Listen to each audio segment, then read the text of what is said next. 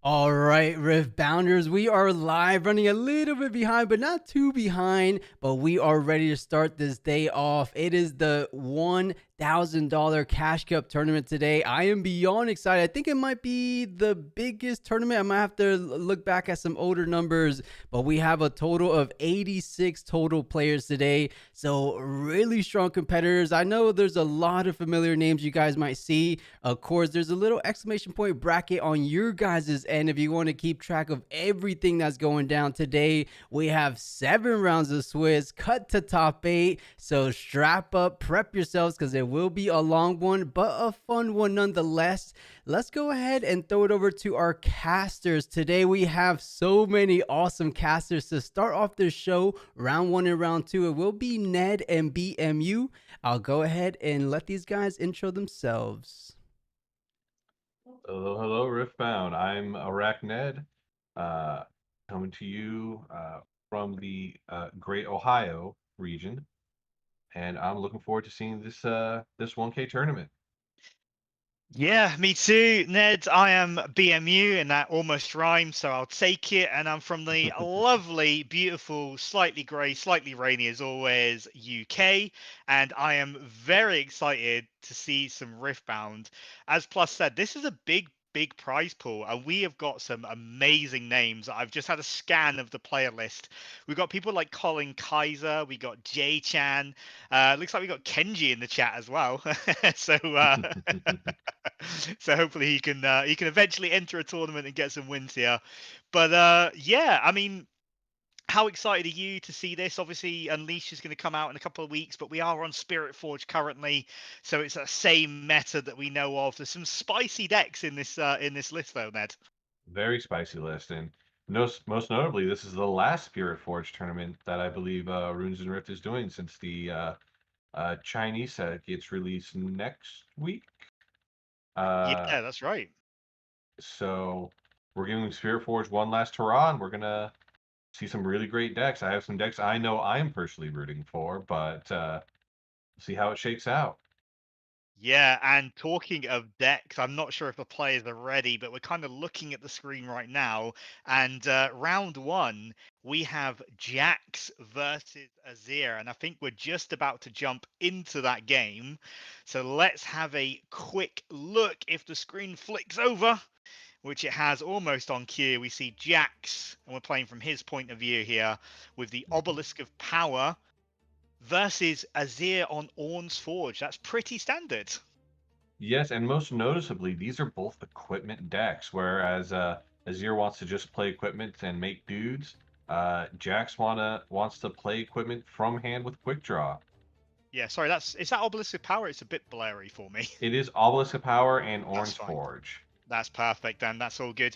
So, a bit weird seeing Obelisk of Power being like the first battlefield blind out of someone. Usually, you save that for like your going second battlefield to get the kind of rune advantage. What do you think about that? Sometimes it is more helpful to play it on your first turn because then your next turn you'll have 5 runes up, which opens up a lot of possibilities for. I believe the Jax unit is 5 itself, so you can play your Jax turn 2, or you can play Aurelia with something like a Defy to back it up. Um, I know personally when I was playing Volibear, I'd play Obelisk of Power turn 1 so that I could play Yone or Minotaur my second turn. Yeah, that makes a lot of sense. And so far, we see like sort of both players sort of developing, scoring a few points. That Lucian doing a great job of those hit and runs, as it says, "When I conquer, you may ready me." So very good into this current meta where you're kind of avoiding combats as much as possible. Lucian going to swing in here. We do see some runes up from Azir, but not much right now. Green and yellow can do at action speed, I don't think. I think the only thing you'd be able to do is maybe a hidden blade, but I'm not sure that that's worth it at this point. Oh, absolutely Um, not. You do not want to give Jax loads of cards this early on, that's for sure. right. And I mean, this Aurelia up to 5 off untapping, and now it's just gonna. I can't imagine that this Sand Soldier is going to be long for this world.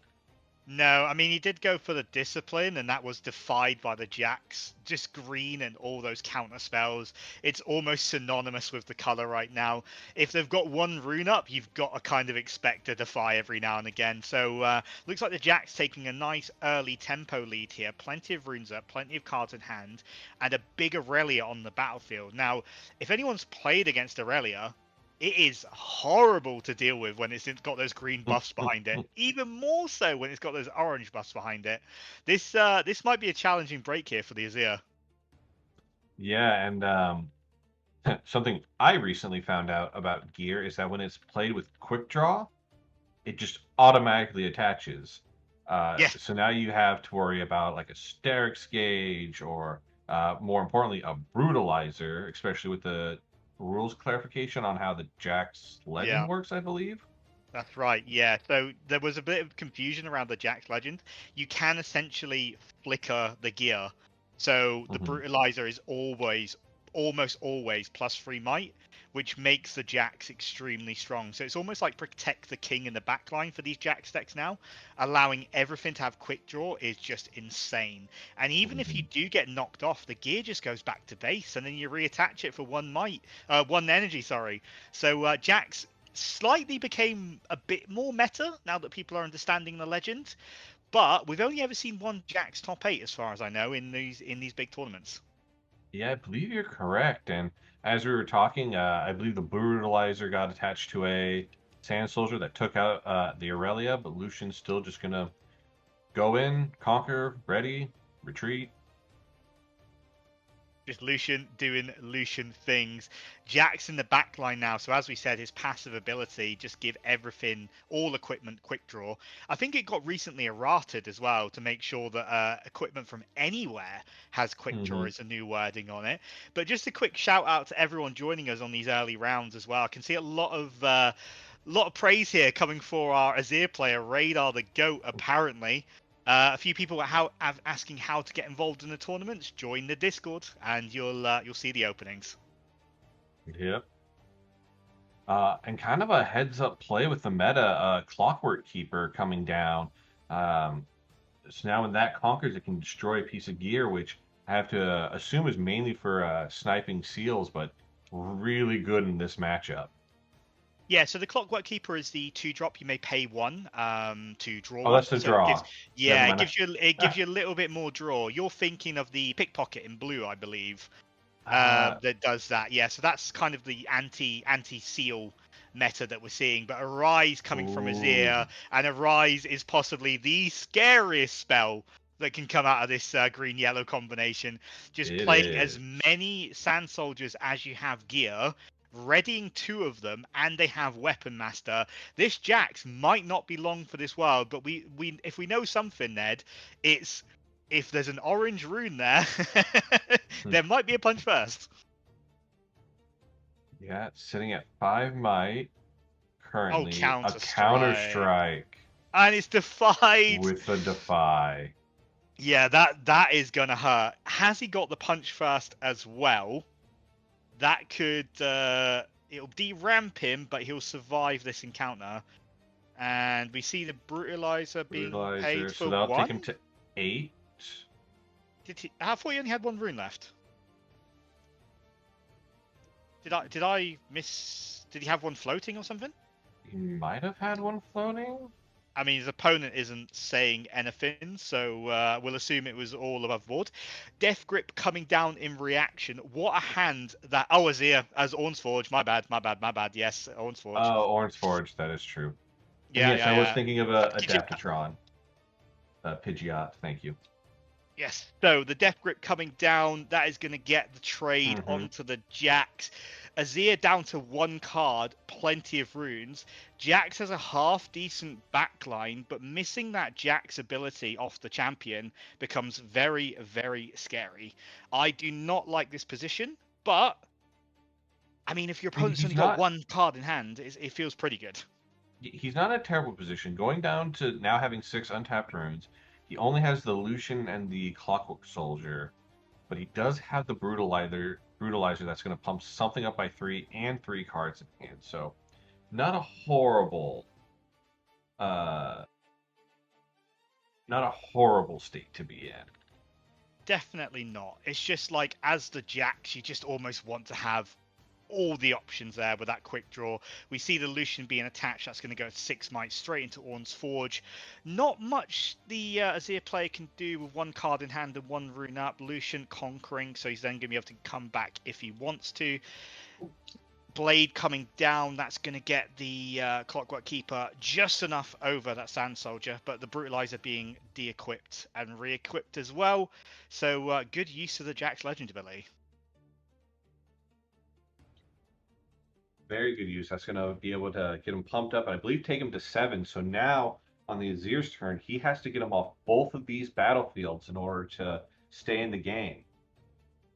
Yeah, it's going to be a tough use here. Like, obviously, we're top decking, I would assume, and a Rise will do the trick. That'll get you both conquers, I believe, if my math is correct on that one. But it's not a very good place to be in for the fan favorite Radar right now. And attaching the serrated, is that serrated dirk or serrated blade? I forget which blade. Giving the Lucian some deflect. Cold of the Week coming down, taking care of one of the battlefields. Yeah, and I think that's all she wrote. There'll be no way of accelerating a Sand Soldier. So I think that might be a GG. I would agree. Waiting to see. Yeah, we are playing to 8 points. So I'd assume that is game 1 done and dusted. Very, very quick aggro game from both of these players. Yeah, we see the strength of being able to just go in and out of a battlefield, conquer, move, conquer, move. With like Lucian and also Aurelia, another big plan of that movement. But Azir was not out of this at any point, I don't feel like, until the very end.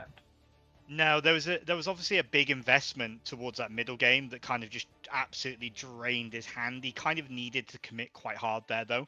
But obviously, we are going to see now the Azir on the play. And if I know anything about Riftbound, which I know a little bit here and there, when you go first, it's generally quite good. Yes. Believe the stat is 70% win at first, which pretty good idea to go first. Although notably, you don't have to select to go first until you see battlefields. Correct. Yeah, this is a discussion that comes up a lot of like local Nexus nights and things like that. It's like, when do we decide who goes first? Well, it's after you see the battlefields. Yep. But we're just waiting for the players to kind of do their sideboards. I think we've flicked back to us. So hello, stream. How's everyone doing? As I said, thank you very much, chat. I hope you're all enjoying the show so far. It looks like we've got a lot of support for Azir and a lot of support for Radar as well. So welcome, Radar fans. Do we have any Jax fans in the room right now? I'm not sure if we do. Let's hear them. I mean, I'm a fan of Jax. I love the equipment-based decks, so I'll be the Jax fan. I'll be the bad guy here. Yeah, go against Twitch chat. That's the way of the streamer. That's what you want. The whole of Twitch chat against you. That'll do the trick. But it looks like we are just about to jump back into the games. It looks like Jax is on Dreaming Tree, Azir on the very, very familiar Varmor's Lair. Now, if you don't know Varmor's Lair, where have you been, for one? But secondly, it doesn't let you use all those lovely movement effects that the Lucian likes to do. If Lucian gets there, he is stuck there. Yep. Azir choosing to go first and playing the shield with the Sand Soldier. Yeah, that's a pretty good turn one, I've got to be honest. That's about as good as you can get with Azir. Yep. Being able to develop board early on, get a bit of might on there. Yeah, that's exactly what you want. Jack's just going for the play of Lucian. Yeah, again, pretty good turn one from Jax as well. Use all 3 of those runes, get the Lucian out. It's going to be a little less complicated for Lucian. He's going to have to kind of stay off that right side. We see GA coming down. That's going to enable the second Sand Soldier. Azir currently 1 point up on that Valmor's lair. And as we mentioned, Lucian onto Valmor's is not where you want to be. So I think he's just going to try and conquer the Dreaming Tree. Azir's going to try and get a hold, build up that might, get the Arise ready for the big win, and we'll see how it goes. Yeah, but I don't think he chose to attach the GA to He the didn't. Sand Soldier. He may be waiting to maybe play his chosen champion and then attach it to that. There's the sideboard card we expected to see from Jack. So that's the Adaptatron. So There we that go. That's the one I reads, thought it was last time. yeah, when I conquer, destroy a gear. So now Azir has to stop that thing from conquering. How are you going to do that? Because that's not a lot of might right now. Yeah. Interestingly enough, I thought he might try and attach the eye to the untapped soldier. But Yeah, could have created one extra might there and another body to deal with. But it looks like he is all tapped out. So we're going to see at least one bit of gear get destroyed, I would imagine here. you have to imagine be the GA. Yeah, I mean, that'd be my target. Maybe the eye, because the eye can get really annoying with the constant kind of one recruit token being created every time you move. But we'll see Brutalizer being dropped. That I can't imagine that's going to go on the Adaptatron, and he's going to swing in and cause no end of damage on this. But we'll see what the Jax player decides. He does. Adaptatron moves into the Vilemords. I don't like that because now the Adaptatron's kind of stuck there, and you kind of want it swinging in, swinging out, conquering, destroying gear every time. Odd decision. What do you think, Ned? I mean, he is choosing to get rid of the eye. I think if you can kill one piece of gear with the Adaptatron, it's probably worth it. And really, you want your Lucian to go in and out because it's probably going to be bigger and more annoying to deal with. But we will see. Yeah, it just feels like if you can get that Adaptatron kind of moving in, moving out, moving in, it's scary enough at 5 might because of the buff when it conquers as well. It's not going to be easily dealt with unless he's kind of trying to lure him to Valmor's and then ignore it for the rest of the game. As I said, there's a reason Jax is there and I'm not. Salvage coming down as well, so that's going to take out the Brutalizer. That is a lot of power on the side of Jax not being able to be juggled now, so really good play with the Salvage there. I like that card. Yeah, and it replaces itself, which is always important. It is, yeah. Whenever a card can replace itself, it is very, very good value indeed. Jax is tapped out, so that makes the math on the Azir side a little bit easier. But we do see another eye coming down, so he's going to be able to create another Sand Soldier off the back of that.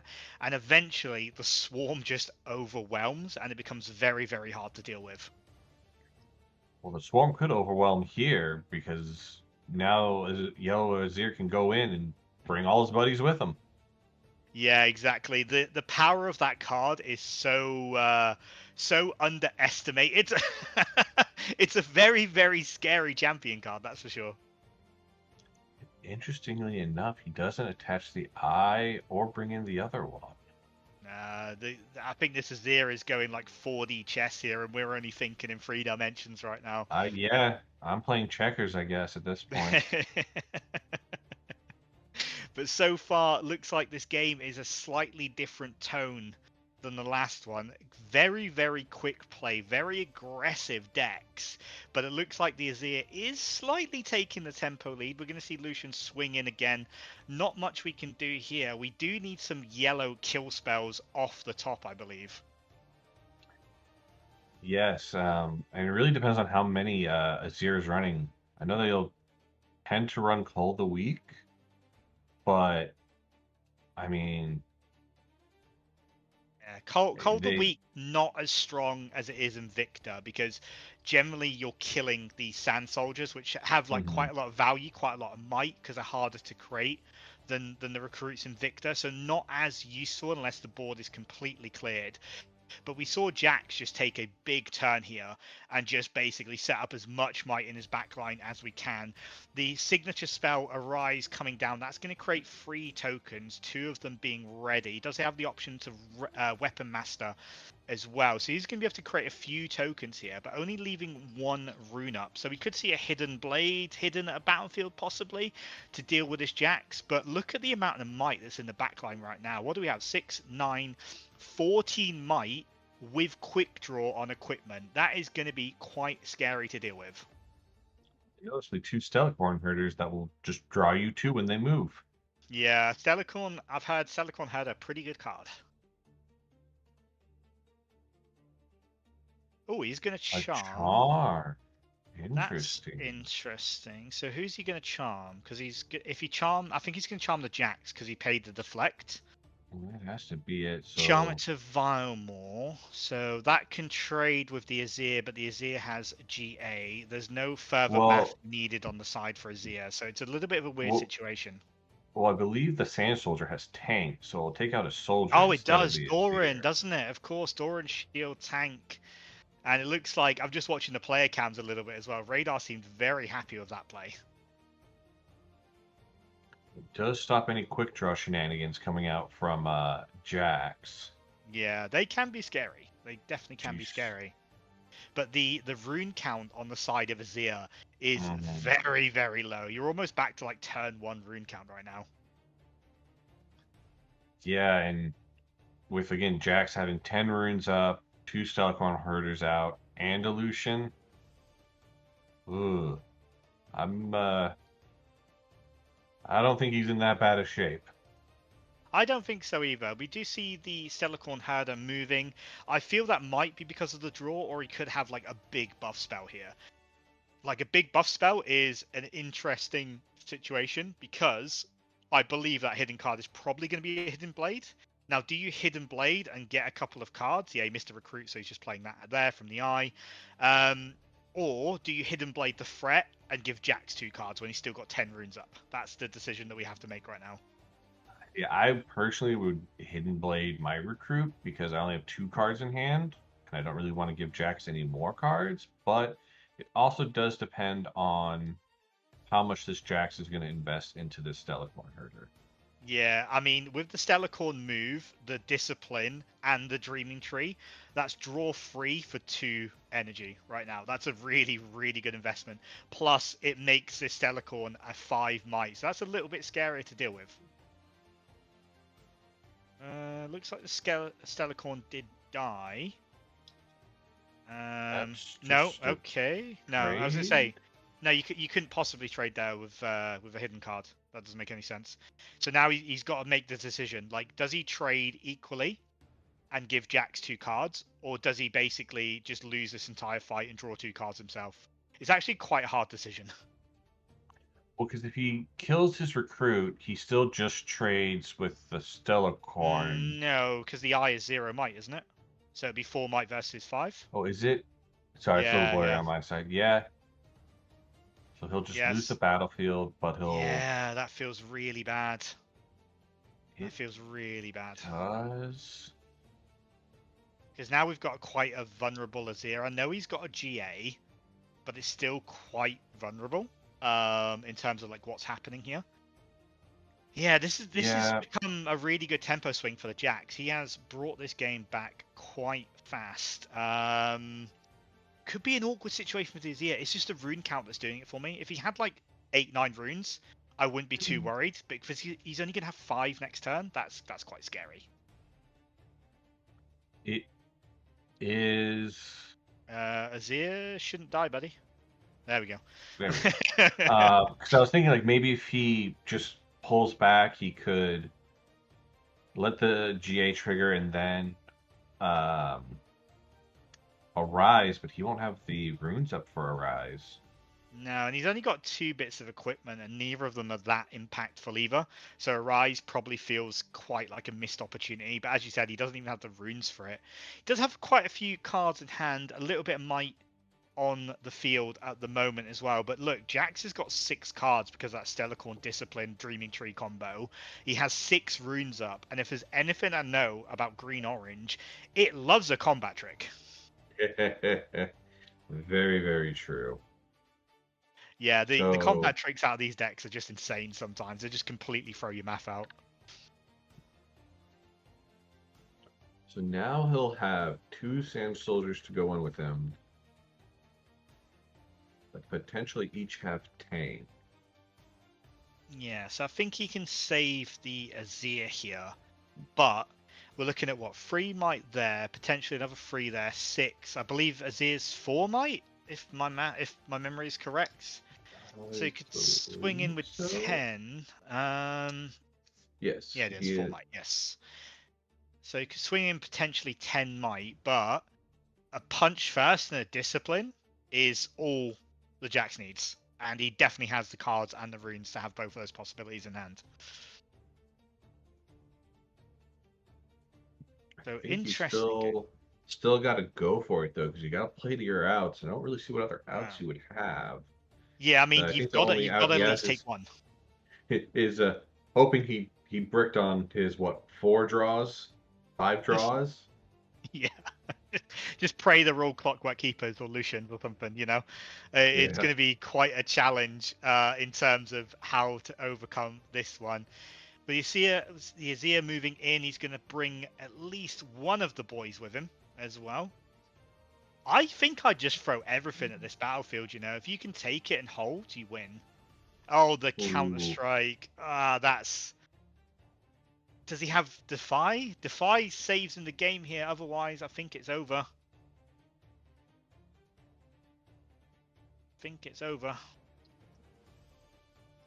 Yeah, because notably, another rules I found out recently, combat damage is considered 1 damage even if you have multiple units. So yeah, it's all dealt Counter-Strike gets rid of all damage from all units for that one combat. Yeah, Counter-Strike is basically you go back home. That's the way I sort of look at that card. Oh, by the way, I draw 1 as well, but you go back home. Hidden Blade being forced out on the Stellarcorn here. That was indeed the only option, but do we see a Defy? We do. Does he have the Defy to defy that? Does he have the Defy for the Defy? I don't think he did, because if he did, he would have defied the Counter-Strike. And I think that'll be all she wrote on this, unless there's 1 might in hand. Do you have a buff? You don't have a buff, so you can't call to glory. This is hard to look at if you're an Azir fan right now. And I know we've got a lot of Radar and Azir fans in chat, so I'm very sorry you're watching this right now. Yeah, because even if he takes the other battlefield with the other, he can't even take it. I think he would just tie it. Yeah, trade, and then Lucian moves in. Exactly, yeah. So we do see the Doran, so that is going to push it up to 4, so we can conquer here, assuming there's not another combat trick. But again, 5 cards in hand, 3 runes available. All it takes is a punch first, or a discipline, or an on guard, or a counter strike. What I'm saying is there's a few options that the Jax could have. So you're telling me there's a chance? There's a chance, but we're seeing some runes being tapped. Oh, it's a challenge. Yeah, that's a clever use of challenge there. Perfect use, and that'll be GG. So, unfortunately, Radar, I think he knows it's up. He's smiling. He's okay. He's happy. But it looks like our Jax player showing that green-orange Jax dominance. That was possibly the quickest best of 3 I've ever seen in my life. Yeah, that was... Yeah, so what we're being told by production is there's still 30 minutes left of this round. So we're going to go try and find another game that we can jump into. But yeah, it looks like Jax winning that first, going 1-0. That was it Kachu King? I can't remember the player's name now. Something King anyway. Cactus Cactus King. King, There we yeah. go. There we go. That's awesome. Big shout out to the chat as well. We see Challenger TCG in there. You guys are awesome. I believe Colin Kaiser is in this tournament. Famous set player that won the 10K and then beat Alan ZQ in one of the best matches of Riftbound I've ever seen in my life. So I'm looking forward to seeing him hopefully make some appearances later on the stream if we can find him. But Arachnid, are you looking forward to any sort of specific games? Like, is there any legends you really want to see play? I really want to see Volibear. I love me some Voli. Um, I'm also a pretty decent fan of Fiora. I know we have at least one I hope in so. the tournament today. I'd hope so, yeah. So, those are my picks, but we're going in Yeah, it looks like into we've got here, a Draven v Lucian game. jumping in, and Lucian's getting set up to do Lucian things with the Triforce and Skyfall, being able to conquer for 2 points and then move back. Yeah, this Lucian sort of Triforce or Trinity Force Skyfall combat is just absolutely gross. Like, it is one of the most punishing combinations I've ever seen, and it only gets worse in Unleashed. Apparently, you can basically OTK with a Lucian. So that becomes unreal. With the Relentless Pursuit as well, it means Lucian can conquer both battlefields in the same turn, gains 4 points, and stays completely safe. We are seeing the Miracle variant of the Draven, 2 Ezreals and a Noxus Hopeful, a very good indicator that's a Miracle deck. And so far, it looks like Lucian is all geared up and ready to smash face on this one. We joined the match and saw Lucian go from 2 to 6. Yeah. It just seems really bonkers that it can go from 2 to 6 and just be completely safe doing it as well. It's a big sort of thing to do. But if we know anything about Miracle, it's suddenly there's 20 might on the field. Good luck. And that's if it's a slow turn. Exactly. When that bushwhack comes down and then they just go Raza, Raza, Raza for seals, it just sinks your heart completely. And I've stared that down many a time on my my short sort of stint on Spiritforged. Yeah, let's see if this is the Detonate package or the normal Miracle package. But, I mean, now the Draven player has to stop Lucian from conquering a battlefield. Yeah, right? Like, it becomes, like, quite scary when it becomes sort of this late in the game. You've got the Lucian all geared up and ready to go. He does still need to conquer both as per the rules, but he can hold for the double. They do see the Thermo Beam! So I'm assuming this is game 2 then, because I don't know many Miracle Dravens that run Thermo Beam in the main deck, but Thermo Beam just absolutely shutting down Lucian's game plan there. And don't get me wrong, there's still 7 might in the background of Lucian. There's still 3 cards in hand, so that combo can come out again, but that was a good way to slow him down. Well, and noticeably, that should also hit the Draven seal. It should hit the seals. Yeah, you're absolutely right. They should be gone. That's a little disappointing he didn't spot that. So yeah, he should have had to play the power for the called shot. But unfortunately, we are casters. We're not referees, so we can't get too involved in these games. But it should be something for the players to spot. You are absolutely correct, Ned. And we do see the Nocturne coming down off the called shot as well. So again, paying 1 power that shouldn't be there, but we'll have to I think it was the see what we can do. I think it was a stack deck that saw the Stack deck, yeah. I think the only thing that's happened so far is the Nocturne got essentially played for free. Yeah, and 2 Rasas coming down just as we're talking about, like, how many might was that in a turn? That was 2, 8, 14, 18 might. So I was 2 short. Now just stacking the battlefields. Miracle doing miracle things. How does Lucian get out of this one? Well, Lucian has a lot of equipment. He's just deciding where to put that Ezreal. Okay. He has a lot of equipment. Miracle has no runes up and no hidden cards, so it's very face up. So it becomes a math problem for Lucian, but unfortunately, math in these situations is very, very hard with that much might. I must say, one battlefield has what, 8, 14, 17. The other one has 6, 9, 11. But that's the fan that can just stack it, push something back. Exactly right. Yeah. So if you wander in there, they have the option to trigger to kill the fan to push something back. So it becomes very, very annoying to deal with. It's a face-up fight or flight, basically, at reaction speed on attack. So it's a little bit different, but it essentially means that if you run in there, I'm probably pushing you back home. So I hope you can ready that unit to swing back in. Right.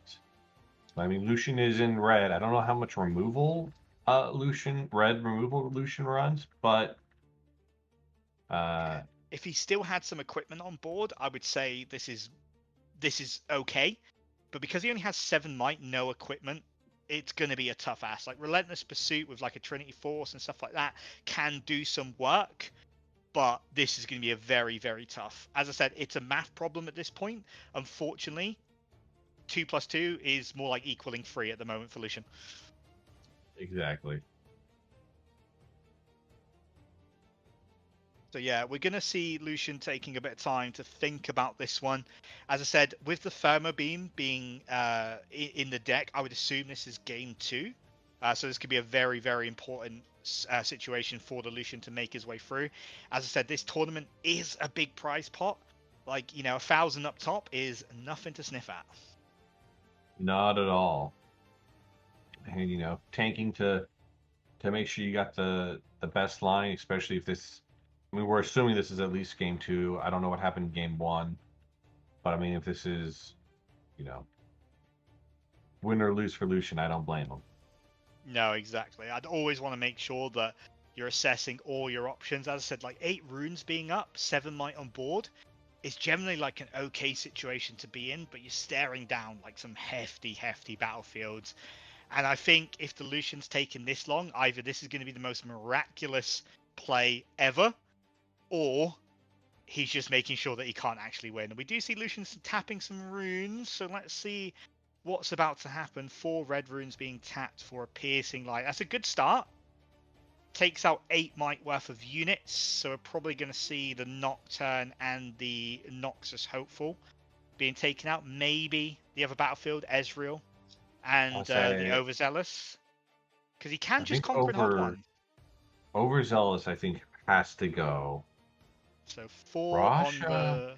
on the 4 on the Rasa, 2 on the Ezreal, and 2 on the Overzealous. Possibly 4 on the Ezreal, 2 on the Overzealous, 2 on Rasa. We'll see what happens. Oh, no, yeah. I was correct the first time. So he can swing both in here. I think that's just a trade with one of them. Oh, Longsword going down. Longsword onto the Kaisa. Yeah, so 6 into here to trade. So he gets the Longsword back. That should be dead, right? Yeah, Oh no, because Lucian gives assault to all of its. Oh, it does. Of gear. course, it does. Oh my god! So that was I need to play more different legends. Yeah. +1 assault. Great play there. This is why he plays Lucian and I played mid-range Draven, because I'm terrible at this game. So yeah, great use of Longsword there, giving the Kai'Sa +2 and then +1 from the assault. Yeah. Again, so production just mentioning Thermobene should have killed the seals, but unfortunately I don't think we have a way of talking to them. I think we're going to try and say something in chat to say that these seals shouldn't exist because of Thermobeam, and just to make sure like now it matters because of this is a turn that matters. So we're just mentioning it to them in chat at the moment. It does change the math a little bit. We do know that Nocturne has ganking. All we really need to see is a bushwhack, and he's got rid of those seals, so that was absolutely fine. I think I would have put Lucian on that battlefield as well, right? Wouldn't you just try to hold everything?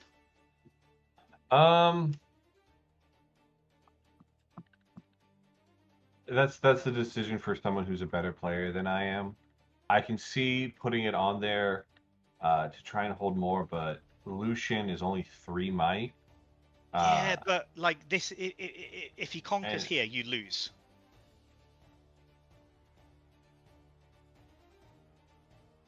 yeah, I don't know, maybe he's holding up a battle trick. I'm not sure. I mean, if they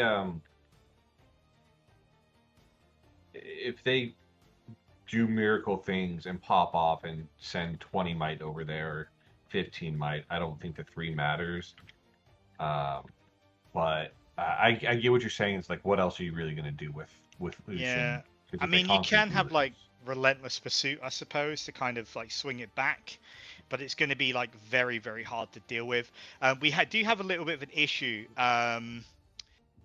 with the game at the moment. So stack deck, he's looked at stack deck, he's gone to check his board, and instead of hiding the stack deck window, he's accidentally put 3 cards to the bottom of his deck. So we're getting a judge call at the moment. Um, yeah, like, look, we've all done it. We've all done it. We've all clicked that all free to bottom when we're meant to have a look at the stack deck on the field. We've all done it, but we're just sort of calling a judge at the moment. Yeah, I know I've misplayed.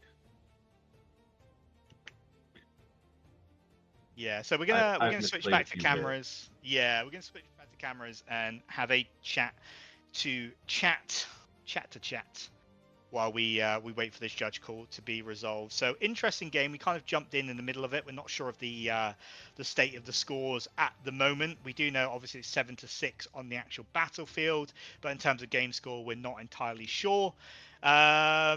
How can you participate in these kind of tournaments? Join the Discord! !Discord, and then you will be able to see the signups. Yeah, I mean, look, chat's baying for blood. Whenever someone makes a play mistake, chat goes mad. We've seen it. We get it. We try to communicate this as best as possible. I'm always going to put down to it not being malicious unless someone gives me a reason to make it believe it's malicious. And I don't think in this case it was. I would agree. It's again, it's common to forget things. I mean, hopefully, as the game goes on, um, these things happen less and less. I know, just from playing from the start of set one to now, it's gotten so much better with people like starting to understand the rules, get better. Um, I still think timing is an issue, but it's not nearly as bad of an issue as when the game first started. Yeah, for sure. Like, I remember, like, sort of set one launch, getting on the sim, and people just doing all sorts of crazy stuff. And it's a Mm, case of like, oh no, I need to now spend 10 minutes explaining the rules to you. Now it's, as you said, Ned, it's a lot better. People are playing a lot better. I see some people in the chat like, oh, why would I do an online tournament? You know, there's so many cheaters. Record your games. It's as simple as that. Just screen record your games. If there's any issues, you show it to a judge afterwards, and it all gets resolved. Here at Runes and Rift, like, if you cheat and you're caught, you're out. So there's no point cheating. You may as well take the L. agreed.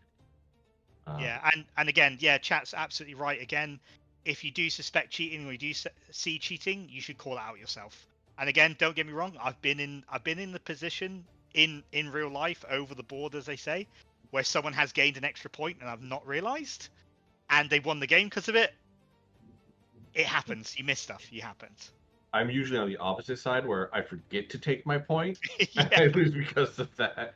yeah, yeah. One of my Uh, friends sort of phoned me after his skirmish, and he went, "I lost because I forgot to gain a point, and they wouldn't let me gain my point afterwards." I'm like, "That's the rules. You missed your point. You missed the win, unfortunately." mhm. Have you considered hosting matches using Rift Atlas instead of TCG Arena? So Rift Atlas I've been playing around with a lot. It's a great bit of software. Unfortunately, I think it's going to get absolutely beaten down if I know Riot's policies. It has a little bit too much automation in it, so I think it might get beaten. And do you know what? If you haven't seen Rift Atlas, Google it. It's amazing. It's a great piece of software. I've not heard of Rift Atlas. I'll have to check it out. Yeah, it's a great piece of software. It's a bit like TCG Arena, except it has kind of steps and things like that. So it looks like the judge call has been resolved, and we're seeing sort of some fixes in the game right now. So it looks like the judge has been involved. We're gonna flick back to the game and see what can come off the top of this stack decks. Oh, Challenger TCG. We plan on partnering with Rift Atlas very soon. It's great. Have to agree. Have to absolutely agree. Check it out, guys. Honestly, if you haven't already, check it out. It's well worth looking into. Does it have like matchmaking like how TCGA has? It does, yeah. And it has like showdown abilities as well, so you can time the showdowns and stuff. So we do see the Nocturne gank across, and a fight or flight pushes the Kaiser back. That's going to put both players to 7. 3 runes up, 4 cards in hand from the Miracle player. Usually I'd say that isn't enough to get some might down on the field, but we are playing Miracle. Overzealous Fan on the Candlelit as well. This is going to be a very, very tough conquer. We do know that there's, 6, 10, 13, 15 might there with the Overzealous, and 4 might sitting with the Nocturne. But if anyone can make a dent in these kind of battlefields, it's definitely got to be Lucian, right? Yeah, I mean, Lucian with 7 runes up, 4 cards in grip. I mean, we've seen more done with less. That's for sure. That is absolutely for sure. So if you're Lucian here, what do? You swing in with a Kaiser. That's a good start, because you are going to get a double draw here. One from the point, one from the Kaiser conquer. So that gives you a few more options. That's probably your best bet. But that just does mean you've committed 6 might to that battlefield. So you're 6 might down, less in base. Let's see what the Lucian can do here. What are we looking for? Are we looking for like Relentless Pursuit? Is that a good way to crack it? I'm not sure. I think you're probably looking for another Piercing Light if he has any left. Piercing Light would be a great battlefield, yeah. You need to get rid of that Overzealous Fan. How many Piercing Lights does Lucian run? That's the question. Falling Star also a possibility. That would alleviate the situation a little bit here as well. Yeah, not sure they play. Yeah, I'm not sure either. In the Lucian, I guess. I don't know about this Lucian. He could be going off meta for all I know. Yeah, this could be just a complete like just random card shoves into a deck, but I don't think it will be. I think it'll be very meta. Lucian moving in, he's going to basically say either trade the fan and push me back, or I'm going to take it off your hands anyway. Right, I think you shouldn't. Yeah, you shouldn't trigger the fan here. Yeah, if they don't, then Lucian dies. You still have, what's that? 6, 10, 13, 15 might to their 3? Yeah. Yeah, you should never trigger the fan in this situation. The fan's dying either way, but you may as well trade for the Lucian.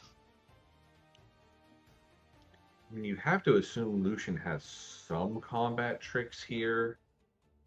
I mean, punch first is interesting. Oh, he is going to push. Okay. He pushes the Lucian back, draws a card for the combat, but he's only got 1 rune up, and if we all know purple, it does its best work when it has 2 runes, not 1. Right. Relentless Pursuit now, and something like a Piercing Light. Because now they're down to 13. So, let's see, if they play Gear, Relentless Pursuit, punch first, maybe that gets Lucian there? Yeah, it's very close. Like Relentless Pursuit. How much does Relentless Pursuit cost again? Is that 2, I believe. Yeah, then it attached the longsword solution would go to 5, and then punch first to go to 10. Still not quite enough. Well, he'd get plus an extra 1. Oh, for the assault. So that's 11. So still not quite enough. He needs to get 14 might here. There is a few options, obviously, to gain the might, but if he's got like a Piercing Light Relentless Pursuit, that would be, for me, that would be the win. but we'll see. Yeah. I think he needs to have another piece of gear come down. Because both the blade and the longsword, if he swings in with Relentless Pursuit, is essentially a +3 swing. I think it's possible, just it's gonna probably cost all his resources. Yeah, I think he's obviously doing the math here. If it was as simple as kind of like punch first, relentless pursuit, or whatever it might be, then he'd probably have done it already. So it's going to be a little bit complicated. But we do see the Lucian taking his turn here. So first mate to re-ready the Lucian. Okay, he's got 4 More up. runes left. I mean, he so could just double longsword, get up an extra. Yeah, but it's not. You need to get to essentially? 14. You need to get to 14. That's the number you need to beat right now. And I'm not sure if it's able to do that. Obviously, the Miracle Draven is in a face-up position. 4 for the Piercing Light. Okay. No, you can't play Punch First. You don't have the runes. I think he just showed them the Punch First. He basically said, if I had one more rune, I win. Yeah, because you can get rid of the Ezreal, and the hopeful swing in with a punch first would have gotten it, but Yeah, exactly. One more rune. If I had £1 million for every time I've been short a rune in a clutch situation, I wouldn't be casting here. I'd be off in the Bahamas. I've got to be honest. So yeah, it happens to the best of us, shall I say? yeah, man, especially coming from a deck that, like, as an Aurora player mostly, I'm constantly like, dang, one more rune I would have got there. Yeah, very, very close game. It looks like it was a 2-0. Yeah, so it looks like it was 2-0 to the Miracle player. So unfortunately, Lucian taking the X1 there, which is unfortunate. But we do have Silent Knight in the chat as well. Hello, my friend. Love the content. And it was indeed a very, very close game. And someone said in the chat as well, can you explain why you would not trigger the fan? The amount of times I've triggered a fan, pushed something back against orange, and then they've re-readied and swung it in with a punch first, has absolutely devastated me. I prefer it just to get off the field, in my personal opinion. But again, this is why they're there, and I'm here. I guess they say those who can't do teach. Maybe it's those who can't do commentate. Yeah, for sure. I will like make this game my home somehow, and it's definitely not through playing. I can tell you that. So Ned, what did you think of that match? What do you think of like the Miracle Draven? I know we were talking a little bit off stream, and you're like, oh, do you know what, this meta? I'm not feeling this meta right now. I'm waiting for Unleashed. It's like, do you still feel that way watching these games? Oh yeah, 100%. I love Riftbound. It is, to me, the most fun TCG we have right now. And I come from, like, I played a decade of Magic. I've played Pokemon. I've played Force of Will. I 100% think this is the most fun TCG there is right now. I just think at the top end, it's not very fun, but like tier 1.5 to 2 decks are so much fun and so unique. Um, and I mean, set 3 looks like it'll be a lot of fun. I can't wait to try a lot of the fun set 3 decks. But we'll just have to see how this meta develops.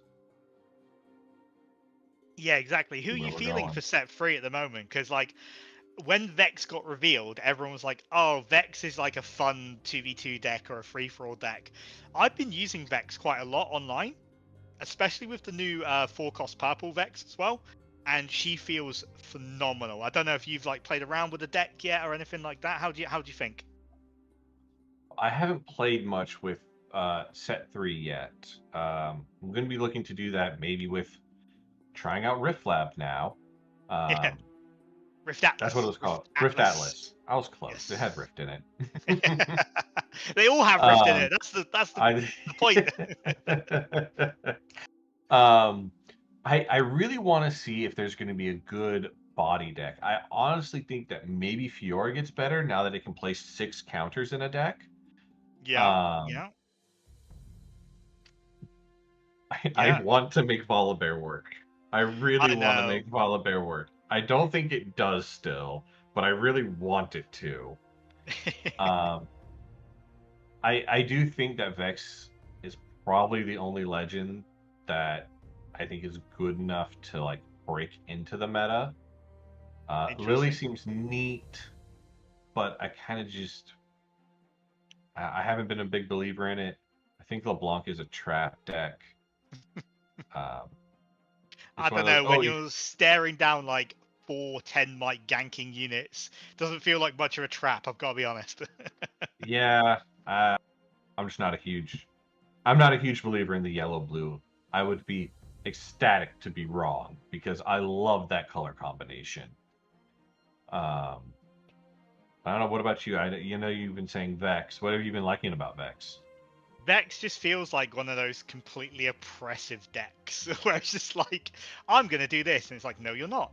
Like the whole ambush mechanic, that's coming out of Orange this set, and it's just like, oh, actually, no, you can't do that against Vex. So it kind of shuts down like a whole color combo, which is just insane. And then just the stun mechanic for me is the most oppressive mechanic I've ever played against, and it's so fun to be on the other end of that for once. As an Aurora player, yes, stun is Yes. extremely oppressive. Well, it's like I the last set I played Annie in set one, and I used to bump into like this Lucian player, not Lucian, sorry, Leona player, and it was just like my arch nemesis. Like I could not Hmm. break Leona and her stuns and all the nonsense that comes with it. And since then, it's like I hate stun mechanics, and now I'm a stun player. I feel like I've completely converted. Well, yeah, that's the thing. I really want to play a yellow green deck because I think it's so neat with its control elements, and I'm basically a control player normally. It's just I don't think Leona's good. Maybe she gets good with set 3. I would love for that. Ivern, I think, is going to be great in multiplayer. Mhm. I don't know if I fully believe in him to be a single 1v1 legend.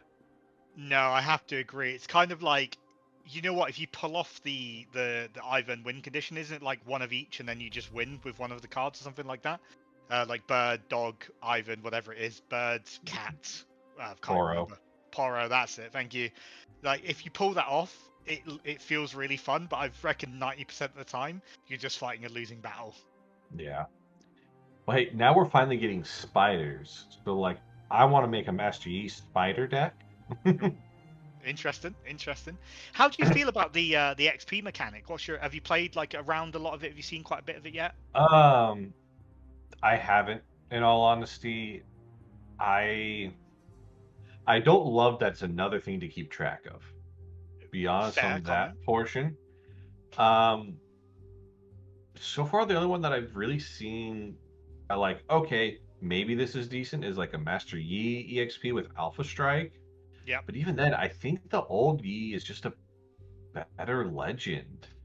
Do you know what? Um, I agree. Like the old G, the +2 when alone is insane. And unfortunately, because we've got two Yis now, I keep forgetting I'm playing against the old one, not the new one. So I'm like swinging, and they're like, "Cool, I win." I'm like, "What?" Oh yeah, it gets +2, doesn't it? Yeah, I forgot about that. Oh well, never mind. GG. Terrible mistake. uh, I think, well, what's the bug? I just cannot remember his name right now. The The bug. foil to Rengar. Uh, it's purple orange. Oh, Kaiser. Kaiser, not Kaiser. Kha'Zix. Wow, brain, Kha'Zix, there we go. brain. Both of us were having a rough time with that one. Yeah. He seems interesting because like you don't need a lot of EXP to make him work.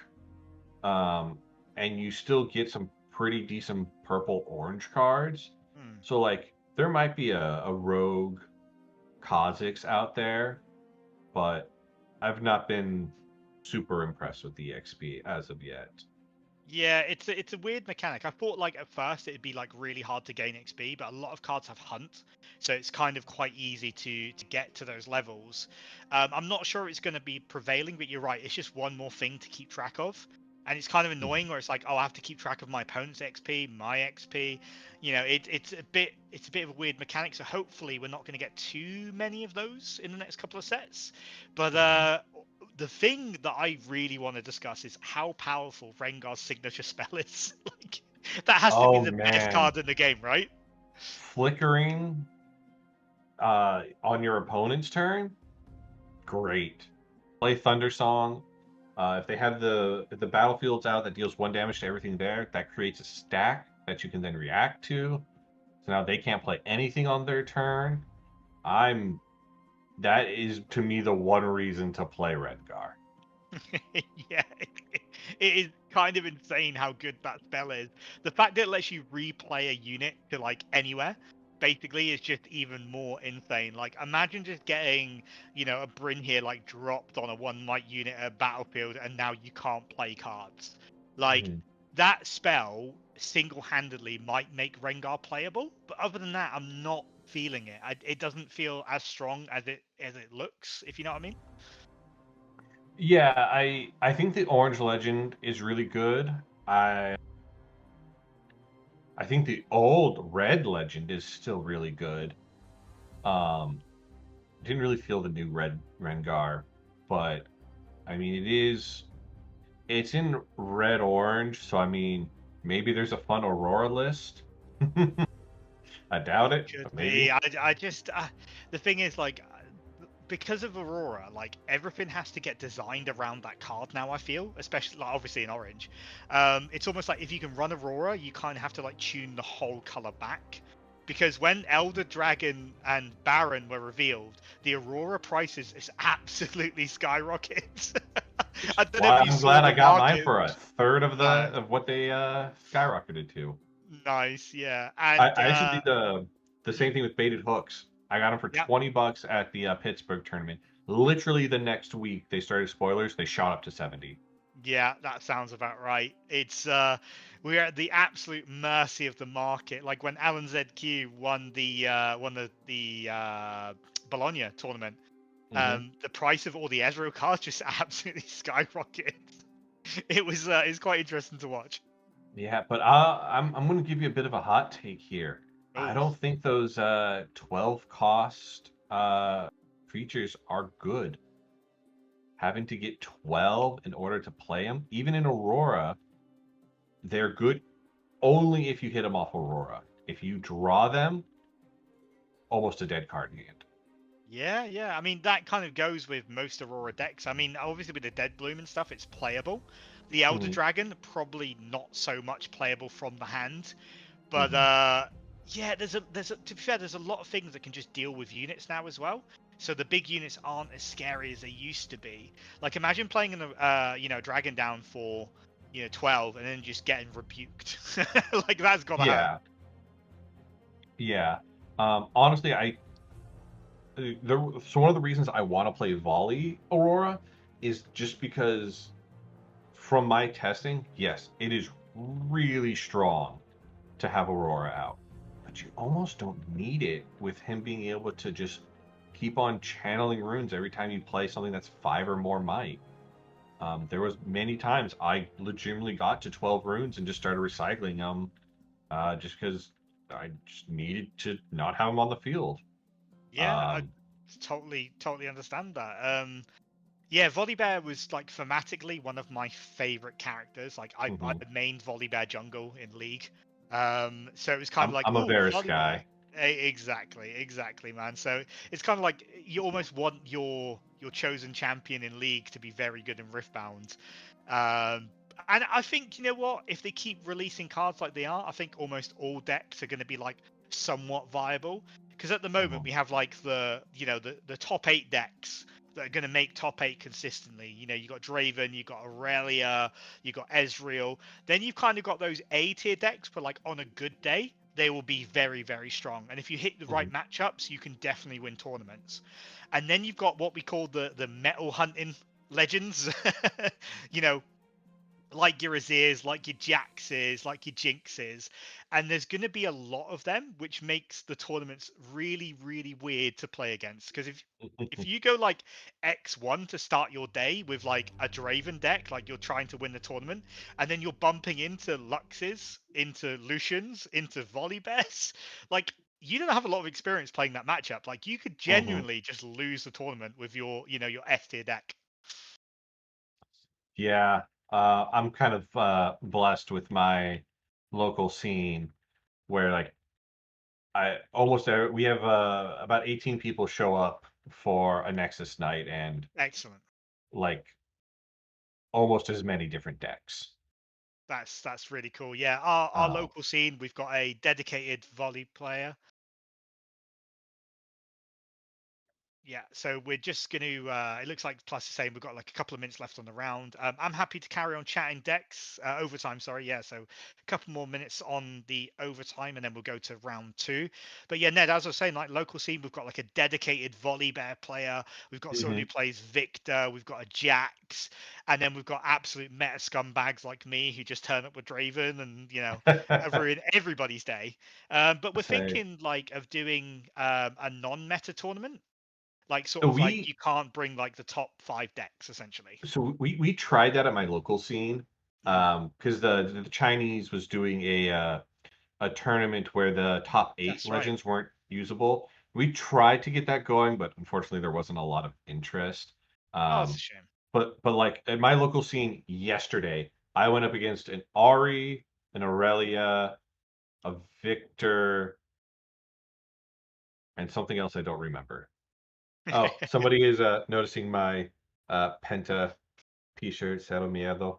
Uh, but yeah, I it again, this game is a lot of fun, and there's so It many is. cool decks that I don't think get the shine. But like you were saying, it is so cool when they do get the shine, of like metal hunters and whatnot, being Yeah. able to be seen. I mean, I remember when Jax got the top 8 of Vegas, and like all of Twitter melted down, going Jax is the new best deck in the game, and then obviously we haven't seen a Jax sort of do well since then. So that could be one of those cases where he just bumped into like good matchups the whole time, or Mhm. he's an outlier and Jax could potentially be an S tier deck. We just don't know how to play him properly yet. I definitely think he's a lot stronger than what I think the main crowd is giving him credit for. I mean, just his Counter Strike signature Yeah, spell right. is just wicked strong. I mean, you still get access to Aurelia, you still get access to Lucian, you get access to so many good cards in that deck. Um, I think it just might be a little tiered out at the moment with Aurelia and the Miracle package, but I do think it's definitely a sleeper for a really good deck. Yeah, the problem we're facing now is basically if you don't have a good matchup into Draven, it's not a good deck. Hmm. That is the issue we're facing. But obviously, as that champion and legend pool expands, we should see that drift away and potentially even grab some more meta champions. This is basically what a meta is. Like, if something's really strong, what's the thing that beats it? And it becomes rock paper scissors. Hmm. Unfortunately, Draven has the rock and the scissors at the moment, so it's very very hard to fight him at the moment. But we should see some drop off. I mean, there's been some rumored ban lists as well coming Hmm. from some few players. I'm not sure how true like banning cards is going to be this early, but if we get a ban on like a cold shot or limits to rebuke, we could see the meta shift literally overnight. I would agree. And honestly, I don't, even with Called Shotgun, I still think the Miracle Detonate package is Yeah, still really strong. yeah, like ridiculously Um, strong. I think it would maybe be a bit more fair. Um, but like I think Aurelia will still be super strong. I think that detonate package will still be super strong. I think the mid range gets a lot better too. Um, Hmm. but I don't know. I think it's still really good. I know somebody in what's the screen? That's the Twitch chat. Going for Call Shot, Stellacorn, Reaver's Row, and Scrap Heap. Jesus, that That's that's absolutely that's a destroy the meta. that's a lot. I That's agree a with lot. two of them, But I think Cold Shot and Scrap Heap would be interesting bans. yeah, Reaver's I'm a fan. Row. Reaver's Wow, Row, I'm that's. not. Hmm. I don't like the battlefield. It's annoying, but I don't think it's ban worthy at the moment. Uh, are they still judging the Draven cheat? No, No. no, no, no. With that got all resolved. We're just in Yeah. between rounds at the moment. So next game you see will be a round 2 game. So that means both players are currently going to be 1-0. We're just waiting for the overtime to finish up, and then the next round will be starting. We have our dedicated stream master, producer, caster extraordinaire in the background, making sure this is all running smoothly as well. So yeah, it should be good. How's everyone finding the stream so far? He's giggling away. We can hear him. You guys can't. So he's enjoying the shout out. Plus, how you doing, man? How's everything going? Let's chat to you for a bit. Plus, oh, they can't eat. Come on, unmute. Let's go. Let's have a chat. Uh, We're gonna throw to a break, and then we'll be back for round 2 very shortly, guys. Hang in there. Glad you're enjoying, and we'll be back very soon.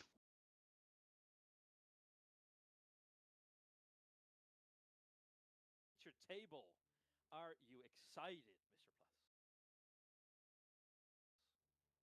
I can't wait to see what these guys are about to show us. I hope this is another undefeated matchup. Seems like it might be as we see yet another Draven. I guess the coverage team over there does not care about showing Draven over and over again, but that's okay. We're If you prepared got for it, this on it. inevitability. Ooh, Hey, but a maybe this. Rek'Sai. Ooh, see, we are getting some spice, and this is a deck that I really enjoy because it feels as if it is a baited hook variant of the Rek'Sai, that it can really encapsulate everything that made Darius baited hook so exciting, so thrilling, and so competitive. If they can keep up the pace, they can really bring the heat to the table and make life a little more difficult for the Draven. Yeah, we know that there's this variant of Rek'Sai walking around that's playing very heavy spell removal and then trying to recur the Immortal Phoenix. So perhaps we could see Yes. that come out, and that deck does have the capability to put Draven on the back foot with a non-stop barrage of removal spells, but it is difficult to line it up consistently. And what we are seeing here, got to make note of immediately as a very interesting decision point, is the power nexus for the Rek'Sai player, a battlefield that don't really see very much outside of the occasional Renata Glask. Are you familiar with any Rek'Sai lists sporting this battlefield? To me, it feels either like the throwaway or a very heavy reliance on that gold generation, or I mean, in some cases, it can kind of balloon or kind of lunge you towards the 7 to 8. It allows for the breaking of the set game pace. However, that goes two ways, and the only advantage that remains for the Rek'Sai is that he is probably a lot more experienced and well versed in utilizing this battlefield to its maximum potential, as these hands are being sculpted to the way they prefer. We I are in the starting blocks. Yes. I gotta say, man, I am already excited to see what this Rek'Sai is going to put forth, from the battlefield decision to that little glimpse into the starting hand. I saw a battering ram in there, so I'm already on my toes wondering what this Rek'Sai is cooked up for this matchup. It looks like we're just going to see a standard mid-range Draven, no miracle shenanigans, no detonate. But this Rek'Sai list has made it this far, coming up to round 5 at 4-0, I believe. So, yep, 4-0. So, whatever this homebrew is, I'm really excited to see what it's capable It of as we it start has off at the least game. some leg. Yeah, It's it gotta has have at to. least. Yeah, because it's been going so far. 3 order runes to get us started, and round number 5 is officially underway. And Rek'Sai will be making its entrance into the base. A nice little animation for the Rek'Sai deploy. I like that. Of course, Rek'Sai's chosen champion unit being a 3 energy, no power cost, 3 might unit. Great chosen champion when you're going second, being able to deploy that turn 1 of the game, something that Lucian is very familiar with, a definite boon to that deck, and one that will hopefully be a boon for this Rek'Sai player as well, as Draven goes to start making a bunch of gold thanks to Treasure Hunter plus Tide Turner. We see an early 1 point for the Draven and 2 gold pocketed, and then a Noxus Hopeful deployed to the base. A nice, easy, slow start for the Draven, and now let's see how the Rek'Sai responds in turn. Yeah, it does leave the Draven tapped out. And well, for those not too familiar, let's go just over the ruling of the Rek'Sai Breacher here, the card, the legend unit being played here. It gives friendly units played from anywhere other than a player's hand accelerate. Now, there is no cost specified, Mr. Plus, but we can assume that that is not free.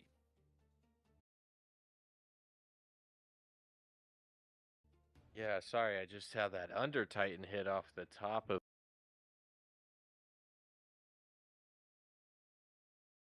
the Rek'Sai ability, which I guess we might as well touch on that real quick. Of course, the Rek'Sai legend ability on Conquer, you may exhaust it to look at the top 2, rather reveal the top 2 cards of the deck and play one of them. So Under Titan being revealed here is going to net this Rek'Sai player an additional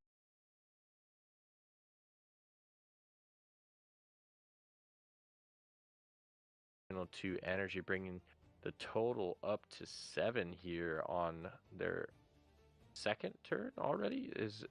It's pretty nuts what could come from this. Let's see, a Void Rush, the signature spell, another card that allows them to reveal the top 2 and then play one of those cards, this time at a reduced cost, and then of course add the other card to hand, which is one of the big reasons why we've seen fans of the domains red and yellow transition over to Rek'Sai from Darius, is just how powerful that signature spell can be. Yeah, because where a lot of these decks are running ashore, like when they're running into the reef, so to speak, is just a loss of gas and not being able to keep up into the mid and later part of the game, where they just are exhausting themselves and their hand. And just look at all of the bodies already on the board and the might that is associated with it. And they're not really down in cards too much, especially when you consider that Draven is on the play. So I think we're starting to catch a little bit of a glimpse why this deck is favored and went 4-0 in Shenzhen, China. Yeah, and I mentioned the battering ram in the opening hand, and being something that I was surprised to see and excited to see how it would be implemented here, and immediately we see double battering ram deployed on this turn, and now we're looking like a miracle deck over here, but no purple required. So very cool to see Rek'Sai start off very strong here in the opening turns of this game. A strong opening, definitely. But the triple gold on the side of Draven's board cannot be underestimated. That is 3 power available. That is such a shift. I mean, we saw what Ruination just 2 power cost brought to the Annie. Now, having 3 available to just pump out these very aggressive lines of play, having 2 mana up still for a inevitable spinning axe you're gonna have to assume there. So do not underestimate the Draven still. Despite a very flashy turn from the Rek'Sai, they're gonna have to show up. And I mean, do we have to talk about the fact that we have only seen order runes come out? Yeah, I was actually going to mention, I think somebody in chat said mono yellow Rek'Sai, and that seems to be the case, which is interesting because that means we can already start to count out certain card inclusions from this deck, stuff like the Void Seeker, Hex Tech Ray, anything with a red power cost, obviously. So gonna be interesting to see how this deck is built with so many red units on board, but no red power costs. It's very interesting to me to see how late into the game, relatively speaking, in terms of the meta, at this point, we've had Spiritforged out for quite a while, and to see this type of list, at least for myself, the first time, this kind of innovation is really cool to see the Chinese scene coming up with some cool new tech like this mono yellow aggro Rek'Sai deck. I'm just astonished by how many hits this deck keeps generating. Look how it is just keeping up the tempo. It's another conquer. It keeps triggering the tools available towards it to keep up with the threats, to keep out pumping those bodies, these options available to them. And unless Draven can start addressing it in an efficient way, where a single card can take out multiple threats, you might have to be considering what you have in your sideboard. Because I am fairly sure that no main deck will be geared towards the line of play, the threats that the Rek'Sai is putting out in the quantity that she's putting them out in. Yeah, now we might see those 3 gold come to show off what their power entails by enabling a mind splitter here without having to recycle any runes, allowing our Draven player to go up to 9 runes next turn afterwards. Something that I think is very interesting is that the way that this Rek'Sai deck seems to be operating is kind of not really caring about the hand size too much and just trying to make the most efficient use out of the hero's ability to conquer and look at the top 2 and play from the top of the deck. So perhaps the hand destruction won't be as impactful as it seems, but we are going to see a response to this attempted Conquer of Power Nexus. It's going to be the Call to Glory, doing it the old-fashioned way, just tapping 3, not having any buffs to spend, obviously, to pay it for free. So now getting this up to 6 to the 4 of the Noxus Hopeful, but that's just going to be answered right back by a Fight or Flight, and that will, of course, net Draven a draw. And this is finally that moment where we do see the strain that the Rek'Sai puts on their own hand, right? By having all these lower costed, these lower curved threats come out, where we do see that finally take a bit of toll onto the hand. Only 2 cards left in hand. Meanwhile, Draven is absolutely rolling in it. Not only in the energy and gold, but 6 cards on hand to top it all off. And when you are fighting in the colors of Fury and Chaos, you just have so many answers, so many threats that need to be answered. And all the pieces in the world are starting to fall into place as Draven is sitting on 5 points already. Yeah, and something we just saw Ooh. that you don't get to see very often is utilizing gold to hide a card, and the hidden card this time being the Edge of Night. It's very potent, the ability to cash in a gold for a free +2 might combat trick on the battlefield here. Something that is going to be hard to get over with already having the double overzealous fan there that they have to deal with, but then on top of that, the Edge of Night coming out to make it 6 plus whatever combat tricks might be lying in wake in that hand with the 2 runes left open. Gonna be Now, a little bit dicey trying to push in. Rek'Sai might still elect to take a little bit more time to set up, but nope, now they that Under are Titan's coming down. relatively well equipped to deal with the fans, right? Because they have been putting out so many threats that they have the bodies to just brute force their way through them. And now with a buffed up field, they are looking to lay down the law of the strongest. The might makes right. And Rek'Sai looking to bring the war towards Noxus itself. Yeah, quite a lot of might on board for the Rek'Sai player after the Under Titan comes out, giving a little bit of a grand stratagem vibe on a body. Something that we see in Origins with the Victor deck trying to build up a big board of units and then buff them all in to come in for a huge attack.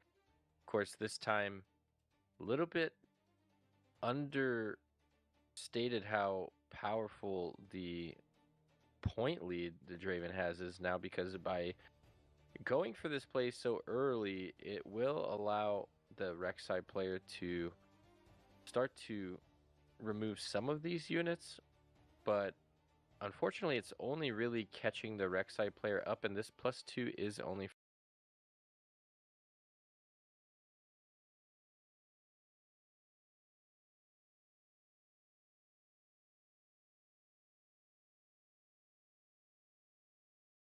Welcome Alright. back. Yeah, so interesting round one. Ned, would you like to just give them a little tease about what we're about to see on stream? Because it's a doozy. Oh yeah, we're gonna see my set one main Ooh. versus what I was playing at the end of set one. And for those that don't follow you religiously as a player, Uh, what are we those two have legends? a Yasuo that was my main throughout most of set one versus a Misfortune who I was playing at the end of set one. That is a tough combination. Who did you prefer? That's the interesting thing. I preferred at the end Misfortune. Ooh. Aurora was just so much fun to play with Ugh, in set one with the purple filthy backing it Aurora up. player. Filthy Aurora Yeah, player. look, I don't want to hear it from you, Draven player. All right. Fair, fair. You got me. You absolutely got me. So yeah, the thing about this tournament is obviously there's a lot of meta decks, as you guys would imagine. There's Dravens, there's Aurelis, there's Ezreals, blah blah blah. We're trying to find those really interesting matchups, and I think Yasuo Misfortune is probably more on the interesting side.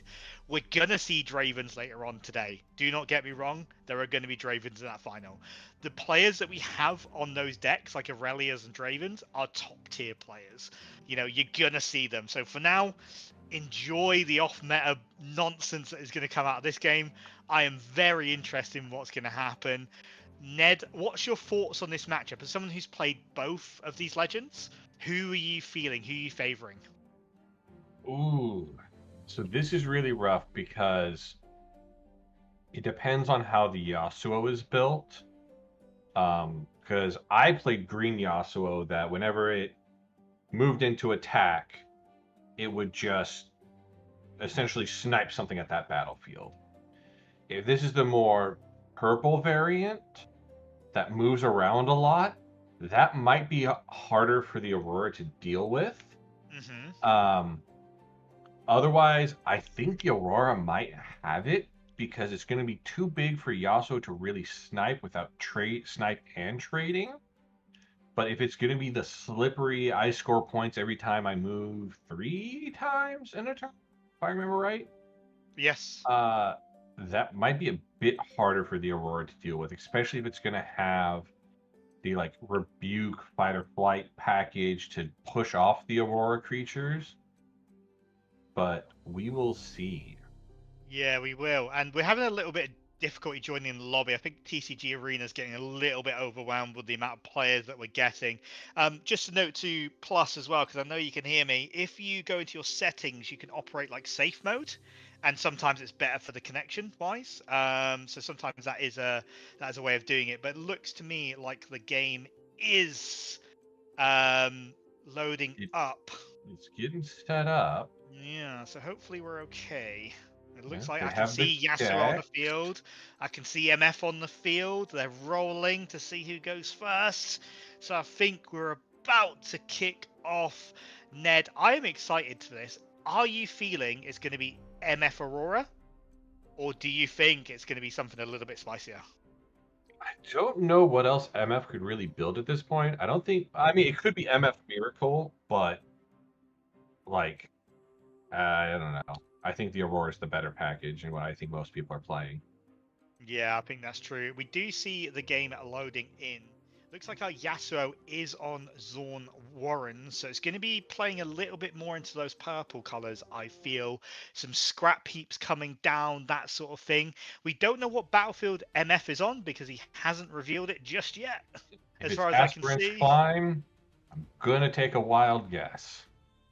We do see it revealed. It is Sigil of the Storm, Uh, I believe. is it Sigil or is that Obelisk? No, that's Sigil.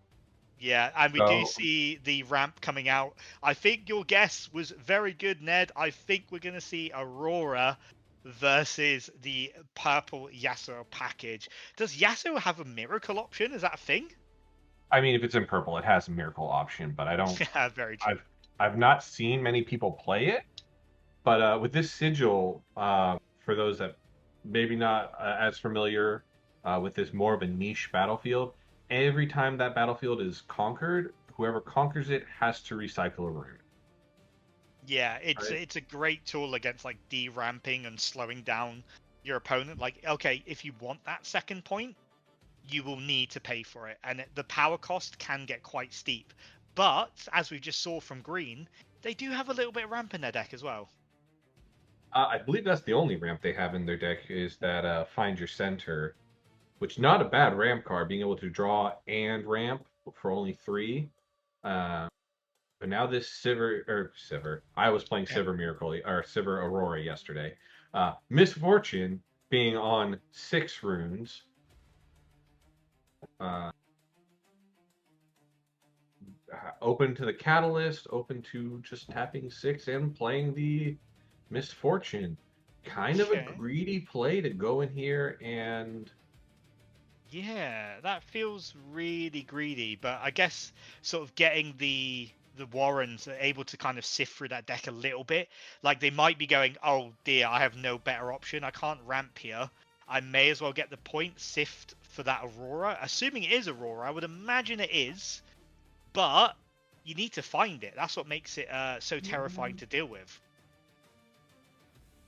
Yasuo coming in has the ability with the Yasuo Legend to throw it in, but I don't know that that's a great idea. But it will go to the Sigil battlefield instead to conquer, but recycle one of the runes. Yeah, exactly. It's quite a steep cost, and he hides a card there And as well. hiding. Yeah, That was yeah, a very power hungry turn.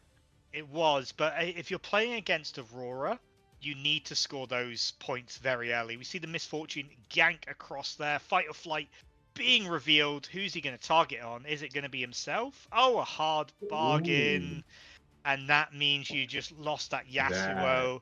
You've just lost a Yasuo 2 power and a fight or flight for 1 point. that That is does a not feel very nice.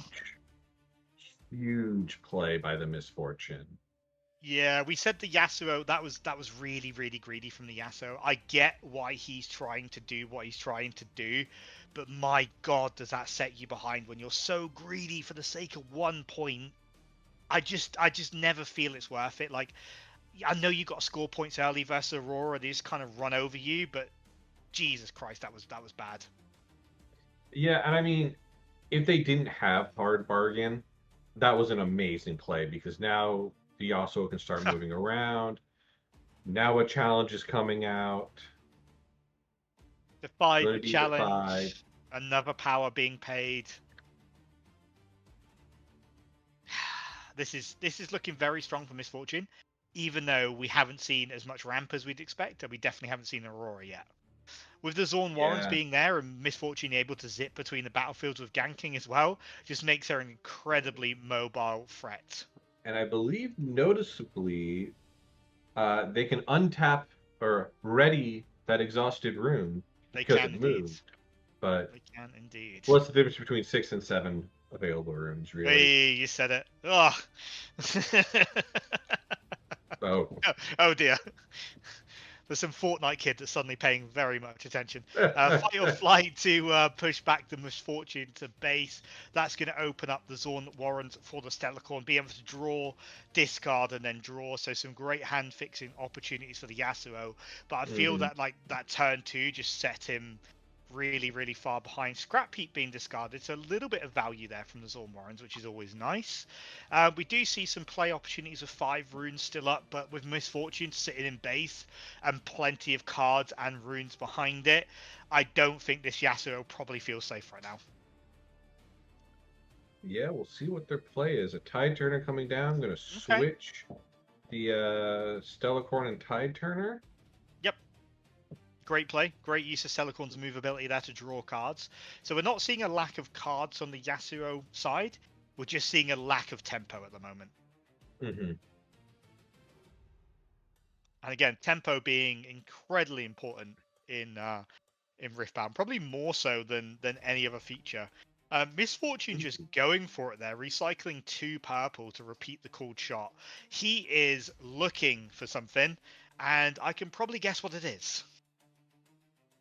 I could probably guess as well, but noticeably still leaving up 2. Gonna try and push in with the Misfortune. Yeah, I don't think there's much you can do here. Like, if you fight or flight and it gets defied, it's really horrible. You do get a defy out of the hand, but you lose the Titana anyway. And then we see lots of runes being tapped and lots of runes being recycled. It is the scary part of this deck. Big It is Siege the Aurora. dazzling. Yeah, as soon as I seen that volley bag go into his discard, it had to be dazzling. Mind Yep. Splitter coming down off the dazzling trigger as well. So we're gonna get to see the Yasuo's hand. Let's see what we're working with here. But that is a scary, scary battlefield at the moment. And noticeably playing the Mind Splitter to the battlefield with Misfortune on it. Pretty much saying you have to conquer the one that's going to make you lose runes. But the also is essentially going to untap to 9 runes. That is not a lot of options, though. That is not a lot of options. What do you hit here? Do you hit the Rasha to make sure he doesn't have creatures? Absolutely. Just kill the Rasa. You know he can accelerate it with the Yasuo ability. You know he's got Rod the Wind. Just get rid of the thing that has might. And then what are you going to do? Agree. You're going to buff up your Stellarcorn to 6 might? And then what? Like, you can't possibly conquer that battlefield. Yasuo's in a very, very painful position here. And I think if I was MF, I'm picking the Rasa. Yeah, absolutely. Put that Rasa in the trash. Goodbye. And I think... I don't like to call these things too early, but I've seen the entire Yasuo's hand. So it's going to be a really tough thing to come back from here. Yeah, because really what's the best case scenario that this Yasuo draws is probably just another Rasha. Yeah, right? But even then, you play the Rasha, you pump it to 10, and you throw it in, it still loses to... You would have to put both the Rasha and the Stellacorn into just clear a battlefield. Yep. So we see a Stellar Core moving, draw 1. He recycles the rune for Sigil. So again, Sigil actually playing quite a good role here. It is de-ramping the Yasuo quite a bit. Big play here. 7 runes and 2 purple probably means a Mind Splitter of your own. Oh, it's a downwell. Downwell. Wow. That is okay. interesting. And may have brought Yasuo a couple turns, because downwell also gear, right? Or is Yes, it just it says return all units and gear. units and gear. Yeah, so it gets rid of the dazzling, but now you're at a point where MF has 10 cards in hand, 7 runes open, and you've got no tempo. So good way And of you know- stalling, but I don't think it's enough to get over this point disparity right now. Well, because now the Misfortune does have to make the choice of, do I play the Mind Splitter and rip something out of their hand, or do I wait and play the Aurora next turn and hit Mind Splitter or potentially another Volley Bear next turn? I think the answer is going to be a Sabotage. Yeah, which is like not something I was expecting. no, I think it's just seeing what those last 2 cards are. Information is key. It's another hard bargain, and obviously the Selenicorn that we've seen go back as well. What do you take here? Probably Ride the Wind, right? Just annihilate any tempo that they can possibly produce. You really don't care about hard bargain. No.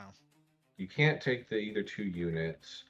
So do you take one of the 2 pump spells or Ride the Wind? No, I think And the I pump spells think- are easy enough to play around, but Ride the Wind I gives him would a chance to get a agree. few points.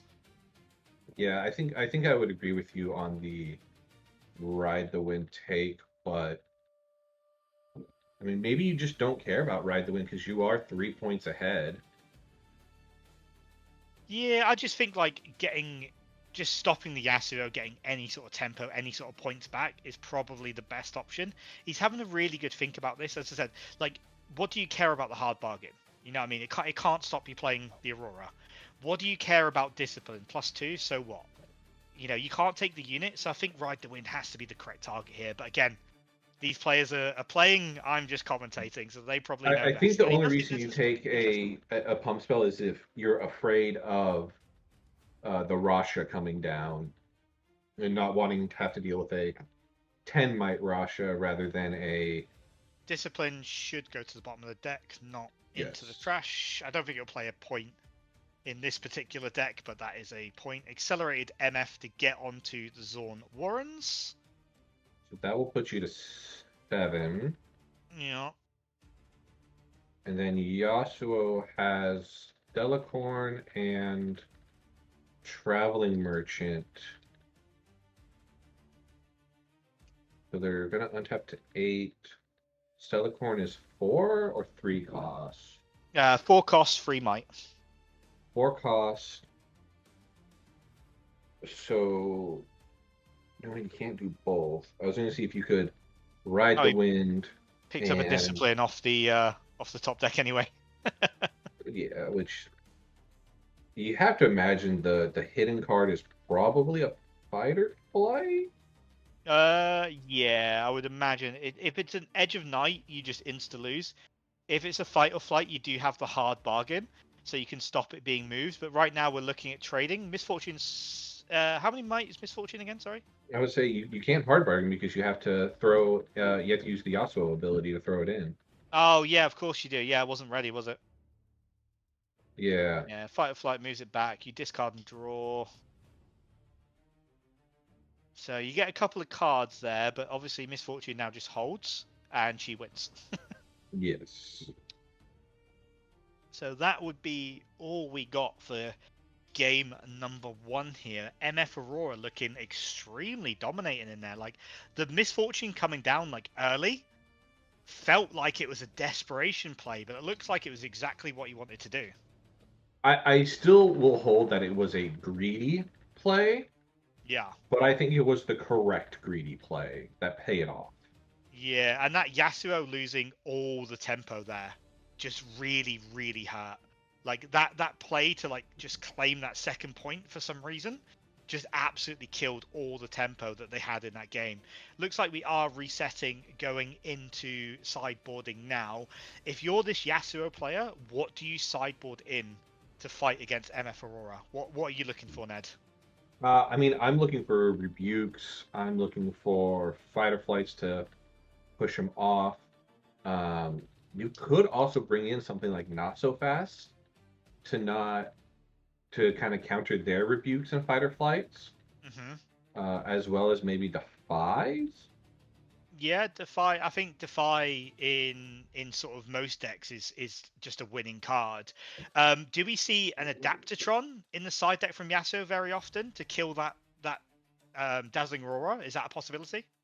So I would say yes, but I also want to point out they were almost entirely purple runed. Good point. Good point. So I don't know that they will have a green power in the side. Very well could. Yeah, so it But looks like game 2 loading up here and back alley bar for the Yasuo. So that's when I move from here, give me +1. Is that correct? Or is it when I move 2? when a unit moves from here, From. give it And then +1/-. we have the classic, the absolute classic Obelisk of Power, granting each player 1 additional rune on their first beginning phase. So it does mean the MF is going to start on 4 runes, and the Yasuo is going to start on 3. Noticeably, Yasuo is leaving up 2 runes. That could be enough for a hard bargain, defy. If MF tries to go for nothing at all, is what they're going to go for. Just here's my 4 runes, your turn. Yeah, I think there's a little bit of I don't know what's going on right now. I think, yeah, MF played nothing. Yasuo did mean to play the Titan, so it looks like that came down. Titan are moving into Obelisk of Power. So MF not hitting any of their ramp or any early pressure cards and just going 4 runes blank. That doesn't feel too good. Yeah, I was gonna say maybe they didn't want to play a ramp spell because they had 2 runes open on the Yasuo side. But I guess if they wouldn't have had any runes open. I don't know. That would have. So for getting tapped, I think he was looking at Catalyst there, but maybe for, if I go Catalyst here, that means Yasuo is going to go to 5 points before I can do anything really. So maybe they're not thinking about that. This is a problem with like Aurora decks. Is like I want to get as many points as possible. Did he just pass with 6 runes up? I mean, to me, that's signaling a rebuke. I don't know. Maybe that signals 4 volley bears in your hand, 3 volley bears in your hand. I don't know. I mean, just seems like as an Aurora player, energy. yes, that does seem like a. So he's moving. Or maybe they're just going to dump their hand for a bullet time. Yeah, maybe. We see 4 runes being tapped now. Fading Memories. So give a unit at a battlefield or gear temporary. So that Yasuo is going to die in the beginning phase. No. He took that back. Fading Memories isn't action speed, right? No, it's a slow. It's not action. Yeah, so that's why that was returned. Yasuo does get the point. He's going to go up to 3. MF has absolutely nothing on the board right now. The Yasuo is technically ready because he used the Yasuo ability to push him in. So if he wanted to, he could move back and be completely safe. Instead, he moves across. Does that have ganking? I didn't think it. No, it does. It does in fact have ganking. Oh, yeah. okay. And then he's going to ride the wind. So that's going to be the 3rd time it has moved, assuming it doesn't get hard bargains. So he's going to gain an extra point from that as well. So he's going to be on 4 points. And that's a lot of tempo. MF needs to do something this turn. They can't possibly just not do anything this turn. Something has to happen. But MF has to play cards. I don't know if he realizes this is a card game, but we'll see. Which is kind of awkward. Because with having the 8 runes up, had the Tide Turner stayed there, well, they might not even be playing Deadloom Predator. I was actually just thinking that most MFs don't. Yeah, I mean, whenever I know I'm against an Aurora deck, I just keep things off the battlefield because I don't want the tempo of the Dead Bloom. So by removing things from the battlefield, you eliminate that option. So they have to play it to base, so it slows them down a little bit. So I imagine that's what the Yasuo player is doing there. Ty Turner moves in, getting his 5th point. Yasuo moves in. Are we going to see a reaction? We have to see something from the MF, right? No, Yasuo just goes up to 6 points, 6-0. Now I know Dazzling is a late sort of play here, but this is looking really tough for the MF player. I would say I'd be interested to see what the MF's hand was. It very well could have just been they had a crap hand, which Yeah, it's feeling that way. if you draw all of your high end with none of your early oomph, it is debilitating. Yeah, and right now we do see the Yasuo with 6 runes up on 6 points. MF's the only option. So do you drop Dazzling here and hopefully rip a Dead Bloom to play into that Tide Turner and then hold the back alley Well, buff all it's worth? they might not even be playing Dead Bloom is the thing. Very A true. lot very of true. MF Aurora lists are only playing 3 Mind Splitters and 2 Volley Bears. Yeah, and I feel like one good fight off flight and a movement spell from the Yasuo and he wins this game. But we do see the Tide Turner going down. MF finally scoring a point. And the rest of this turn, I think, if it's a good turn, they might just be able to stabilize. But right now, the game is looking very much in favor of the Yas. Mind Splitter? Yep. Okay, so we get to see his hand, which might show us what the plan was. See how that looks. But that, again, it's a very, very hard battlefield for Yasuo to break. Especially that now he's going to lose a card as well. Like, are we going to see, like, if there's a rebuke in hand, that's getting thrown straight away, right? Like, you didn't want to see a rebuke.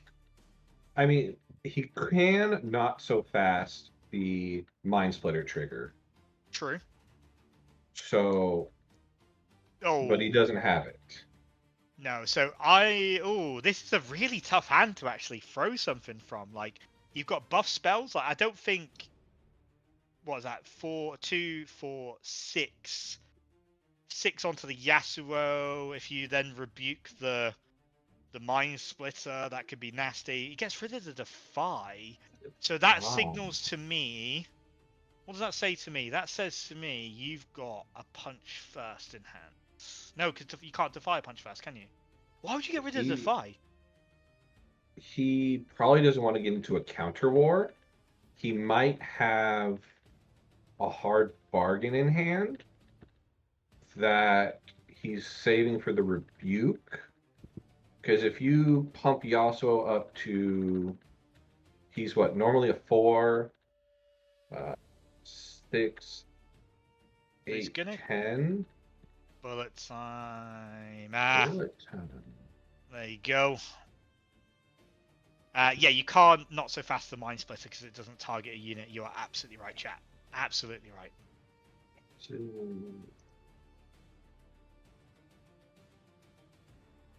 bullet time being selected. Friendly unit or gear, that is correct. Yeah, pay any amount of power to deal that much damage to all enemy units at a battlefield.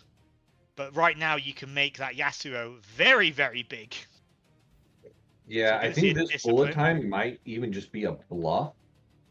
Just to make them spend That's a good point. all of their pump spells to try and keep it alive.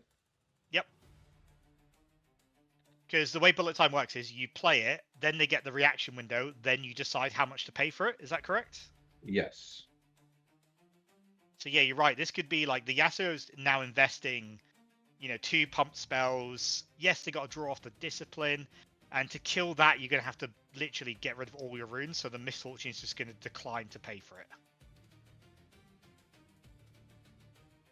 Which makes sense. Yasuo goes up to 7. He's then going to get pulled back to base. Does he have a Ride the Wind? He does have a Ride the Wind. Ripped it off the discipline. And the Yasuo is going to move and score his point. So that'll go to 8. So a really, really well played game there from Yasuo. Seeing all the movement tricks. 2 points gained from the movement tricks of Yasuo that game. Whenever I played him, I could never get that to work that well. Me either, but I only played the green version. Yeah, the green version's actually pretty terrifying. But with all the movement abilities of purple, it becomes like such a win condition sometimes. Yep, and now we're going to be going into a game 3. Again, I'm curious what the MF's hand was, because that, from must have been bad. experience, felt like they just had a really bad hand they couldn't do anything with. Yeah, I imagine it looked like, sort of just big units and not much else. Like when you pass 4 runes and 6 runes and do nothing, like that's not a good place to be. Yeah. Not a good place to be at all. So he does manage to rip the Ride the Wind off the Discipline Draw 1 trigger, which grants him the win. We are going into game 3. We do see Windswept Hillock, which gives all units there ganking. And then we do see the Aspirant's Climb, which definitely favors the Misfortune. Having to go up to 9 points can make a massive difference to a game length. Yep, and I'm looking forward to this game 3. Yeah, this is the first game 3 we saw, right? The others one was just 2-0. So all comes down to this, and I think again going first as the Aurora player is probably quite nice, especially if you're playing a longer game as well. Yeah, and no ramp on the first turn. Yasuo Now, will get the stack deck. Yeah, not the end of the world. I quite like the stack deck.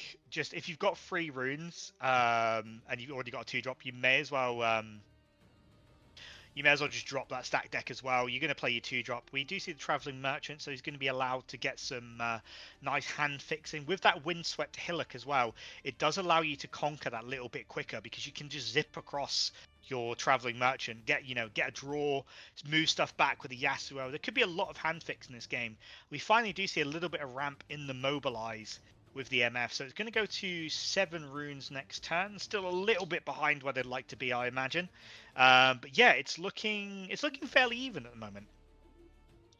It is. I will say that playing Mobilize turn 2 honestly feels a little bad. I know a lot of people side out Mobilize. Oh, really? Okay. Yeah.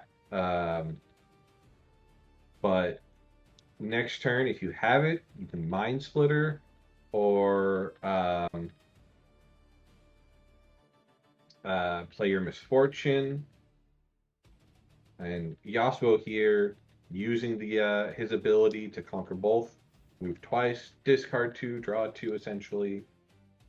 Yeah, I really like the Windswept Hillock as the third battlefield here going second, especially against someone like Aurora. It's great to kind of look at what you can do, like looking at battlefields and legend combinations, and this is a prime example of it.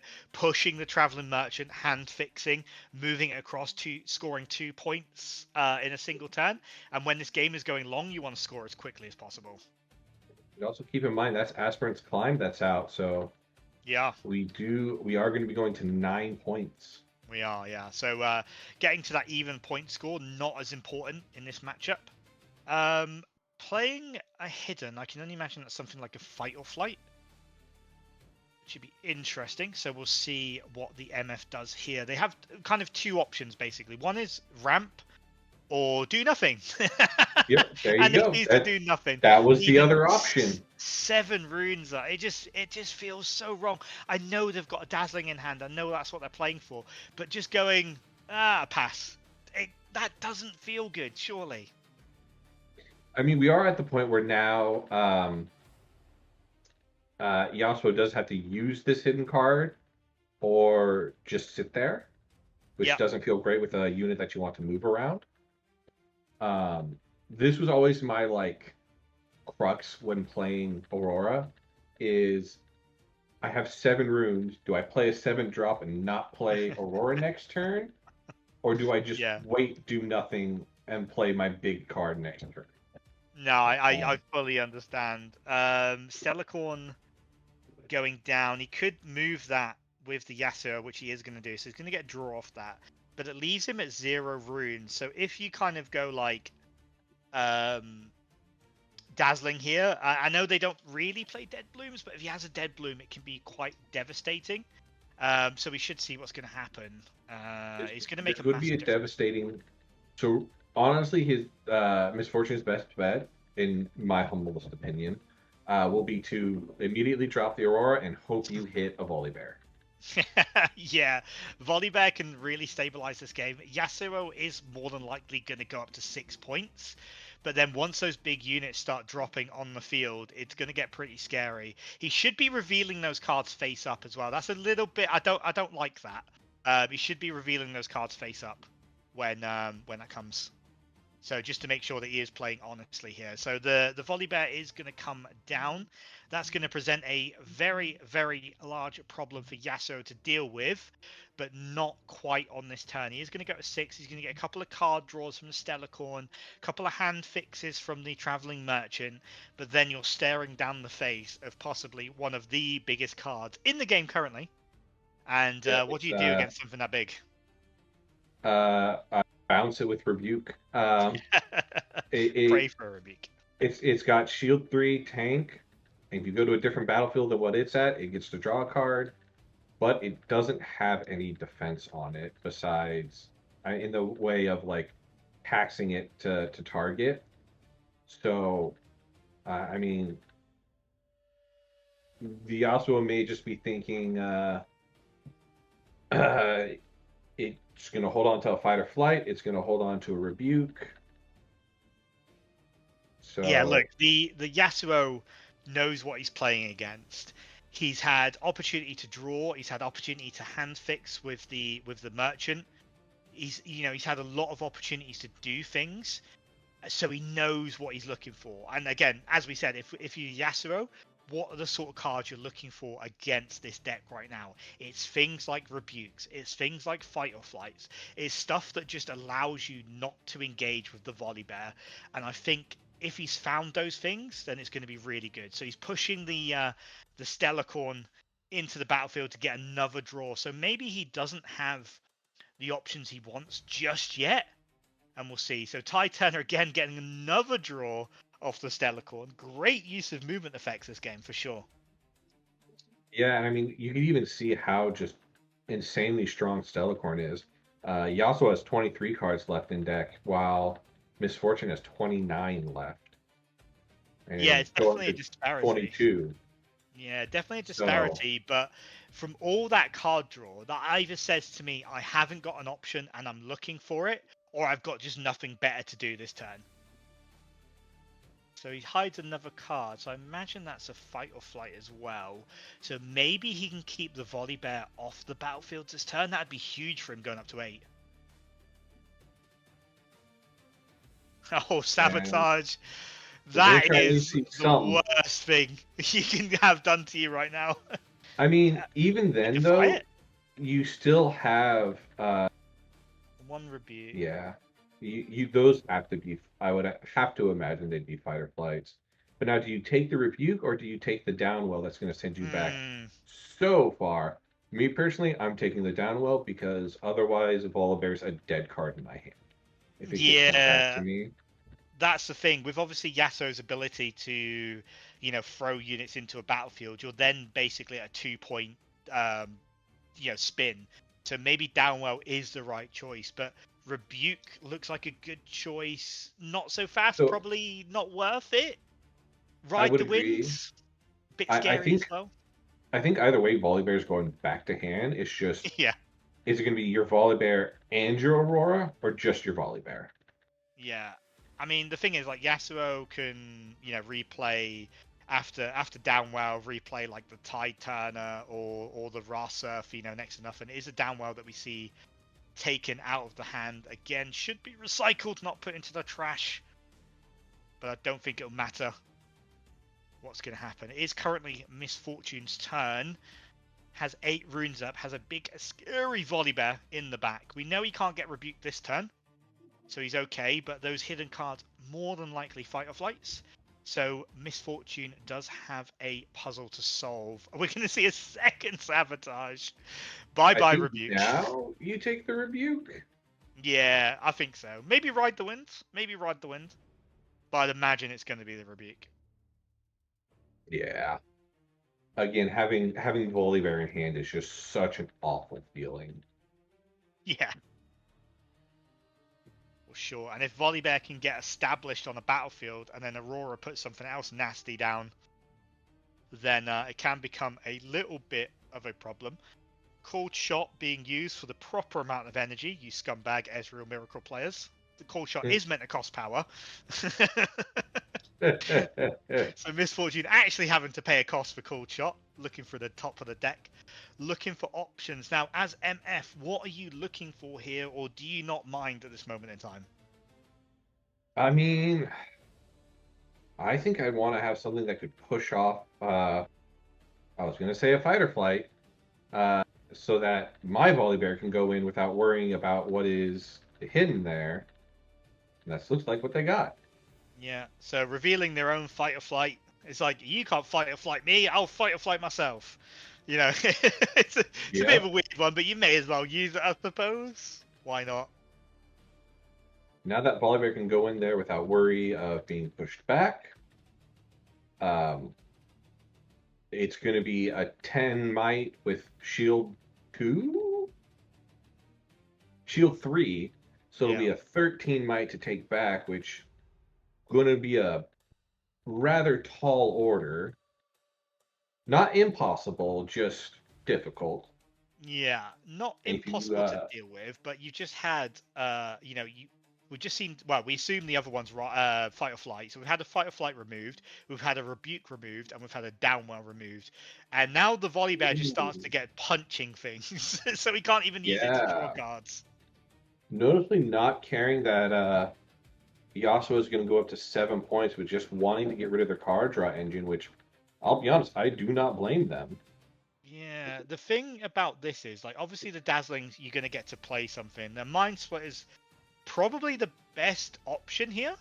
Yeah, very and he much rips so. a Ride the Wind as well. So we're down Really a rebuke, saying... a fight or flight, a downwell, and a Ride the Wind this turn.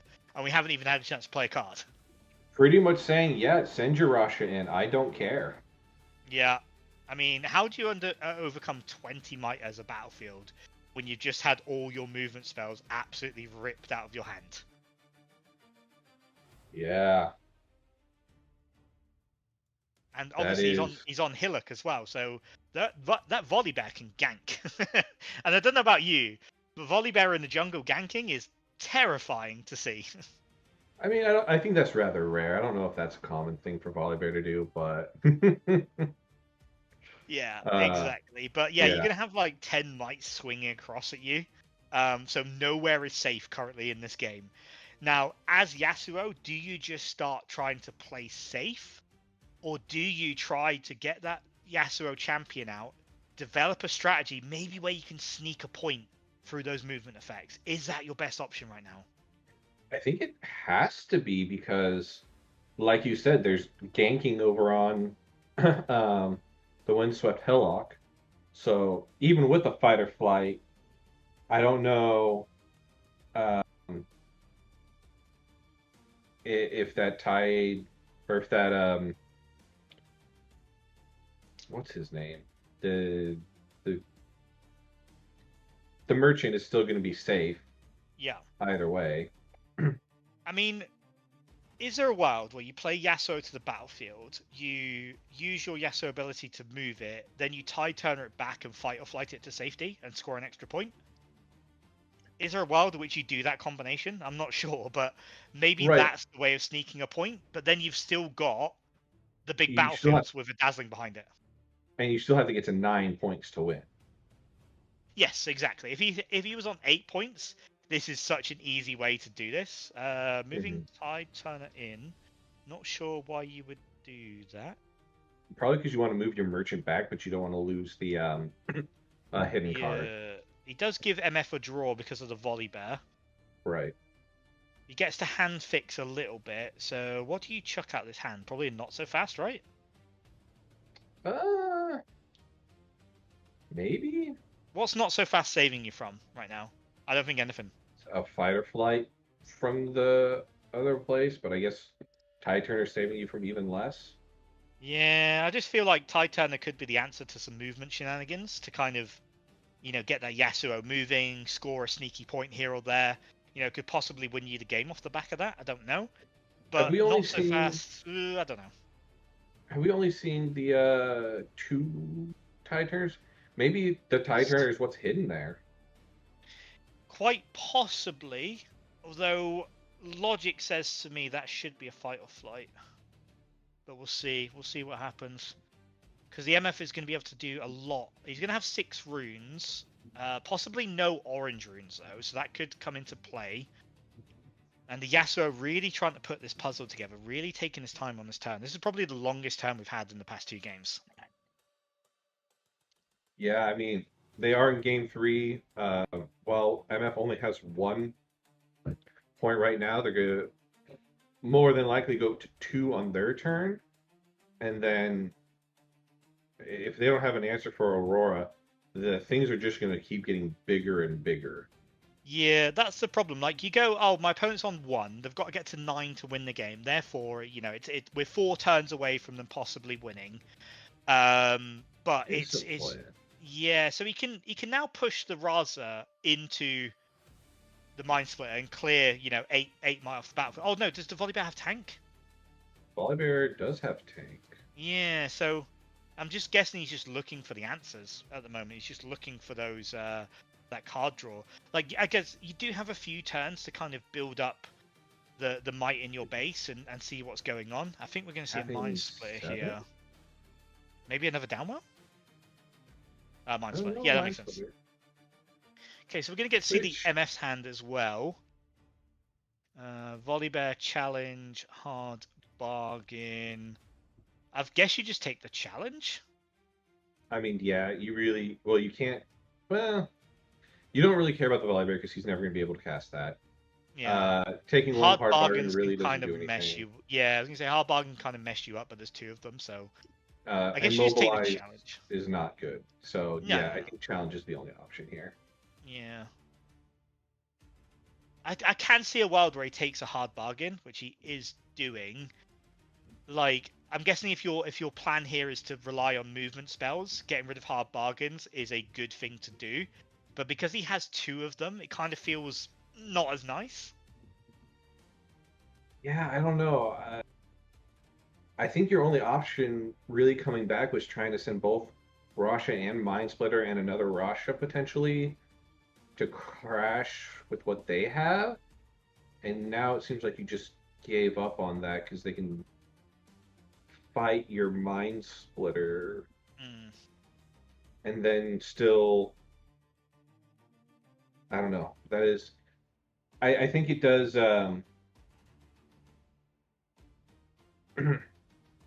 Yeah, so it opens up you've some taken lines. you've taken a bit of time here, right, to build up the backline might, and you're going, do you know what? If I can't play my game, I'm going to try and beat you at yours. But now with the challenge being left in hand, obviously the Volibear just gets 3 kills wherever he wants. So Volibear gets to take out 7 might at your backline for free, and then he's going to get to gank across and potentially just score as well. And then all of a sudden you're down 7 might in your base. You've spent a lot of runes getting there.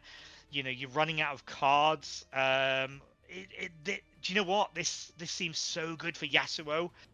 And with the double sabotage Mind Splitter turn, like, just took so many options away from him. So many options. Do you see a fight or flight? But that's only going to be a slight reprieve. Obviously, he knows he has a hard bargain. Yeah. He had to play it anyway. Obviously, you have to do that, so it's not a big deal. It's kind of actually okay because you know you're gonna get hard bargained, so it's not too bad. But now, what do you do? Now a Mind Splitter is almost guaranteed to come down because they really only play 2 Volibears. So. Oh. You're absolutely right. Where do you put that Mind Splitter? Yeah, I think you play it to the Aspect's prime. Because now it becomes. Do you want to swing into 13 or 14? Yeah, choose your poison, my friend. I think you take the Rasha here? Yeah, no, you just take the ride. Ride Right? Ride opens up some movement shenanigans. Yeah, you know what? You're right. And I mean, really, what's the Rasha going to be doing? You have to throw in Yeah, Rasha, and uh, Traveling Merchant just to take the Volibear battlefield. yeah. I mean, there is a world where you just like, look, you've got one unit in hand. I'm just going to take your unit. But Yasuo does have some movement shenanigans you don't kind of want to let them do. I know you've got both battlefields, so you feel quite safe. So Raza or Ride the Wind is probably the correct choice. I think they're both as correct as each other. The only thing I don't agree with would be taking the not so fast, but I doubt that's going to happen. Yeah, so Yeah, Raza and goes. taking the Rasha because I think here uh, I think the misfortune is thinking there's no way they can take anything else, or they can take anything from me. The only thing Yasuo I being can for see is my, a switcheroo, but does Yasuo run switcheroo? I don't think it does, right? I would be Another very Mind Splitter? surprised, but Downwell? Downwell could be horrible. Downwell would be devastating. Ripped off the top. No hard bargain either. The hard bargains were Nope. spent. The Yasuo is 4D chessing us, Ned. He absolutely knew exactly what he was going to get. And he rips a Downwell off the top and resets this board state. Plays the Raza for free, so he's going to get an opportunity to score before the Oh, did that Misfortune just can win game. it for him? I don't think it did, but the Ride the Wind staying in hand is so painful. If he'd have got rid of the Ride the Wind, he definitely wins. So we'll see what the Misfortune have got in Well, the hand. This I could, mean, not taking the Ride the Wind, could have won in the game. Misfortune has at least two Mind Splitters in hand. Correct. So But you can only play one of them. right, one of them will take out the. Yeah, but if you play the Mind Splitter to base, the Raza just goes onto the battlefield anyway with the Yasuo ability, and then he ganks across. You can't stop him winning. There's nothing he can do. This is crazy.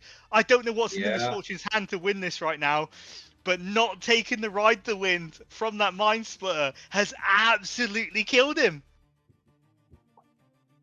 Well, I don't even think the Ride the Wind would have, because he can move in with the Yasuo, like you said, ability, then gank over. He doesn't even need Ride the Wind. No, that you're absolutely right, Ned. You're absolutely right. Let's see what's coming down here. The Misfortune is a good idea, but she can't do anything. And I think that is all she wrote, leaving 2 up. So it could be a fight or flight, but he has the not so fast. The So irrelevant not so fast. yeah, I was gonna say Could the only thing that they could possibly do is a bullet time, yeah. because that doesn't target. No. But if they have a pump spell, Yeah, right? It only they has to won't. get above 6, correct? Yeah.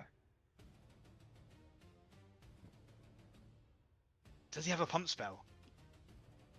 He can't not so fast it. But he's going to have to spend all his power here. Ride the Wind in action. Ride the Wind is an action, yes, so you can't respond to bullet time. Yeah. Yeah. So he's having to recycle all of his runes. And he drops a Traveling Merchant. Ride the Wind with the Traveling Merchant. It did matter! It did matter! The Traveling Merchant rides the wind to the windswept hillock, and then because it is ready, it gets to move across and score that final point. What an end game that was! That was absolutely insane. Yeah, I'm gonna be honest, I was rooting a bit for the Misfortune, but we see the power of purple Yasuo here. That was a great game to watch, and chat's It was. absolutely right. He did have the possibility of the Yasuo in the champion slot, and then Ride the Wind as well. But the Traveling Merchant getting the job done, and Misfortune, unfortunately, falling out of this tournament. But the Yasuo moves on to be 2-0 going into round 3. Could we see our final being a Yasuo? I mean, I would be happy with that. I love the Yasuo deck. It was a lot of fun, but we'll see how well they do. It did seem like it had a pretty strong performance there. Yeah, exactly. And do you know what? That was a showcase of the Yasuo power there. All those movement spells. He got so many ripped out of his hand, but there's just so many in that deck to make use of. And really, really good sequencing and play from the Yasuo. I thought Misfortune might have just clinched at the end with that bullet time, but it just wasn't quite enough. Wasn't. Yeah, but I think the production is going to have a quick look for an last couple of minutes of a game somewhere to see if we can grab something. Let's just see what we can find. But chat, what did you think of that game? Are you rushing out and buying your Yasuo stock cards, or are we just all waiting for Unleashed? Looks like we I are already trying have to... all mine. Yeah, it's been one of those games. So it looks like we're trying to jump into a game here. We've kind of messed up somebody's play. Going to spectate. I hope. I'm not sure what's going on right now. I'm just watching the screen, see if we can jump into another game. But it doesn't look like we are. So it looks like that one's over. Just try to find a game. But Ned, what did you think as someone who's played both of those decks? How was that for you? Like watching my two favorite children fight. Yeah, I, be honest, kind of felt that's how it was gonna go. Decks that have a lot of battlefield denial tend to do really good against the non Dead Bloom Predator list. Again, Volibear is really strong, but it has no hexproof, deflect, can't target me abilities that, to me, make it really weak. No. Especially in our current meta. Yeah, I totally agree. We're gonna jump into a Ezreal game. It's kind of like 5-10 minutes left of this game, but we may as well try to fill it with as much content as we possibly can, rather than have you lovely people staring at our faces. We may as well actually watch some Riftbound. And Ned, what do you make of this matchup? Apparently, it's quite challenging for Aurelia, even though obviously she does have that deflect, and we know Ezreal loves to play spells. Yeah, I don't know why this is a hard matchup for Aurelia. I feel like this is a pretty solid matchup, but I have been told the same. But, I mean, to me, the Draven one is harder for Aurelia because it also gets Battering Ram, where it's like, what's this going to do? Put down three Roshes? Cool, my Aurelia is bigger. Yeah, Aurelia can be absolutely terrifying. Like, oh yeah, she's like 4 might in base. Oh no, wait, no, she's 5 might. Oh no, she's 7 might. Oh no, she's 10. Oh, okay. You know, it's one of those like ever amplifying problems. And then obviously with the Defiant Dance and things like that, just get absolutely devastating. So we do join this game sort of like turn 3, turn 4 by the looks of it.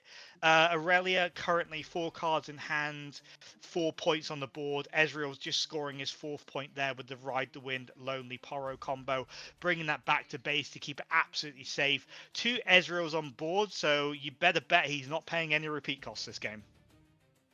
None whatsoever. And yeah, chat pointed out, like, obviously Ezreal running Vex now, as most of them do. Vex make, you know, Aurelia's spells just cost so much more, so you don't get as much value. You can still make it absolutely big out of battle, but it makes the decision making in battle a lot easier. And especially Raza coming down now for the 1 power as well, as there's 11 cards currently in that trash pile. So a lot of might building up on the side of Ezreal, but Aurelia able to kind of nip in and nip out of battlefields, just like the Yasuo is.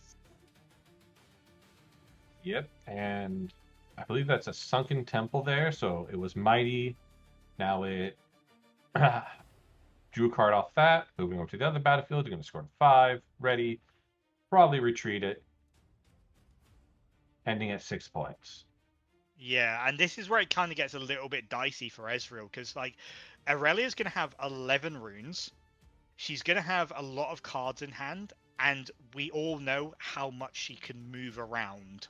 So if you can't protect both these battlefields with plenty of spells and plenty of units, my god, can that Aurelia be a problem, especially on 6 points. This is where you got to be really, really careful in this matchup. It is, but now you have what is that?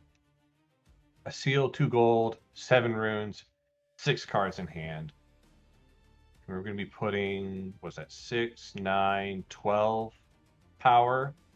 Yeah. And then Plus the that Vex Vex comes that we down. said was annoying to deal with.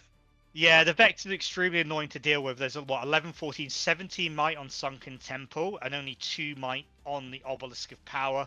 We do see a Charm that's going to push the Vex back. That is the best use of Charm you could ever do there. And that signals to me, especially the speed at which this Aurelia plays, Aurelia thinks he can crack both of these battlefields. We'll just wait and see what's going to happen here. Yeah, now, again, it's at 12, 12 or might at the one Sunken battlefield. Temple, yeah. At the Sunken Temple. Poro's off by himself. With Aurelia sitting at 5 might at the moment. Yeah, the thing you've got to watch out here is obviously rebukes and fight or flights can really mess up your plan. But obviously, you know, we are playing against a green deck here, so not so fast and defies very much an issue. Discipline going down, that's going to pump the Aurelia up to 8. Choosing it again, that's going to pump it up to 9 with the ready, drawing cards off the discipline as well. So currently 9 to 12, using a fight or flight to push the Raza back. That's going to get the Aurelia over these 2 Ezreals.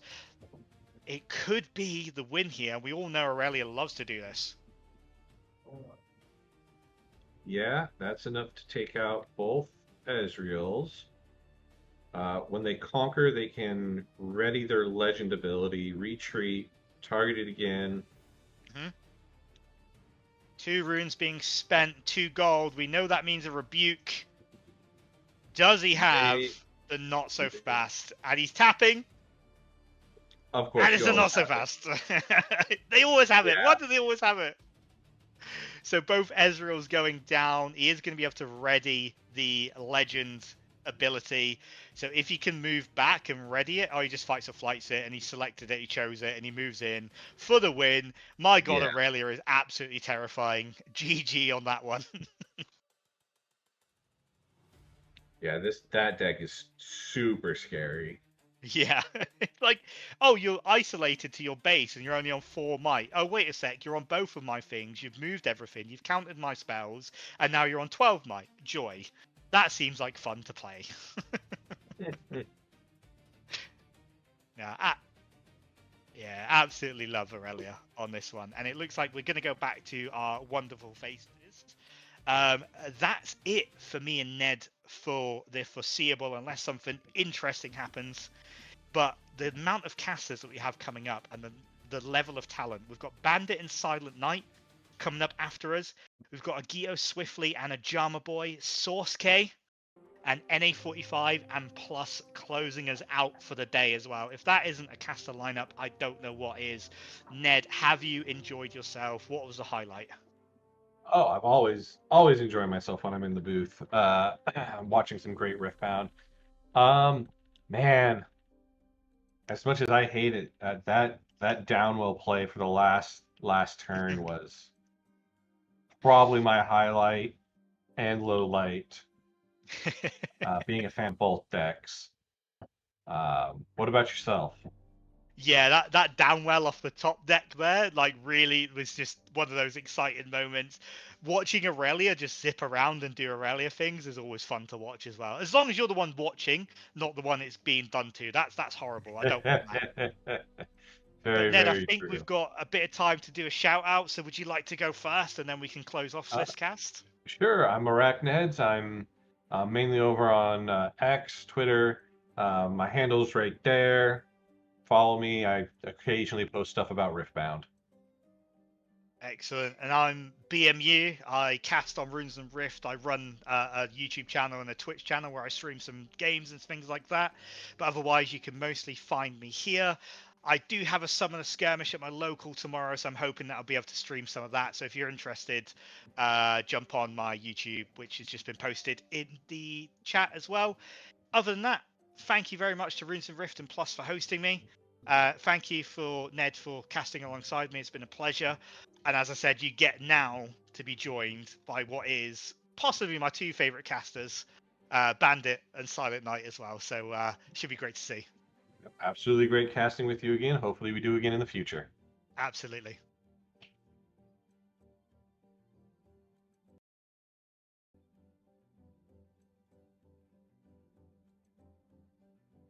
For the turn, and Draven more than likely will be able to answer right back on offense, which, as you've previously stated, is where you want to be, is having the attacker's advantage when your opponent is looking to now be tapped out after electing to play the Hidden Blade off the top from the Rek'Sai ability.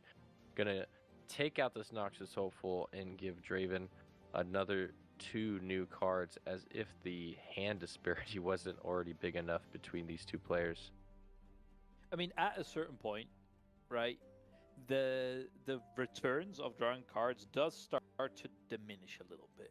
The difference of being 5 cards behind or 7 cards behind is, it's starting to diminish a little bit. It's still, impactful, but less and less so. There's only so many cards you can play in a single turn.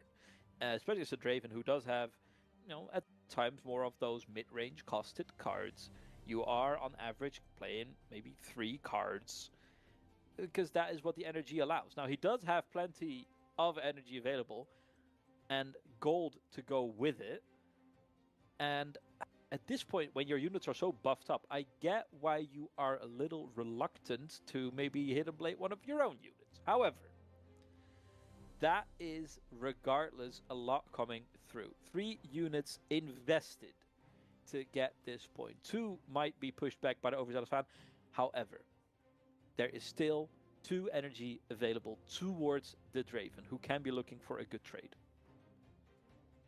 Yeah, it looks like we do see the Edge of Night deployed onto one of the overzealous fans, but the overzealous is still just going to elect to trigger its ability, more or less just wanting to make sure that the Edge of Night gets played and doesn't get fizzled out by losing control of this battlefield. But we are going to see the Conquer come in for Rek'Sai. Of course, the leader ability's already been used and he's tapped out, so we won't be seeing 2 new cards here, but we will see a tie game at 5-5 now, thanks to this big under Titan push. Of course, being tapped out now, it's only a matter of doing some simple math on the Draven side to be able to take these battlefields back, and then from that point, being at 7 points is basically exactly where a Draven player wants to be. That 6-point mark obviously is the sweet point, but 7 points is just that much sweeter, and I think it's going to be... Don't forget, Power Nexus is in play. So the way you can finish the game, it is actually a little bit different, and it does alter the power. It does shift away a bit of the power that comes with only 6 points. Now, from the top of my head, I believe Power Nexus is a conquer effect, is it not?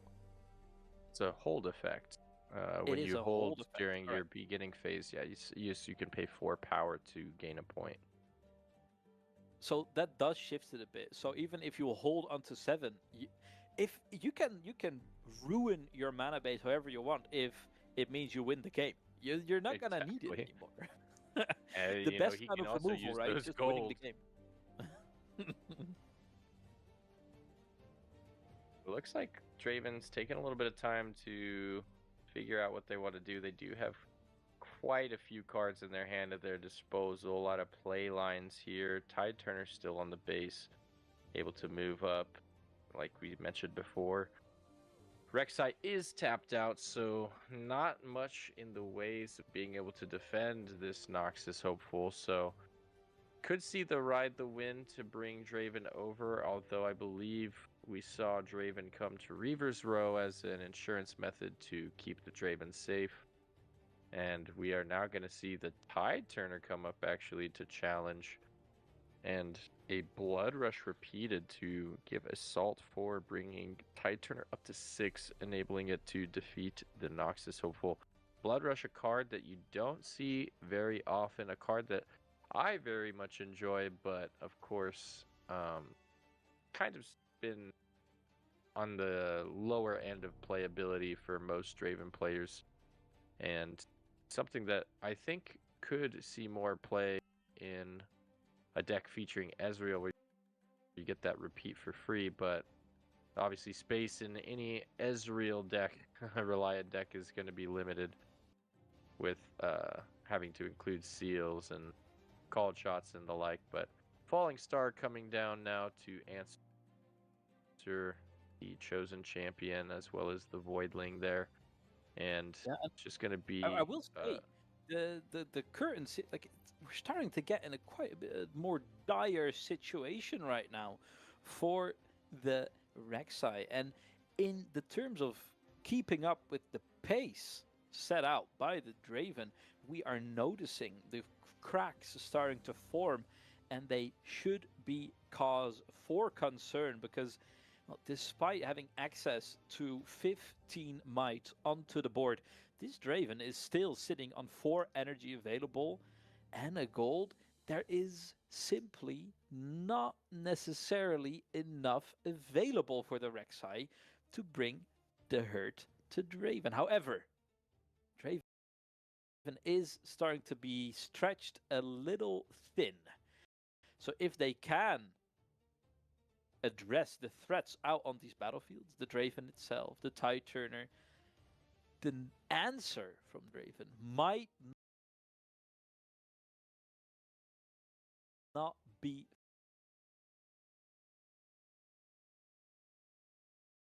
fast enough. So this will be a tremendously important turn. And it all comes down to, does Draven have the insurance policy of fight or flights, of rebukes, to keep himself stuck on one of these battlefields? Yeah, I mean, we more or less can assume that Draven might actually have been setting up for a go in for game next turn by putting the Draven to the Reaver's Row and then the Noxus Hopeful back in the base. It seems as though he may be gearing up to just allow this Draven to get pushed back by Reavers and then go in for game next here with something like a Bryn here, perhaps.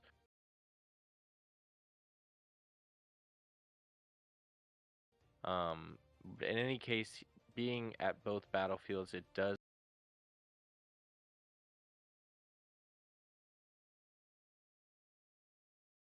put the pressure on Rek'Sai to have to respond to both. Already respecting the fact that even though it's just a lonely Tide Turner there for 2 might, pushing in double battering ram to get around any type of combat tricks that we might see, like you mentioned, flight or flight rebukes, and instead just going to allow the Tide Turner to go down in this showdown and enable the Conqueror, which will trigger the Rek'Sai ability, revealing us a Hidden Blade and a Noxus Hopeful. Oh, that's good. Electing to play the Hidden Blade here. Yeah, because that can take care of the Draven. And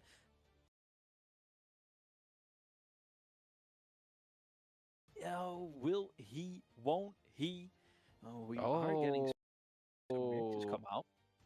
A very cool inclusion here is reacting by playing the Rengar, just again setting up more minions in base. I'm wondering whether or not...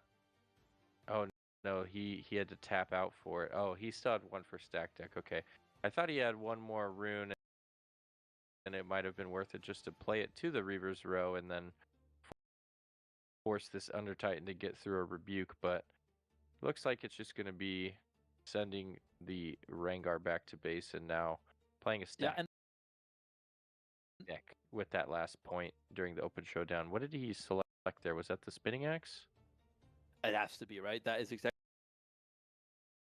what you are looking for as the Draven right now. And of course, when you are in this It was the position, Darius. you do want to utilize that assault too on the Rengar. You're not going to get it when you're defending, and then it is quite a steep cost to be playing a 3-might creature.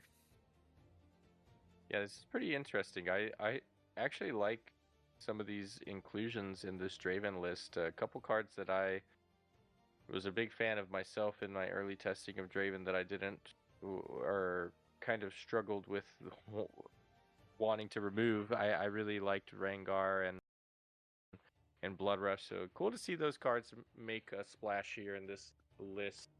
And now, coming over to the Draven's turn, still 1 gold available at their disposal, and then a hefty 11 runes here. Yeah. It's Mr. gonna Plus, have... take a look at how the game is taking shape. We are really seeing a last stand from Rek'Sai, who is kind of stacking all their dice, putting them all on the power nexus, saying, come and get it. And I'm afraid that is exactly what Draven is intending on doing so. However, if they do want to end it in this turn, they're going to have to address both of these battlefields. And 5 might from Undertitan is definitely nothing to sneeze at. Do keep in mind that Draven is filled to the brim with all these tricks, and you can see the Falling Star in hand already, so efficient in dealing with many of these lower curved threats that are being played by Rek'Sai. Does he have all the tools available? Yeah, the Falling Star in an awkward position here, not really being able to answer any of the problem units. The only units it could kill at this point are the Trifarian and the Voidling in the base, not 2 units that are really posing much of a threat in this current junction. So electing to avoid utilizing the Falling Star so far and actually just gonna go in on some big buffs onto this Rengar. I don't believe we've seen him play 2 cards yet, just the one with the spinning axe, so could still end up deploying the Darius here, but actually seeing another Another Rengar. Rengar come out. Very cool. Man, from the bushes, he jumps into action. And that is another assault too. That is another 5 might that is looking to get the job done. However, that is not enough, right? If he does not address the Under Titan on the other field, it might not be enough at all. But there's still 6 cards available towards our Draven pilot. Not done just yet. Let's see if his first punch finds flesh. Yeah, it looks like he may be in a position here where he can just elect to wipe out this battlefield. Currently throwing out 19 might to the only 17 might, I believe, for Only the 17 might, yeah. Yeah, for the Rek'Sai. So going to get over by 2, leaving the Noxus Hopeful alive. Of course, that does enable the equipment to be reattached to this Noxus Hopeful, and then simple Ride the Wind over could end the game for us right here. And of course, it looks like that is going to be what we see happen as the Noxus Hopeful comes over and gets the job done with the Spinning Axe and Edge of Night to walk over the Under Titan for a whopping 9 and end us game 1 going over to the Draven player. But that was tight, I will say, managing to snatch that win in the end.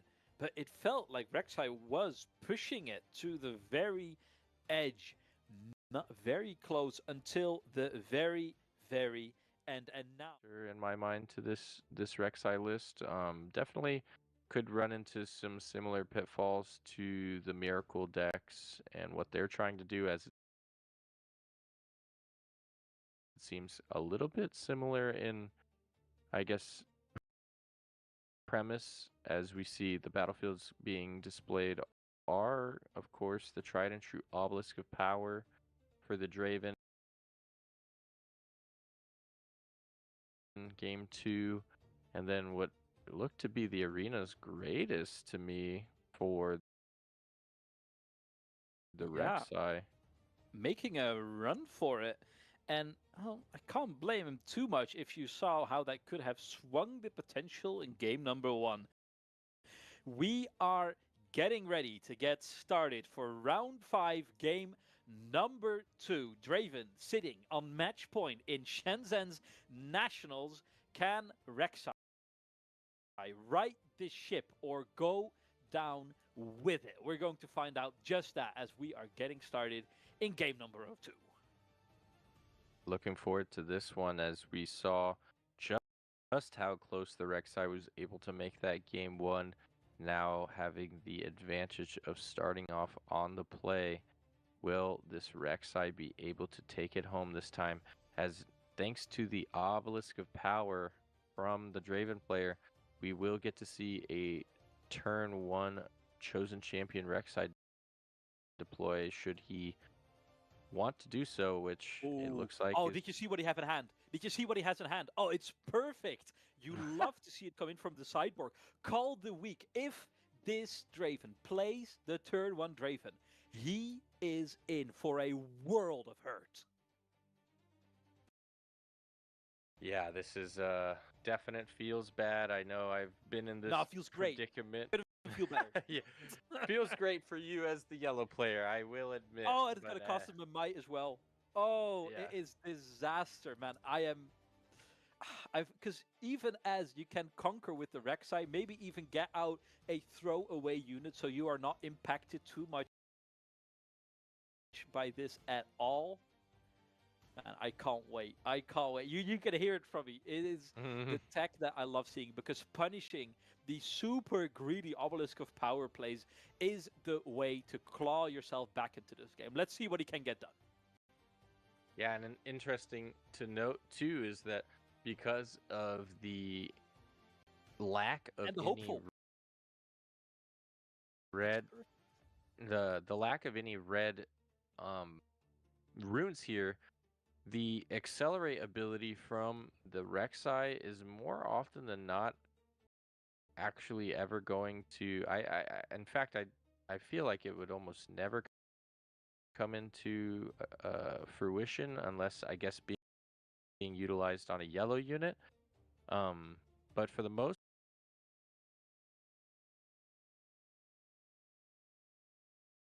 part, I can see that unit. Oh, and he has tokens for himself now as well. I was going to say that unit was expendable, but instead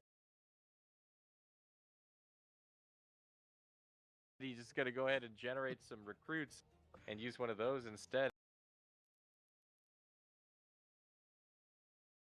And get rid of this early Kai'Sa. Notably, though, this is a Kai'Sa getting. And a warm and hearty welcome, anyone joining into the Runes and Rift 1K Cash Cup. Good evening. We are today joined by Silent right next to me, myself, Bandit. We're in for an absolute doozy as we're on the verge of getting into round number 3. Silent Night, talk to me. How are we feeling? Well, I mean, it's been a great series of tournaments so far. We've had a lot of really fun dynamic matchups. I mean, we got to see some Azir going on. That's a personal favorite of mine. And now that we're going into round 3, it should actually be a very competitive matchup. We have 2 veterans here that are well known in the community that we're going to be seeing here soon. Get them the gold. It is honestly an absolute treat. If you were to see both of these in the finals, you would not be surprised. Now, it's going to be important, if you do want to make it till the very end, that you get one up on your opponent as soon as you possibly can. Now, I think it is safe to spoil already the matchup that will be awaiting us, as we do have the big bad Draven coming in, facing off as, I believe it was the Ezreal. it's going to be a play line Lucian. that But just guys, Draven has you know elected to these go matchups, you for know has these tapped players. It them is going to out. be So J-Chan, of course, running he can the Draven move here. this And on the Draven flip back side, after with the Lucian, Raigo and we have have Mo, readied it or and Emotional, as you guys choose may know him. to Both very try to keep it prominent safe in people the base, but in instead this is actually gonna Riftbound elect to community. hide a card and just And ask they the Rek'Sai will if they honor. I'm gonna be real honest with you. Honors will be besmirched if they lose here. This is not only for placement. There is more on the line than just the pricing at the very end. Having such a public face-off always makes for great, memorable matches. But as we are getting ready to get started, I think just to set the stage for us a little bit, we all know what Draven does. It's a more mid-range variant that will be joining us today. But just to be glossing over what's the point of Lucian? What are we really trying to do with this old rascal? This is something that I really like, because Lucian, the one thing that you don't want to have to do in a Draven matchup is go into combat against him. That's going to be something that is always going to be stacking the odds against you there. But the nice thing about Lucian is that his champion ability is able to ready him up, and then he's able to go right back to base. And so it's like, all right, cool. I'm more often than not going to be able to quickly attack in.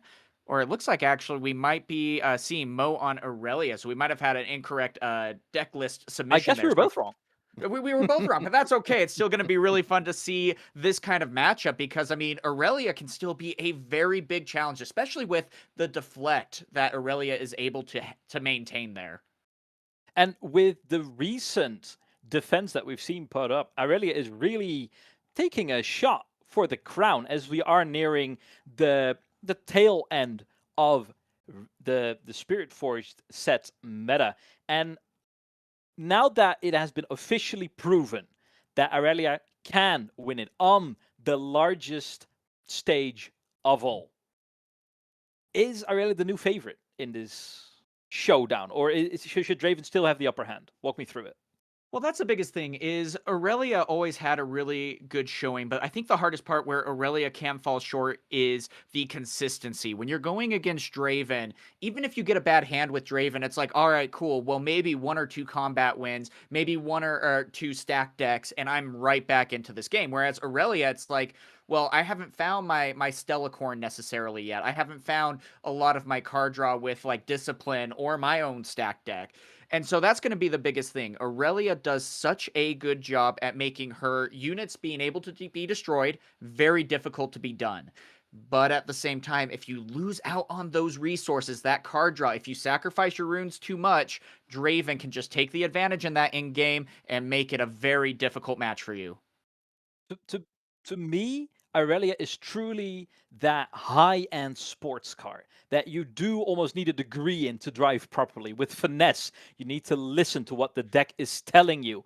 Meanwhile, Draven is a muscle car, dependent. It will be roaring throughout, and if you do not keep it in control, it will run over you. Now, I think we can just get straight into it, as the very first turn has already been started. Now, I don't think there's any surprises when it comes to the battlefield. Reaver's Row on Draven's side, the Dreaming Tree facing off on the other side. But now it is the Aurelia's chance to answer the early game plays being put out.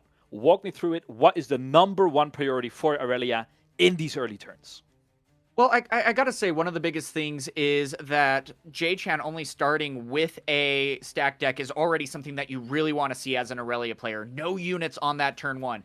Right now, this is exactly what Aurelia is wanting to do. We got the sneaky deck hand. We're able to get a point. Not only that, we're on Reaver's Row, so now we can protect it. And now that J-Chan has the Draven out, we're able to continue to build up this board state. We have the Stellacorn, so we've set up 2 early points. Now we're setting up our card draw. This is looking really good for Aurelia.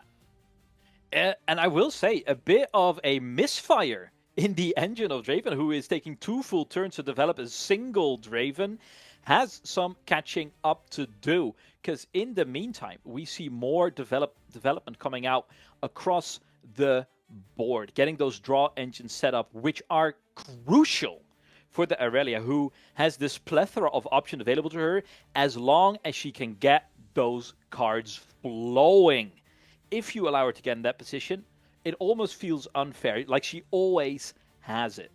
However, if only a minor twig gets put between those spokes, the wheels might just stop turning sooner rather than later. Yeah, I think you're definitely right about that there. And one thing, though, that is going to be such a battlefield to utilize is exactly what we called out with the Dreaming Tree. And having cards like a Fight or Flight, having cards like a Ride the Wind, especially when accompanied with the Stellacorn, it's like, cool, well, Stellacorn will move in, draw a card off the move, then you'll be able to target it later with a spell in Dreaming Tree, immediately withdraw it. That's 2 more card draw, and immediately you are way ahead, even with what a capable Draven deck is able to draw. And so this is a great setup here. Now we got to make sure that we are able to maintain our rune count. That is going to be the one thing that can really hinder Aurelia here. But right now, things are looking good, especially as River Row is activating. Will Draven run or stay? And to me, the threats that Draven can put up on a single mana are quite limited. You feel relatively safe right now as the Draven is starting to kind of fall behind the tempo set by Aurelia, who was playing from the draw, who was going second in this matchup. If she can already, I'm going to phrase it as breaking her opponent, similar in tennis, where you are winning the game where your opponent is serving. That can really allow you to run away with it, especially when we do get to game 2. You have so much more margin of error to play with. There's so much more freedom to take those riskier plays. Now, as we are going through this showdown, mulling over all our options, the sparks are flying. This engine is starting to turn for Aurelia, and almost we can approach that point where we can try to cover our bases. Try to, all right, what kind of contingencies do I need to include to make sure that we keep this engine chugging? What is the biggest threat that a Draven can put up right now? Yeah, well, and this is the thing. Right now, it looks like the Draven is going to be staying at the battlefield, meaning I wanna go through this exchange and possibly try to take something out. Now, even at that, it looks like that response is going to be Flash, meaning that maybe Aurelia didn't necessarily want to risk losing the Stellacorn. Very smart move right there.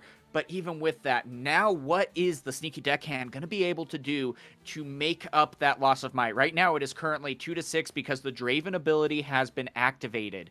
And so there's a little bit of climbing to do, but even still, with only having Draven with 1 rune up, that is looking very promising. And I will say, you do have that leeway right now, right? You have a little bit of advantage going for you as Aurelia. So sacrificing a few cards to just keep that engine chugging, make that Draven pressure their own rune reserve even more, can really have a large impact later on into the game. Those ripple effects that will be echoing throughout all of these stages. Now, can they capitalize? Let's see what's coming out next. Yeah, and it looks like in this case, we're going in with a Boots of Swiftness that's going to immediately equip and be targeted. So going to move in now to the Dreaming Tree. So kind of curious about the exchange there in Reaver's Row, because that was a 1 combat, meaning that now J-Chan was able to draw an additional card. Now, still, sacrificing that rune, that's not something you generally want to see with Draven because that rune count is very important. But man, is this Stellacorn getting a lot of cards in hand. Yeah, already. And I do like the plays coming out from Mo here, where he is kind of trying to fake out his opponent, being like, all right, let's see you retreat, play it safe, be scared of me, being called on his bluff just a little bit, but having the freedom with the flash to kind of get out of that skerfuffle with only minor scratches, with only some ruffled feathers, and being able to keep this tempo going. Stay in on 3 victory points, keeping that little bit of a lead going for himself. But now is the moment where the Draven can turn the tides a little bit. There was a little bit of a loss. Mo is completely tapped out. Aurelia with no mana left, no tricks up the sleeves, means that the value of this Kai'Sa will be maximized in the coming turn. Yeah, I completely agree with you on that. Now, I don't know what I would be more intimidated by, a 8-card hand with Draven or a 8-card hand with Aurelia. Both are very intimidating, but again, with another stacked deck. So J-Chan's going to be able to dive in deeper now and continue to find those answers time after time after time. And that's the scary part, and that's the thing that we're not necessarily seeing here. Stellacorn is drawing off the top, not able to necessarily dig as much, especially now as we see a Forerunner coming into the field. And so maybe that selection of those specific cards could be that difference maker here, with Draven possibly taking this game 1. I am starting to grow fearful, Silent, because this is another development play from the side of Draven, who is already behind. There is no time to make developmental plays right now, because catching this Irelia with her pants down is going to be so hard. When she has so many cards at her disposal, it feels like she can get out of any sort of sticky situation, not giving the opportunity for the Draven to really start messing with this plan. And when they do get established on these battlefields, I feel like we're at the tipping point where the Irelia can become a 14 might, where the Irelia can become this one-woman army where you are grown so fearful of. Well, and that's the interesting part, and I love how you also bring up that point, is that we're not even seeing necessarily the Aurelia coming into the game yet. That's really one of the biggest, if not the biggest threat of this deck. We're able to have so much versatility just with Stellacorn, and now another sneaky deckhand coming in. And I gotta say, I really do like what Mo is doing here with double flash so far. You don't necessarily see a whole ton of flash in the deck of Aurelia. And now that actually we have 2 being run in this deck, might be a little bit spicy, but it's really paying off on keeping these units alive. And especially when you're diving into a tournament like this, where you know people will be bringing their A game. There is money on the line, after all. You're going to be encountering a lot of Dravens. And having the opportunity to kind of main deck these cards that would usually be more reserved into the side decks is giving you that little bit of a leg up. And by only having a single missed turn in the very youngest phase of the game, we can already see the effects that is having right now. Look at the gap that is being created as we speak. No more energy available. Aurelia tapped out, and I do see some exposed units. Redundancy ready in the base. However, this turn might sting a bit. Well, and that's going to be the biggest thing. It's like, yes, am I a little bit behind as a Draven player? Yes, 100%. But at the same time, with an Aurelia tapped out, this is a golden opportunity to try to get back into this game. Draven has 9 runes up. He has all the cards in hand that you could ever want. And so now we might be able to not only just take both battlefields, but then at the same time still be able to now set up the defenses here. We're going to be winning combats, drawing more cards as we're seeing here, and then potentially able to hide our fighter flights and other units such as that. And so we'll see what is able to be done here, but still, Aurelia also now going to be at 9 runes and soon to be, 8 cards, 9 cards in hand. This is going to be a big showdown, a big swing here, and this next turn could be very decisive for this game 1. And to me, the amount of exposure that Aurelia had in her previous turn, I feel like the punishment has been minimal. Losing the sneaky deckhand is kind of whatever. It already did its job. Meanwhile, look at what the positioning of this Draven is. Now, he does have a absolute bank vault filled to the brim with energy to back this position up, right? However, I am starting to become a little worried. Is it going to be enough? Because not only do you need to keep up with the Aurelia, you have some catching up to do right now. And with what I'm seeing unfold in front of me, something has to change rather sooner than later, or you are looking at a game 1 loss. Well, and that's going to be the biggest thing, especially with Aurelia having so many cards in hand. It's like, okay, what does Aurelia possibly have here? Not so fast, probably. Defy, yeah, probably. Signature spell that minuses and swings what for does 5, Aurelia not have right now? Yeah, exactly. That's just it. And that's the scary part too. You're looking at this and it's like, okay, you can discipline me, get over me that way. You can, all this answers that you're able to have, and then not only that, those answers can also compound with more cards in hand. I mean, we're seeing right now that Aurelia is keeping up with the same card count here at 24 to 23 cards in deck. And so it's like, all right, well, this is going to be a big showdown coming, and I'm excited to see who's going to be winning. And these games that come down to these singular major showdowns, like one big final climax to decide your game, where no shots are held back, where it's all out total war, are the most thrilling to be going for, because the options are endless, and it feels like such a true display of talent, a true skill matchup to prove, no, I am not only the better tactician, I am the better strategist. Look what will happen in front of you. And when it comes down to these two archetypes of decks, I will personally favor the slipperiness and the versatility of an Aurelia deck any day. Yes, definitely.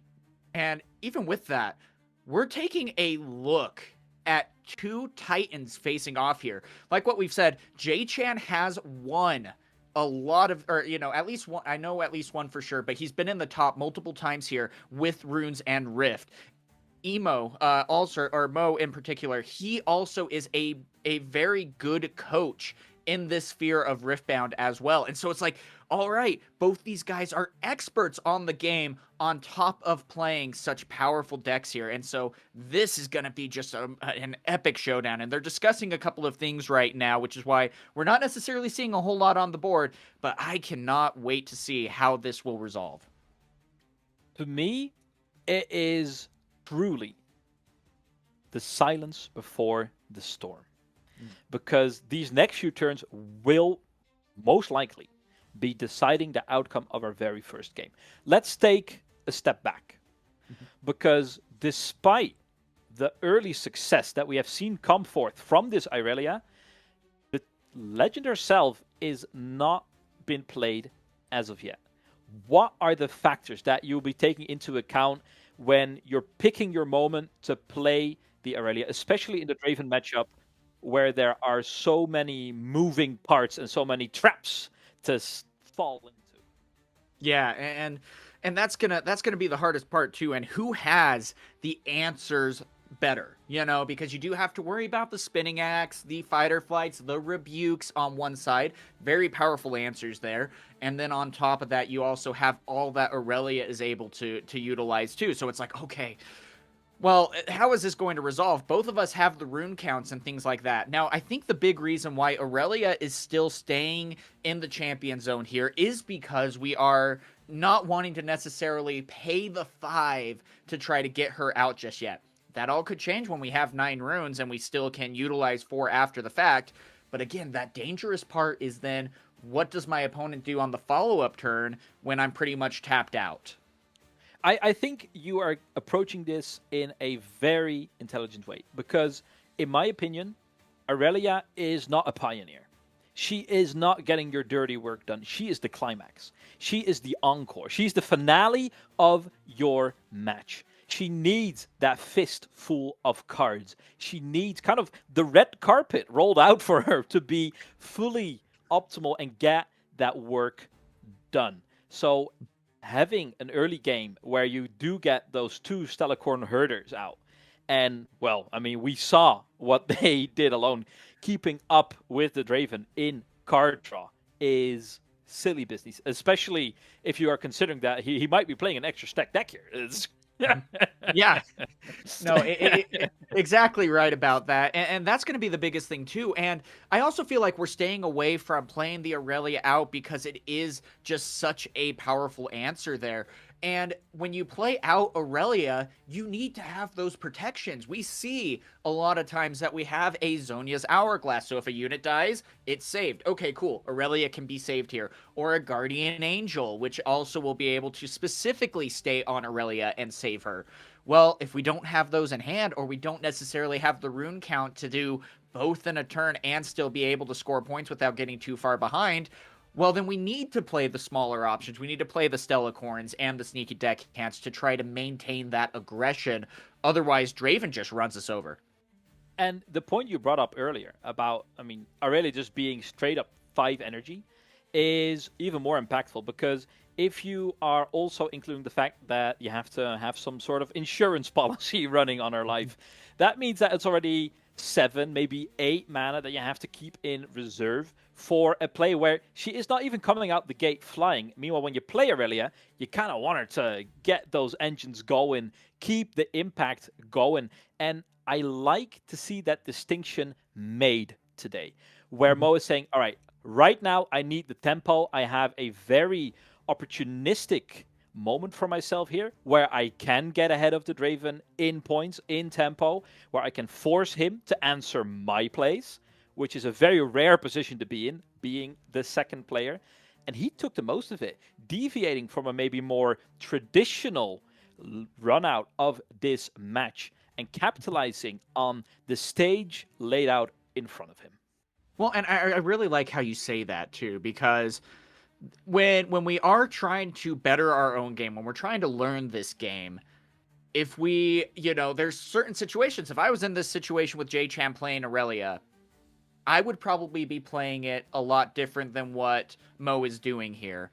But that's the thing. And that's why I love being able to watch and participate in these tournaments, because now we can take a look at J-Chan. Now we can take a look at Mo and be like, okay, well, why did they play this? Why did they go through this line and things like that? And we can better ourselves as gameplay or as players and competitors with all of that. And I think that is just such a cool dynamic that this tournament brings. And I love that, because I too, as a caster, I'll be looking at these players and be like, oh, that's so interesting. Now, let me pretend I would do that the exact same way. Yeah. Oh, how smart. Exactly as I had in mind as well. Oh, truly, we are both of equal spirit and mind. Applause for us. Now, it is lovely to see the game played at this level, because do not mistake this situation for anything. Then these are the top players in Riftbound. I mean, how many times have we seen Alan himself do the rounds on Runes and Rift, put up major results, and then take it all the way in Bologna? This is the environment where your deck, where your consciousness about the game is being put to the test. If you are not bringing your best, you are going home empty-handed, my friend. Mm-hmm. Well, and that's one thing that I also love about this being a cash tournament too. It's not just like, oh yeah, I'm entering an online tournament, we'll call it good, no big deal kind of thing. Let's bring our fun deck. No, not only that, we're actually putting our money where our mouth is, essentially, and trying to compete for those prizes there. And so it's like, all right, cool. I'm gonna bring the deck that I think is going to be winning here and what we can potentially have going on here. Not only that, on the flip side of all of that, we have a really big regionals also coming up that is going to be at the end of this set too. And so a lot of these people are European players that could be going to this regionals, and this could be one of the final big tests that they have to prepare them for that regionals. It is exactly right, Silent. This is a pretty rare opportunity to already get that international medaling out there, where the top 1% of the 1% is coming out to put their decks to the test. And let's do the little rundown for Lille, as we do have some time on our hands, because Lille is coming up in 3 weeks from now. And as we are running down, I feel usually near the tail end of the meta, people are no longer putting as much money, time, and effort, blood, sweat, and tears into the innovating part of the game, and more into the refining of what is already out there. This can go two ways. Either we'll see the most skillful display of a deck being put up, or the last true innovator can snatch it all. And well, today we're clearly going into the refinement route as we are getting ready to get back into game. And can anyone run me through the resolution, as I'll be getting that on the headset? I will be relaying it to you as soon as we can. But as we are walking for it, there was a infraction cited. It has been reported. The hand has been J-Chan's hand, our Draven player, has been revealed. Cards have been taken out, and the match shall resume. I'm going to assume that a warning has been given out as well, because when you are playing at this level, a higher standard may be expected. Now, can this be the back-breaking turn that we are expecting from this Aurelia Silent? Well, that's going to be the biggest thing. I mean, we have 9 cards in hand. Yeah, essentially 8 cards in hand now.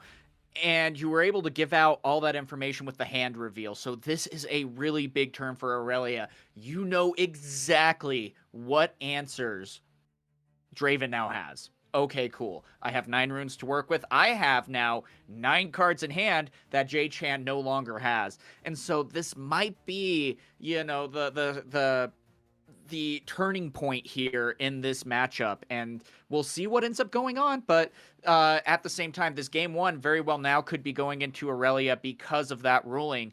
But there's still a lot of game left. This is a best of 3 after all, not a best of 1. So we'll see if J-Chan can now pull it back. And this game's not even over yet, for that matter. Definitely not. And I think we might be slowly approaching that point of no return as we are getting into the showdown. You can see the mulling. There's plenty of energy to go around on both sides of the battlefields. 2 facing off against 2. And the first discipline, the first shot has been fired. We are off to the races, and this draw will be never ending as we are fighting on the Dreaming Tree.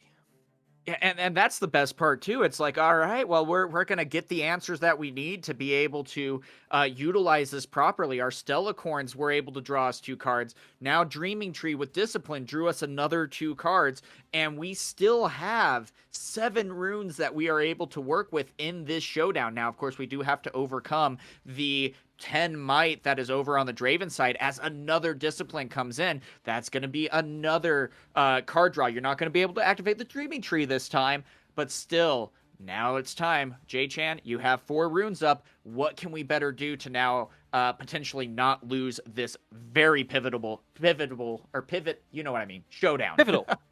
Pivotal. I hear you. And I think we're seeing something very interesting transpire here with more and more eggs being loaded into this singular basket that is called, I'm just going to say our left Stellacorn order, the big boy. I feel like that's a lot of eggs in a single basket, and this is exactly the kind of stuff that I am fearful of when so many resources are bundled in a singular card. Yeah, and that's the thing, and I wouldn't necessarily want to put all my eggs in a basket necessarily unless I had something to stop now this rebuke. And that's something that, you know, you would be like, oh yeah, not so fast, cool, here we go. But again, if we then also have, oh no, not so fast in hand though. Oh no. It's resolving, and I am now kind of flabbergasted with so many cards at your disposal. There must be something else going on. But you are looking down the barrel of 10 might, and that is a hell of a catch-up race to be going through. Even more so considering that this Draven has still 2 energy ready to go. Yeah, and this could be a very difficult showdown. You've already put so many resources into your Stellacorn. Looks like the Fight or Flight is going to be coming in. That'll be pushing back the Draven, and now it is 5-4. But there is still 2 runes up on the side of J-Chan. There could be a hard bargain. There could be, you know, even a spinning axe. There's a lot that could be potentially here to still shift the tides, as a hard bargain is now coming in for 2. So the final 2 will need to be paid for Fight or Flight to be able to go through now. Feels like you're pretty happy about that. Will be paid with not a second thought at all. And now you're looking pretty favorable, especially more so when you're looking at the power invested by the Draven. That rebuke was pricey. And you can see already the damage it has done to his economy, whilst still losing the battlefield, not making up for those resources lost with some draws. And this is taking a rather nasty twist as Aurelia is looking to solidify her grasp on this first game. Yeah, and that's the interesting thing here too, and we're still seeing that the Forerunner was utilizing the Reaver's Row, pulling back to the base and able to continue to fight another day. There's a lot of might on the backfield right now. I mean, currently 12 plus 6, so yeah, we got a lot there, and even Draven is going to be able to add +2 here. And so, again, we might have an answer here, and Aurelia, with all these cards in hand, even if Draven happens to hold down both battlefields going up to 6, it's like, okay, we have 9 runes, all the cards that we could ever need. Let's lock this down. To me, there is a shift coming through right now as this the herder is being taken care of, because even when Draven gets on both of these battlefields, that gets them to 6. The hold might bring them to 7. And here is my point. Right now, it's time to breathe for Aurelia. 7 is that oddball of an amount of victory points to have, where you're so close yet so far away. Give an opportunity to settle your accounts, get that engine going again, and strike back with a vengeance. You need it. You are exhausted right now. This engine needs to cool down before it can come back roaring.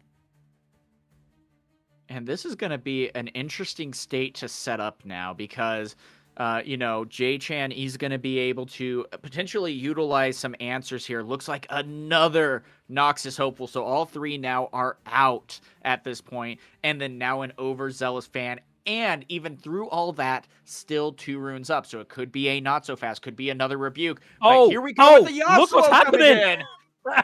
They are not looking to go out with a fight. They will be looking to sneak this one away from their opponent as soon as possible. It will be on their dying breath. And this is what I call true innovation. I'm absolutely loving this. Here goes the Ride the Wind on top of that too. So again, if you guys don't know what this Yasuo does in particular, if you move it 3 times, then you're able to score a point. And in Aurelia, how hard is that really? Let's be real. And so with that can also be the winning point here. So the sauce is in, and I believe that this Yasuo could be that final piece now to be able to win this. It is exactly what is looking to happen right now. Third move being channeled, and that is all she wrote for game 1. No big boom, but with a whisper. Yasuo sends us into game number 2. Aurelia breaking on the Draven's first game, moving to 1-0. And we are in for an absolute treat, as I will be disclosing that this match has been ended with a very interesting from our Draven representative. You can try and put any meaning behind that however much you want. Well, and that's the interesting part too, because it's like, J-Chan did a great job. You saw the board state that he was able to build up. That is not anything easy to get over. And especially with having Aurelia, it's like, okay, I know what Aurelia is able to do. I have the ability to pay the deflect costs if need be with fight or flights or rebukes or whatever it might be.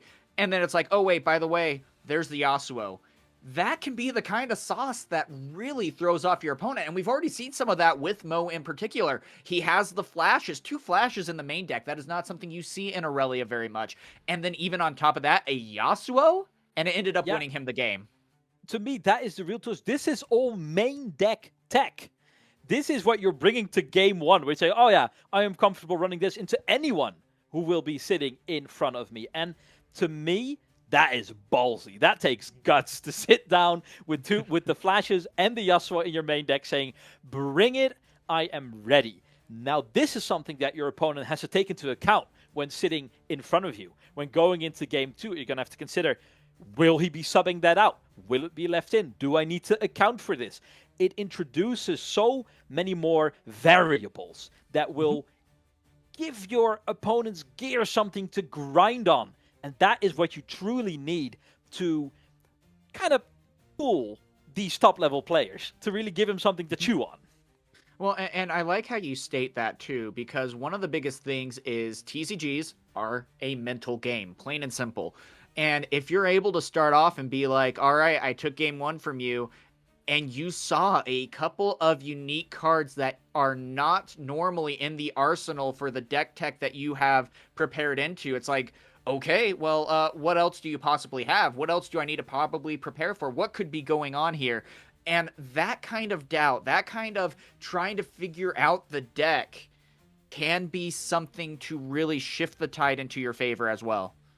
It's a creeping doubt that they'll have to be dealing with in this second game as well. Now, in the first game, we saw Aurelia get off to a very formidable start, but mostly in part due to a lack of action and undertaking from the Draven side. Not so the case this time around. Actually, quite the opposite. Getting these calls bunched up together, blowing onto them, getting them nice and hot as this first skirmish, this first showdown at the Targon's Peak will be going down, as we are seeing currently with a spinning axe being introduced.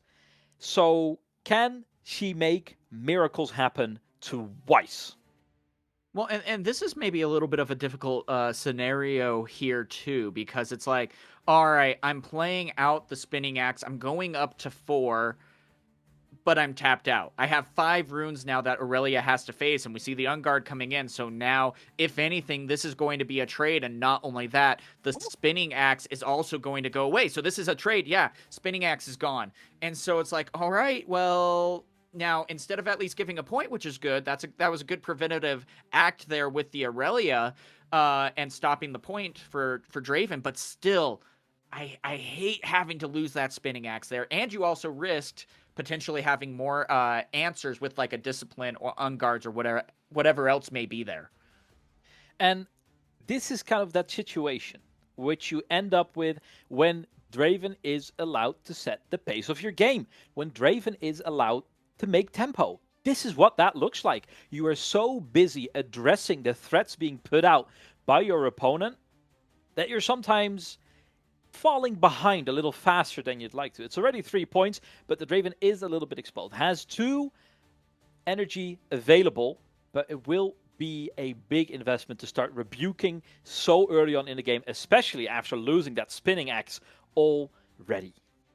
Well, and this is something that I want to take note of too, especially with the Stellacorn moving over to Targon's Peak instead of the battlefield that is going to be utilizing the ganking here. Now we see a Rebuke coming in. That could be a big game changer there, putting the Draven back into hand. We'll see if there's maybe a response here. Might be a hard bargain potentially. Looks like the hard bargain is going to be coming in. But again, if we do actually end up winning the showdown, even with the additional 2 runes paid to stop the hard bargain here, it's like, well, now that we ready up the Aurelia, we might very well just now be pulling back to base instead of potentially getting 2 points here, unless there maybe is another answer, such as a Boots of Swiftness. And to me, it's starting to feel a bit like we're getting this Draven a little flustered now already, getting your herder back into safety as well, getting you that extra draw for later on. You're keeping yourself in the game while addressing these extra threats coming out of the Draven itself, getting more cards invested into losing plays with a hard bargain taken out of the mix.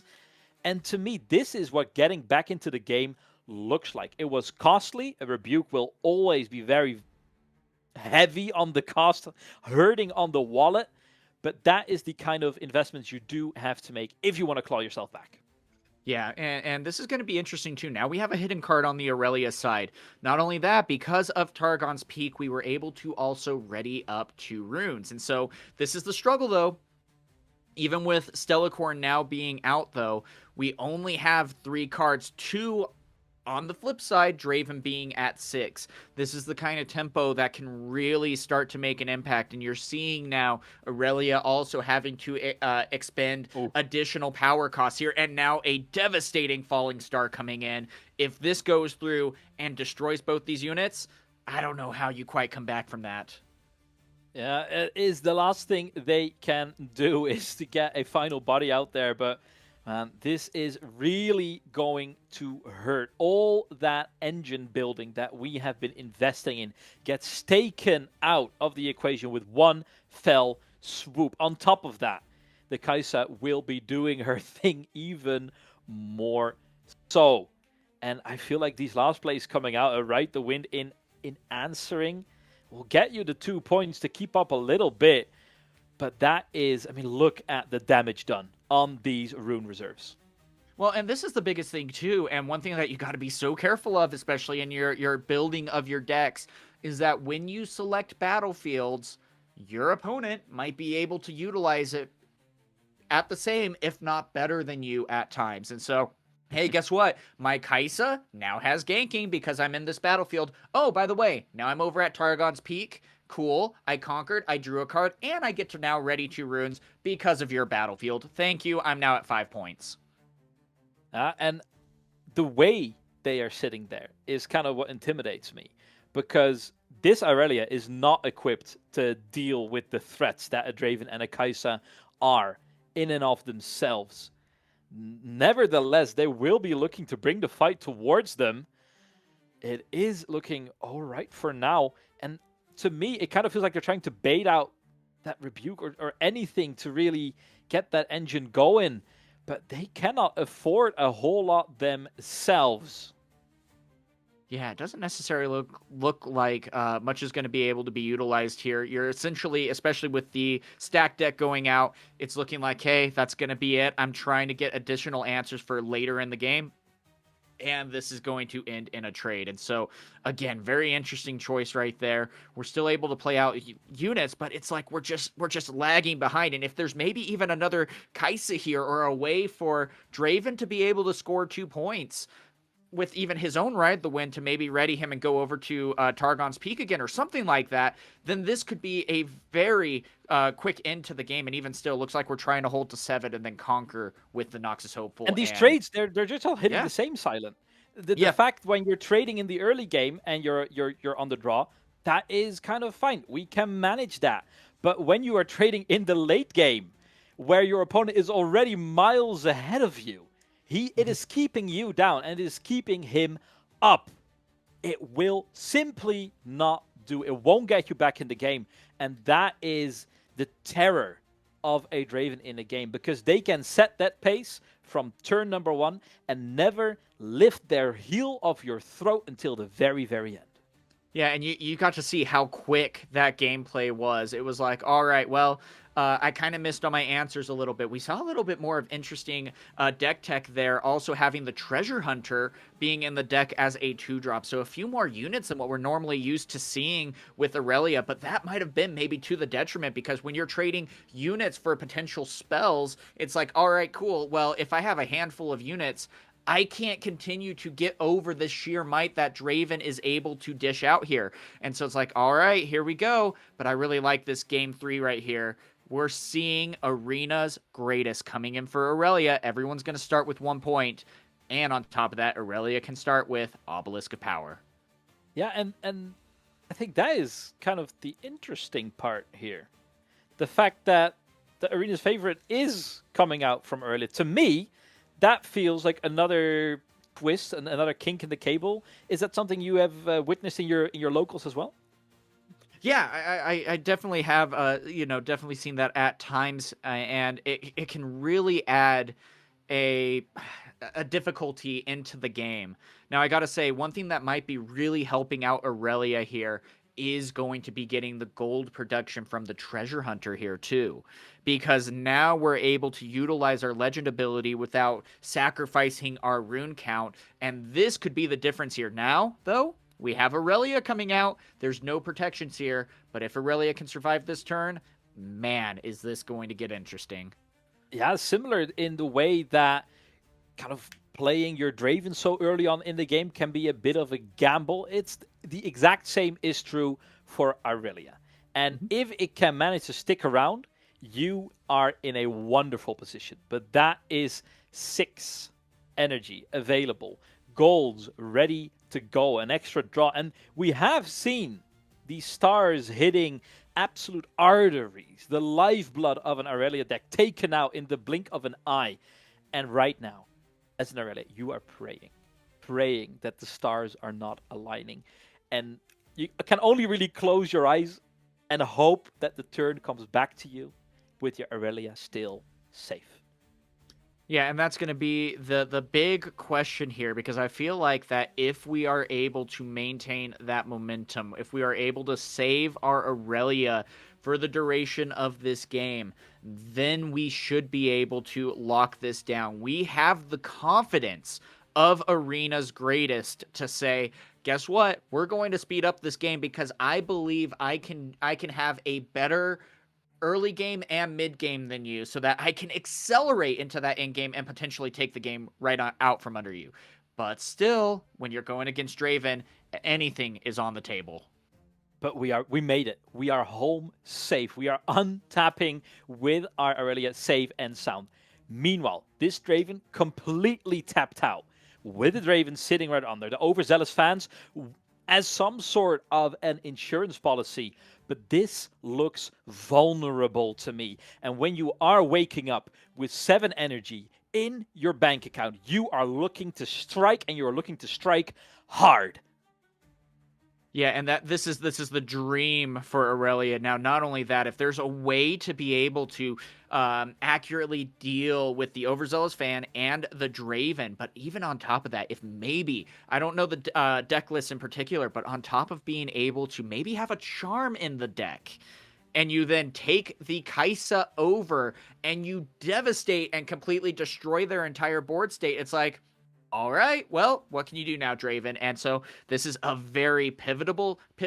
There I go again with that word. Anyway, you know what I mean. I don't know why that's hard. Might be decided in this very turn. If the damage can be done to the point where Draven is so hard to come back from, this might be the opening that we are looking for. Not so fast. We'll be trying to hurt this overzealous fan, send him back to where he came from, make this Draven hurt for his greediness, for his conquering mannerisms. Let's see how that is dealt with in Ionia. 5 energy still to go as they are passing initiative left and right. Can they get this double whammy through?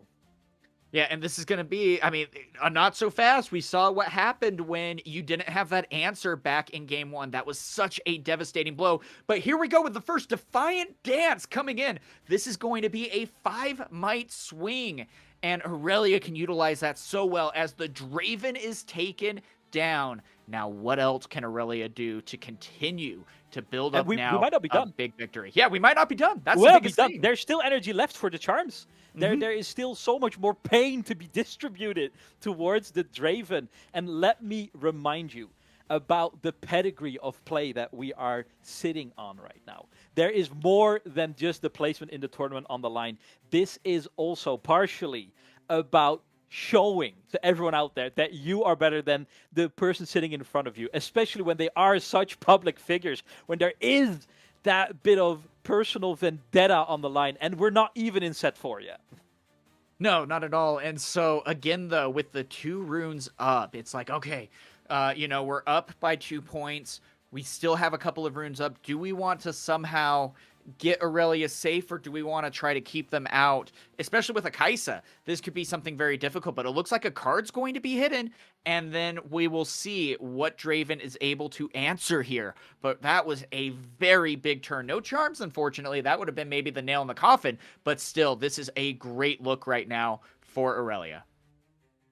However, I am just to make this tight as can be.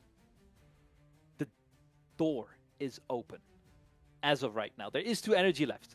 There is a hidden card waiting to entrench this Aurelia a little bit more. And you can tell right now, J-Chan is not taking any chances for the very first plays of this turn.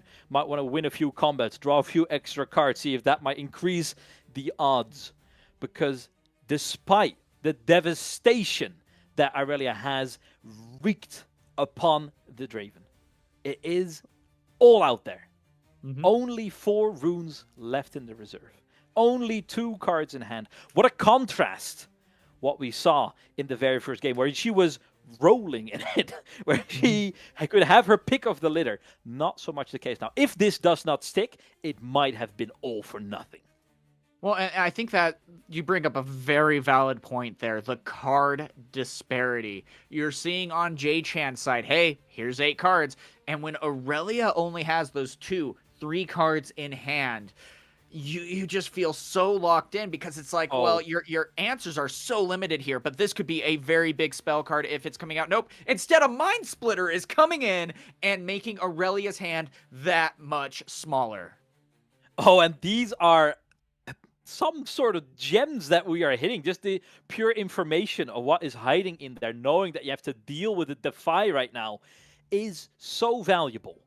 And I mean, this might be the only Yasuo in that deck. I'm going to be really honest here. And as the board is getting more complicated and getting more diverse for J-Chan, the situations where Aurelia comes out on top are starting to thin down. Where are these engine pieces to keep us chugging along? Because the way it's looking right now, we are looking to fall flat right before the finish. But both of these players are going all out every single turn. And oh my gosh, we just had a complete pass. 6 runes up, 2 cards in hand, and that is all. So we have 1 card in hand. We know what 1 is. We know what 1 isn't. And Aurelia still has that hidden card. It's like, all right, well, what then is Draven going to be able to do here? This is such a big opportunity. It is a big opportunity, but by playing the Mind Splitter on the already conquered battlefield, you're also losing out a little bit. That is a unit that is not able to really start fully contesting the Aurelia already sitting on the other side of the board. Meanwhile, you are a little bit behind on those victory points. Keeping up is not enough. You need something extra. You need something spicy. You need it now. And this is getting through to Defy. And it's like, all right, here we go with a falling star. So we need to be able to get now over the 6 might. Otherwise, it is gone. So we are going to at least be able to do a fight or flight. That'll select up to 5. But still, we have to have and hope that our final card in hand that we don't know is going to be that discipline and unguard, something to be able to get up there. But I'm not quite sure that is. Nope. And it looks like, oh, that is devastating right there. And this whole train got derailed. We are screeching to a halt, and it couldn't happen at a more painful moment. Suddenly, this loss of tempo, this loss of cards coming through and leaving your reserve are not as big of a pain. This is such a major relief for the Draven, especially when they get to accelerate the Kai'Sa, keep themselves going. More victory points, more cards put in hand, and at the very end, the curtain seems to be falling. Is there anything left in the tank? Can Aurelia pull herself back? It has to be now. And I think that goes back to the point that we made at the beginning of this match, and sometimes the shortcoming that Aurelia can have. I mean, this match isn't over by any means necessary, but when you are missing out on your card draw engine, when you don't have the Dreaming Tree to assist you where you're otherwise falling short, and you miss the Stellacorn in these games, it's like, oh my gosh, what are we able to do? And it looks like at this point, Mo might be drawing through the deck and saying, there's nothing I can do. It looks like you have this here. Sad to see, but man, that is sometimes just how the deck plays. Coming up short at the very end, a more painful way to lose does not exist. And that is really the other side of the coin in this situation. Because despite all of the investments and all the pressure put upon J-Chan's rune reserve, all the way going down to 3, it usually opens up the door for your opponent to come back swinging. She is untapping with 8 energy ready to go. But because that card draw was never there, never got going in that last game, you can have all the energy in the world. If you don't have anything to spend it on, it might as well be a fart in the wind. Well, and that's the hardest part about that. And again, like what we said, the legend ability that Draven is able to utilize, then with the matching aggression of having acceleratable units such as Kai'Sa that also draws you more card draw. You were able to see in Game 3 that Kai'Sa was able to move into a battlefield, take out the Tide Turner, and draw 2 cards, one for the Legend ability of Draven and one for the Kai'Sa ability. And it's like, all right, well, if Aurelia's missing out on those types of resources, how do you ever keep up with such a powerful deck? That is what it all boils down to in the end, isn't it, Silent? It comes down to the difference in how they get the job done. Both have access to disgusting amounts of card draw, a horrendous amount of information they get out of their deck. The consistency can be very high. However, Draven does it just more consistently. The stars have to align just a little bit for the Aurelia, constantly to keep that engine going. And that is the beautiful thing about draw. Draw will draw you more draw, which keeps the chain going. But a single misfire can unleash your chain, and you're ended up stranded in the middle of nowhere, 2 losses in hand, seeing your opponent run away with it. Absolute devastation. Nah, definitely correct there. And guys, it also looks like with that, we have about 10 minutes left in the match and another game that we are bringing to you right now. Looks like we're going with an Ezreal versus Sivir. And man, is it looking like a banger, especially as we're getting into that mid to late game of this match. I absolutely love Sivir. That's one of my favorite decks to probably play in this current format. Just a lot of versatility there. And also even looks like we're taking a little bit of a risk here with Nocturnes in the Sivir deck. Yeah, and I will say, just from a pure moment observation, that is a very poor Sivir. I'm just going to say it how it is. It can't be poorer. Well, now you can be, but even though that base is looking mighty populated, at what cost? Currently, it cost them everything. Well, and I gotta say this kind of contrary to what you're saying here. This is a comfort zone, especially when I play Sivir a lot of the times and we're in that mid to late game. When I only have 2 runes left up, it's like, oh my gosh, I have so much that I'm still able to do necessarily. Yes, I mean, you would definitely want more, but Sivir is interesting because when you are creating so much gold, you still have a very power-hungry deck as a whole. And so it's like, all right, well, here we go. I have 2 runes left. All right, well, let's see what we're able to do. But that's the scary part, because even with so few, there is so much power this deck can punch. And we were talking about it in the previous match, and it's equally relevant in this one as well. All the energy in the world and only a single card to spend it on. Sabotage taking care of that other one. And that is just the pain of it. When you do not get your draw pieces, when you don't get to chain your plays one after the other, that is where the reliability in these decks comes up short, and the Sivir is capitalizing on that very happening. Well, and then this is going to be the big deciding factor here, I think, too, because we have a shovel up on the Sivir side. And so that alone is going to be allowing us to now conquer this other battlefield. And oh, hey, how's it going? Here's a Rasa. Here is a Rasa, and that is a whole lot of threats to answer with only a single card in hand, with only a single Rasa waiting in base. Yeah, you can pet it on with an extra draw, but will it be enough? It's going to come down to the wire, and all you can do as a Sivir is sweat, pray, look up, and hope that the gods have mercy on you. The reveal is here, and that is all she wrote. And, I mean, that's going to be the hardest part, too. It's like Ezreal, I mean, still has been able to go through the majority of the deck, been able to get some of these answers here. But that's the hard part, is sometimes the sheer power that Sivir is able to dish out, the Rasas, the discard to dig through at or even at a bigger pace than what Ezreal might be able to dish out, is that big moment maker to where we are able to get ahead and ultimately win this match. And that is, I mean, only getting the tail end of that match, it just makes me so curious about what transpired before. And I think before we're gonna head off to break, I'm gonna ask you this: if you play the Sivir and you say you do enjoy that a lot, what is the number one thing that you have to get right when you're playing the Sivir deck? What is that priority that you can't go without, assuming you're not playing that Aurora style?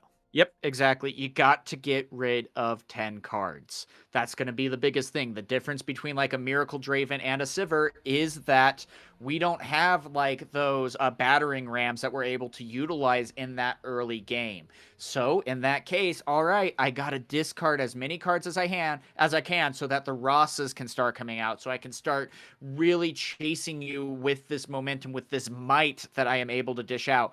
And if you don't get those 10 cards in the discard soon enough, you're just going to be falling short. It is a pivotal point, one might say, as we are slowly heading off into break. Now, I will leave you with one thing.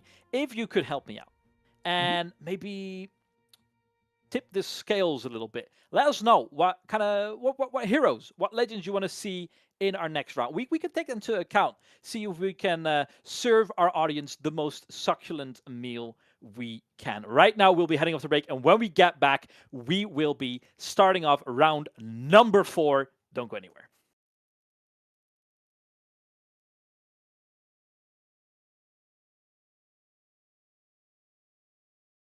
Feel lucky. Do you, punk? Come in. Come fight my Draven.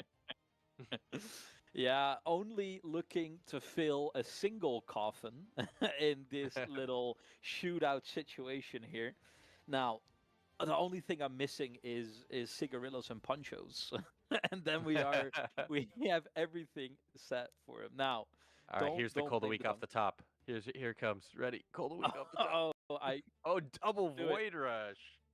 Oh, not too bad at all. And the fact that, even if they do sit in this situation, they get to keep up. And this Draven is a little bit vulnerable now. Under Titan hit again. That's what you love to see, which is going to enable a free deploy of the Noxus Hopeful. Of course, the interaction between Void Rush and the Legion effect of Noxus Hopeful enables you to get that free play of the Noxus Hopeful off when you do see it off the top, and then netting an extra 2 energy thanks to the reveal of the Under Titan. Not a bad swing for our Rek'Sai player here. Unfortunately, seeing the double Void Rush off the top of the leader effect does mean one went back to the bottom of the deck. More than likely will not be seen again. So leaving us with only 1 Void Rush left to find in the next few cards off the top of our deck, as we see a spell that I am not seen resolved too many times that get played here. What does this card read? Oh, there's a bunch of words on it, innit? Yeah. We're getting some buffs into play, and we do know that those can be beneficial if played in the right order. Now, is this really punishing the Draven that is left tapped out, a little vulnerable? And I don't think it is enough. I feel Rally like they the are troops. leaving. There we go. They are leaving a bit out on the field here, and this might be the opening that Draven needs to step in, take a breather, establish his hand, and stabilize the game from here on out. Yeah, and the cool part about that utilization of Rally the Troops to get a couple buffs on the board is that it will enable a free Call to Glory at some point in the future, potentially, which is something that we saw in Game 1, the Call to Glory come out being paid for the old-fashioned way, tapping 3 down, but that card becomes a lot more scary when it can be used while tapped out, like in a situation as we're seeing now. So something that is going to have to be on the mind of our Draven player going forward now that there are some buffs on the board. Of course, Draven not really having much established here, just the Draven chosen champion, while the Rek'Sai player has a boatload of units out. We are going to have to start setting up. Are you going to pull back? Yeah, and that is exactly what they are looking to get done when they do commit to the hitting card being played. It's an extra body, but it's also a bit of a throwaway, and most importantly, gets their Draven into safety, and it gives them a rally point to start launching a future assault. One thing that we have to keep track of also here is just the time that we're utilizing in this here game, as we are down to 24 minutes left in the round clock. Of course, it's only being 3-3. Rek'Sai is still going to have to come away with 2 wins here if they want to take a match win. So gonna have to maintain a decent pace of play, as we are only looking at 4-3 now after the hold. Definitely going to see a Conquer come out and a look at the top 2 from the Rek'Sai ability, no doubt, from this arena's greatest very shortly. But Not sure what our Rek'Sai is really looking for at this point. They do already have the Under Titan in hand, so the Anthem effect battle cry that they put into such effective use in the game 1 is at their disposal now. They just need enough units on board to really get the full weight of it out. But as I say It's that, we're exactly just what going to we see see it happen. deployed now already. And I feel like when you have only the Titan there, right? This feels like a big investment.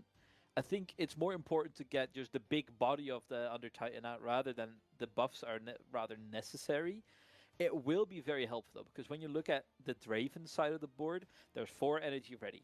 There is some fight or flights. There is some rebuke potential there, or spinning axes. So it is in favor of the Rek'Sai here to maybe drip units in one by one, scout out the battlefield a little bit, get a lay of the land before they commit their entire host to such a dangerous undertaking, even when it is just a single tide turner. And in this situation, do you ever elect to still activate the Rek'Sai unit or a Rek'Sai Legend leader ability should this conquer go through? Only having one energy available to spend, more than likely won't be able to play anything off the top, but is going to go ahead and look anyways. I mean, here's the thing, right? Like, even if you don't take any of it, it thins out your deck and limits the options available to you. You know what is left in your deck, and it makes your deck more predictable to yourself. Seeing more cards is having more information, and the higher you get, the more information you have, the better you can do. Yeah, and it looks like we're just going to see the score up to 5 and then pass back over to Draven, who now has Rengar, Draven, and an overzealous fan set up in base, ready to push in for this assault. Only one energy available for the Rek'Sai. Not very much to be doing with one energy on defense. Of course, Call to Glory, as we mentioned earlier, still a potential threat. But more than likely going to be able to move this overzealous fan in to take out the recruit here, should he elect to do so and just get the easy conquer out of the way. Looks like that's what we're going to do here first. And then from there, we are looking at a total of 6 might over at the arena's greatest. So not a huge total to get over, with the assault from Rengar already putting it at 5. Looks like we have a Falling Star, Rebuke, Stack Deck, Kaisa, and I did not catch the last card there in hand, but a pretty decent hand here for this upcoming attack. Nonetheless, should be able to run over these units at the arena's greatest with relative ease. Coming down to the wires, we are nearing the climax of game number 2. Taking a lot of time to think through their steps. And I will say, despite that the Rek'Sai turns can be rather lengthy, I do feel like they're getting a lot done. Like, it's not like it's wasted time where they're just mulling over their options. It feels like they are always playing something. Like they're always casting something or contesting a battlefield. Now, the first shots have been fired. Yeah, we're seeing 11 might presented after the Draven unit activation. Interesting to see why they chose to utilize that when they were already plenty of might over what they needed to conquer there. Nonetheless, we are going I'm assuming out of precaution for maybe the Call to Glory? Good point. Yep, we did mention the Call to Glory was a potential there with the buff available to play it for free. So playing around the outs that the Rek'Sai might have at their disposal now. Yeah. Always play for worst case situation. I think it's a very good adaptation to have. Yeah, getting now us up to a tied 5-5. We're more than likely going to see a setup turn out of the Draven, just deploying a bunch of units to base, which of course, is a solid strategy, but we are allowing our Rek'Sai player to now come in and score up to 7 on the following turn, putting him within lethal range the following turn. So definitely giving the Draven a lot to think about here with how quickly the Rek'Sai has been able to threaten lethal thanks to the early aggression and the extra point from the arena's greatest. And to me, I feel like you really have to weigh your options of, do I want to get to 7? What kind of benefit does that bring me? Or can I just take the one battlefield and allow my way up through there? Because you're going to have to keep in mind that, I mean, the difference between 7 victory points or just the 6, it's rather minimal. And when you are playing a deck like the Rek'Sai, who wants to play on the attack, you're not great at holding. I feel like it's a very volatile situation to be in, especially against a Draven who is so adept at maximizing the showdown situations where they can fully utilize the Vanguard, where they can fully utilize the spinning actions, and so forth.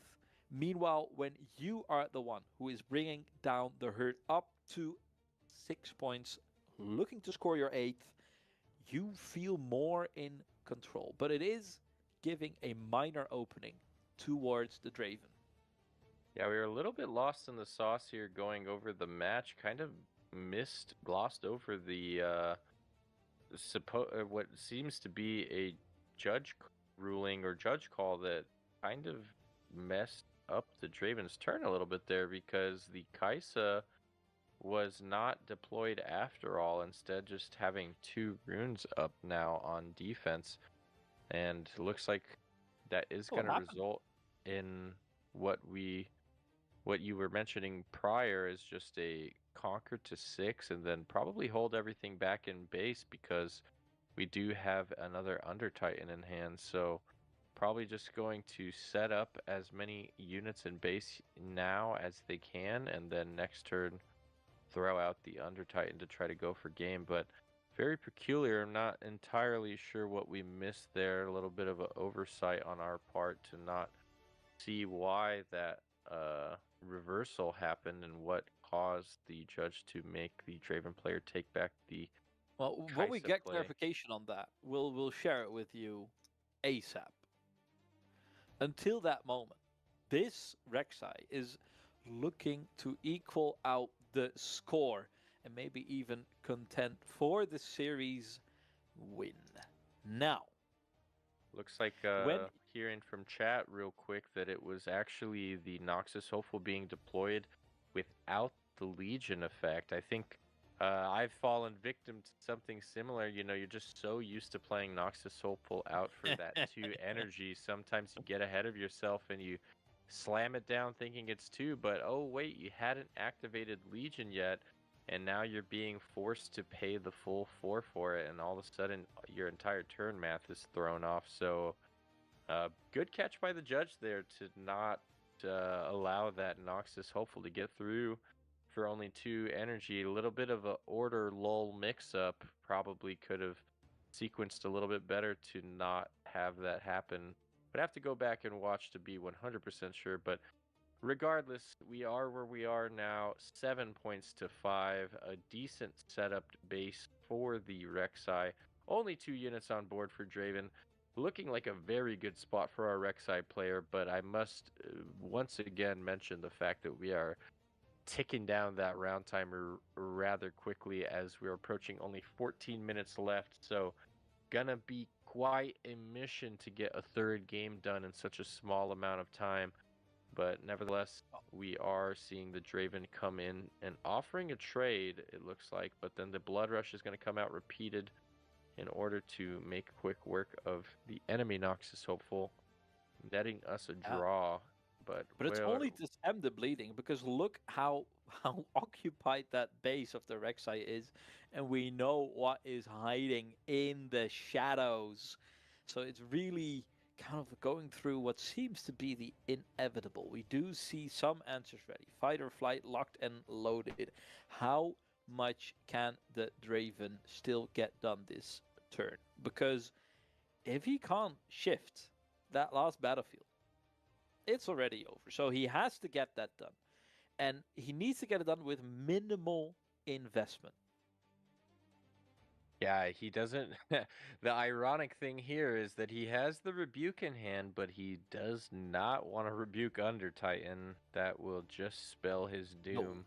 No. And so he's looking probably to just push up his overzealous fan and then fight or flight it back, netting himself a draw and that 7th Little point. does he know. From there, there's not a whole lot left in hand. He's got 7 runes to work with. It's a tall order for this Draven to come back, but gonna want to try to pick up the pace here, because you never know what could happen with the swarminess of this Rek'Sai deck. You could find yourself on the back foot in game 3 and end up losing to he a is not holding a fight or swing. flight.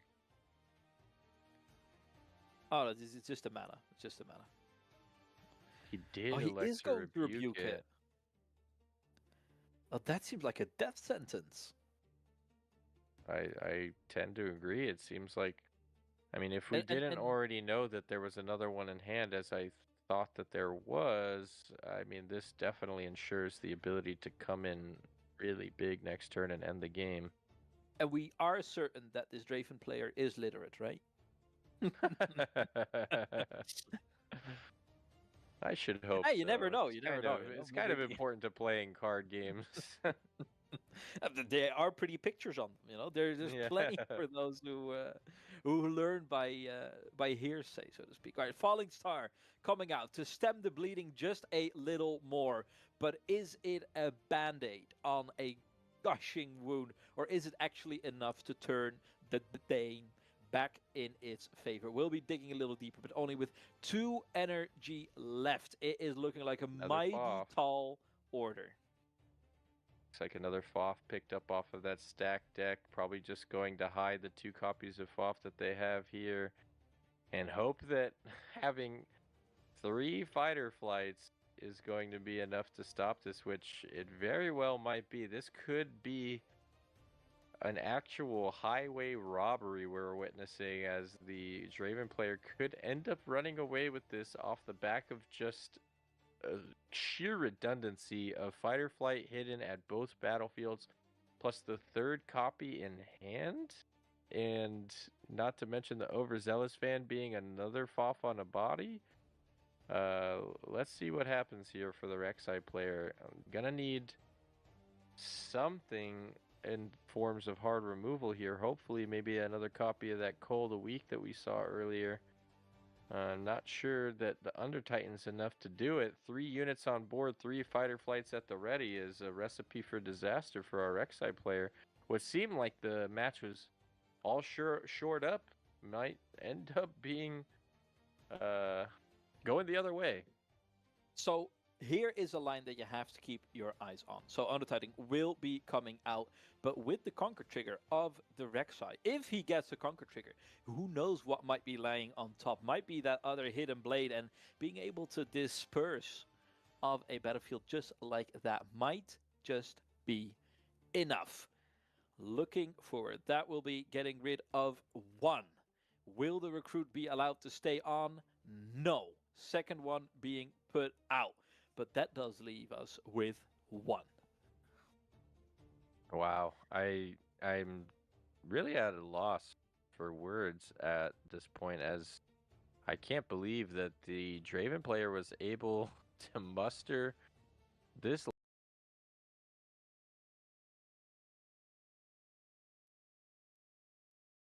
A warm and a hearty welcome back as we are looking to get things started in round number 4. If you're just joining us, let me recap the previous round where Irelia looked very promising at the start, didn't she, Silent? But a heartbreaking loss, mere inches from the finish line. What a story. It definitely was, and especially in the Aurelia Draven matchup, that's probably the toughest matchup for both opponents here, and so I just really loved to see that. Now, one of the biggest pivotal moments, in my opinion, in that case, was when that Aurelia fell in game number 3.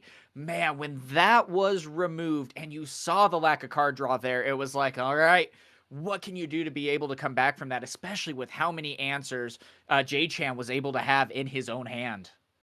And as Aurelia fell, the curtains followed soon after. Now, we were keeping an eye out on the chat, seeing if we could get something spicy on our following match in round number 4. And Silent, I'm going to be honest, I think we're delivering just fine, as in round number 4, we are looking at Demon XGG piloting the Lucian, facing off against Wuam on the Azir. This is a matchup you don't see every day. No, not at all. And this is something that could maybe be a little bit difficult for both competitors to be necessarily prepared for, because again, you don't see that every day. And so it's like, all right, we know the deck techs essentially on what both are able to do. One's very token heavy, one's very explosive in the might. So it's like, all right, well, with that being said, who then can get that momentum to continue to make this a very interesting matchup and ultimately win? And to add an extra little element of depth to this matchup, I've heard from the grapevine that you are quite the Azir connoisseur yourself, and not in a most everyday version either, as far as that is even possible for an Azir, but you put your own little twist on it as well. Now, as we do seem to have a few minutes to kill before we get started, can you enlighten me on your new generation of Azir deck? Now, one thing that I do love to do, especially once we get done with all the tournaments that I'm able to go to, I like to make some fun decks. And so what I did in particular was baited hook Azir, and it's actually surprisingly easy to pull off because you have unsung heroes and a lot of 2-might sand soldiers that when you attach brutalizer or BF sword, you're able to get to 5. Well, then when you use baited hook, you find stuff that is 6 or less in might, and you just devastate your opponent with those board states. And so a lot of fun to be able to get these kinds of interactions, because it's like, oh, here's a harnessed dragon. What can you do about it? Oh, here's an Aurelia even, and I attach brutalizer. Well, I just added, 4 might in that case. What can you do? A lot of fun to be able to have there. Here are my big threats. They're free? Of course they're free. Why wouldn't they be free? Now, let's see what Wuam has cooked up for us as we are getting ready to get into round number 4. Players, take it away. Dazzle us. And this is going to be interesting to see here too, because again, Azir sometimes can have a difficult start if you're missing out on a lot of your equipment here. If you are able to maybe find that 2-drop equipment to get things at least going, or something to at least start to set things up for you to go, then you're off to the races. At the same time, Lucian sometimes can really struggle in those first couple of turns where I have to play out that equipment so the Lucian can come in, or vice versa, and that might be something to really help give that Azir a little bit of an edge up. Let's dive a little deeper onto that. What is that first element as the Azir you're trying to secure? Not in exact cards, but what is the thing? Oh, as an absolutely devastation is transpiring right in front of our eyes. Lucian, as soon as he steps foot out into the base, his face meets the deck. Put some respect on that, Azir. Well, and that was a little bit of a risk and reward there. Here we go, seeing the Kai'Sa immediately now come in and be able to play that. But again, that was the Lucian from the champion zone. And it's like, all right, that is one of the bread and butters of this deck. And I took the risk, and there's another Cold of the Week coming in. This is something you do not want to see as a Lucian player. But right now, the risk that Azir now is utilizing is, okay, I'm taking care of your big units early on. I still haven't necessarily built up my board. Now I finally am getting a unit in, but am I now able to deal with the rest of your answers now that 2 of my main cards that deal with answers are out of the game?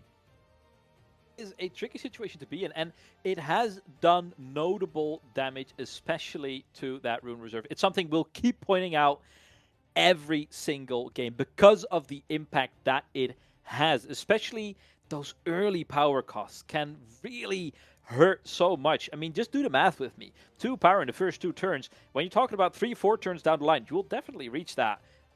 You're missing out on at least 8 energy. And if you have a healthy stack of hands, that can really, really hurt. And despite the early losses that are suffered by our Lucian player, quite devastatingly so, the Rune Reserves are looking healthy. The hand is not looking too shabby. Could be a whole lot better, but it could be worse as well. Well, and that's going to be the biggest point here, too, is that the Azir now has utilized, yes, some really good removal here, but has sacrificed developing the board. Now, at the same time, we're still almost at the same playing field, essentially.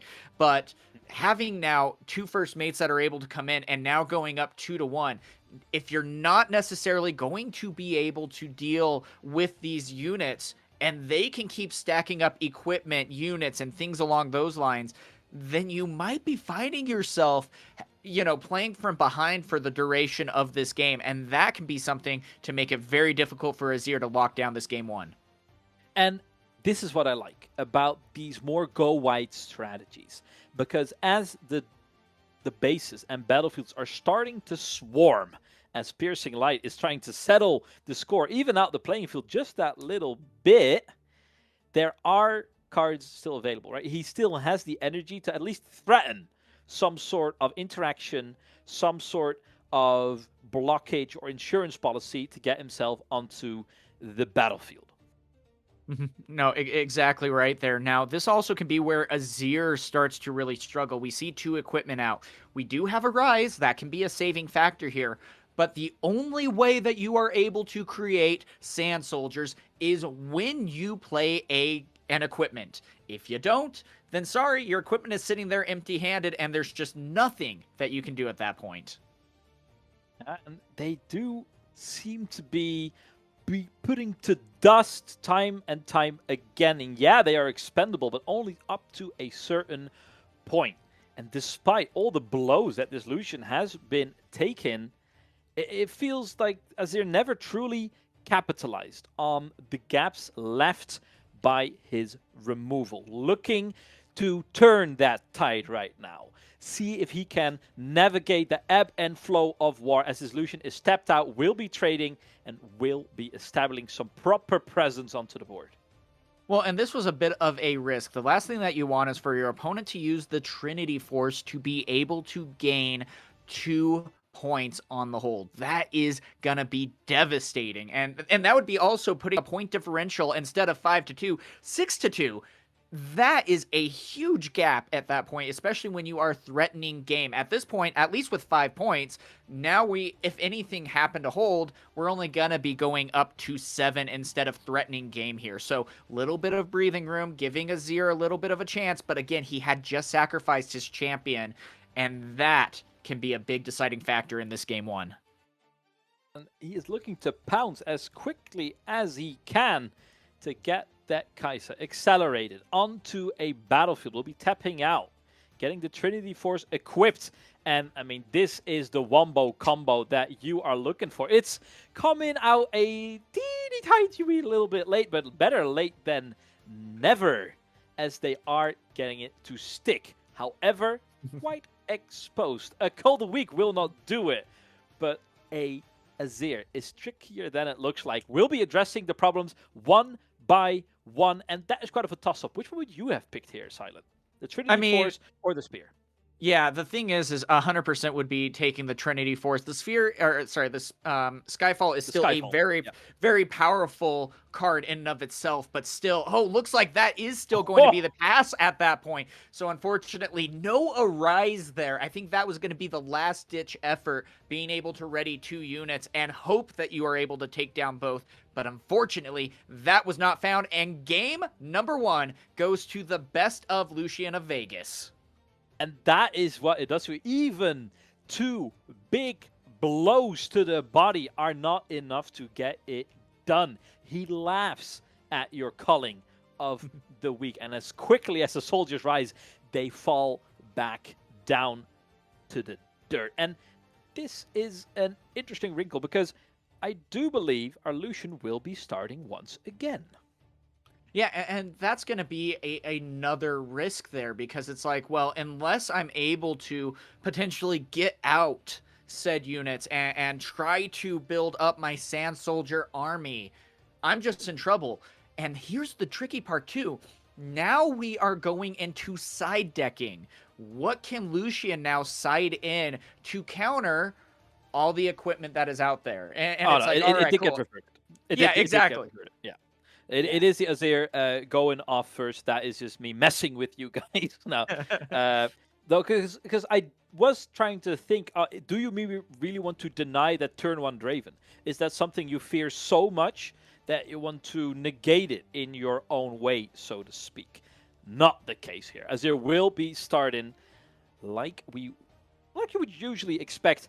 And going into game 2, what are we enhancing in the game plan? Because game 1 was definitely not it. And was that a case of Azir not coming to fruition or Lucian just overpowering? Lucian was able to find the answers. I think one of the biggest things that ended up being that saving grace there to really continue that momentum was top decking that Kai'Sa. We can then accelerate it out. We can get that point. But not only that, most importantly for Lucian is that card draw. You miss that card draw, you miss those answers, and you fall more behind. And so that, I think, was one of the most pivotal points of Game 1. And remind you, these are not easy colors to be drawing in. Every card feels more valuable, right? You're not playing in Chaos. You're not playing in Mind, where you feel like you sneeze and you fart and you'll get rewarded. You get sprinkled and showered with cards as a reward. So you have to be a little bit more mindful. You have to be a little bit more careful. And can that be alleviated when you're not as reliant on cards, but on tokens instead? And that is exactly what Azir is trying to prove right in front of us. Yeah, exactly right there. And we're seeing a really good start here with the Azir. We're able to make additional Sand Soldiers. We are stacking up the Trifarian War Camp. That's going to be adding +1 might. But on the flip side, here we go with the Trinity Force. We can just slide into those DMs, go over to the other battlefield and say, hey, you know what? I can now start threatening potentially getting 2 points every turn. 2 points every turn. Will prefer to play it safe. But the threat is there, and that is something you're going to have to take into account every single time now. No longer, as Salvage will be righting these wrongs, drawing in the process. And we were talking about it, that these colors sometimes struggle to get those card draw engines going. So hitting the Salvage, getting that 2 for nothing is absolutely sublime. You're feasting as Azir right now, keeping up in energy as well. Well, and I like the meditation being added to it. As another Call of the Week comes in, but the meditation is going to be a very big deciding factor because we're already holding down this battlefield here. Now we're able to tap one of our readied units, and for 2, draw an additional card. I need those resources. I need to be able to continue to find these answers, and that Call of the Week on the Lucian is a great answer. And now a Kai'Sa with a Sabotage to say, all right, what did you draw? I get to pick one, and it's out of there. And, ooh, that arrives, and that Cole, that is a difficult choice right there. And this right here is the power that Body brings to the field. Sabotage, I mean, for people who are tuning in now and then, they know I can't shut up about Sabotage. I love this card. For me, it's one of the carrying factors why I'm such a fan of Body in general. The fact that they can bring this to the table. It gives you so much information, and it scales. It scales with your own skill level. The better you are, the more valuable information gets. And Sabotage does it for a single energy and a power. Yeah, well, and that was great timing there, too, especially with the Azir being tapped out. We saw the Defy in hand that was able to shut things down and potentially sabotage the Sabotage. But in this case, also, I want to point out real quick, too, that we saw a Blade of the Ruined King as equipment. Very unique right there as a choice, and I love that as an Azir, kind of sauce tech. And I do like these more uncommon decks being featured because while we are at the precipice of getting into set number 3, getting into Unleashed, all of these decks will be getting a healthy shot of steroids, a new box of toys to play with, and the world is at their feet, and we can really start to see maybe decks that were a little underperforming before sprout out of the ground with reinvigorated energy. Now, to pull us right back into the moment, this Kai'Sa is looking to bring the hurt, dealing with all of these tokens while the Azir is tapped out. Yeah, and I think this is a much-needed play. Not only are you now taking out a very difficult battlefield that when it has multiple units on it, now you are able to also get much-needed card draw. The Kai'Sa is one of the most pivotal cards in this deck. You need to be able to maintain that card draw, and not only that, aggression with an accelerated unit. Wasn't done so this time, but even still, now we see double Kai'Sa, and there isn't a rise in the hand, though. We saw that at the card reveal of the Sabotage. We saw plenty of tools in hand to deal with the situation. However, that redundancy, and we talked about it earlier, the draw gets you more draw. Once that spark has been struck, the flames seem to be undousable. Now, they'll give it a shot regardless, but to me, it is looking a little meager. We need some big returns on the next few cards played, or Lucian might be running away with it. Well, and that's going to be the biggest thing. The one thing I am always so terrified of when going against Orange is when they leave one up. Because you're going to be like, are you going to play a punch first? Will you risk that? Are you going to do that? That +5 might is so difficult to try to get over, and it cannot be defied. It's exactly that, and just the threat of it alone is enough to make your opponent think twice, to dissuade any uncalled for aggression. And that is really where the good players differentiate themselves from the great players, as they will be committing, getting in all of the troops, and even a punch for it might be getting a run for its money. Yeah, I mean, that's a lot of might on the board state. We have 8 on one side, 5 on the other, and it looks like we very well might maybe be saving that, or it might have even been a bluff. But even still, the Kai'Sa being taken out, that is one very powerful and much-needed unit at this point that is now taken care of. Now, at the same time, though, we don't have necessarily anything to be able to gank over, but you have the points to be able to say, you know what, I can continue to stack the Trifarian War Camp till the end of the game, and what can you do about that?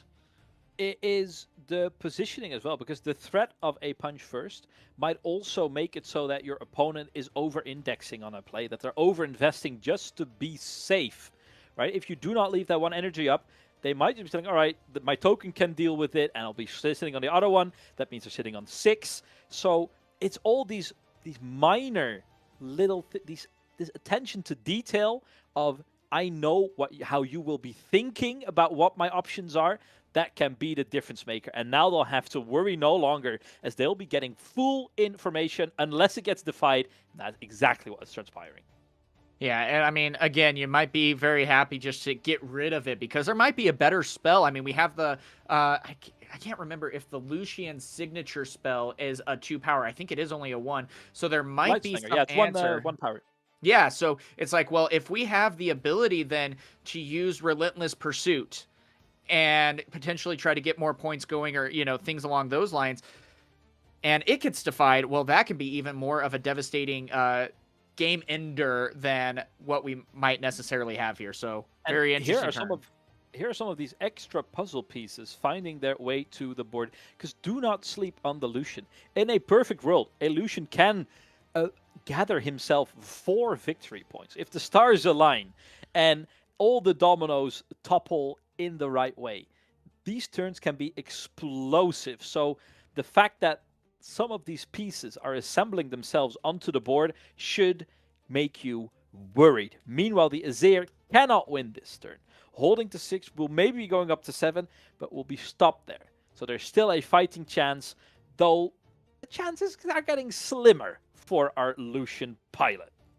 Now, here's the tough part about this, and one thing that we got to be very careful about. That 7 points is now going to be so difficult to try to get over. Now you have to take both battlefields, but it looks like actually we might now be retreating. We're sacrificing one Sand Soldier to try to get to this point, and I don't know, because Lucian can sometimes sneak out a very devastating win, and we now have the rune count to make some magic happen. Yeah, and I will say, we've had devastation before, and it hurts all the more when you least expect it. What can they get done? First of all, they're going to have to address this singular token, this threat of a hold. It's minor, but it is a resource. You have to invest resources that are already spread quite thin. If you overextend right now, you will get punished by the Azir. You have to be very meticulous in how you assign your resources. What is the biggest mistake that we have to avoid in this very situation, Silent? Yeah, and right now it looks like we unfortunately don't have like the Trinity Force with the Skyfall combo piece, unfortunately. But now we have to try to maintain, and this is going to be a step in the right direction with the Piercing Light. We have to try to be able to clear out this field here. The tough part, though, with Piercing Light is we have to target our own unit, because we have to target at a battlefield and then anywhere else. And so Kai'Sa just took some damage there, and unfortunately, we only took out one unit in that case, too. Diminishing returns on the side of our Lucian representative. Found success in Vegas, but might have to prove himself once more in a potential game number 3. Not there just yet. Can he hold on? Azir is looking to strike and strike hard. Has the cards, gets up to 8 energy, and we have seen explosiveness come forth already. And if he can find that last Azir, that might be enough to send him over the top. Look at the base of Lucian. It's pretty barren. There's nothing in there. So if they get stuck on an objective, they might be able to hold that A-OK. We might be off to the races. Right now, it's Silent. Take it away. This is going to be the biggest thing, though, is that there's still 3 runes up. There could be, Punch First. There could be a number of answers. And it looks like we're going to be adding a sword here. And we still have 1 rune up. So there could be a number of answers that could be going here. And this could be the hardest part at this point is, well, now how do we then go about getting to that 8th point? This can be the hardest part of the game. You hate being at 7 because you either have to hold or conquer both. And Lucian is going to make that very difficult for both. But, ooh, an accelerated unit is going to be coming in, and this could be the game. I love having her out because every time that she moves, she also creates 3 units, and that's going to be such a fun ability here. Will be waltzing over any and all who stand in the way. That is all. GG being called. We are moving on to a game number 3. And I'll be real with you, Silent. I was worried for the Azir in that one. That turn of events seemed once again tipping in the favor of Lucian bit by bit, but couldn't get it done in the end. One more game for our Las Vegas All-Star to prove his worth once over. What is the one element that Lucian has to be paying attention to with 2 games in the belt? With all the side decking done, what do we have to take into account here? Well, again, now you know that your Azir deck that you are facing is not just a all equipment and all spell style of deck. So again, there we go again, though. That's the sauce, and we've seen what happens when we play decks with a little bit of sauce. It's like, okay, well, now that you're playing an accelerated unit that creates tokens, cool. What else could you be having here? And so even with that, we have an Obelisk of Power that's coming in, so we could potentially now get a Lucian out in the beginning. That's exactly how we're going to be starting. But again, there's a lot of removal and a lot of answers that Azir can dish out. Oh. Tapping, untapping, tapping a little more. Yes, no, maybe so. What will be coming out? Call the week again. We are 3 for 3. And there is some serious repression happening right now. Yep, and sometimes in TCGs, when it rains, it storms. And in this case, Call of the Week, how many units are going to be walking the game in this match? Gosh, I mean, you got to be so happy to see that. That Lucian is thrown into the deep end. Hey! definitely. There we But go. how can they capitalize? Because we have seen this before. We have seen the Azir get these big call to weeks, and it feels great, yada yada yada. But it put too much pressure on it, and they recovered regardless. In the end, this is only a 1-for-1, and you are investing the power. They are not. So even though it feels funny, haha, it is not the devastation that you might come to expect it. Sabotage, what can it get done, will be defied. But look at this. They're chipping away at these reserves, these power supplies. Oh, and another one comes out all the same. Well, and this is the thing too, and this, yep, that's exactly what I was maybe a little bit worried about, is that while we're also creating a lot of these units with Desert Call, I was worried because we're not seeing any gear played, and it's like, all right, are you just missing out on your gear? And it looks like in this case, yeah. So, all right, cool. If I'm then the Lucian player, I'm looking at, okay, there's 1 card in hand. There's 6 might out on the board between 3 units. I'm okay with that. Now, of course, we still have to worry about the Azir and the Champion Zone. There's a lot of devastating plays that can be utilized with that. Desert Call can allow your Sand Soldiers to go into the Obelisk, and then you play Azir out accelerated and go right into the Kai'Sa. But once you deal with that, it's like, okay, what are you going to be able to do outside of that? To me, there is definitely a case to be made to take out the meditation here. And you are already so short on cards. Cut away the source of any form of getting yourself back in there. Choke out the Azir a little more. I think there's 2 cases to be made. Both are very valid. But when you see someone already so choked up on cards and so tight on the resources, kind of hitting where it hurts already is definitely a line of play you have to consider. But look at this board state. Look at the disparity in wealth between these 2 players, showing that there is a certain amount of pedigree that comes with performing at your very best in Vegas. And here's the big part, though, is we need to be able to now deal with the threats out on the board.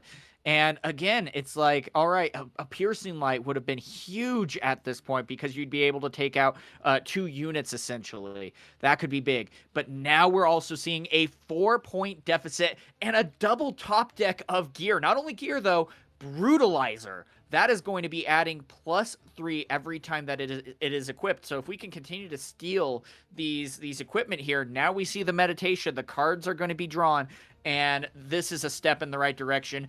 Right now, Lucian is going to need to change this momentum and has to get back into this game as more and more Sand Soldiers continue to come out. Yeah, and the coals are red hot on the side of Azir, the scorching desert sun, keeping them ablaze up to the Lucian right now. He has the Kai'Sa ready to go, but it's not as easy as it looks like. 2 energy up on the side of Azir means that there are tricks hiding out there for you. A single card in hand, surely it cannot be the one answer that you're looking for, but more often than not, it seems to be. So you have to think twice before you are committing. A final misstep might be the last one you make in the Runes and Rift Cash Cup. Well, and this is the hardest part, too. One of the best abilities that you have is, of course, the legend ability of Lucian. You're able to, with each equipment that you have attached, add also +1 assault. So when you're attacking, you have so much more added into your arsenal. So now we see Skyfall coming down. All right, that's great. That's a good step in the right direction.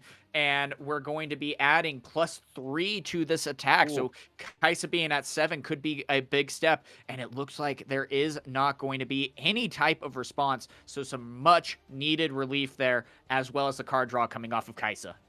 And not only are you winning that showdown, and you are getting more card draws in, as the Piercing Light is looking to kick him down into the dirt once more.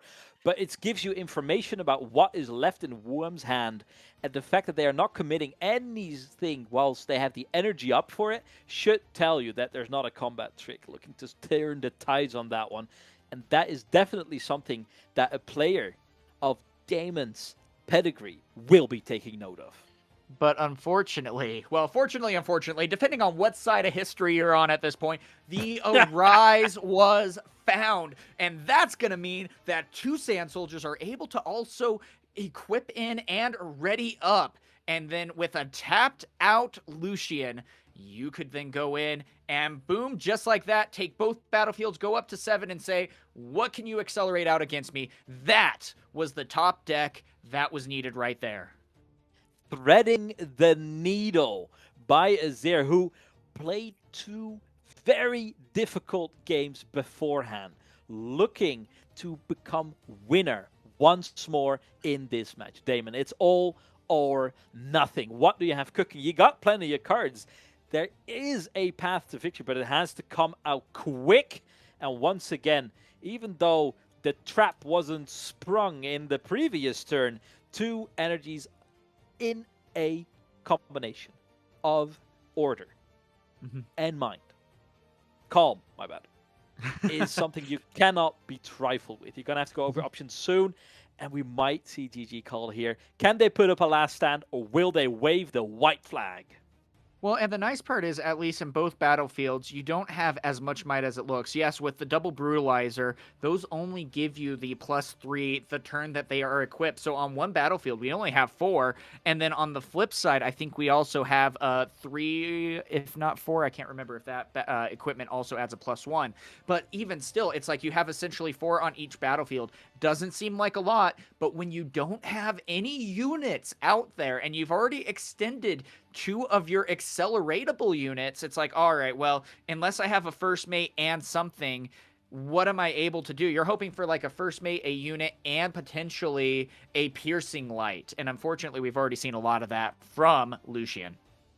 Yeah, and you are just exhausting your options still, mulling over the options left to him. Play will be made. A lane has to be chosen. Commitments made. Can they get it done? It's a tall order, but if anyone can fulfill it, it might be Demon XGG. So we are slowly inching towards the resolution of this series. The Akshan it's a good start, but that is a large investment for medium payoff. We need some major fireworks, and we need it now. And that's going to be the hardest part, too. Now with 3, it's like, well, if we have a first mate or something along those lines, okay, cool. But then what are we going to do about this other battlefield? We are tapped out, and we are going to be going up to 8. That might still just be it. And a Thwomp coming in to say, hey, by the way, you're stunned. Go back to where you came from. I'm going to lock down this game. And that is all she wrote. GG is called. Victorious in Vegas, but it's not enough for the Runes and Rift Cash Cup. Azir, victorious, proving himself worthy of the title Emperor. I will say, this is the exact run-out. I mean, there was some fortune to be had for sure, but this is why you can make such a strong case for attacking card draw spells with Sabotage. This is a miraculous run out, I will say. It was very fortunate, but the fact that the Lucian left the door open for this, he did it to himself. Well, and that's the tough part, because it's like, well, on top of that, every Sand Soldier unit that you make can essentially now use the blade to add a lot of might. But at the same time, if you're not using that to be equipped with, say, Weapon Master or things like that, then you might still be struggling a lot trying to get it utilized properly. And so it can come down to those little bit of choices to make that big difference in the match overall. And sometimes you're just not able to find those answers, and you set yourself back a little bit, and it's so hard to catch up. And it's so hard because at those moments, the pressure is on. You're playing in a major tournament. Your opponents are some of the best among the world.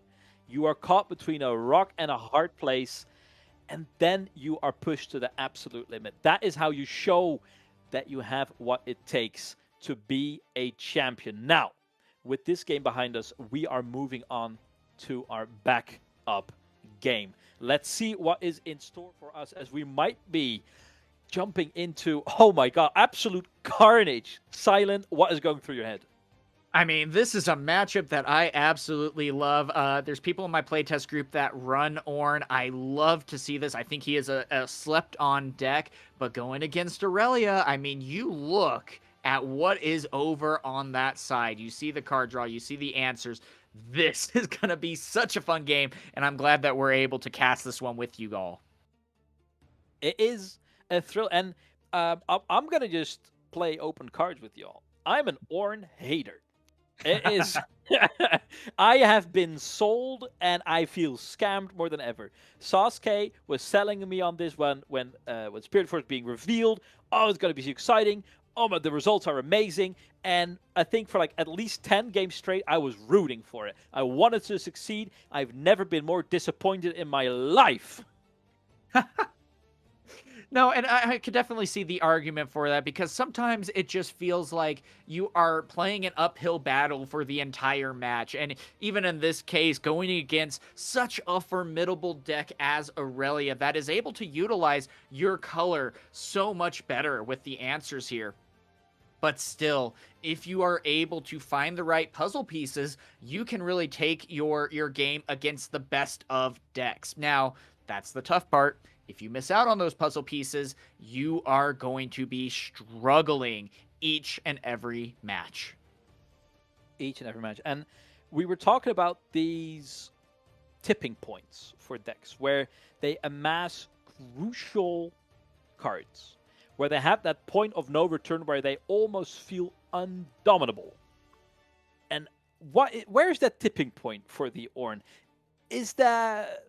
What do you really have to reach here? Because is that tipping point even enough to deal with the mess that I'm seeing right in front of me? Well, that's the scariest part. You see, you're facing the Great Wall of China here, and you're the Huns as Ornn, essentially. And you're like, well, how do I get over this? 7 runes, 50,000 cards in hand. And yes, well, I do have 12 runes and a decent amount of cards in my arsenal.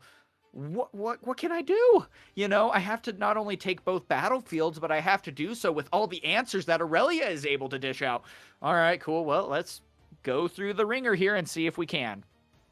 Yeah, I wonder how this knock-knock joke will end as we do hear knocking. And, I mean, not to say whenever Anivia puts up a giant wall, Ornn is definitely capable of breaking that down. No battering rams required, no fury needed. And I will say, I mean, it is being dwarfed currently by Aurelia's hand, but facing off against an Ornn on 10 energy, 6 cards in hand, that is what nightmares are made of.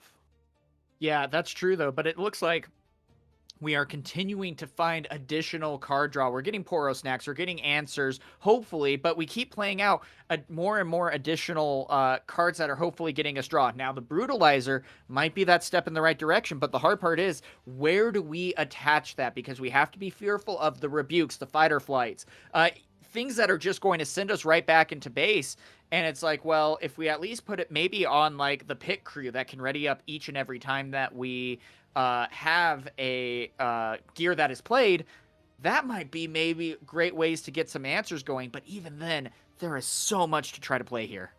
And you have to move quickly, right? Because a single hold will seal this game. And to me, that is kind of where this plan hinges on. You have to chew through so many battlefields with all of the answers in the world ready for an Aurelia. You are facing off against Fighter Flights. You are facing off against Rebukes. And it doesn't matter how much damage that does to the economy when they win the very next turn. It's all or nothing right now. No more missteps can be afforded, and Fighter Flight is the first shot fired. And I mean, that's going to be a big one on the Ornn, because that is a 2 deflect at that point. So you saw 2 runes being put back into the rune deck at that point. But still, when you're pushing back 14 might as well. But a not so fast is going to be coming in, and a Defy following up with that. So Aurelia is still saying, nope, sorry, you're not going to be able to get that through. Yeah, it's going blow for blow, and look at the damage that is being done. Sending back the Ornn, pushing back on the activations, and this is that versatility, that trickiness, that slipperiness that the Aurelia has when they pass that point of no return. Usually required, it's uncertain where it exactly is, but it's definitely below 12 cards. You've passed it when you have 12 cards in hand.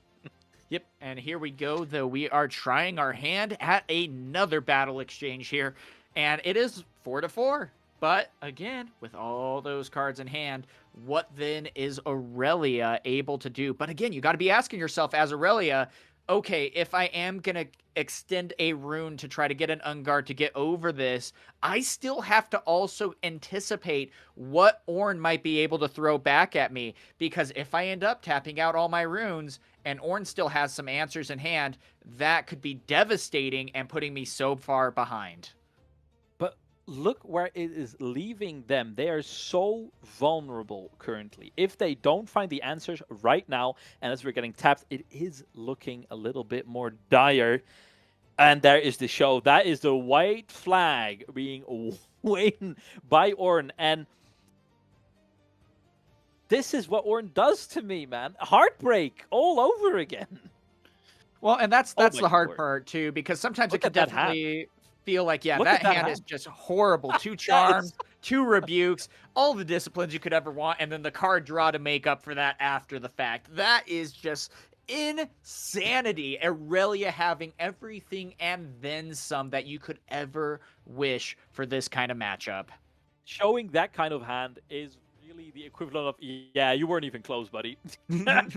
Nice try. Good luck in that loser's bracket, as they will be advancing further, leaving Ornn in the dust. And we have to be getting close to the end of the 4th round. Let me get a double check on that, see if we can get a follow-up. Are there any matches still left waiting for us, or is this all she wrote for round number 4? And as we are we waiting for that, let's debrief a little bit from what we have seen in this round number 4. And mainly, I want to bring it back to that Lucian Azir matchup, right? Because that is what we have seen the most of. Let me get this straight. Why did this Azir manage to get out on top time and time again? Because it felt like he was conjuring wins out of nowhere. Yeah, well, and you bring up a good question there, and I think what the biggest thing is, we did take a risk on the Call of the Week, but we were taking out such vital pieces. But not only that, we saw what Lucian was able to do in that game 1 when the puzzle pieces fell into place, even after enduring double Call of the Week in that game 1, still coming back and being able to win. The hardest part is, though, you need those puzzle pieces to be able to continue to do that time and time again. And that's where I feel like Lucian can sometimes fall short. And let's just put it all out there, right? There is no shame in going down in the Runes and Rifts Cash Cup. The people playing here, this is not your average Nexus night.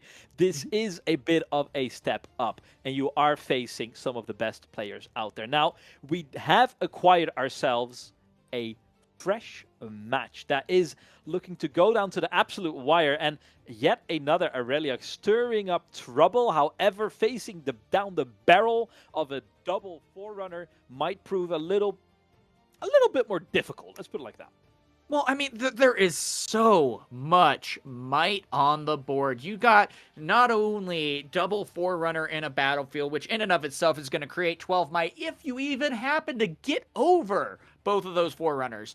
Not only that, though, it's like, oh, hey, by the way, here's a Darius. Oh, and a Mind Splitter. Let's just add another potential, 17 might in the base that you also have to answer. This is also the sheer power that mid-range Draven is able to bring, that while you are maybe sacrificing some of the card draw and explosiveness from not playing Miracle, you are able to have the consistency and then the might able to be dished out here, especially as a Thunder Song is going to be coming in and saying, hey, no more cards for the rest of the turn.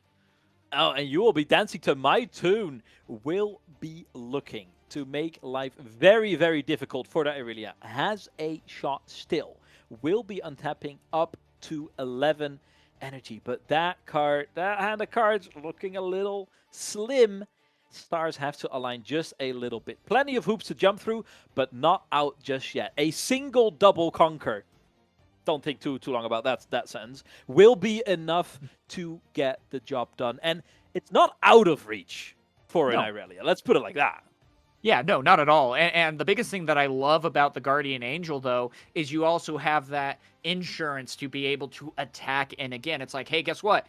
I could attack in to a Mind Splitter Darius battlefield and take out one of those, essentially, move back, and then immediately be able to attack right back in to get the battlefield. But the hard part is when you have so much on both battlefields, that's where the real challenge lies, and we'll see what Aurelia is able to do with now only 3 cards in hand. 3 cards in hand. Not a lot of options left. Not a lot of combinations that will show her to success. But the cards are all on the table for our Draven. It's all or nothing right now. No energy at all. A single hidden card might prove troublesome, especially when you're sitting on 3 cards. They have to get started now. And it starts with a single conquer, and it might be on the temple. Well, and here's the safe part, at least. Draven is tapped out. He has no runes to be able to answer. Yes, it really sucks that he has, I mean, gosh, holy crap, 17 might on one battlefield with a the analysis card. Catching up to you.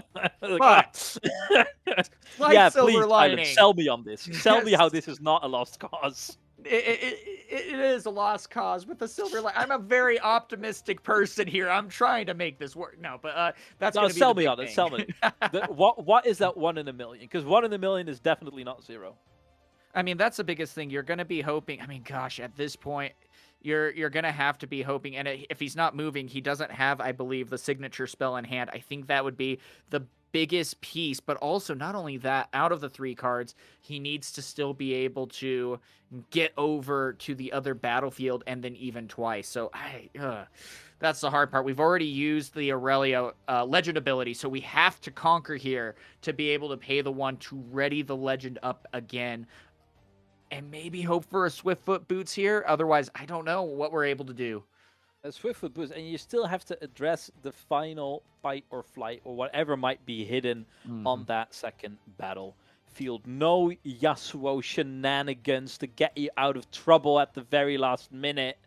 We'll have to do it the old-fashioned way with sheer force of will and strength of mind. Not only body, but endurance on all sides required. We are going through what could be the final death throes of this match. And yeah, that is all she wrote. The odds too high, stacked too far to get it done, and Draven will be snatching up yet another win. Well, and that's going to be the hardest part too. You were able to see not only all the might that was able to be built up, but also having a Mind Splitter out onto the field. You're able to get, again, we talked about this earlier, that hand knowledge that is able to be such a big piece. But then not only that, you're able to say, I see your whole hand. By the way, I don't like that card. It's gone. And so it's like that kind of stuff can really take out a lot of the answers and momentum. But here we go into a double obelisk in this game. Everyone is going to be starting with 2 additional runes, and that can be an absolutely explosive game that we are about to see. And just to kind of put that in perspective, how does that really enhance the feel of the game? Because to me, I feel like that would actually kind of favor the Draven in this position, would it not? With its aggressive card draw to really spend all that extra energy that you are accruing for yourself.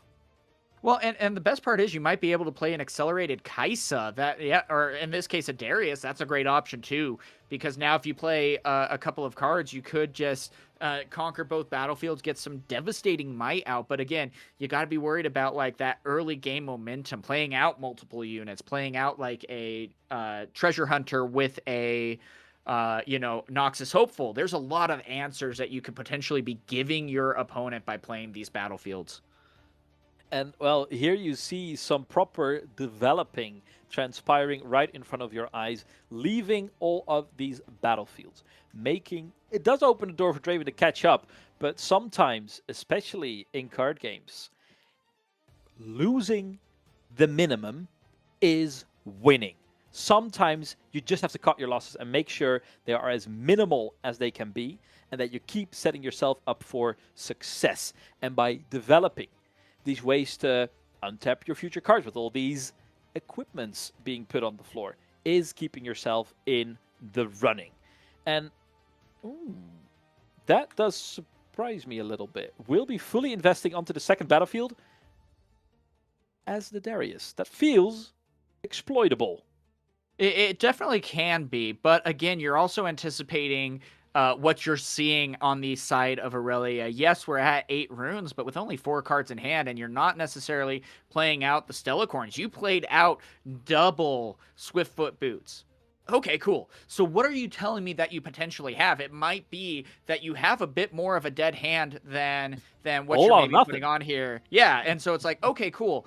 Well, let me then have you try to expend a bit more of your answers here with a hidden card, with, 9 might on the board, and see what you are able to do. I do think, though, this is very risky for a Draven player, especially with the sheer might that Aurelia is able to build, but we'll see. We will see indeed. And now you have some real gas to be cooking with as well. When the Aurelia hits the board, you have some protection for her already ready to go. And if you do want to deal with it, it's definitely going to cost you that deflect cost for certain. Now, this Draven has not really been winning the combats yet. And that might change right now, but he will have to chew through an 11 might Aurelia. And then a switcheroo might just do that if allowed to resolve. Do not forget 3 energy up for Aurelia. Can she get the job done? But again, with those lack of cards in hand, with this being a 2-power, the only thing that will necessarily be able to do that is going to be a not so fast here. But it looks like instead we're going to be going with a Ride the Wind to at least allow the Aurelia to live to fight another day. So at least able to get that cop out there. But still, that switcheroo is devastating. And a lot of times you don't necessarily hide it. But against Aurelia, that can really catch her off guard. Yeah, and most importantly, it's a combat 1. That is an emergency handbrake being pulled by Aurelia to get out with her own life. Definitely worth the investment, but that was not the outcome you were looking for, because you are allowing this Draven to untap with an army in their hands. Energy to back it up, cards to reinforce it with. That is a frightening prospect. Well, and on top of that, anytime, and what Aurelia is able to do so well is, I'm going to get 2 points, I'm going to back up to base, and say, all right, what are you able to do? But that's the hard part, because when you're allowing Draven to then take both battlefields and say, oh, by the way, this is what I'm able to do, here's answers with this hidden card, this answer, what can now you do? And it's like, oh gosh, yeah, you're right, sorry, I'm falling a little bit behind. That's the risk here, and so we'll see. We're sacrificing maybe a Draven here, but again, if we're able to get those answers needed, it's going to be very difficult. The position that they are setting themselves up for is a tricky one to dig yourself out of. Yes, they have a fighting shot still with the Aurelia in play, but the cracks are starting to show. With no card draw in hand, with no card draw engines on the board, it's tricky to get this show on the road. And if it doesn't change soon, Draven will run away with it. Mm-hmm. Well, and that's going to be the big thing. This is going to be a big move. Is there going to be ways to be able to deal with this? Do I have the ability to risk maybe, a charm at this point to try to mitigate the sheer might that Draven is building out here? But the biggest thing first is I have to win this battle. And it's like, hey, by the way, Draven's saying, nope, I'm getting out of here. And you might be able to get a point, but so am I on this other battlefield. If you go left, I'll go right. If you go high, I'll go low. Trying to give as little as they can away. But that might not be enough. They have to find something that can truly make the difference for them. Because the Darius and the Noxus Hopeful are so threatening from the side of their base. However, if Draven doesn't find a way to get some distance in between them, he might be the one under threat in the upcoming turn. Yeah, exactly right there. And so that's the thing. You want to be able to deal with the units on board because, again, the hardest part is Draven can continue to dish out aggression after aggression after aggression. And so it looks like the fight or flight at this point in the adjacent showdown now is not going to go through. The fight or flight is going to push that Draven back, stopping him from scoring a point. So maybe a small victory there. But again, you're watching as now a charm's coming in. Thank you. That's what we needed to see. Again, trying to get those answers. But now Draven has 4 runes up. Oy, oy, oy, oy, oy. Rebuke will settle this matter once and for all. Unless there is a final ace hidden up the sleeve. But not a lot that can be done about that. And you're feeling the pressure coming through. And on the skin of their teeth, they will be making their way out. And they needed it dearly because that was looking mighty dicey, Silent. No, it definitely was. But again, you're sacrificing that advantage in cost of paying now a deflect. So you sacrificed 3 power there. But at the same time, now again, you're able to build this. Aurelia is completely tapped out. You could potentially score on with sacrificing your Noxus Hopeful, pulling Darius back. Having Draven and Darius in your arsenal is just absolutely scary to have to deal with. And not only that, now a stack deck. And this is the important aspect that you have to take into account. The fact that the pressure is alleviated from the Draven. It is hard to combat what is already out on the field, and the fact that they are no longer behind in victory points means that they even can afford themselves a single turn of breathing room, of restabilizing their battlefields and making sure that they can come out of the gate swinging. Meanwhile, the Aurelia, she is strapped for resources, struggling to really support what is kind of like a mishmash of ingredients out onto the board, not really ready to become a full chef's meal just yet. Well, and that's going to be the hardest part too, because Stellacorn is out. And that's going to get you some card draw, but is it almost too little too late at this point? You don't want to get that when your opponent is at 6 points and holding both battlefields and saying, I possibly have game here. And it's like, all right, well, now here's another overzealous fan, which I can also bounce something back at that point. It's like, oh my gosh. And then on top of that, we got rid of the Aurelia. I only have 8 runes as the Aurelia player. I can't sacrifice 5 to try to get my Aurelia back out and then try to deal with both these battlefields. So a very well-timed rebuke there. Time to enroll anyone able-bodied has to be conscripted for a final stand against Noxus. Noxus Hopeful will be dealt with swiftly as the card draw is trickling in. 8 energy still ready to go. This will bring them up to that 5 victory points. Do they have what they need? Because they don't have to push it right now. They can choose to take a step back and entrench themselves, play a bit more defensive, because you are very, very exposed if you exert yourself that little bit further. Spread yourself out too thin. Draven is renowned for dealing with that efficiently, despite being on 6 energy when he gets to untap. Now, I do think, though, at the same time, the lucky thing is that Draven only has 1 rune up. When you have 2, there is 50,000 answers that they could potentially dish out here. And it's like, okay, well, in this case, there's only 1. I love seeing Emperor's Divide at this point. That's going to allow another card draw coming in. And for the Stellacorn Herder to be readied up, drawing potentially another answer, because that does count as a move.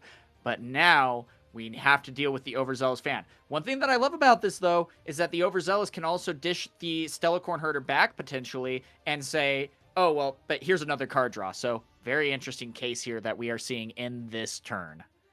Yeah, and to me, it is really about delegating the remainder of your resources right now.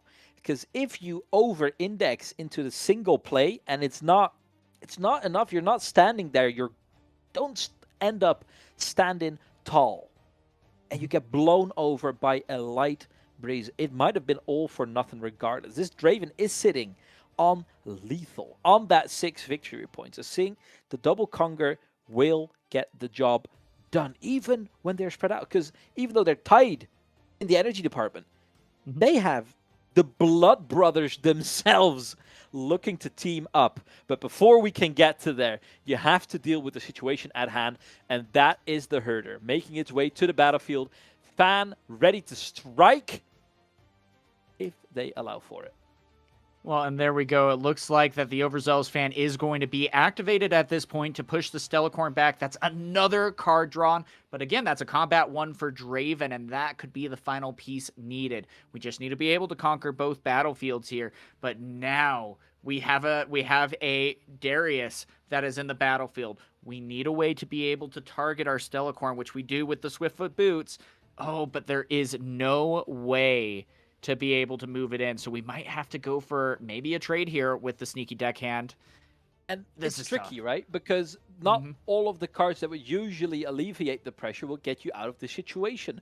A fight or flight will not get the job done, right? You need permanent solutions to this problem. A band-aid will not save you from the amputation that is laying in wait. And a hefty investment is exactly the sort of thing that we are yearning for right now. Can they keep themselves in the game? This play might decide it all. Now, and here we go with an Aurelia that is going to be coming in at this point. Oh, but looks like maybe a pullback there in that case, because, yeah, it's like you got to be able to try to take out this Darius by any means necessary. And that's going to be the shortcoming here. It's like, okay, what can we do? So we are going to be attaching the Swiftfoot Boots with the 1 rune that we saw recycled there. That's going to be putting us at 4. We have 6 cards in hand. What can we now do? Not only to take over this battlefield with Darius, but then be ready for the onslaught that this powerful Darius or Draven deck is able to dish out. And you see how a little oversight, like noticing that your legend is not ready to untap your Aurelia, can shift the entire flow of battle. Has to get it done on another way. Opponent luckily gracious enough to let him correct that minor oversight. That is the sort of sportsmanship that we do like to see here over at the Runes and Rift tournaments. But it's not a given, especially when there's money on the line. So shout out for sportsmanship in this series. And it will deal with the Draven. But that is not looking like a comfortable hold when you're looking me dead in the eyes and ask me, what does that look like? And that's going to be the hardest part, too. Now, you have 6 points now. The Aurelia was able to climb back out of this hole a little bit. The biggest thing, though, is now Aurelia can start applying the pressure here. We don't necessarily have a lot of ways to incorporate, the acceleration of like a Kaisa and still be able to take over potentially the obelisk here. And so it's like, all right, well, if I end up giving the Aurelia 1 more turn, this match is over. They're holding on for dear life, giving up the 1 battlefield to stop them on the other. Anything they can to stop Draven from getting to that alleviating 8 victory points. A single Draven waiting in the base. 6 cards to back it up, an equal amount of energy to get the job done.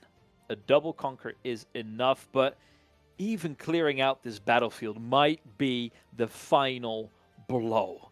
And look at that, with only a single Chaos rune available, Rebuke will not be available to them. Yeah, and that's going to be a big deciding factor. So we're going to be activating the Draven ability to go up to 6. We might also have a Blade coming in. Nope, instead a Fight or Flight at this point to target the Stellacorn. But that's going to be defied. And then a hard bargain, and there's not going to be enough runes to be able to pay for that.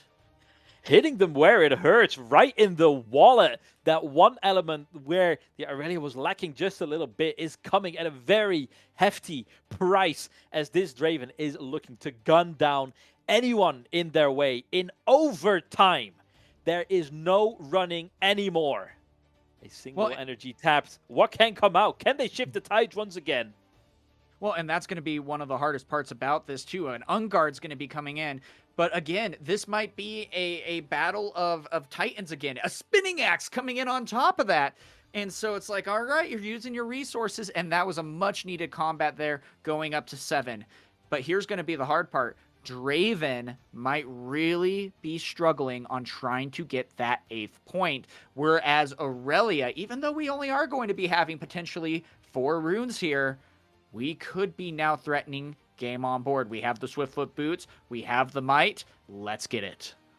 And here's the thing. These it's not enough. It is really not enough. Now, only double move is enough. That is 1. Can they find 1 more? Here it comes. It is Aurelia getting the job done, pulling it over the line at the very end, and showing that Band-Aid solutions are not enough in the long run. Charming her way to victory, blowing past the Draven into the next round. It had to be done in overtime, but done it was. Well, and that's going to be the biggest thing there.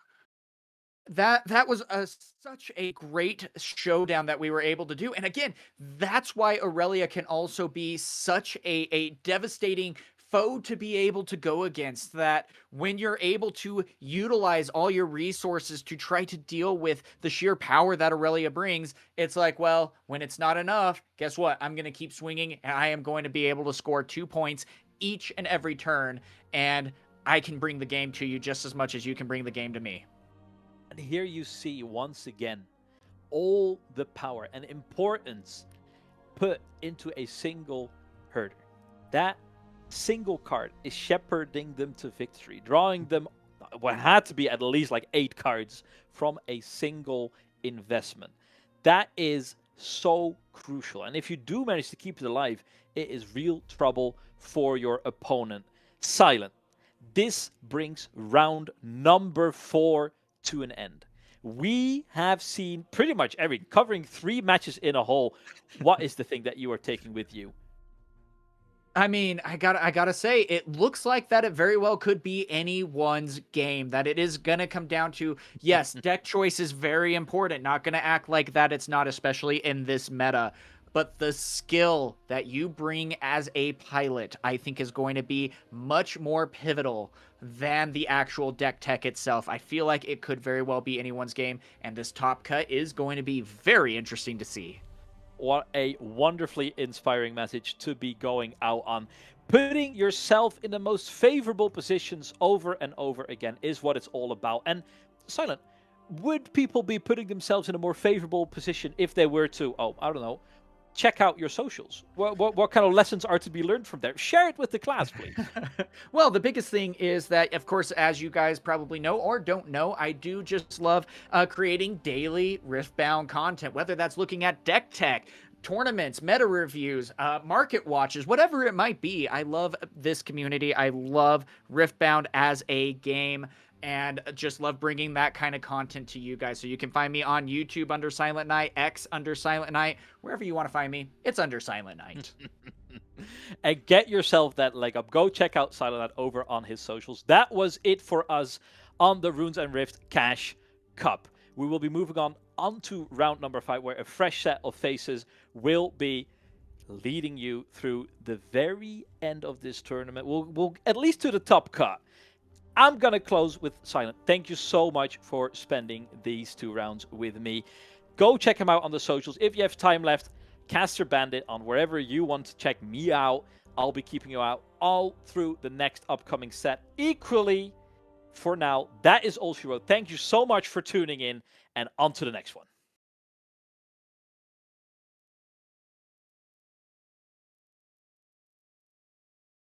Of today's day 1 Swiss bracket. And Leroy, pray with me. Can we not get a Draven for once? Okay. I mean, it's not Draven. It might be Draven Aurelia, which you've seen 100 times, but okay, for now, I'll take it. I'll take it. A nice little Aurelia. I'm always a fan of seeing some nice little dancing around the board. Aurelia versus a Sivir. Okay, this is a different matchup that we haven't seen. If this is an undefeated Sivir versus an undefeated Aurelia, we are in for some high-level competition, which I'm always excited to see, of course. Yeah, and the question is it Miracle or Sivir? I mean, it could also be mid-range, but I really don't think it is.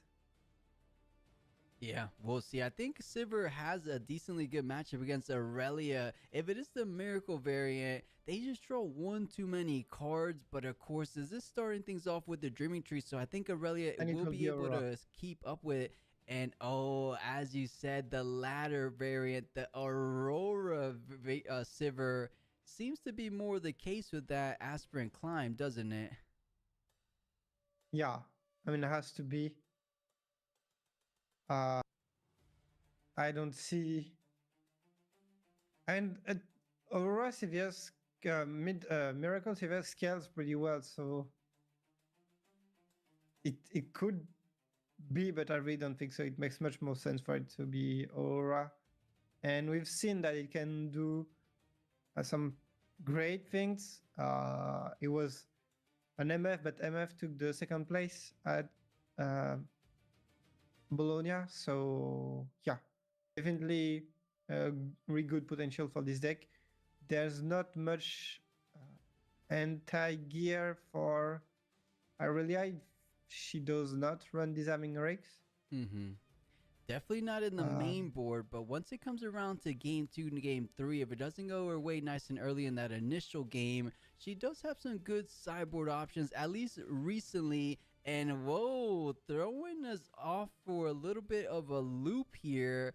It was an Aspirant Climb, but I'm seeing call shots. I'm seeing scrap heaps. They want to go late game just because they feel like they have more of an advantage late game. That is an interesting strategy. Obviously, it's been working quite well for them this game.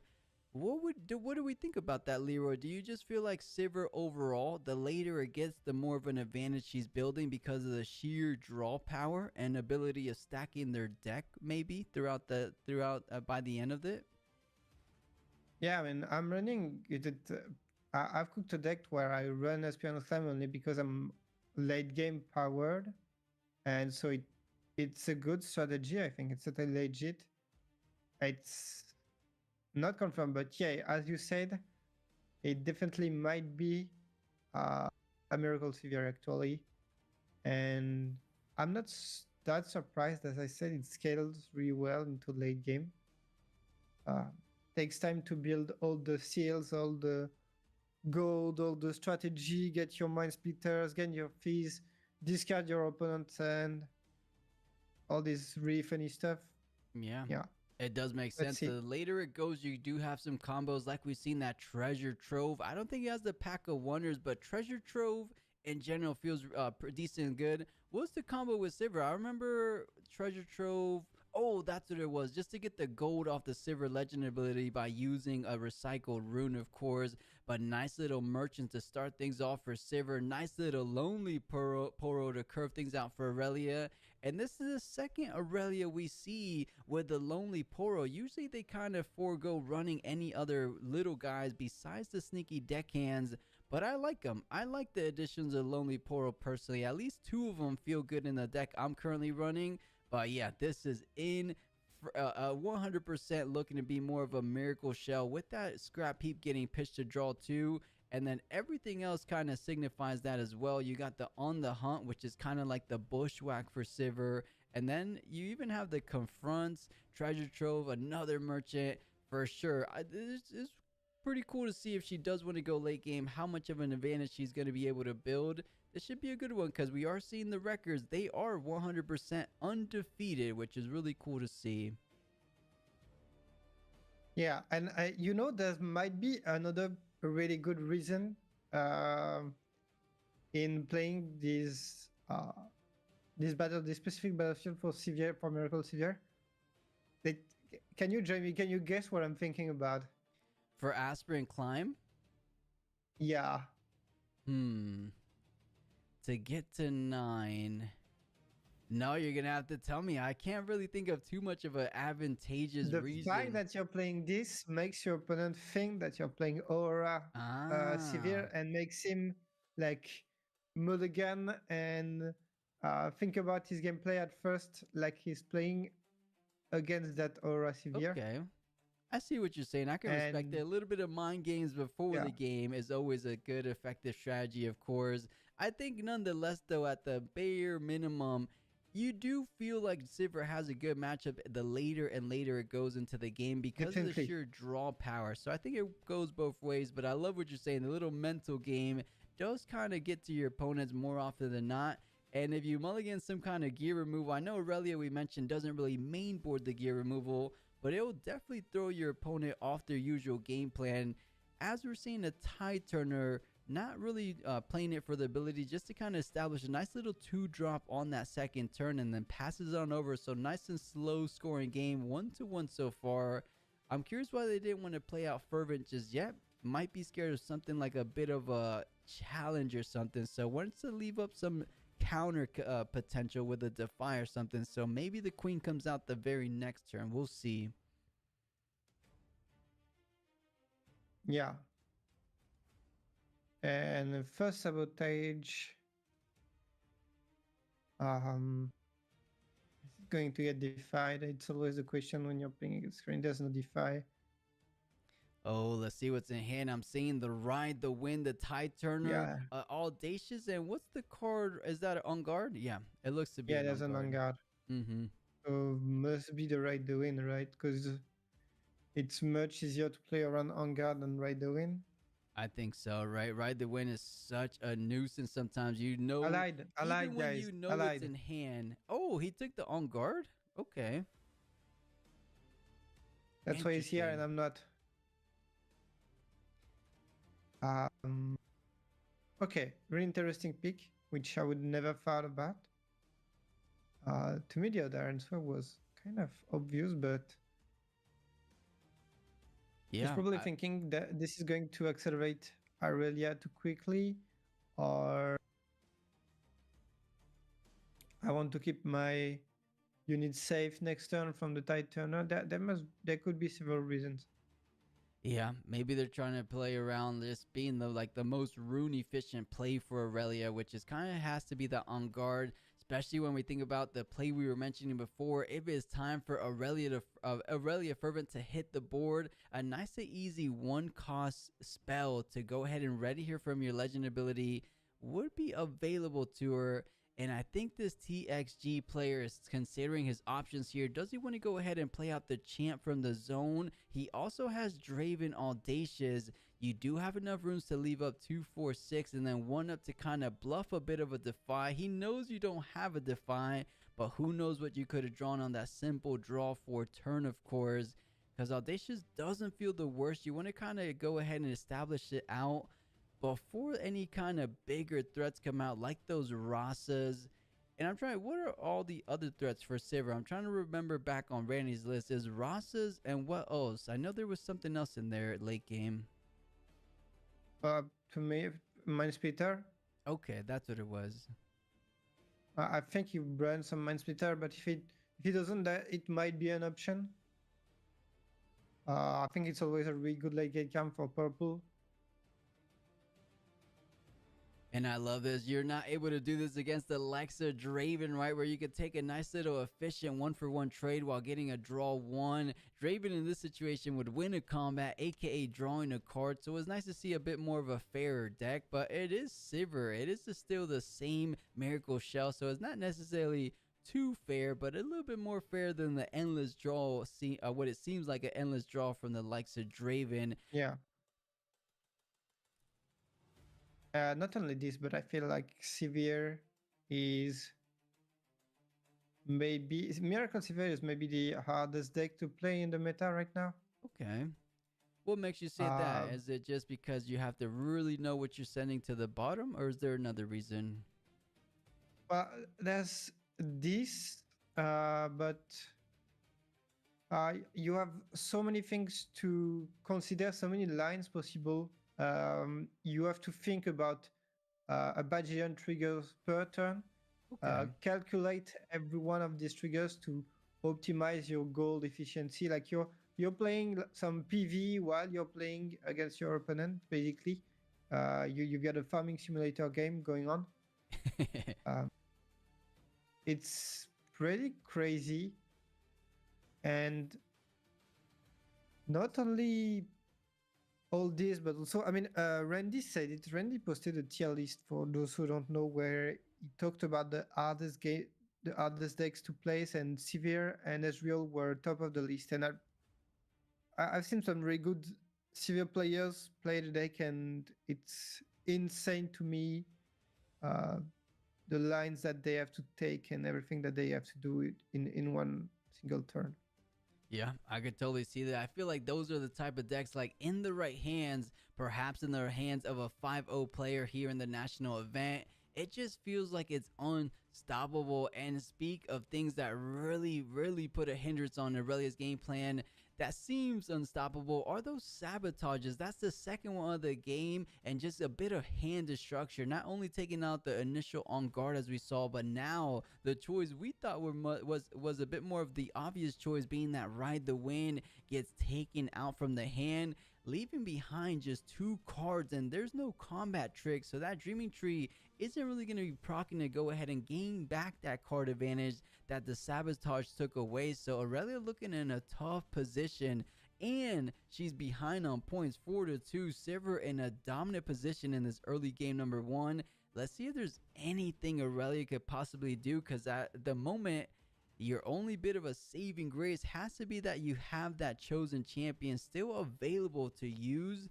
but you don't really have an easy way of really making use on that same turn. So you could play it, but that's pretty much the whole entire turn.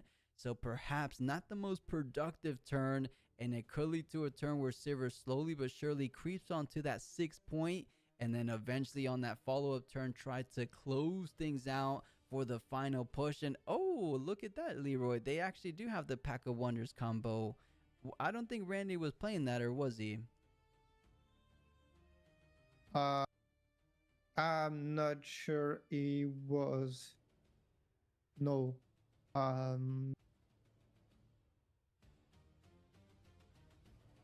Yeah, I'm really trying to remember, but I don't think I remember this part. No, you're right. Yeah, I think they use it more so to go ahead and trigger Saber's legend ability. And weirdly enough, Pack of Wonders isn't loading up for me. All the other cards load up, but let me see. I guess I'll pull the treasure trove or something, just to make sure it's working.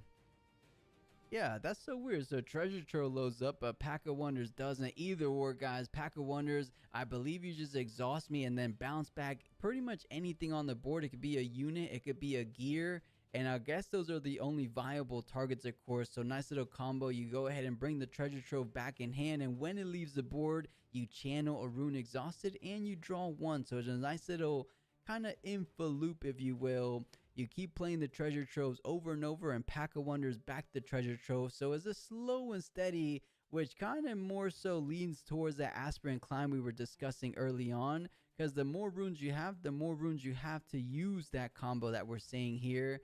So it makes some sense, but it looks like Fervent does get established out, and you tie things up 4-4. So I think slowly but surely, Aurelia trying to get back into this game, because Sivir doesn't have too much going on in base. Just one Ezreal with 3 might doesn't feel all that good. Yeah, but there are already a Pack of Wonders developed, Seal developed, and the Ezreal for the repeats. There are some options here.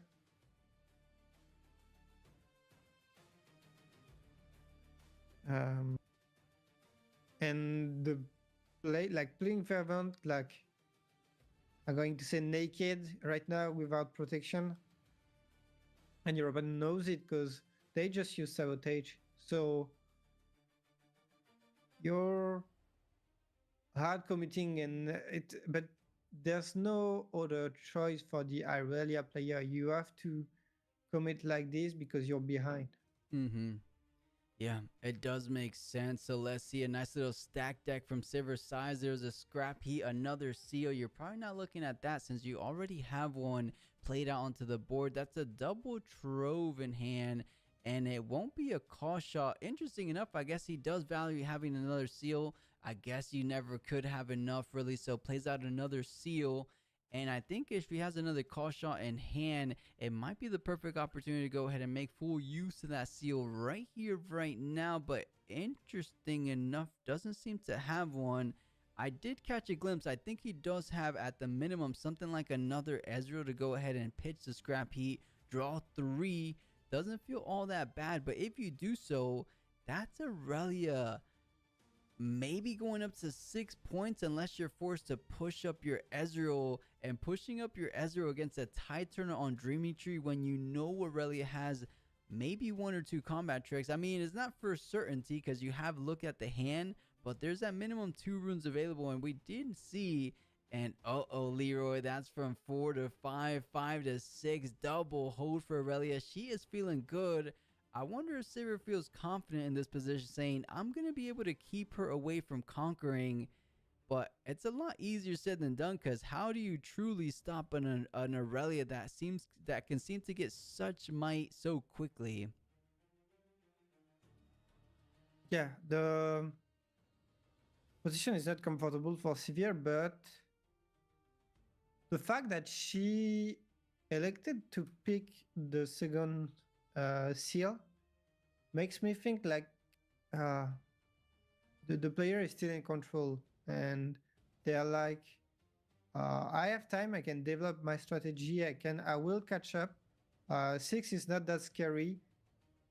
Not even with a double hold or double conquer can Aurelia finish the game. So yeah. Yeah, he does have a bit more breathing room because of the aspirant climb. So you're not at you're not at the range of losing from a double conquer / double hold. That is indeed, you have to go all the way to 9. So maybe Sivir feeling like she can play it relatively close to Aurelia getting up there.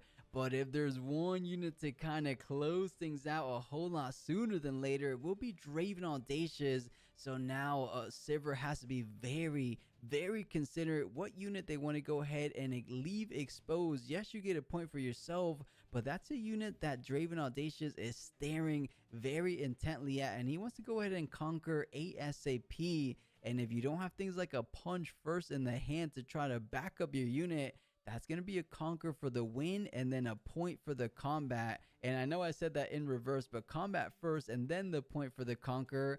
I think there's a world, if Sivir pushes up, which wouldn't be the smartest thing to do, maybe there's a world Aurelia just wins the next turn. But let's see what Sivir has in mind, because you have to put points on the board eventually. And we're seeing some decent cards in hand. Maybe a challenge to try to get that Draven / Aurelia out of there. We'll see. This is a tricky spot for Sivir. What do we think about her position so far?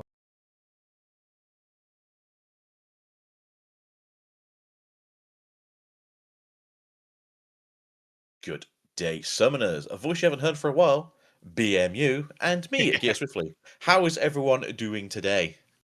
I am doing fantastic. As you mentioned, cast a few rounds this morning or earlier this afternoon. I forget what time of day it is actually.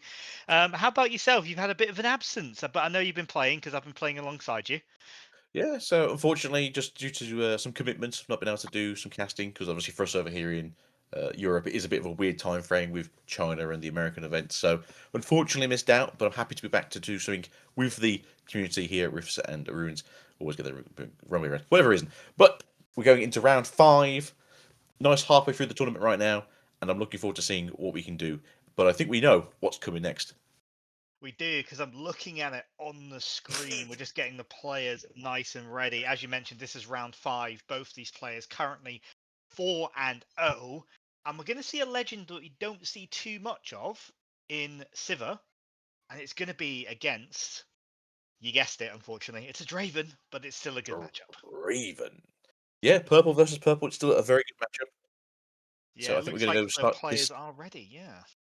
So I'm looking forward to this. Nice to see Sivir doing well. We have had a few Sivirs in the past, and the Ruins of Rift channel doing fairly well for themselves. So let's see if Sivir can push it out again to that top cut. Yeah, I think the person that kind of like popularized the Sivir gameplay was Randy. He was almost a fan favorite in all these Eastern tournaments that we had going on.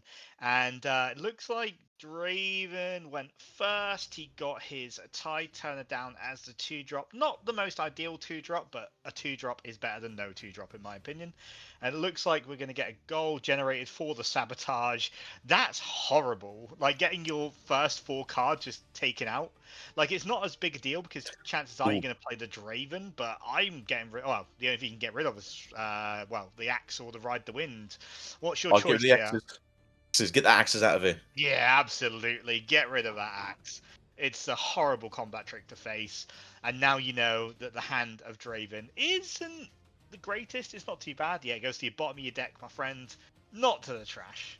And no tempo for Sivir, so just using that Sabotage to kind of slow the Draven down, but unfortunately missing the 2-drop. That hurts. Yeah, it does suck a lot to be the Sivir right now, but at the same time, we did get ourselves a gold, which will come online next turn, so 4 and an additional power isn't too bad overall. But Draven pushing in now for that extra point early. Well, also trashing the Kai'Sa. Okay then, yeah. Confuses me every time. Yeah, I mean, you're gonna play the Draven, like, oh, okay, he had another card, Oh, so okay. that's why. I was gonna say, like, generally you would be playing the Draven here if he had a 2-drop. The Kaiser's great against anything else. Sivir being played out, not accelerated, didn't have quite the rune tempo for that. And it looks like he is gonna go up to those 3 points as soon as that Kaiser conquers the Reaver's Row.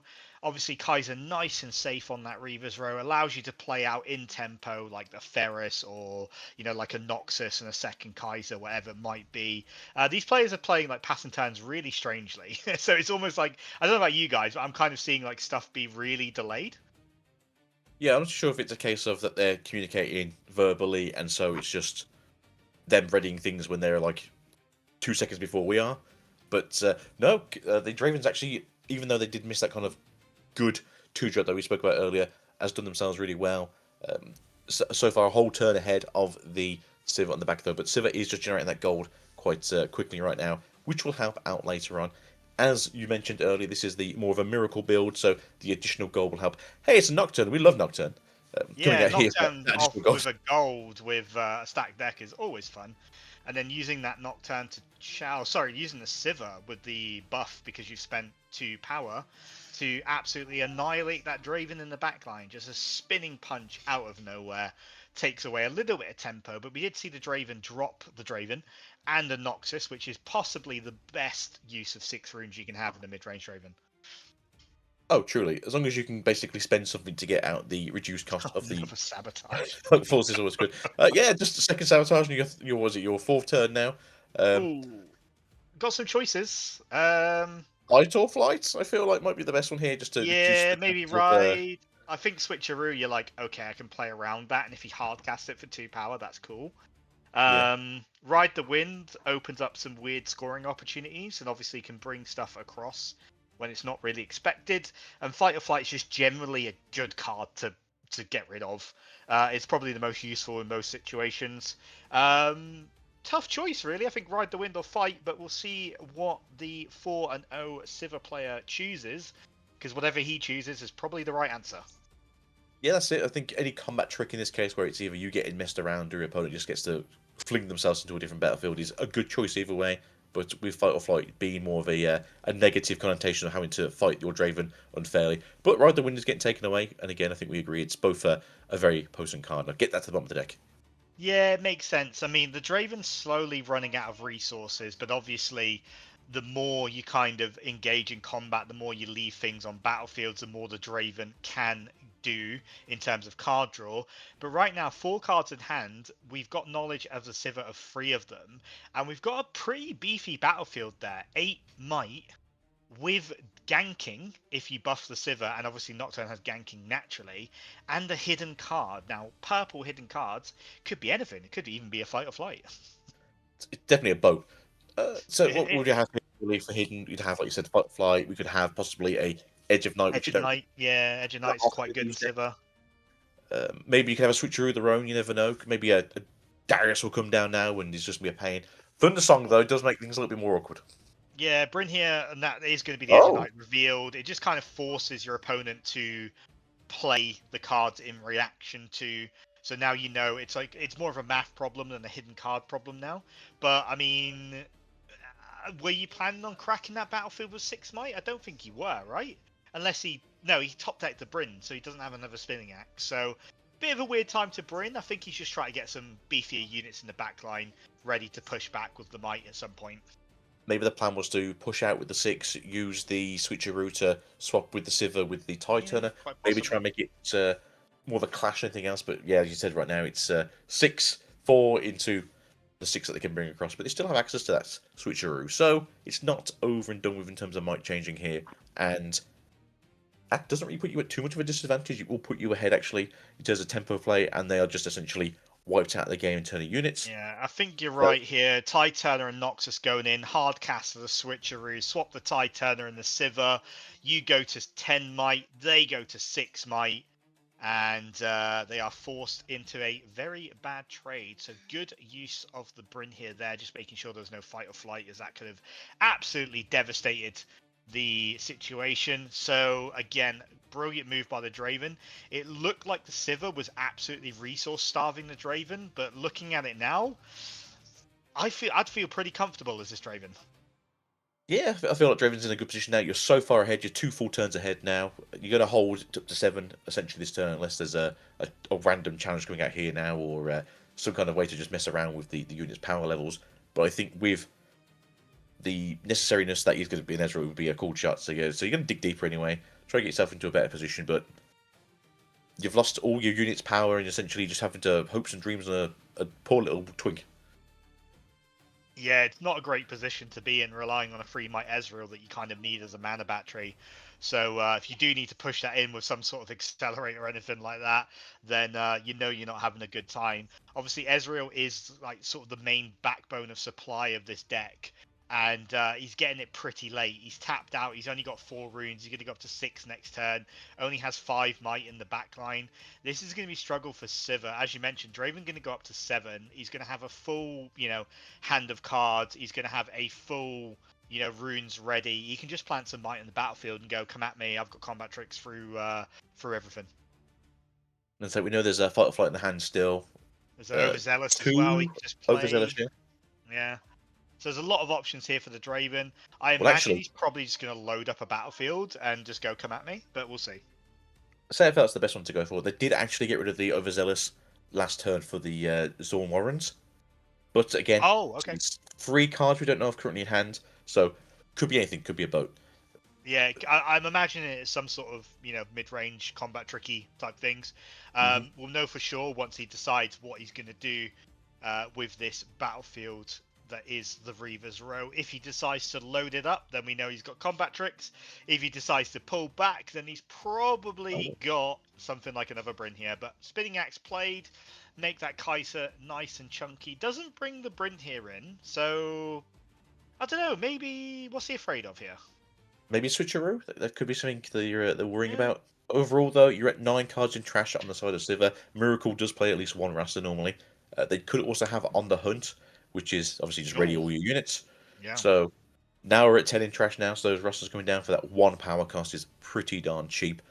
Overall, though, could we be seeing some sort of comeback here? I mean, I'd like to see it. Scrap Heap being discarded, that's a great start to kind of, giving you as many options as possible. But right now, we've got a 7 might Kaiser on a battlefield, and Draven has 3 cards and 6 runes. Like, that's going to be a tough thing to break. Like a single rebuke, a fight or flight, and your dreams shatter. Yes. Unless you have a rebuke. In which case, you better pray for a hard bargain. And even then, you've got to go all 4, right? So you have, yeah. That's not the worst situation to be in, but do you have it? Did you draw it in the last turn, maybe? Is there some way standard to just... mid-range, 1 hard bargain. 1 or 2, yeah. But did they draw it? Chances of you having it right now in your hand is pretty slim. But it would I've seen you play a few times, and you generally do pull them at the right time. I do. I top deck the hell out of cards. And then we do have the hard bargain. He's only going to tap 2, though. That's a weird thing to do. Wouldn't you just tap the 4? I'm wondering if they've got something in mind and they're a bit suspicious of tapping fully out. Yeah, I mean, we can't see the hand. He obviously knows what he's doing. He's 4-0 in a tournament of this caliber. I do not put anything past him. But, yeah, maybe, again, they're playing chess. I'm playing checkers. So they're obviously knowing what they're doing. And so obviously next turn there's a good chance that it could go to 8. Obviously, yes, go to 7, get an extra draw, push out with the other card, then go to 8. So it does kind of recommend with the 1 card left open here, are we having a punch first in hand just to kind of bluff your way into this next fight? Yeah. Oh, Rasa. Yeah, Rasta. I mean, it's going to start defending battlefields, but... Two Rasa. 2 Rasa.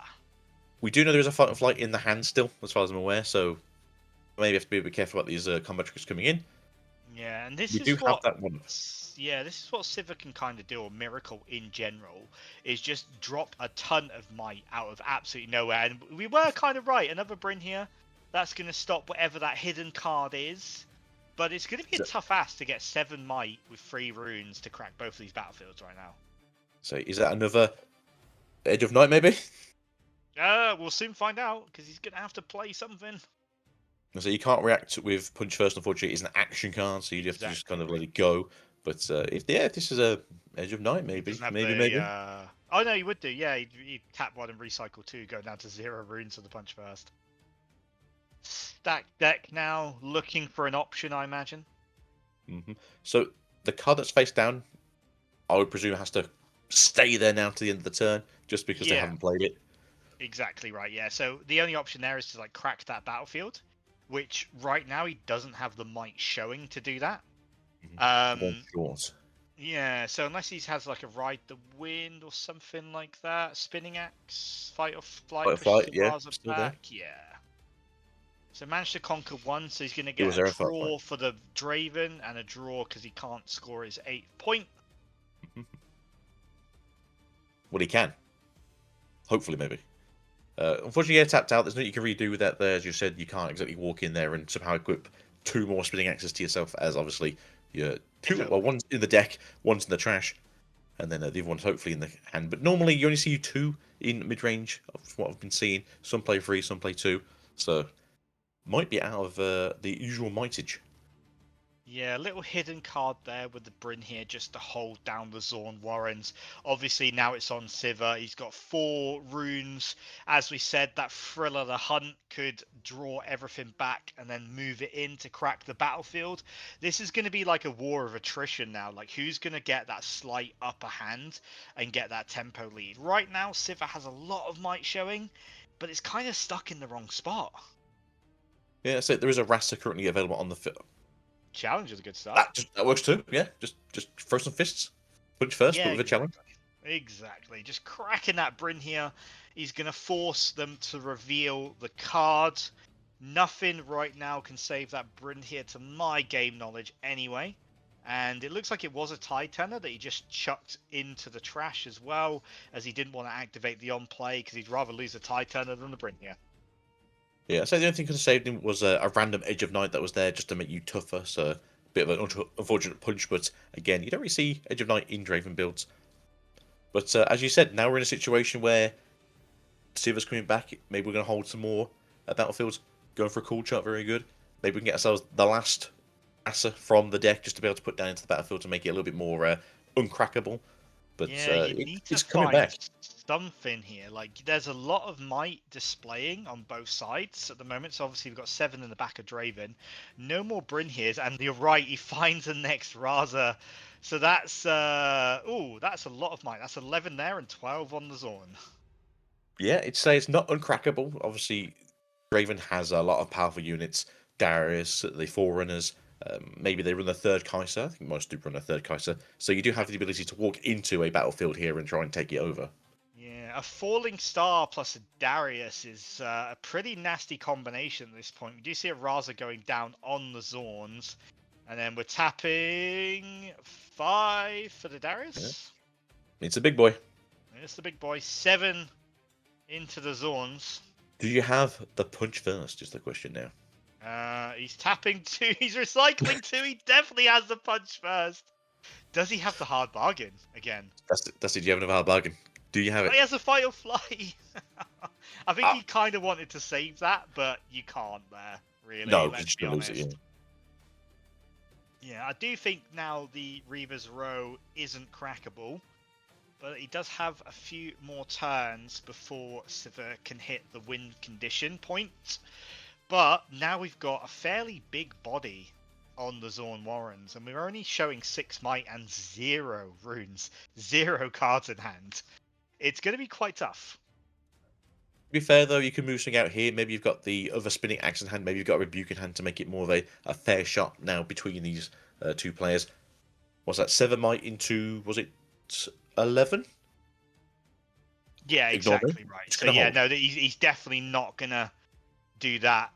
He holds on to the point, so it's 6 versus 7. Way. We got 1 card in hand for the Sivir, 2 runes showing, and by drawing 17 cards, he's just checking his deck to say you win. So it looks like we are going to go to game 2. Just making sure. Wait a minute, I didn't put that card in. Oh man, I guess it's your game then. It's just one of those things, you know, like you've had an upsetting game where you're just looking at the top of your deck going, right, where's that card that would made me win? Oh, it's 7 cards down. If only I was 7 cards closer, I would have won. But yeah. If only I miracled harder. Yeah, exactly. If only I could draw more cards somehow. But no, I think it was a pretty good game. Obviously, it was very sluggish for the Sivir at the start of the game. Brought it back in that mid game, but unfortunately at the end, combat tricks are combat tricks. Yeah, and we have the 2 most identical battlefields that are not the same battlefield. We have a Sigil of the Storm and an Obelisk of Power. They look the same, but they practically do the exact opposite. Agito, talk us through these battlefields. So, it's the same battlefield, but from different angles. Sigil, unfortunately, if you go to conquer there, you'll be removed from the game. Unfortunately, those runes have to go far, far away. But Obelisk, on the other hand, lets you go a little bit faster. Yeah, exactly. So Obelisk lets you ramp that extra rune in your first beginning phase. While Sigil, as you said, every time you want to conquer there, you need to pay a power to do so. And there's one thing that Sivir doesn't mind doing, which is paying power. So this definitely benefits Sivir. But on the other hand, do you pick first or second when you're looking at Obelisk? That is the question. That is the question. I think if you know in your heart of hearts that you are running sneaky deckhands, then you want to go first. Maybe just be able to just shove it out that Great one point. turn early. I think Very it does good just point. bring you. They are going second, so in this case, it might be more of a. I just want to start digging. I want to have that one turn of just, maybe I'll do a stack deck. Maybe I'll do a cool chart. Maybe I'll have access to, fingers crossed, seals. Maybe I can have an Ezreal and then a cool chart just to be able to cycle my deck a bit quicker. As that seemed to be the issue last time, but yeah. So just so you know as well, Sivir chose, it was their choice, and they chose to go second. So they're going to play that Sivir straight away, and Draven has the best going first on Obelisk turn ever, which is stack deck into Noxus Hopeful to get 4 might down on turn 1. Whenever I see that combo in my opening hand as Draven, I am so happy. Oh yeah, or even if you go in second and you only got 3 up, just if you can go 1 and then a hopeful, yeah, you're already off to the races. It's such a good combo. Yeah, getting 4 might into your base effectively turn 1 is, I think Draven's the only thing capable of that right now. So yeah, it's the best possible start. Oh, the falling star as well. That is devastating. That just takes all the tempo away. You do have to pay a lot of runes for that, but ouch. Ouch. It does hurt, to be fair. I think most of us will say, like, even if it's like a Draven comes out first, or if you've got a small-ish champion that can be easily taken out by a basic form of removal, it does feel bad if you've just lost your first turn play. Yeah, Raza going into the trash off the Ezreal. Ezreal picking up some good tempo here, paying some gold to get some triggers, and Ezreal is going to challenge the overzealous fan.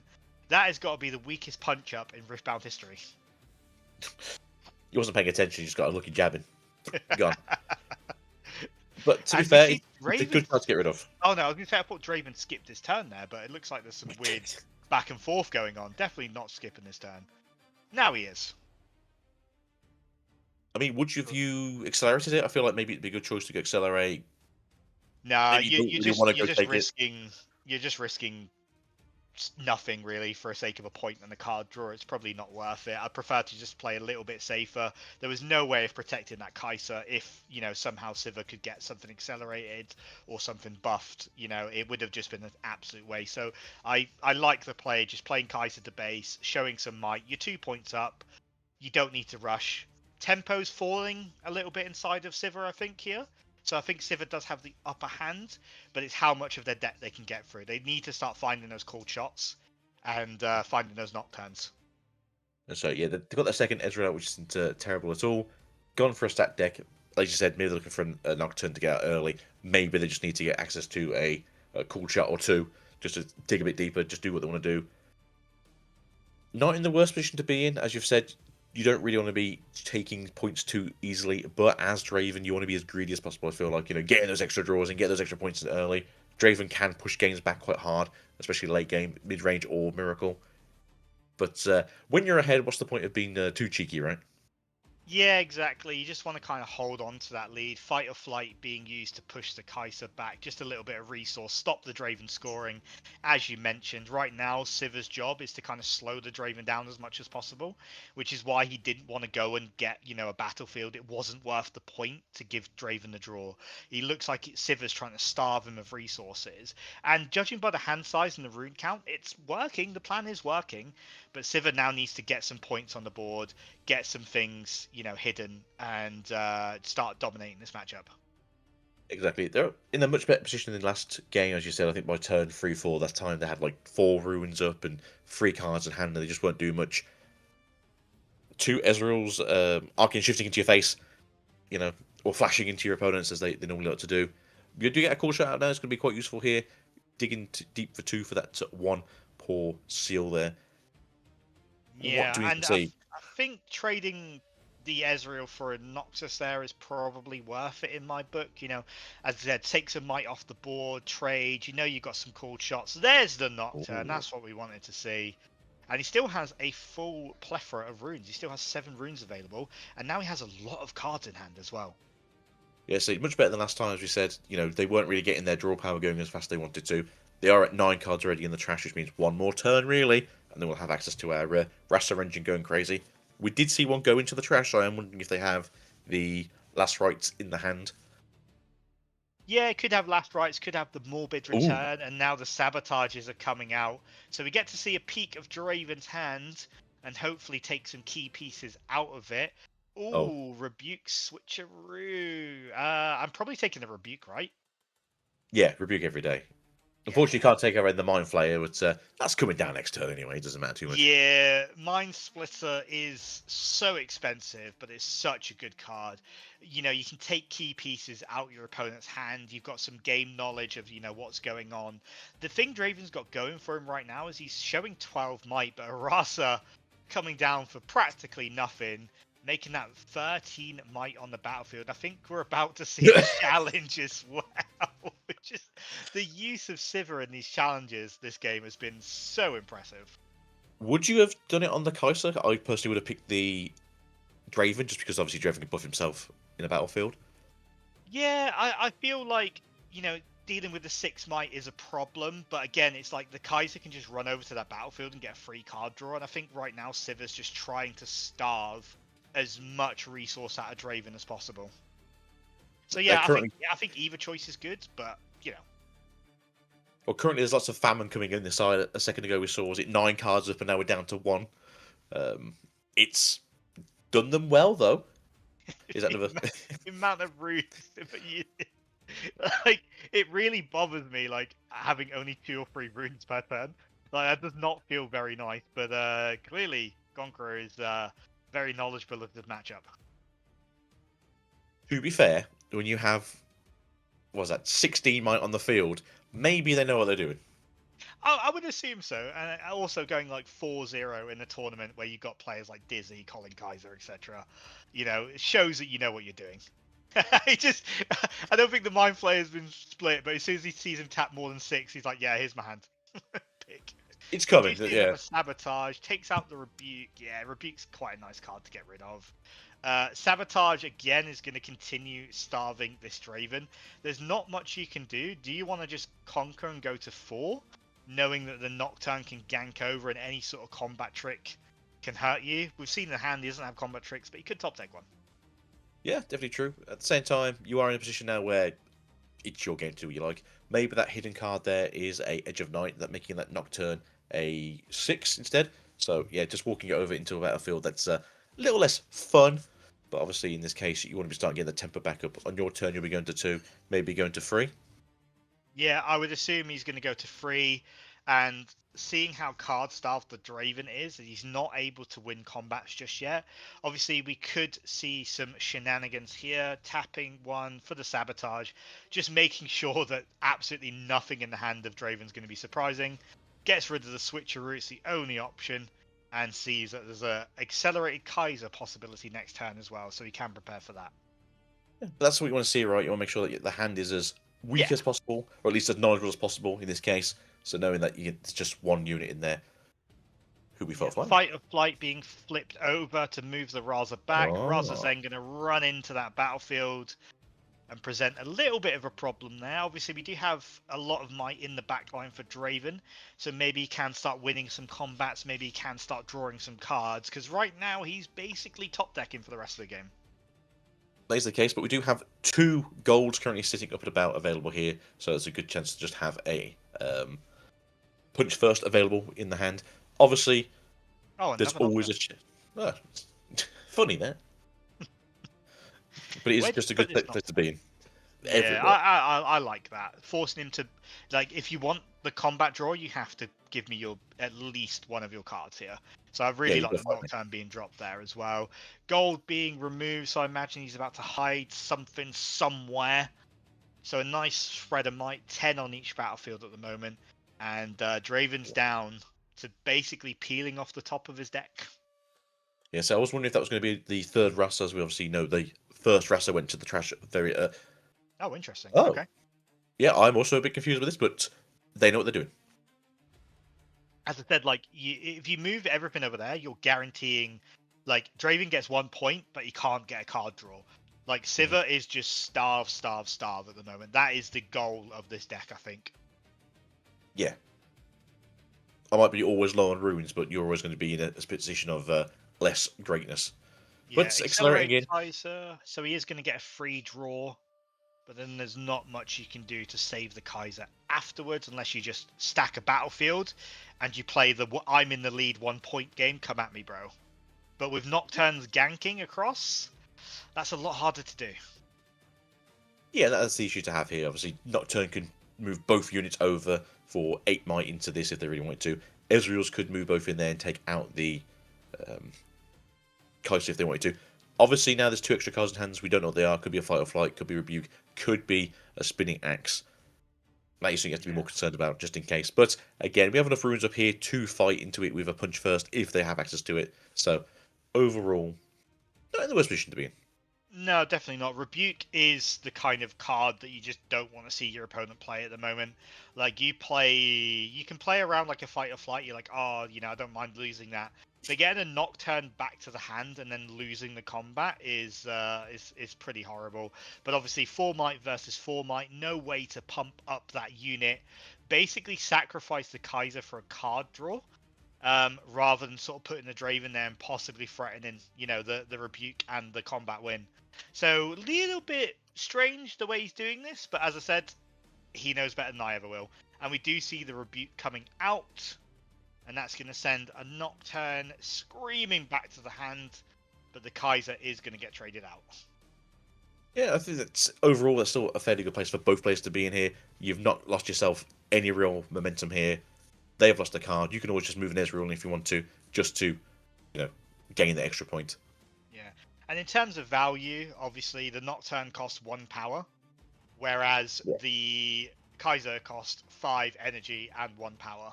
So in terms of like value trading, pretty good. We see the Fizz coming out, dropping the cold shot as well, just filling back up that hand of the Sivir. And Draven, again, down to 1 card in hand. But that battlefield's looking a lot less strong than it was last turn. It is looking less strong. We don't know what that hidden card is. It's probably going to be a Fight or Flight. But as we know, they do run the Edge of Night, so it could be either or. Maybe even a random 1 or switcheroo.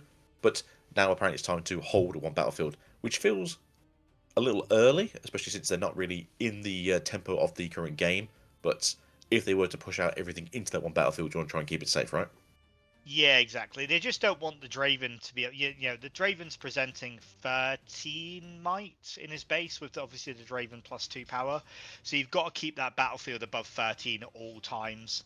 Otherwise, all the Draven needs to do is walk in and you lose the game. So I get why he's stacking the battlefield. He's not doing it for the win condition just yet. He's got plenty of cards at hand. He's kind of getting some runes back as well. But right now, it felt really good for the Sivir. I think it's slowly slipping away. Yeah, I do feel like Sivir's not really sort of putting too much pressure on the Draven just yet, as Draven is ahead still. But overall, they're in a fantastic position to beat in. But again, it really just depends on what's the 2 new cards in hand. Obviously, Sack the Deck was a card for this one of us who been played last turn.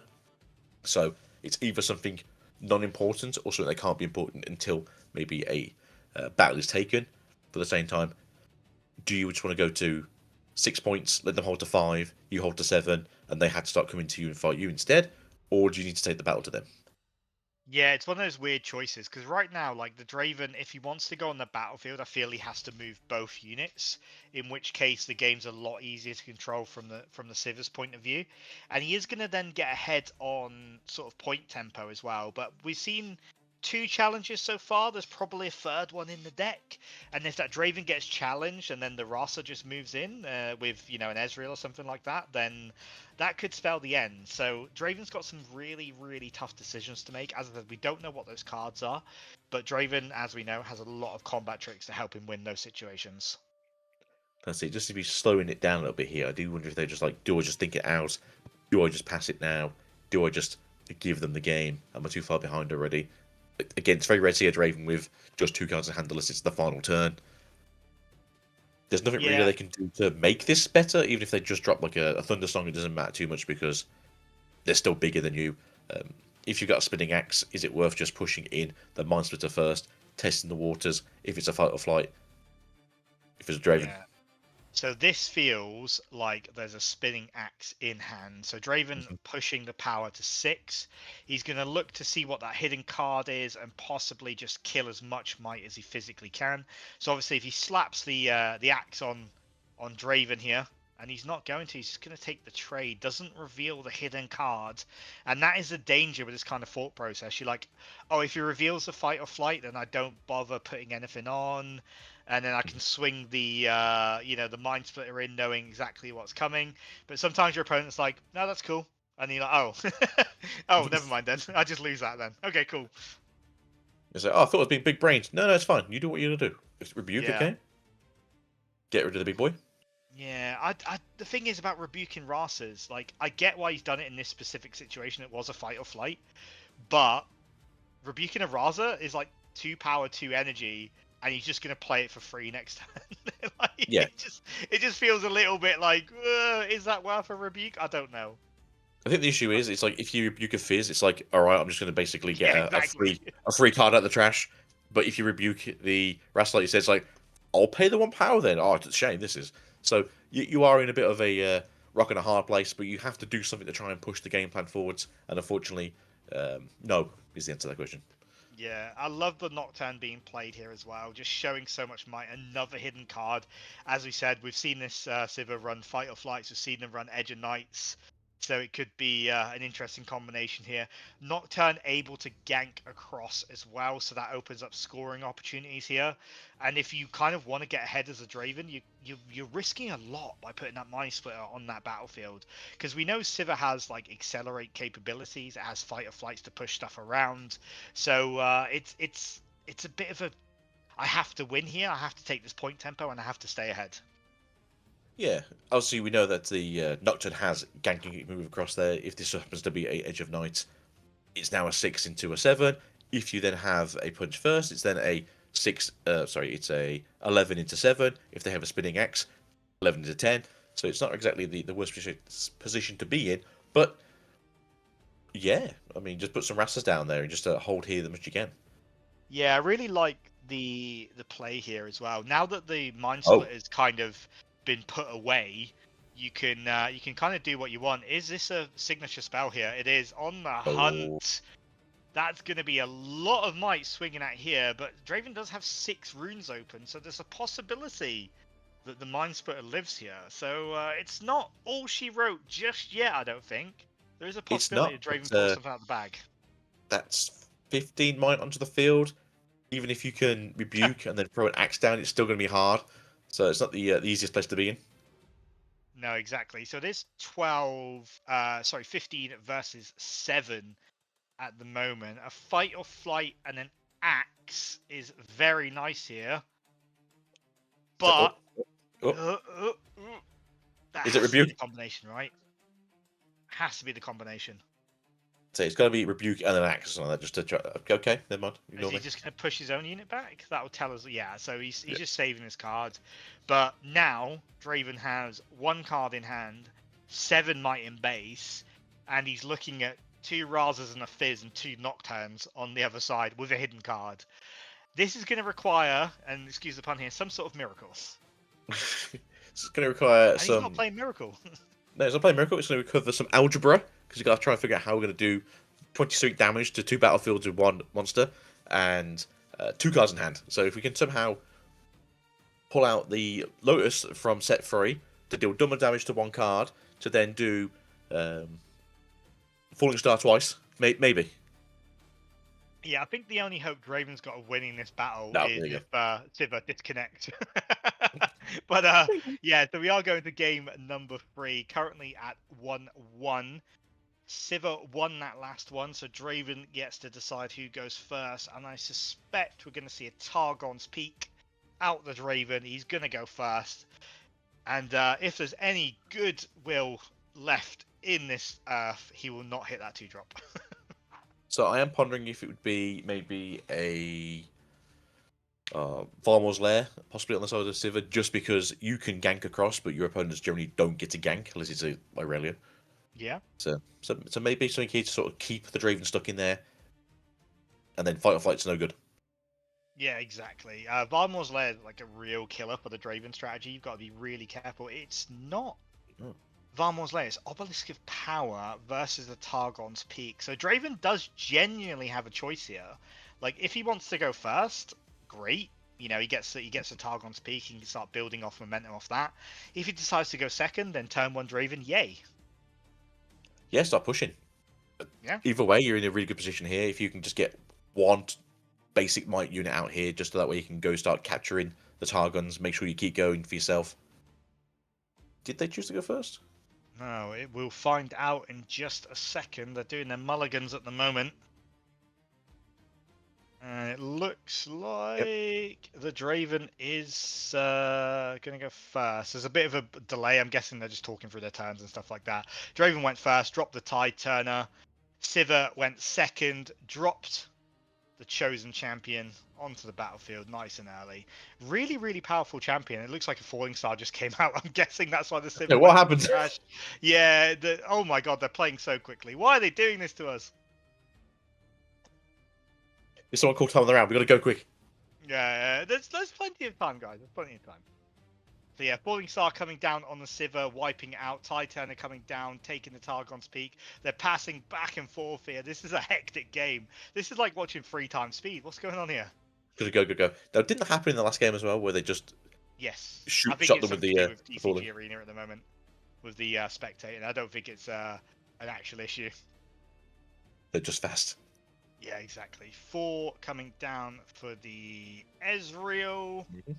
Seal as well. Discard and draw 2. Do have access to a cool chart. Maybe just try and get things going a little bit quicker. Fizz stuck in the trash. That's not the place you want your Fizz generally.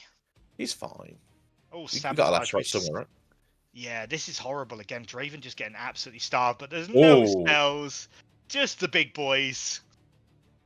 No spells to take, but at least you know what's coming next turn. I imagine it's just going to be a Draven, and then something like a Mind Splitter as he builds up that board might. So pick your poison, because it's all coming for you. Yeah, which massive creature do you want to fight? It's like I'm guessing you've played like a little bit of Unleashed. You know the Bone Skewer. It's like show me your hand, and they're all 12 might units. Yeah, you can leave them there. Thank you. That's it. So you will see my short, I think, on Wednesday when it comes out about the rare cards. But that's a great card in 1v1v1 or 2v2 because you can make them fight other people's battlefield instead. Exactly. So yeah, Draven coming down as we thought. He does have the point lead at 3-0 right now. And let's be honest, Sivir doesn't really have anything to start scoring points. So he's going to have to find another way of slowing this Draven down. He is moving into the Obelisk of Power, but that just puts your Ezreal at so much risk unless you've got a lot of combat tricks. You kind of want to keep this thing alive for as long as possible. Or, of course, play a second one. You know what's scarier than one Ezreal? Two Ezreals. Yeah, and then just walking with the Draven. Yeah, I mean, Draven can trade evenly here, but if Sivir leaves a few runes up, you kind of just don't want to take that risk. And of course, he knows your hand. He knows you haven't really got combat tricks unless you just top decked it. So he knows exactly what he's playing against here. So you got to err on the side of caution a little bit. So yeah, we just know there's only one new card in hand here. They'll go to their turn in a second. There'll be two new cards in hand. So it's not exactly the scariest thing in the world, but at the same time, there's some pretty big boys in that hand. There is some pretty big boys, and you know, like seven runes up, you could just get mind splittered, and then with a Targon's Peak, he isn't even vulnerable. Yeah. That is the issue, I suppose, with Targon's Peak there. Rebuke's available, access to spinning axes available, fight or flight's available. So it's not exactly like you have to be scared at that point if you've got the one combat trick in hand. No, exactly right. Challenge on the Tide Turner. Interesting. Okay, just stops him scoring a point, I guess, and you're still threatening punch first as well. So not all is lost. Oh no, you're not threatening punch first, are you? Because you've only got one orange rune. Oof. I suppose the idea here is they can only trade, would be the question here. Because there's not enough really... Well, you could Darius, so you could go to 7, get ready if you have a 2-cost or a 1-cost card to play, maybe a stacked deck, so it's not the worst thing in the world, but having a hidden card, probably going to be a fight or flight, so you either trading here or you're losing. Yeah, I absolutely love like a 2-drop into a Darius to like force whatever that hidden card is. And then I might even trade like trading a Draven and 1 power for 2 Ezreals like feels pretty good.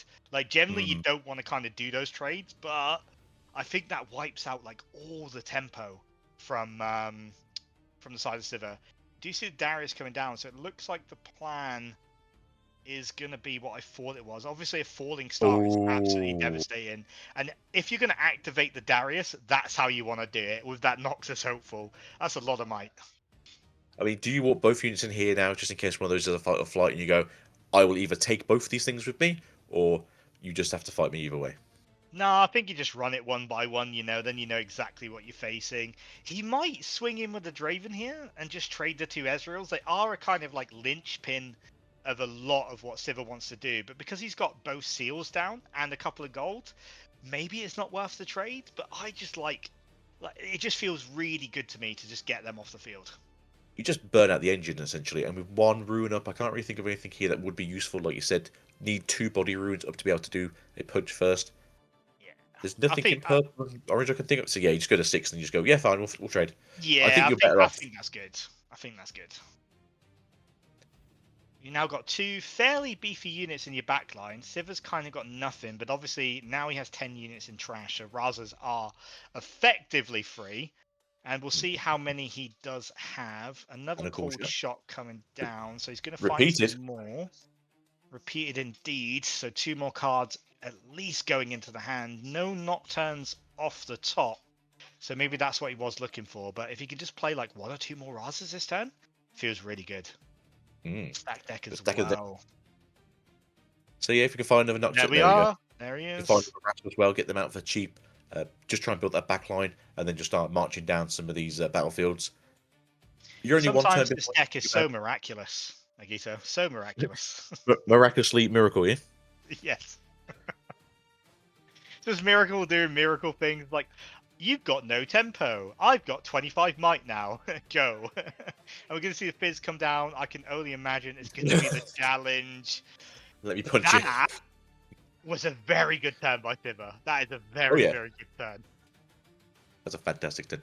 The weird thing I'm going to say now, and this is probably going to be very much like a Nagito opinion, which is generally quite wrong.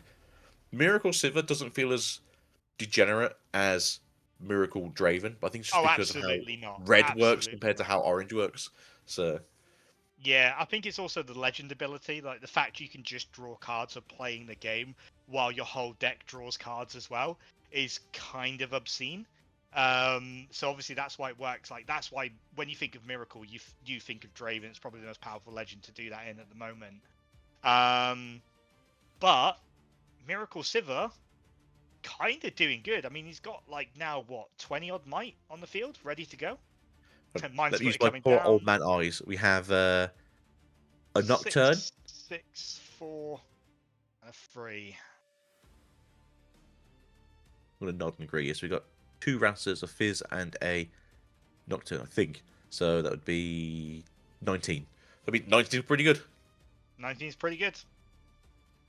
Let's say, so what's the plan now? Do you just walk one Raster at a time, try and see if they're going to fight or flight you? Try and see if they'll... As I said, like, what's the worst case scenario here? Probably a Spinning Axe. You might want to walk a Raza and a Fizz in, just in case it is Spinning Axe. Yeah. Oh, there you go. Well, or, you know, or... have a look at his hand. Well... Fly Ride the Wind. This Thundersong seems not that great right now. Yeah, it's like, I wonder what I'm playing against. I'll tell you what, show me. Yeah. Could be anything. Stick him up. Yeah, exactly. Rather going to walk in, he's going to kill the hopeful. Rather going to walk in, he's going to claim the point. He's going to restand 2 runes. Not that he can really spend them this turn, I don't think. And it's looking like Sivir has taken a very good foothold in this matchup.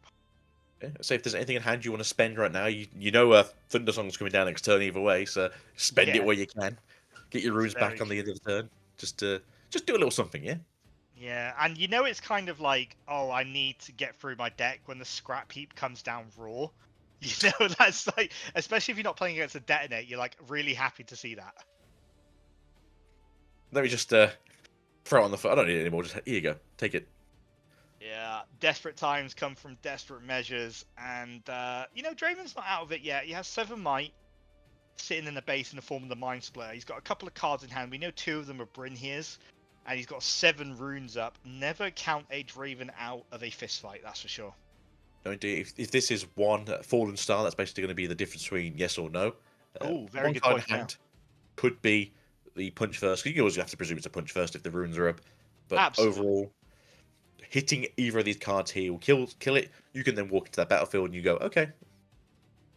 I'll take do it we back. know what it is? Did we see that card with the Mind Splitter? No, he has generated a lot of cards since then, though. Okay, fair enough. Sometimes that can play a part. Generally, like, you don't have to do this, obviously, in a proper tournament, but generally, like, if they see my hand, I just play it face up for the remainder, like, on the assumption that they would have wrote it down or something like that. But obviously, in a tournament setting, it's up to your opponent if they want to write stuff down or not. Even though it becomes private knowledge again, your brain still works. Indeed. You still remember things. Yeah, not me. I'm terrible. Like, someone could show me the hand, and 2 minutes later, it's completely gone from my memory. As soon as they pick up the table, I was like, sorry, what was in your hand again? Oh, sorry, the card's it's resolved. It's like, I'm not writing down things in the middle of a Riftbound game. Come on. I ain't got time for this. I'm playing Miracle. Exactly. Turn 3 and it's been 25 minutes. Come on. Yeah, come on now. Like, we've got a couple of games to get through. I'll tell you what, that is the advantage of playing on TCG Arena, though. The fact that you know, the games do go quite quick. I mean, I think most of today's cast, the games have lasted about 20 minutes, and we've jumped into random games. So, Draven is tapping some cards. So it looks like they're going to possibly play... Maybe 6? No. Some? No. No. Okay. Re-tapping. He wasn't 8 runes, right? Not 7. No, he was has recycled 1. Oh, okay. Yeah, Just awkward amount of runes for a Draven. 7. Yeah. It's like, we know you have 2 Thundersongs in hand. We don't know what the new card is. At this point, because you're not doing anything for like 3 minutes, you kind of have to do something. Yeah, I mean, do you just play a Brynhere out and have some might in the back line and kind of work out what you want to do next turn? You've got a couple of turns. He's going to go 5 then to 7. So you've got at least 3 turns or 2 turns before it becomes serious. But as we mentioned, we're playing against Miracle. They can generate a lot of might onto battlefields from seemingly nowhere. Even with just 1 or 2 cards in hand, it's not a safe bet. So if it's a rebuke in hand or if it's a fight or flight, you've got to walk in there, fight or flight the Accelerated Rasa. Kaiser. Oh, Okay. Yeah, so he is going to presumably take that. If it's not a fight or flight and it is, that's really painful. You lose the Kaiser for nothing. And yeah, that took a lot of thinking. And unfortunately, the one remaining card in the Sivir's hand was the exact right answer to that situation. So we know now it's still 2 Brynhirs in hand. I You've say the only question, got to be one. fair, was going to be: is it going to punch you, or is it going to remove you? And Yeah, unfortunately, it removed you. yeah, so it looks like he's just trying to hold up one battlefield, which tells me that is not a punch first in hand, or it could be like the sick double bluff, like, oh, you know, why would I move both units here if I had a punch first? You know, so there's a weird bluff situation that's quite possible. But he is giving the Draven a chance to get 1 point, but then you kind of leave the Mind Splitter to the mercy of whatever Sivir has in its hand. There is a bit of risk to this. It's not risk-free, that's for sure.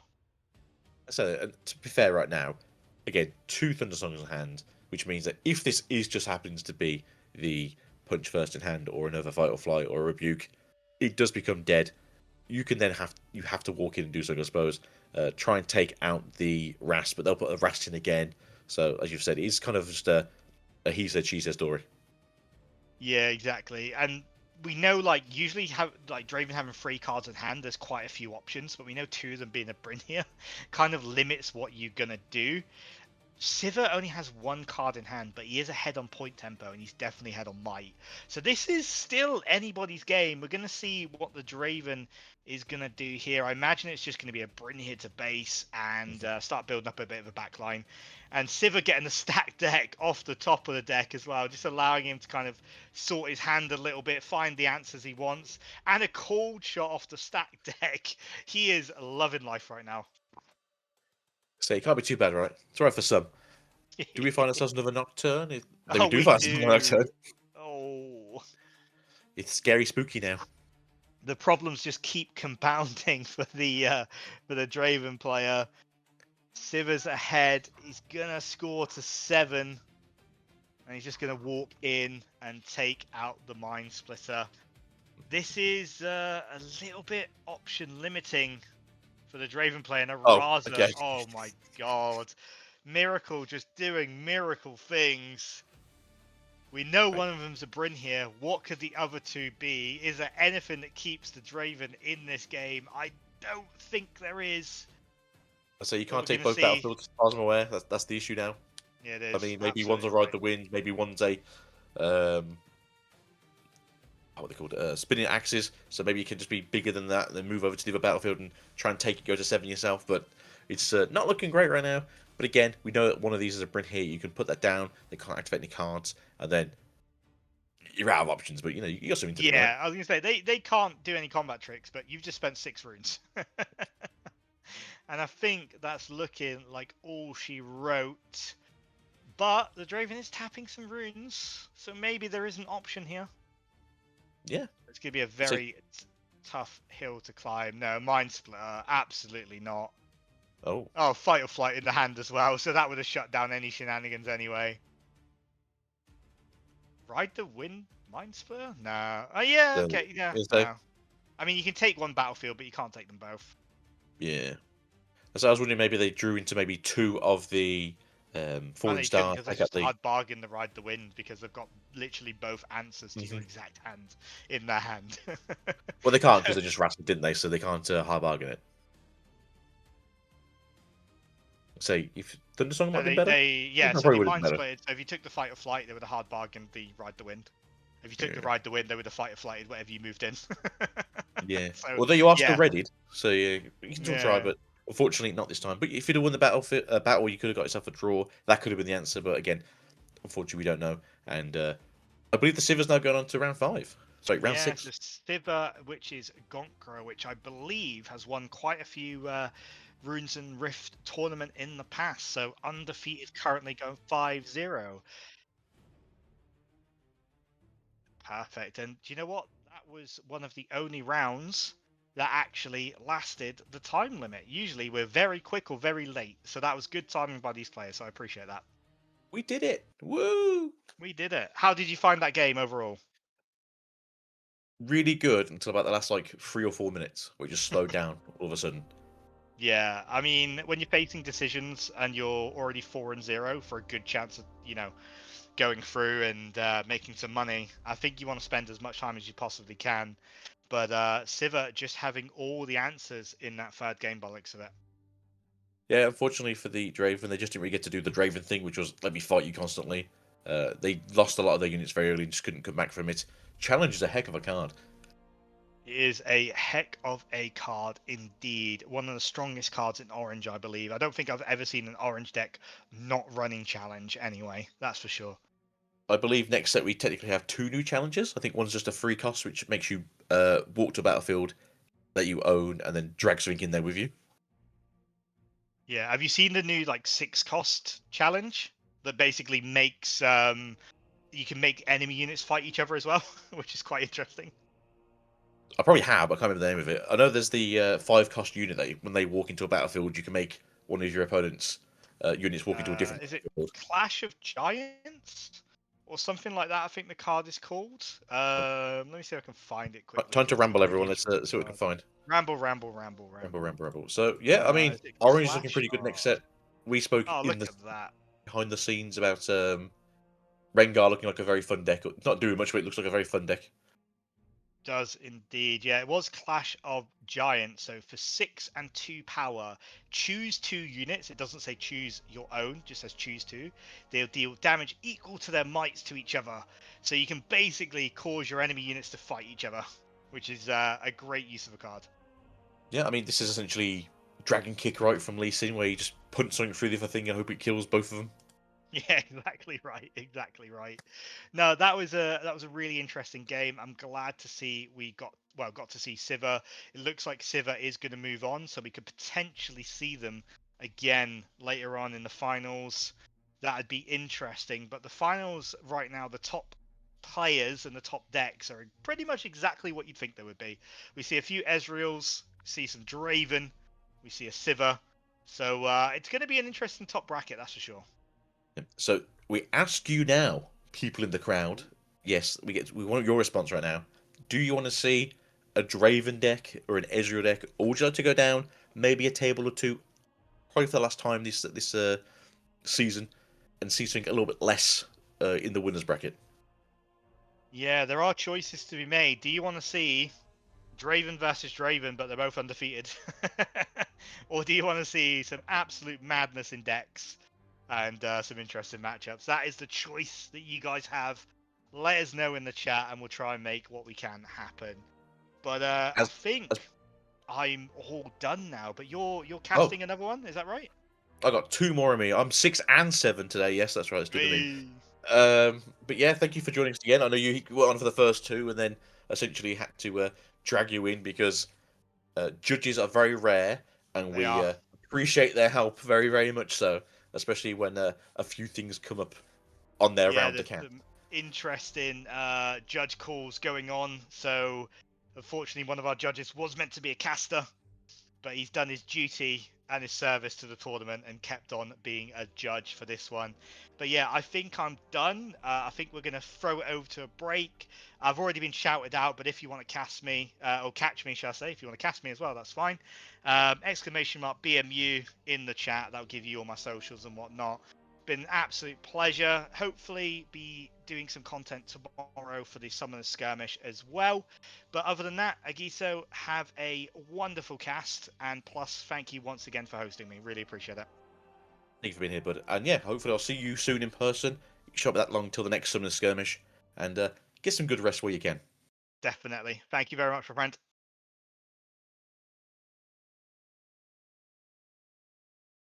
Or Well, I have no idea. This is the moment where I'm like, maybe he has figured everything out because, again, he took that seal knowing that he would not bring that much. It's also less trigger from the Sivir ability. So I'm wondering, but there's a Raza in the end. There must be some outs that I'm not seeing right now. Yeah, I'm right there with you. I am not seeing the full out, but we did get a call shot. It looks to be the case as it We looks got at two the top two Fizz. cards. Did he Picking play a Fizz, fizz for right? the call shot, or did he have a call shot in No, hand? I it didn't get was to no, see. it was a call shot. No, it was a Okay. call shot. But right now I'm seeing some sabotage and some Fizz and some cards that can be used to nuke your opponent's hands. Maybe you want that punch first, be able to deal combat damage. It seems to be the 'Cause case, you already- right? A punch first on one of your units into a double challenge. If there's a world where Aurelia doesn't have a Defiant hand, those challenges could resolve. Because let's try to break it down a little bit. Punch first brings those Ezreals up to 8. Challenge number 1 could take down the Draven. Challenge number 2, that's the tricky part because you do have those on guards in hand. So Aurelia would go from 4 to 7. And then if you use the legend ability, it goes up to 8. So you're right tying 8 to 8. Your Ezreal would die. But that's in the world there's not another combat trick to get her out of the range. So it could be a bit too risky to go ahead and deploy out. So I think he's going to go for a different line. So this is going to be good. I don't know exactly what he has in mind. If you're trying to challenge anything, you want first to play your Fizz and reload your... Oh, that's a big hit. Rehit your sabotage to like wipe any potential threat of like reacting spells. And Fizz is really good with that. Yeah, Fizz is really good in general. Picks up a Rebuke as well. So I think he is considering playing out the Fizz for now. We're taking a bit of a look at what he has in the discard pile. I'm seeing a stacked deck, and I can't really make out what the other cards are, but he decides to play out a Fizz on that Aspirant Climb. So let's see what spell he will be returning back from the trash bin. And yeah, Fizz animation, always cool with the water coming in.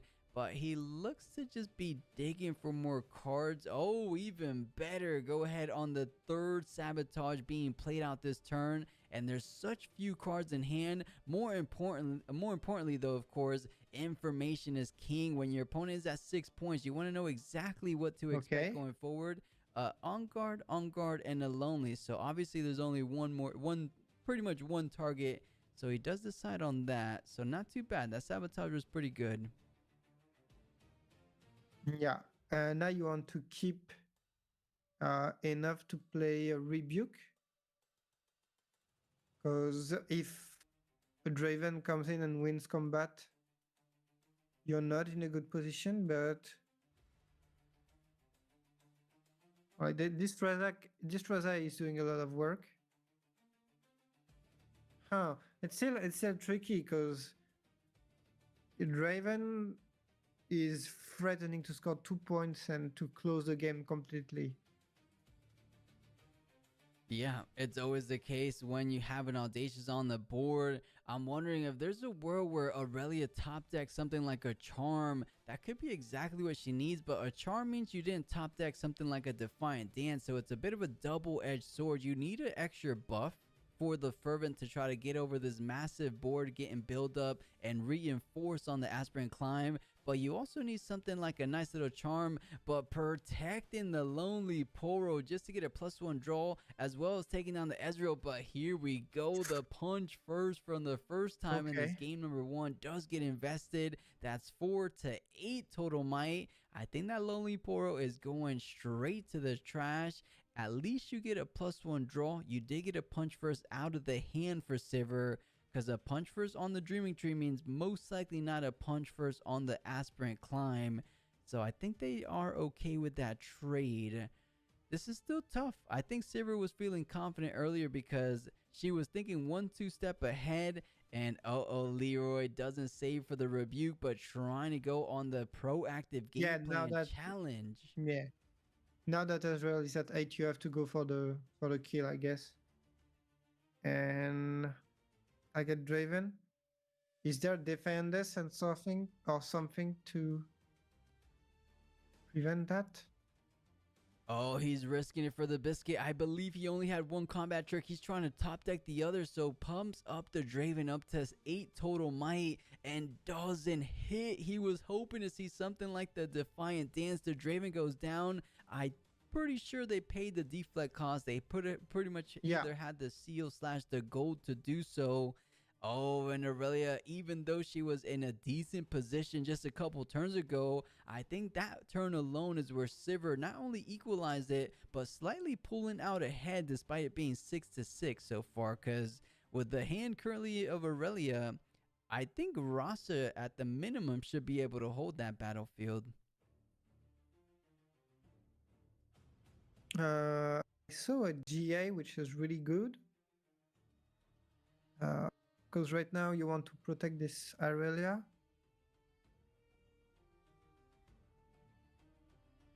Sivir got pretty low on runes, but she's got 2 seals and 2 gold, so it's okay-ish.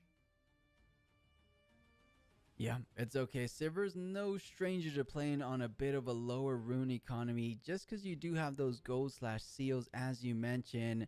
But let's see what this player decides to do, thinking very carefully. As you point out, there is a Guardian Angel in the hand, so most likely we'll be going ahead and playing out the GA, attaching to Aurelia, so Aurelia will be swinging in for 6 total might as it stands, but 6 is just enough to take care of one of those units. I guess you could technically take out the Fizz and the Merchant together, but either or, you won't be successful in conquering, even if you double up. Actually, you bring it up to 7, Tide Turner goes up to 9. There's 6, 7, 8, 9, 10, 11 total might on Aspirant Climb. Oh man, I don't know if Aurelia could do it. You kind of tie the tempo if you conquer to 7. They hold to 7, so it goes kind of back and forth, but you would be 1 point ahead, wouldn't you? I wonder if the play here is just to conquer Dreaming Tree.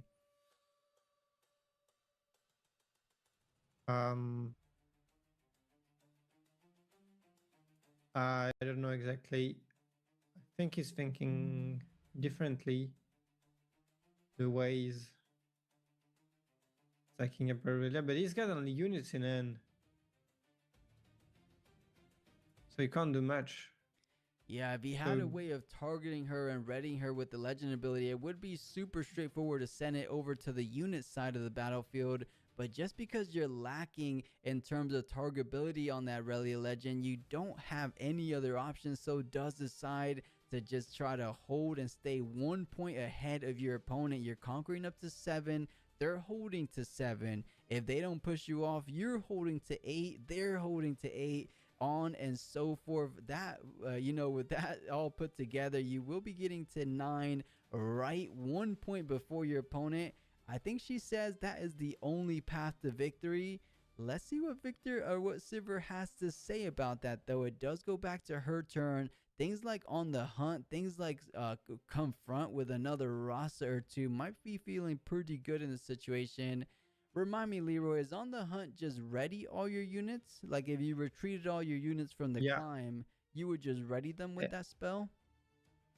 Yeah, I think so. I think on the hunt is ready all of your units. Pretty sure. Yeah, that would be super helpful in this position. So let's see. Ezreal number 3 looks to be played out, so develops it directly onto the battlefield. Pitches the scrap heat. If there's a couple set of cards that he was looking for, most likely we'll be able to draw them. That's a double confront / a seal, I believe, off the top 3. Yeah, it is what I saw too. Okay, the Age of Night. Great.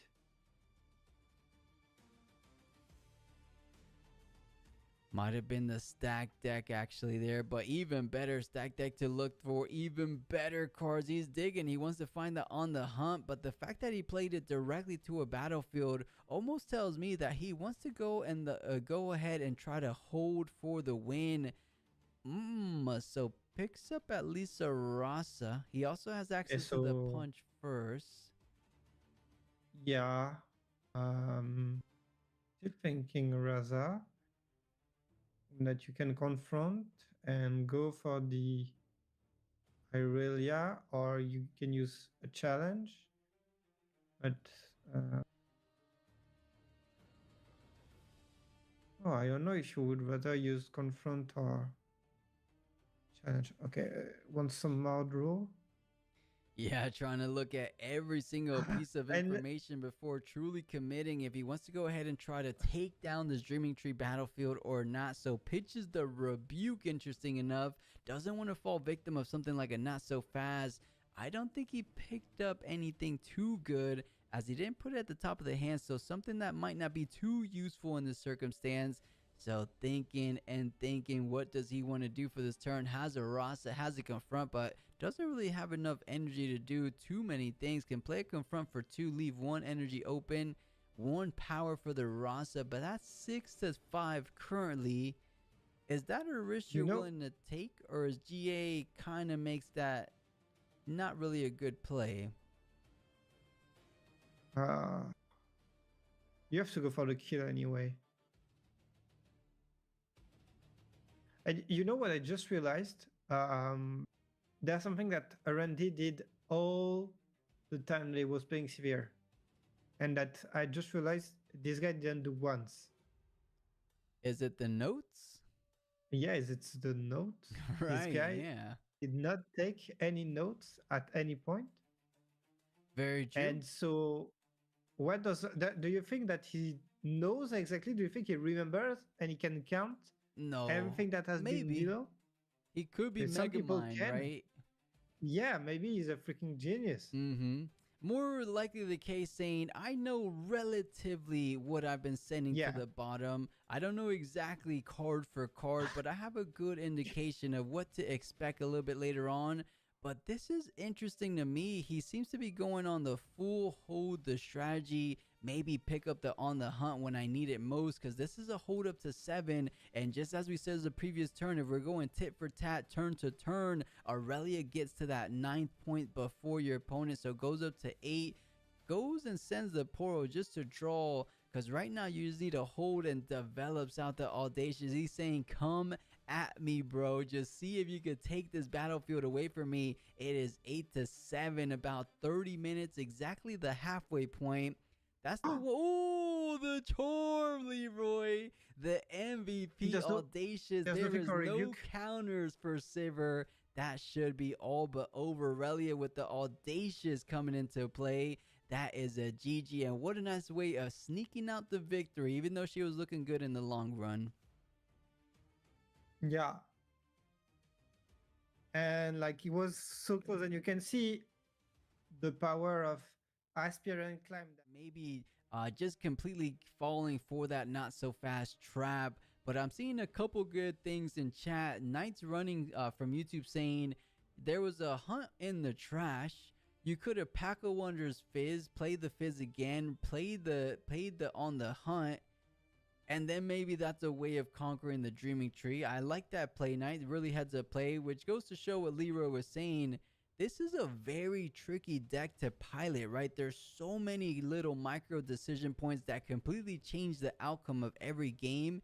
And right there, not a lot of players could have thought about that in the moment, but these guys sideboarded way faster than we've seen in the past. It looks like we're diving straight into game number 2 of this 6th round for day number 1 of today's national tournament. Will Sivir kind of come back and bring us into that game number 3? Or is it just Aurelia's time to shine this tournament? She's destined for a victory eventually. Will it be in the final major tournament of Spiritforged? Or maybe if she gets a little bit more support, as we're seeing in set 3, it might be her time to shine a little bit down the road. But Sunken Temple and Sigil of the Storm seems the battlefield selection for the second game. And seems to be pretty straightforward for both of them, right? I don't think it sways from anything we've seen in the past. Yeah, and you're really happy to see no turn 1 for Aurelia as the Sivir player. Sneaky, always make your deck, your game so much more complicated, but right now there's nothing, and so, yep.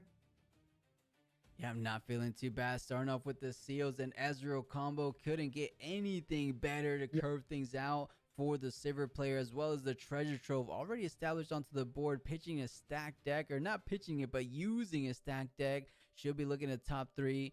Unless he actually did pitch it. No. He pitched a scrap heat and now playing the stack deck. A challenge on the hunt. He was desperately on the hunt for the previous turn, but decides to get the Pack of Wonders to go ahead and start that 1-2 combo as early as the next turn. You know, Leroy, how do we feel about the combo early on? Because I feel like sometimes you're just using your turn to draw, but you don't really do too much. But maybe since Aurelia doesn't have units, it won't be too bad. I don't know how I feel about it. I mean, if you've got nothing else to play anyway, and it's often the case, might as well do this. But right now I'm seeing another Ezreal. I'm seeing a lot of good things.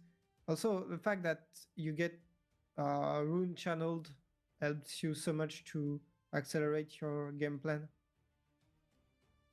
It really does. So another seal coming down. That's a scrap heat number 2. How many cards has he drawn from these Ezreal / scrap heat combos? That is card number 6 from those, to be exact.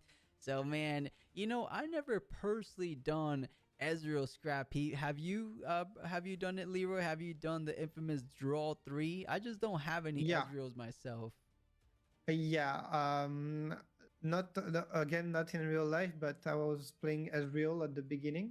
Okay. And but no, yeah, I mean, like in TCGA, yeah, I've done it in TCGA, but I meant like personally having the pleasure of drawing 3 cards in person. It kind of hits a little different. No, you're right on this one. And of course, I'm kind of playing around here, but Aurelia does go ahead and push on forward onto second tempo. Does she take the draw? Because he's kind of considering it. She is at 5, so a nice little tap 1 for a draw, saying, do you have enough cards? If I use the energy, will I have enough? And he actually decides to not use it, interesting enough. So he has a game plan in mind. Apparently so.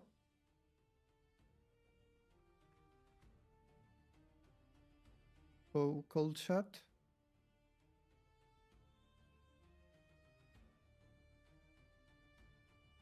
And looks to be the sabotage, just like it did so much work in that game number 1, looking to repeat something of the like. But considering, does he want to go ahead and defy just to keep the other cards in hand a bit safe? He does have the ride the win. He does have discipline and on guard. I feel like it's a needed, or I guess he says is a unneeded defy. Yeah, he does not agree, but I would have done the same. Like the idea to show my hand to my opponent would throw me off so much, and so I would use that defy probably.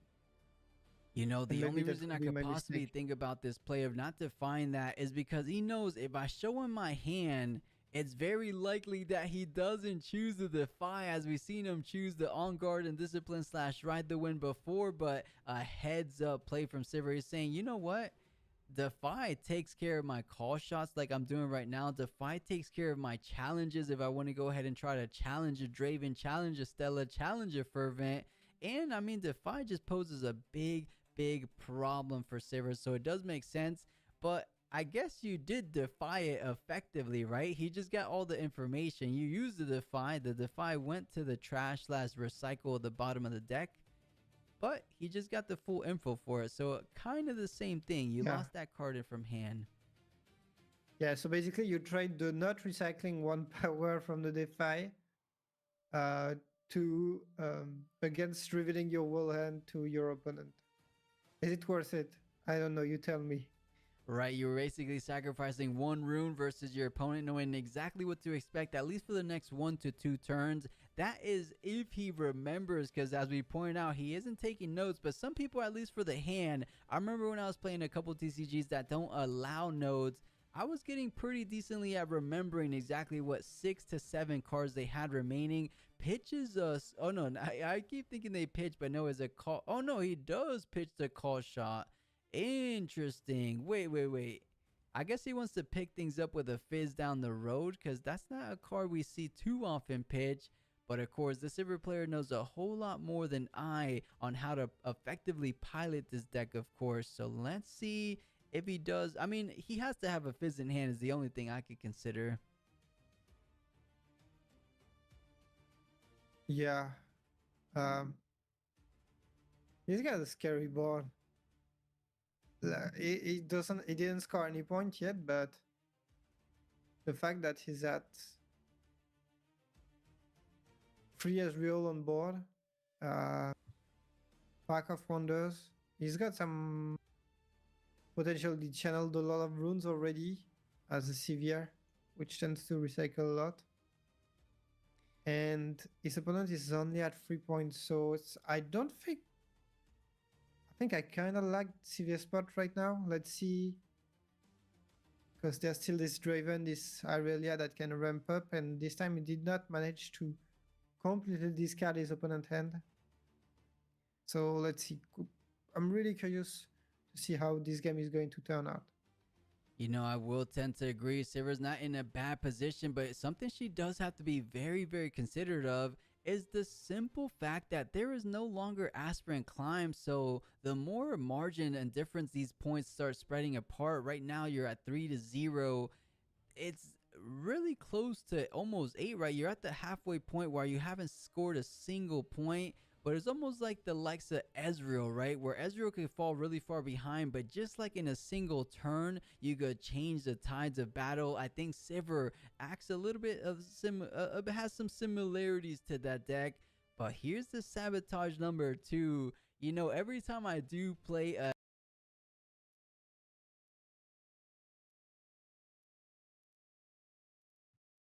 Good day, Riftbounders, Summoners, and the other caster in the room. I'm joined now by Ojama. You can pick a flavour for him if you wish to, but you've had him before. Hello. Nice to be here. Nice to be casting with you, Gita. Nice to have you as well. So you've been very busy already today. You've been one of our judges, and we've let you come in now. So the caster side of things, give you a little bit of a break. Yeah, a bit of a breather. It's been a really interesting day out there. We've had lots of interesting calls, lots of interesting games going on. I've been able to kind of sneak in and be like, "Oh, what are you playing?" So it's been good. It's been a treat so far. The fun of being a judge, right? You got keys to every room. Absolutely. Yeah, there we go. But I haven't been to the feature matches so far, so it's good to be on the top table here and see what we've got in store. Now, I'm going to say, for those of you who didn't want Draven, we've got some good news. We've got 2 brand new legends being played in the next game. If Ajahn would like to tell you what they are. I can do. Brand new, not in the sense of release, because we've got 2 Origins legends, haven't we? We've got a Victor versus a Darius. So not one that we've seen on stream today, but definitely 2 OG legends for us to see how they've been developed into the Spiritforged meta. Yes, and they are both 4-0-1, which means they've had a fantastic run so far today. Yeah, you questioned it before what their secret was, and said that perhaps it was just haven't run into Draven yet, but we'll see. You never know. If they've made it this far, they've surely seen Draven. They've surely worked out how it works for them. You say you'd hope to at least find 1 or 2 meta decks along the way. Obviously, if that's the case, they've done very well, or maybe lost to time because of the draw at the end. Overall, though, 2 yellow decks. Yellow is quite powerful right now. Imperial Decree, which you spoke about in the chat, is a very strong card. Colour of the Week doesn't target, so deflect costs don't matter anymore. Hidden Blade, shank yourself, get yourself 2 draws, not too bad. And as you've said, could this be more of the mighty build where we're looking at hooking things into it? But obviously with Victor, you're expecting more of the usual prison variety, which is just a case of I'll make a token and then I'll shoot a guy. It's really interesting because, as you say about yellow removal, a lot of the things that make it very powerful, things like Cold of the Week, are really strong against decks that put out 1 huge unit. But both of these decks really want to go wide, making use of Legion for the Darius side and, of course, the recruits for the Victor side. But I've got confirmation that the players are ready to go. So I suppose we're going to see how those strategies work out for them now.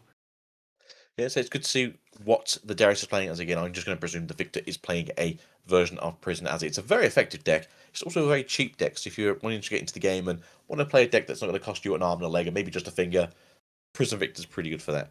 So as we see, just coming down here with the Scout, get yourself the extra with the Def Null, which is not too bad. Again, if this is the version that is playing Hook, because Darius likes to play Hook occasionally, you can get some good triggers just by scoring a point, hooking it away, and getting yourself the next card in the lineup.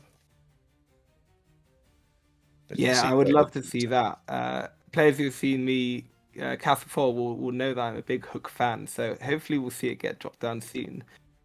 Sorting Scout and Vi, not normally ones I would expect to see from a Hook strategy, but Vi I do like the idea of being able to make it huge and then hook it away before your opponent can react. It's very strong, and you can already see that strategy coming in with Darius, that go wide, get the Legion online, and even faster than Victor being able to produce quite a few recruits to start. Yeah, Vi itself isn't a very expensive card, so it's a fairly good piece to get in and out when you can. Obviously, see, just got to trade away with the Zorn Warrens just to get more draw power going. And again, Vi can be kind of a dead card.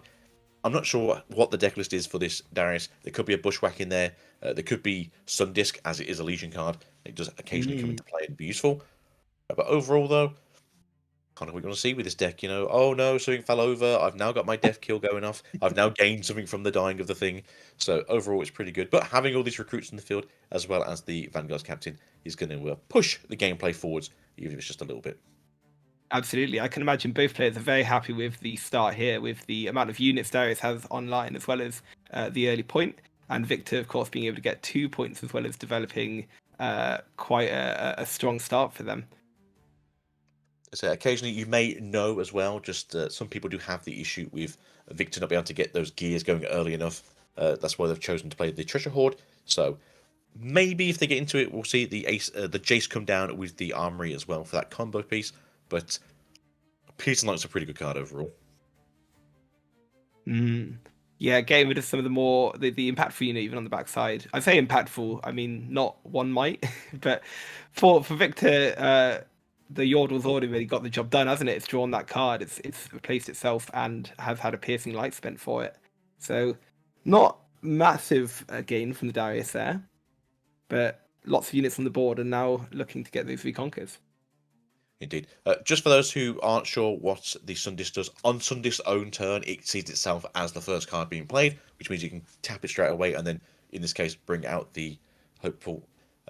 just a very powerful combo that you can get off in this very quickly. In this case, obviously, Hopeful was already technically online in terms of powering because of the Piercing Lights, but again, it's just combos through either way.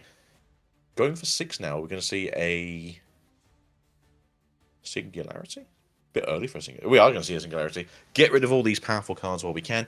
But yeah, get yourself 2 draws where you can too. So overall, not the worst situation to be in. Getting yourself a good setup for the following turn. 4 cards in hand. The Victor's 4 cards in hand is a good place to be.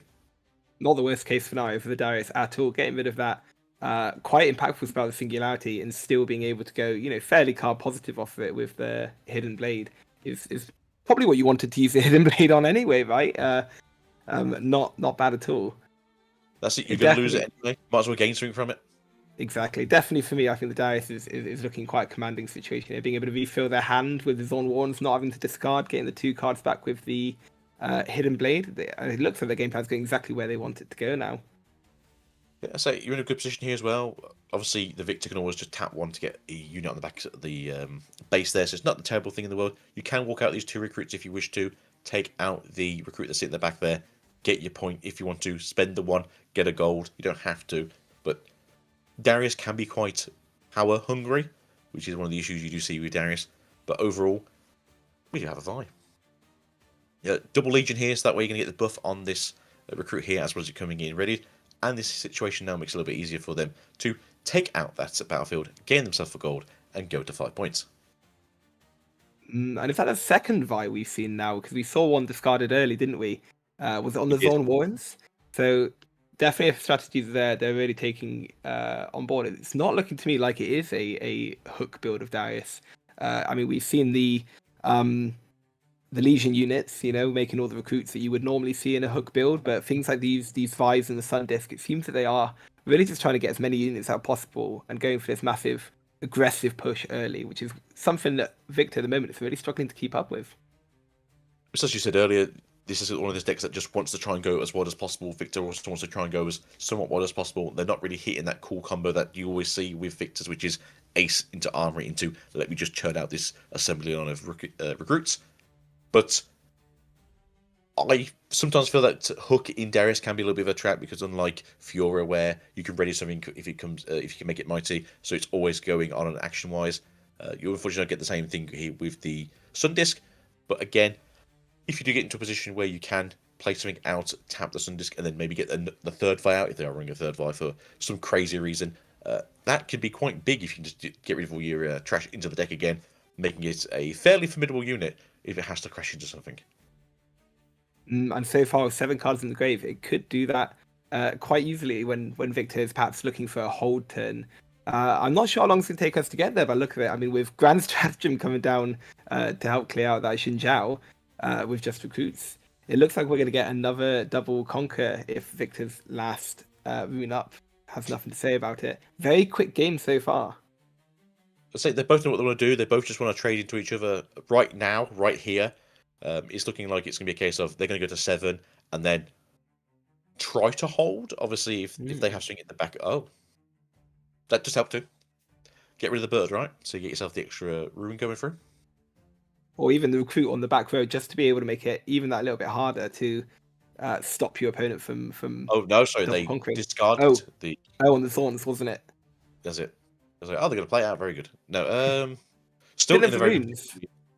Yeah. Probably why. There we go then. Yeah, not much you can really access in Victor's pool to have accelerated units out. If they didn't have that Watcher in hand or anything like that, there's really nothing that they could do to stop Darius holding on one of these 2 battlefields. So yeah, very quick game. Did we get a double conquer on every turn after, as soon as it was possible? I think, everything after turn 3 for both players, they would essentially just push it out for both battlefields. There are obviously different combos in here. Recruits aren't the scariest things to sort of face into for the Victor or for the Darius. Bella's Breath on the side of the Victor, obviously just very powerful, churning things out. Grand Stratagem is very good in both decks, as you will see it happen occasionally. I don't know if the Darius will play Imperial Decree, but it's definitely going to be seen in the Victor deck. Yeah, we saw it discarded on Thorn Warrens, didn't we? That's it. And this is what you're going to see now between these 2 decks. It's just pick your flavour of yellow. We got the one with the spicy red stuff or the cold blue stuff. Yeah, absolutely lovely. And you mentioned, of course, the Vanguard Armory as a potential for the Victor. You don't see it in every Victor deck nowadays. Some finding the Jace combo to be a little clunky if you don't get the things you need, especially now that they don't have access to the Treasure Hoard. Do you think it's something that we're going to see in this matchup? I'd like to see it, especially since they are trying to draw into as much gold generation as possible. That's where Victor becomes kind of hungry for something. It wants to have the ability to pop a gear to play Jace, so I would presume there is a Jace in this deck.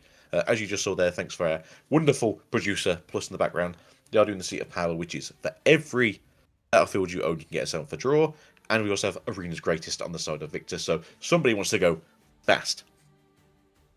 Yeah, it's going to be interesting to see if it works out for them in this game. They seem to have met their match in terms of another deck that wants to go just as fast as them. So hopefully that, going first into Arena's Greatest is going to help them, but with 2 units coming out straight away on the side of Darius, turn 1, it's going to be quite difficult to stop an onslaught from them. How'd that happen? Darius lets them tap for another energy. So they tap 2 for the Honest Broker, and then with Darius 2 for the Noxious Hopeful as well. Really strong. Yeah, it's good for Legion, yeah. So obviously the lead deck is the Legion. And as you said, you got 2 things out here. Xin Zhao coming out super early, though, is going to be a pain in the butt, though, for Darius. It's a pretty chunky boy. But the Hopeful can take some hopes away from them. Certainly, especially being tapped out on the Victor side. I mean, that works too, right? Oh, wow, yeah. Certainly so. Which is quite good for the side of Darius in being able to save one of its units, right? It spent this Piercing Light from hand, but now it can send the... it's repeated as well. So, in fact, it's being able to double conquer, no troubles at all. That's a double conquering now. Playing this out now for the last few runes left. And you get a buff, as it will be the second card played this turn. Yes, doing very well indeed, this gameplay. Just showing you what apparently Darius can do if he has 2 guns. Absolutely. So if anyone confuses the piercing light, because it took me a moment there as well, he needed to repeat it, otherwise couldn't kill the Jin Zhao. And even though the second half of piercing light, normally people use it to target in base, it just says another unit. So after you targeted the Jin Zhao, the second trigger could also hit the Honest Broker on the Arena's Greatest, which is why they were able to kill all 3 of their units with just the 1 spell there. Yes, I see though, coming down with the card sharp. Would you like a gold, sir? Darius said, no, thank you. I know your tricks, Mr. Catfish. Not quite the cool catfish, but a catfish nonetheless. So I will not take a gold. Have you taken the gold? He's now taking a gold, apparently. He's changed his mind. Yeah, he mind. said no, but too tempting. Far too tempting. It's like, not quite Tom Kinch catfish. I would like to have a second gold. Perhaps the Darius is expecting here that with all this gold generation on the Vic side, maybe they're thinking about the Vanguard Armory. Maybe they're knowing that they only really need the 1 gold to get that Vanguard Armory online. It doesn't matter if I give them a second one. Give me the gold. I'll take it. And of course, using it straight away to cast their chosen champion out and recall their units. With this point advantage, I think it's going to be very hard to worry too much about what Victor's going to do. But it could always be that. Yeah, to be fair, they're still not in a terrible position here. You've still got 2 units in the back there. They can either crash into whatever's on the field. The Honest Broker's tougher than the Recruit. The Card Sharp, I think, will trade with the Teferian. So it's not the worst situation to be in here. You can still essentially go down swinging. And on the following turn, you will have 7 cards to play with. 7 runes to play with and 5 cards in hand, making it a fairly fun time for repercussions. Definitely. And also putting them on that very key 6 points as well, if they trade into the Card Sharp and conquer over on the Arena's Greatest. So it looks like it's a really good position for Darius, unless we got some more tricks from Victor. Hidden card, potentially a Hidden Blade. What else do you think it could be they've prepared for Darius here? This could be Wages of Pain as the only other real thing that you hide in these decks, but essentially I would agree it's either going to be a case of Hidden Blade, let me stab my own unit, I'll draw 2 cards, or it will be a Wages of Pain, you think it's dead. Wages of Pain certainly something this Victor deck is going to be playing with all of this gold generation. They've clearly got that strategy in mind. We'll guess we're going to see what it is now, potentially blocking this 6 points. No, it is a Hidden Blade. Draw 2 cards for myself. Go to 6, I'm not worried. Points, I think it's fine. With only 1 card up, though, it's not like you have to be worried about something in the back just coming and tickling your fancy. But at the same time... Oh, hello. Sun Disc, okay. Then what else are we playing here after Sun Disc? Hey, Forge Runner! Oh, wow. Going up to 7 points then instead if this goes in. It looks like the Victor player's thinking whether 1 Stupefy is going to make this might difference or not. I don't know what they could be thinking about. Unfortunately, it won't. But they can at least try. Right now, the Darius... I can see why the Darius is doing really well, to be fair, because they're just absolutely hitting everything off the top and just walking things down. Very, very speedy gameplay from the Darius. Like, I don't think I've seen so many points earned so quickly. I mean, it feels like I've been here for 5 minutes, and they've got, total of 14 points so far in that time? It's not so bad. As you said, the Stupefy's coming out here. It's more for the card draw than it is for a case of the damage to the poor little Forerunner here. With a hidden card, again, this could be anything such as a Hidden Blade. Draw 2 cards, pop out 2 little mech tokens. They were ready for next turn. And then, essentially, you're off to the races. You're in a good position to be. There's not really anything that the Victor can do right now to put themselves in a position of great importance. And if they do try and kill the 2 things on the other battlefields, and then you do just want to... Okay, that's fine. So I'm presuming they're going to call the weak and then they're going to Singularity. You'll just then kill your things so they come in ready for next turn. And then you just walk in. Yeah, the first Forerunner are doing a lot of work for the Darius here. It would take a lot of runes to sort this situation out for Victor. And if you do sort it out, like you say, you're still giving your opponent 2 free might units to have that follow-up play. That and the Sun Disc as well. Your opponent only needs 2 playable hands. Oh, another card of the week. Only needs 2 playable cards in hand, and they've got yet another ready unit to play with. What else could we have? A third call of the week! Wow. They did draw a lot of cards. Yeah, it's like, shot this now. I'm just going my own way here. I'm going to draw 2 cards first and then play out the 2 recruits. If I'm going down, I might as well go down swinging. trying to think what they could do with 3 that's not so scary. Obviously, they use all their Call of the Weeks now. It's not exactly going to be a Call of the Week number 4. If that's the case, judge. Rapidity, it's not going to help. You would need a 5th one and the runes to play them to deal with both of these mech tokens. That's it. You can play a 4th one, but yeah, you can't play the 5th one. I think this is a case of thank you very much, Mr. Darius. Shake my hand and walk off into the night. Yeah, they've even said in the chat they're fast one. They know the writing's on the wall by the looks of it. Well, it's been very nice casting of you, Agito. Yes, very good. What a game. What a game I'm indeed. sure gracious producer in the back there can probably put us into another one as it was very quick, unless you could do with the time to refresh yourself for the... Are you judging the rest of the event, or are you out after this one? I won't be going for the whole event, unfortunately. It goes far too late for me over here in the UK. But I'll be here for a few more rounds. I'll be able to stop in, say hi, and help the players out for any more. But it seems that going back to the booth now, I'm willing to go. I'm happy to keep shooting the breeze with you. What did you think about our very fast game? It was very quick. It was. It was good to see. Fast tempo. It's what you want to see. A lot of people complain that some of these games kind of just drag their feet. But Darius knew what he wanted to do. Victor knew what he wanted to do. Poking each other was the plan. Unfortunately, Darius poked faster. In a world of miracle where we're used to seeing, 60, 70, 80 minute turns, sorry, I'm going all over the place today, aren't I? 60, 70, 80-minute games when we've got untimed top cut. This is a really breath of fresh air to see two players just play some good, honest poke each other. So to be fair, we did just see Mr. Bandit a couple of rounds ago with Silent just running down those 3 games around. So, it's not too bad, right? Not too bad at all. I missed that one. As I said, I've not caught any of the feature table matches so far. What would you say is the highlight for players like me going back and watching it in post? What games is there not to miss?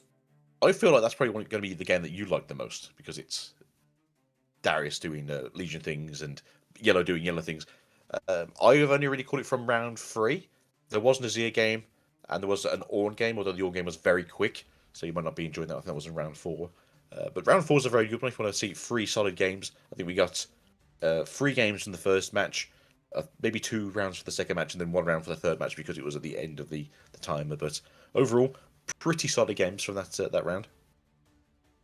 Absolutely, yeah. Bang for our buck, certainly, in the amount of games we're getting to see in these rounds. And you are right, Yellow doing Yellow is something I do enjoy in the game at the moment. I'm very much looking forward to seeing what Unleashed does to give us even more Poppy. It's looking like something I might fancy playing. What are you fancying from Unleashed yourself? So I think Poppy looks like a really cool deck. Originally I was like, I don't know if I want this jungle support character doing things.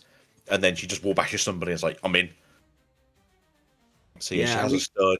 She's got her own hopeful, so she's pretty cool. I think overall, I'm not sure if I like the colouring of body and order, but it makes sense for what Poppy kind of represents. But overall, though, I'm going to go for Lilia because I want to make a really token every turn and just walk it down and make people just go crazy. Seeing more support for temporary as a keyword is something I have found really interesting. Seeing it kind of become its own archetype as well in Lilia is something that is really cool, and I do look forward to seeing what it does to the meta. It seems like it's going to be quite an aggressive deck, having to spew out tokens every turn, go in, get those points while they're still alive. I like that. LeBlanc just turned around and went like, how about we just do the opposite? And temporary doesn't mean you die. Yeah, temporary forever. I like the idea of what LeBlanc is doing as well. I feel like that's the deck that players are going to work out how to break. And it's going to be the new, I wasn't expecting that from Riot. So, yeah, not so early anyway, yeah. Let's say, especially with LeBlanc, her signature spell is just a unit. It's not asking for you one of your own units, which means if your opponent just has a Shelly on the field, it's now my Shelly. An Elder Dragon, it's now my Elder Dragon. The Baron Pit, it's now my Baron Pit. So it can be a very aggressive backwards and forwards deck, I feel like. But I do think we found another game, and it's a game just for you. Got ourselves a Draven versus a Fiora. A treat from Plus himself. Haven't seen enough yellow shenanigans. Let's get ourselves some more. So it looks quite early into the game that we are in. Do we know what game we're in at the moment? I don't believe we know what game it is. Game 2. Game 2. Does our wonderful producer know if it's the Draven who won the first game, or if it is the Fiora? So, but either way, it's looking pretty good. As you said, the Fiora's kind of got herself going here. I'm concerned about what's going on with the second battlefield, as you don't normally see equipment's just slogging it out on the battlefield. But I'm presuming that's just an issue with the format here. I'm presuming the Fiora raised herself and then brought herself back out. First mate's going to 4. Overall, pretty happy with what we're seeing right now. Very aggressive from Fiora. It's what you want to see, what she can do. Yeah, perhaps just shortcutting a bit there, not wanting to move their equipment back and forth, knowing that they were going to be re-equipping them anyway after their Lucian died. But lots of equipment in the early game here from Fiora, with the Bone Splitter as well, not something that you often see in this deck. So interesting to see how it's going to work for them. So yeah, especially with Bone Shiver, you normally see it as a Lucian or as a Jax kind of equipment. You generally don't see outside of anything other than those two decks. So, but gaining the additional ruins in Fiora is pretty good, as she's quite spendy on those ruins with the ability of just readying things with herself. Overall, though, happy to see it. Always good to see Fiora kind of doing Fiora things. And it's nice to see people innovating, especially this late into the format, as essentially we've had already 3 months of set 2 with the Chinese regionals. Absolutely, yeah. A lot of innovation is what I really love about this game. That lots of players taking things in completely different directions, and it seems to be working well for the Fiora being so far into the tournament. One thing that if they innovate any further, perhaps some card draw might do them a favor, because against this Draven, it does seem like they are struggling with the amount of cards they've got in their hand.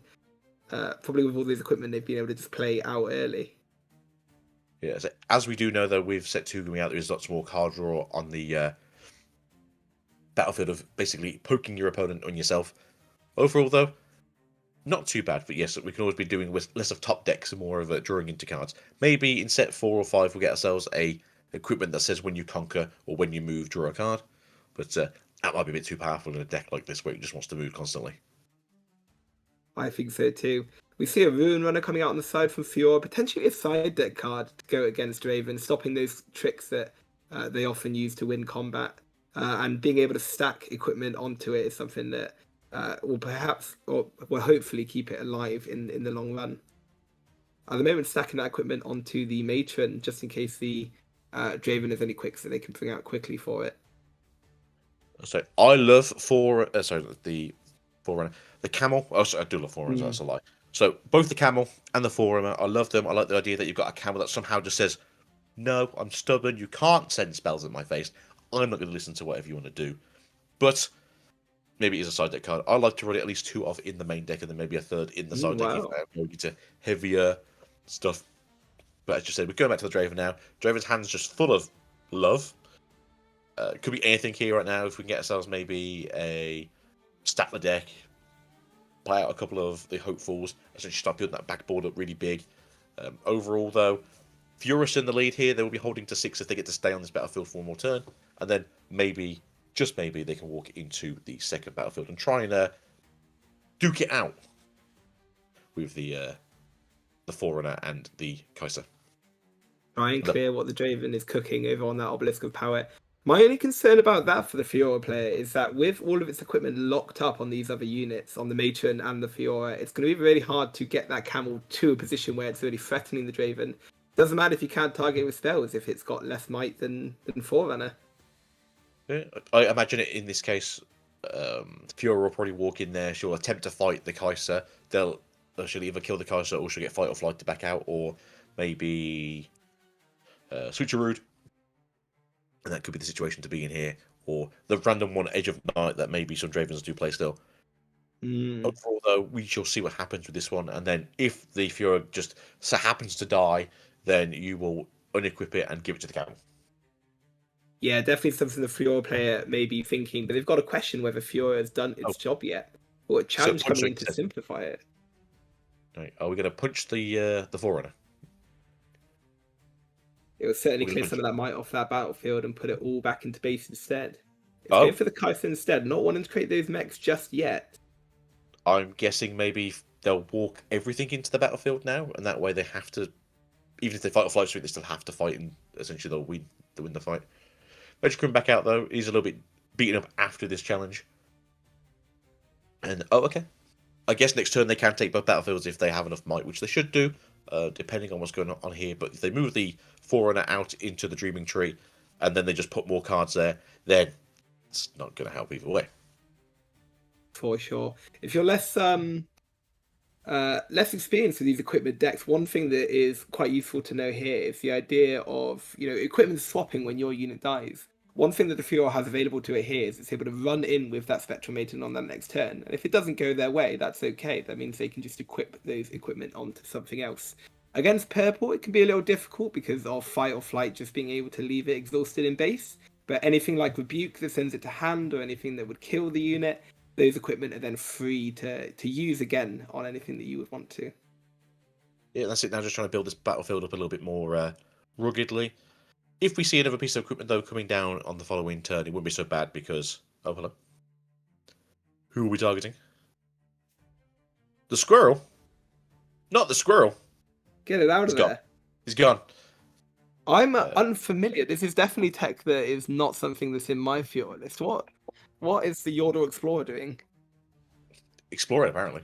It is I'd exploring. also agree. He's not something that I normally see here, but let's read him out for everyone else because I need a refresher. 4 for 4. When you play a card with power cost of 2 or more, draw 1 card. What would that be in this So deck? Things that come to my mind immediately, I mean, we already see the Spectral Matron on the board, a really useful card in Fiora because that one of chosen champion you use, so pivotal for your strategy, being able to bring it back from Grave of Matron is really powerful. Of course, you've got the signature spell for Fiora, Post, being a 2-cost card. Those are the only things that really come to my mind, so maybe they're both 3-ofs in this deck, and then just using those first, as there you well. go. Yeah, that's what I about. I was use thinking first. Harness Dragon. Harness Dragon's also one of those big ones that's 8 for 2 and then poke someone in the eye. Another challenge coming out here, which is kind of weird because they're challenging into a battlefield where they're just going to die when the challenge resolves. But they get the Dreaming Tree trigger, right? So they get the draw. They do. But remember, when they die on the resolution anyway, it would be after the combat damage they're dealing. So they'll be able to take out one at this battlefield as well as the other, and then putting both of those equipment in base ready to use. So it's looking quite positive for Fiora. Doesn't look too bad. I'm just trying to think here. Camel up. Put the equipment on the camel. The camel then goes up by 5, so the camel's on 10. And it's the fight or flight that I was worrying about before. Locking those equipment underneath the Spectral Matron, does the Fiora have anything they can use to get access to those again? So Fiora's 5, camel's 5. That's 14. So I'm presuming there's a Rebuke in hand or a fight or flight or a Spinning Axe in hand. 2 runes up on the Draven side, so there is enough might on the field to do it, even without those equipment. We'll have to see what they're thinking about doing with their 8 runes up as well. I'd say if there's a punch first in the hand, that would also help here. So what are we equipping? Haven't done anything yet, just shuffling some moons around. 2 challenges, I believe there is. So it could be a 3rd challenge in hand. Costing 4. Another Spectral Mother. There you go. Draw a card, right? Yes, indeed. I'm being able to access something in Grave. First mate. Ooh. Here we go. Yeah. Ready, that's Matron. There'll be a Sword and the Bone Shiver back online, back in the game, back into consideration. So now Rebuke's not so scary, because if Rebuke does come out here, you can put all that might just straight onto something else. There's a lot that the Fiora is being able to put into the Draven's battlefield here. That's it, yeah. Either you Rebuke it and you drop the equipment, or you fight something and then it dies, so you give the equipment back to something else. I would give this to Forerunner, so that way if they have a Rebuke, they can't Rebuke you back. And if that's the case, then you just walk whatever's left available into the other battlefield to go to 8 points. So definitely, good on them. I say, unlike some of the earlier streams that we did here, obviously people have had months to play now. People are figuring out these decks a little bit better. People are trying to work out like what can I kind of inch and mile into these decks, and it's a tech piece to think about myself. Very good.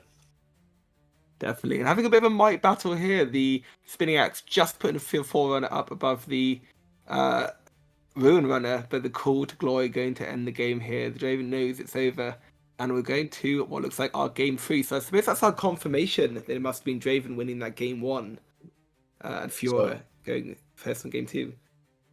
Yeah, I'm looking forward to seeing if this Fiora can take this Draven out.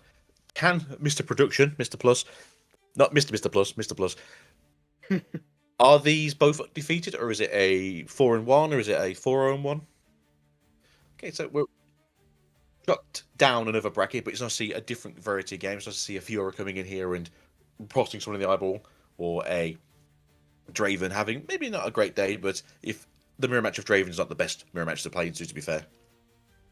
I suppose when you've got a mirror match of Draven, a Draven does need to lose. So someone's going to be on Draven and not experiencing a nice 5-0 easy ride into round 6. And that's it, really. You just try and push yourself through. I'm not too sure what the current level is here for like what it's going to push you into the final rounds here. I don't know if a 5-2 will push you into the top bracket or if it's just going to keep you sort of on the edge. But this Fiora can keep taking it. There's definitely a chance we might see them again in the top cut later today, but they still have to get past this hurdle in front of them of the Draven. Choosing Targon's Peak here, so likely going first for the Draven. No Obelisk of Power for this game. Obviously, so unfortunately, we can't see the Fiora's battlefield, but could be anything.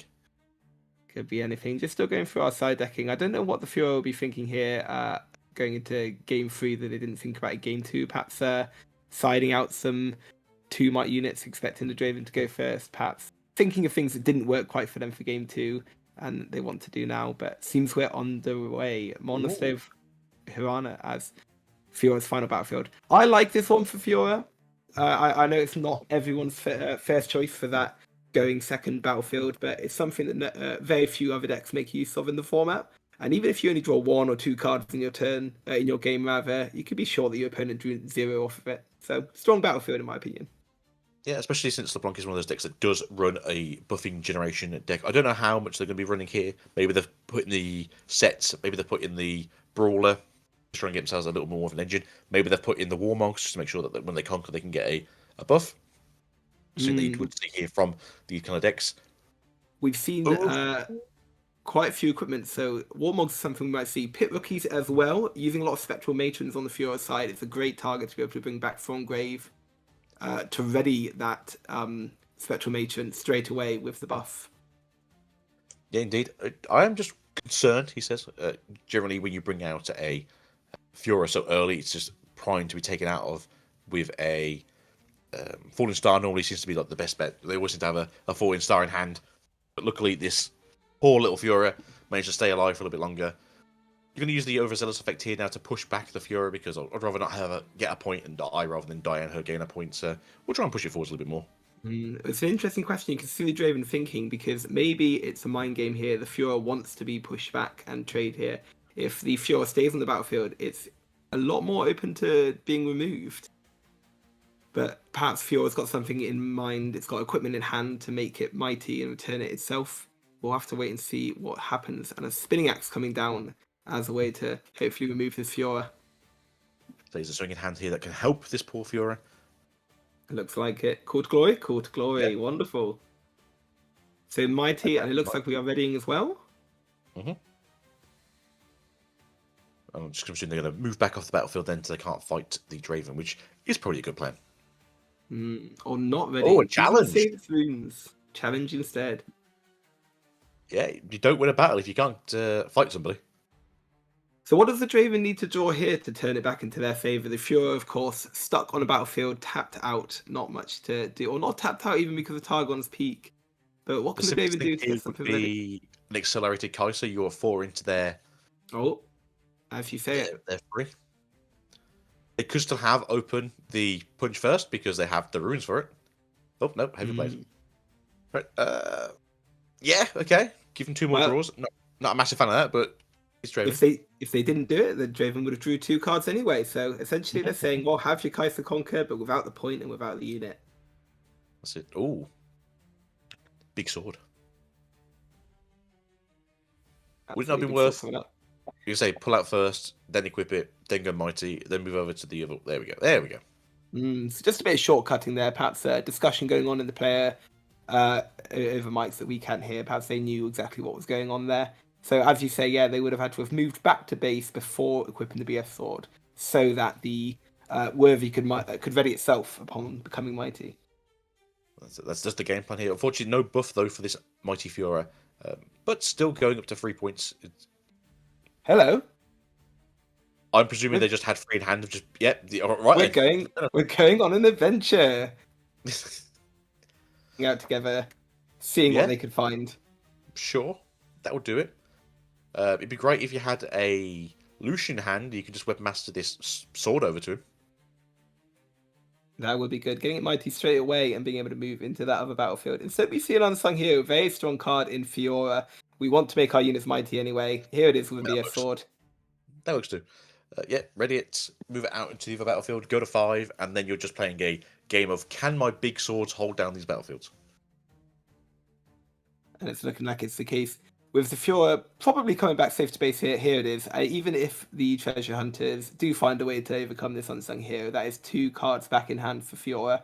With 2 BF souls on the field to accelerate their units upon becoming mighty, this is looking like a really good situation for them. That's it. You kind of don't want to kill the unsung hero because you can gain 2 draws from this. So in this situation, of course, the unsung hero going back down to 1 might will not be able to draw any cards. It is no longer mighty when it dies. That is unfortunate. Unless you have a punch first. Or a challenge, yeah? Start a new chain. 5, 4, 5. Certainly risky, though. If we see another spinning axe coming down here, if the Draven... We know it's in their deck. At this point, it will be very difficult for the player to come back. No, but not going to be something that we haven't. All right, then. So, yeah. Fiora explodes, right? No, Fiora's on 6 might. Oh, right, she's a 3. I think she was 2. Yeah, so she's 1 might taller, so she's just surviving this turn. Fairly good play from that one, but as you said, if a Spinning X came out, that could have just been the horrible downfall and losing everything. Instead, we see a Darius instead. So still denying that double draw from the unsung hero. It was still on 1 might from the resolution of the switcheroo. It is unfortunate. Technically you've played something from Hidden. Hidden is still classed as played. So yes, the Darius would come in ready to end at 7. Just trying to take you out. Just for completion, I believe the switcheroo was from hand, so a bit of de-ramping on the Darius side of things. Of course, the treasure hunter was attacking into the unsung hero. But either way, then that's the case. Then it was played from the hand, and then still just gets to ready the Darius and comes in. Do you just walk the field? Looks like they're not feeling much. Oh, this is cheeky, interesting. Perhaps the players were talking and were aware that the rune should be ready, or perhaps they were ready on their screen, just not on ours. Well, it's kind of funny now because you're going to walk in here, do some damage, and then you can equip the sword and do some more damage. So, yeah. There's not much you could do with 1 ruin left, but you can also play a Statler deck, which then would make the Darius 7 might, so obviously it's a bit scary. So you have to hope they don't have a stack deck right now. And that's what we're waiting to see. Of course, instead we got it is a stack deck. Not what they wanted to see at all. Of course it was. So being able to get all the benefit from the stack deck, as well as getting a cheeky little buff on the Darius to win that fight, which is going to be another card in hand from Draven as well. So very similar to what we saw coming into last game when we joined. Lots of cards in hand for Draven, but that point advantage going Fiora's way. It seems like they want to go for a hold strategy here, putting that BF sword onto the Fiora and saying, okay, yeah, you've cleared my units, but I've got a 9 might unit over on Monastery. Can you come and take it from me? That's the thing right now, as you said, they are in a position of, I can just sit here and you have to fight me if you really, really want to. I'm not going to go to you, but you've got to come to me. And this might... You've got to come to me. Darius up to 2 do plus we have 3 punch 10 first? cards. No, we don't have punch first. No, unfortunately not. No. We tried, though. We tried very hard. Just enough might to get over that Fiora. So this is gone from looking really sweet for the Fiora. Card in hand, no way to ready their units, and 2 BS swords with nothing to hold them back on the base. 7 runes to work with, though. Let's see what he's got planned. Salvage next. Yeah. So it gives you another card. That's not so bad. Overall, though, speaking, still have another turn to sort of bring this back again. I think we've seen 2 of the 3 possible. Oh, here comes Lucian. So unfortunately, as we've lost the mighty already, we do have access to the Lucian. But he's getting buffed here by the picked rookie. And going into the following turn, it might be a bit rough. But we can essentially try and walk in there, get rid of the Darius, and then hope to all high heaven that we have some way of getting rid of the overzealous on the other field. Just so that way they can not flip over that face down card, which could be the switcheroo or the fight or flight. Overall, though, still a good position for both players here. There's not really a way, unless they're just running the one of Yasuo here just to try and score a 7 point. But overall, we are sort of sitting pretty, for either player really, just trying to push into this next rhythm-based addendum. Definitely, it's looking quite dominant for the answers. I think Fiora definitely has outs here. I'm hoping to see a Spectral Matron on top. Being able to have that Fiora on field with the BS swords will give them a lot of ability to ready their units, and they may just have what they need to make that push in. But only 2 yellow runes is going to be not for that readying the units. And this, it might be the right. Choosing the pit rookie is an interesting choice where it could have taken the Lucian instead. Yeah, I think they're in a weird position either way because it didn't matter which one you kind of got rid of because they were already doing the same thing. Lucian obviously can go into the battlefield and come back out again, spend the buff, get another draw if they want to, and kind of bait them in that way. I don't know if that's going to help or not, but overall it's a plan to go for. Lucian isn't the worst card to be here. He'd be 9 might again. Be a shame if we could gank over, but unfortunately I think there's any ganking in range anger that we could use currently this turn. No misfortune, right? Spending 4 though. Matron. So it does come out, does have that ability to ready their units. Only 1 yellow rune. That is the issue here, yeah. They can ready their unit as well.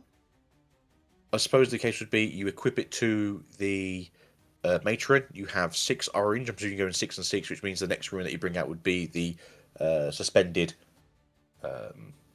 Order Ruin. And that way you can then use the Furious ability to ready it. So there's a plan there. Yeah, they can get 1 more unit ready to give a push. And who knows what that hidden card is. I'd presume it's either going to be a fight or flight or it will be a switcheroo. But overall, speaking right now, again, in a very contentious position for both these players. Maybe the last card in hand could also be a... this one. Could be a first mate. That way you can ready the Lucian once again and then start running things into it. But yeah, we are going to play the Fiora. Good choice. Decision. I was wondering if perhaps they were thinking the first mate instead as a way to get that guaranteed ready, but they believe in their that they're going to get another yellow off the top. Instead, choosing to play the Death Grip. Good card here, being able to kill the Lucian and make something else. So you're going to use the Death Grip now to essentially do the mighty stuff, get mightied. You're now at 9, can be readied by the Fiora. The Fiora's legend ability will then bring out another Ruin. In this case, we kind of knew it was going to be a Order Ruin because if they're playing 6 and 6 and they've got 6 bodies out, they have to do a 6 orders. This way, then they can also ready the Fiora by... No, they can't ready the Fiora. Ignore me. But we do have 3 cards open here, and this could be, in that case, maybe another first mate, maybe a punch first. They're going to get rid of the overzealous. Revealing their hand here by look of it, just saying, I've got a lot to deal with, whatever you're pushing in. Yeah, I think that's it now. I think they're discussing the game. Yeah. I say, unfortunately, they've always taken the other battlefield. They can't do anything with that. And then again, depending on what's hidden, either with the Darius, if it was 7 for 7, it is what it is. But no, I do think this goes over to the Draven. As I've said, they've got 2 combat tricks here to deal with whatever they want to throw at them. Either I will fight and flight you, or I will just rebuke you. And overall, that is all they wrote. So overall, pretty darn good. I enjoyed these games. But right now, we're digging as deep as we can.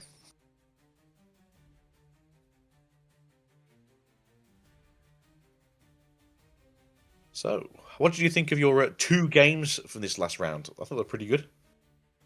Yeah, I enjoyed both massively. Can you hear me okay, Geeta? Is my mic working okay? Yes, I think you're, as you said earlier in the booth, the internet's kind of cutting out a little bit, so you're a little bit choppy here and there. I'm sure Plus will tell me if I'm wrong.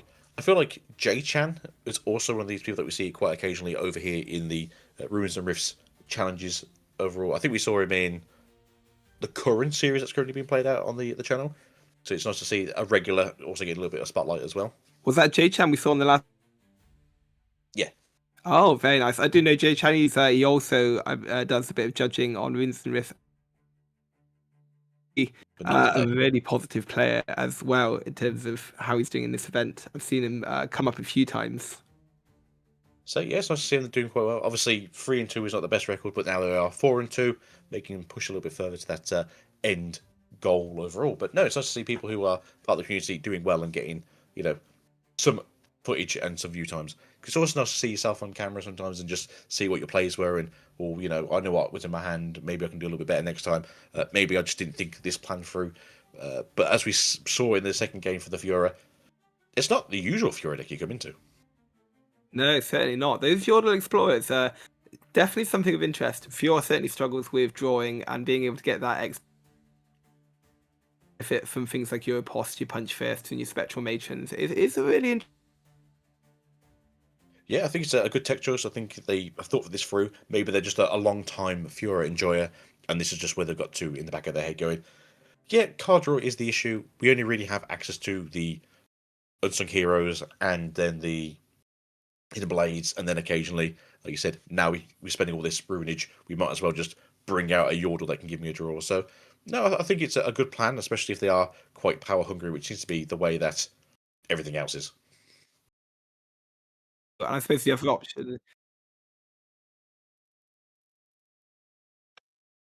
Right, we've been told by production that we have to go and have a break for union rules.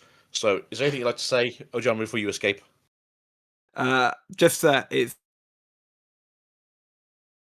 very much for having me. To see a bit of Fiora is brilliant, and hopefully I'll be able to be back again. So yeah, you've been great to have here tonight. Hopefully we see you again. Hopefully get to cast together again. It's always nice to cast with anyone from the Ruins and Rift team. Everyone here is fantastic and great. But I'll now be having my third casting opponent. Mr. Source will be joining me in round 7. But with that being said, we'll see you guys shortly after a break so I can rest my very inflamed tonsils, it seems, and get myself another coffee to keep me awake for the extra hour or so. So see you after the break.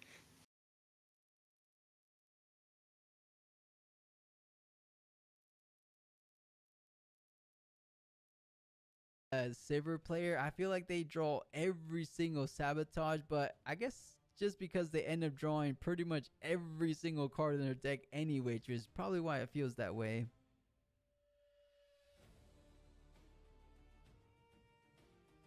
Yeah.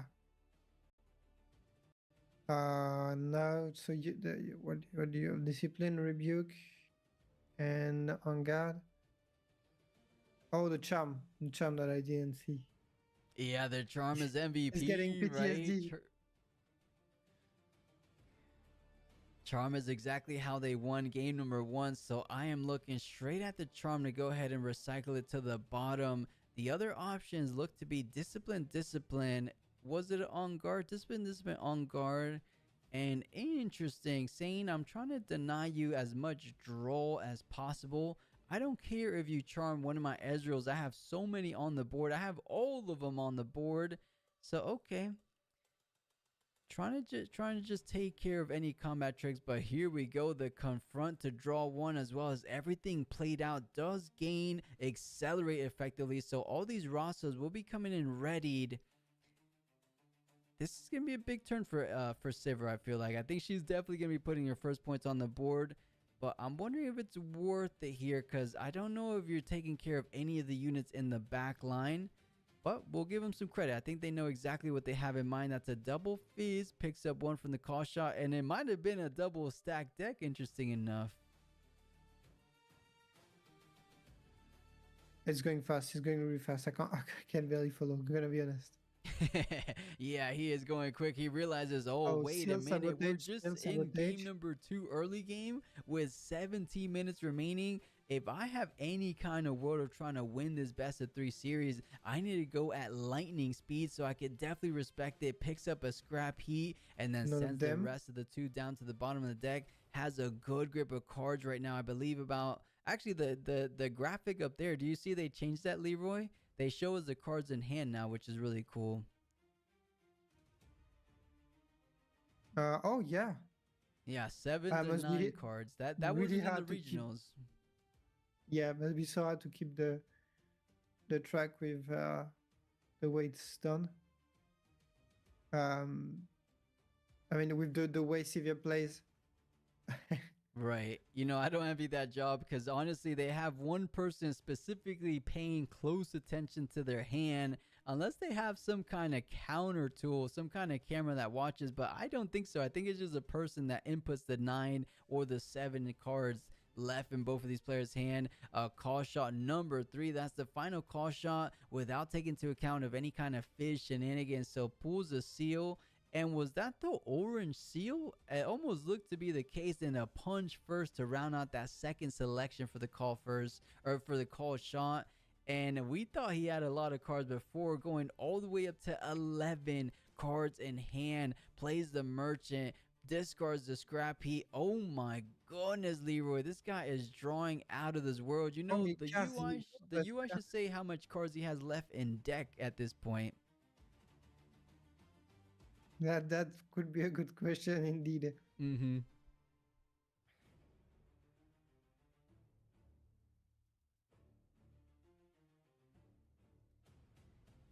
You know what's funny? Sometimes when you have so many cards in hand, it's almost like a good problem, but a problem nonetheless, because you have so many options. It's almost like a paralysis. I forget the exact same, but like action paralysis, where you don't know exactly what action to take, but goes for the challenge. But oh, a defy for the challenge. So there was another defy actually. So Aurelia did end up top decking one down the road, so puts a big wrench on that game plan for Sivir. I feel like she's doing a whole lot, but okay, that's a good card. Rasa onto the battlefield, but keep in mind, you are behind on tempo, so you don't want to over invest on one side of the battlefield, because that just kind of goes to the same thing that happened in game 1. She could kind of go ahead and do the same strategy down below on the Sigil of the Storm. So this is interesting to say the least. Let's see how Sivir decides to spend the remaining moments of the turn. That is another challenge. Will this challenge bear fruit this turn? Can she take down that Fervent this turn around, or is there something like a not so fast? Or at the minimum, we do have some combat tricks, I'm thinking. Yeah, and I don't even know if he targeted Aurelia or the Stellacom, but I'm thinking Stellacom, because Aurelia is too easy to pump up. I think so, right? Just to take down the card advantage tool in that Stellarcorn Herder. So most likely going to be choosing the Rasa as target number 1 on your friendly unit side. And then, I mean, if you really thought you could take down the Fervent, that's obviously the higher value card. But being realistic with yourself, you're probably more better off trying to take down the Stellarcorn Herder. But it's not the best position. Just taking a look at Aurelia's cards in hand. One discipline. Oh, it was the Stellarcorn. You were absolutely right. And he is stacking it up. Wait a minute. Wait a minute. Oh, I see why. He has the card he was looking for last turn. So he knows, he's kind of saying, you know what? I want you to push onto this battlefield, because at any moment I can retreat my units and then play my signature spell on the hunt. So I think he's setting up for that turn, because I did see it in hand, unless I missaw it. Yeah, there's 20 might on the board for Aurelia to overcome. Yeah, we could do And the she quick can run maths. so quickly. It almost seems to me Aurelia might just win based off point/turns, because we're about 12 minutes away from going into overtime. 18/20 might trying to hold down that Sunken Temple. I will say, I think 20 might is a little bit too tall for Aurelia to take down, of course, but a double rebuke on something like a double Rasa will be bringing that battlefield definitely down to size, just leaving behind, what, 6, 8 total might? That's way more manageable than the current 20 that stands right there. But it's a huge investment. We are talking about 4 runes out the gate for that kind of play. It's much better play when you're trying to close things out, but when we're talking 3 to 1, it could be a little bit too heavy, so goes for the straightforward Sigil Conquer. And I like this play a whole lot more, right? If you're gonna go hold for hold as you did in game number 1, it should be a little bit more effective.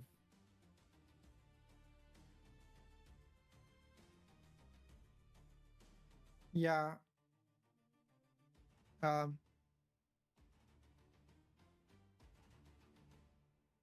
There's no Raider win in hand, right?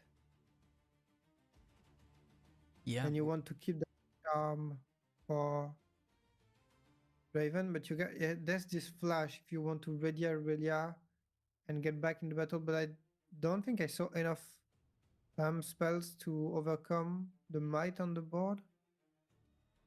Yeah, I don't believe so, right? That's just one too much might. Might as well save the rebukes. If they do try to go ahead and retreat those Rasas, something like the signature spell, and then push those Rasas forward, you could use the same rebukes you would have used this turn to try to get them off the battlefield, but instead you go ahead and use them after they went and played a couple things out this turn, and just kind of force them to replay the Rasas, because I think once you ready the units, on the hunt isn't retroactive. It doesn't read the same as confront those as confront does, right? So it doesn't say everything is ready this turn, but goes for the fizz. Might be looking at something like a call shot, but goes for the sabotage number 3. Let's see what's lurking behind the hand for Aurelia. You have such great cards. Are we just flashing here? It seems to be the case. It does seem pretty smart. Just get the Aurelias to safety while you can. I think that's quite a good play. And you know, like when you play against all this sabotage, I hate playing against orange so much. And when you get sabotage 4-5 times in the game, you start to want to peel your skin off. Oh yeah.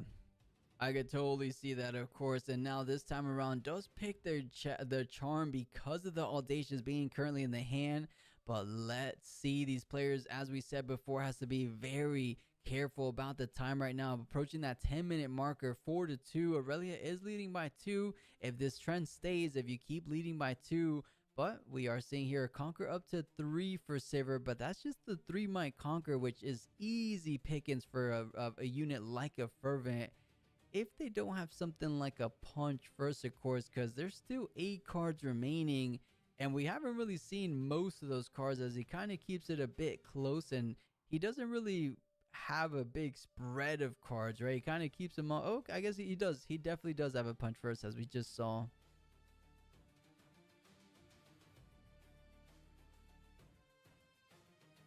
You know, Leroy, there should be something like a timer for each player's turn. It would be 80-something percent Sivir to Aurelia's 20-something percent. I think a bit of a ball hog in terms of a turn, right? Because Sivir's turns have been taken insanely long versus Aurelia's turns. Yeah, you know, I'm thinking let's create a blitz tournament where people have clocks and you have to press it to pass action. I know exactly what you mean. Something like, you know, you have your time, I have my time. If your time hits 0, that's another win condition, right? That would be a little different set of rules for Riftbound. I doubt we get there, but it could be fun. It could be fun for a little one-off tournament or something like that. Yeah, it would be a fun tournament. This could not be competitive, but it would be a fun tournament. Right. Some people would consider definitely competitive, maybe more competitive than it is currently right now.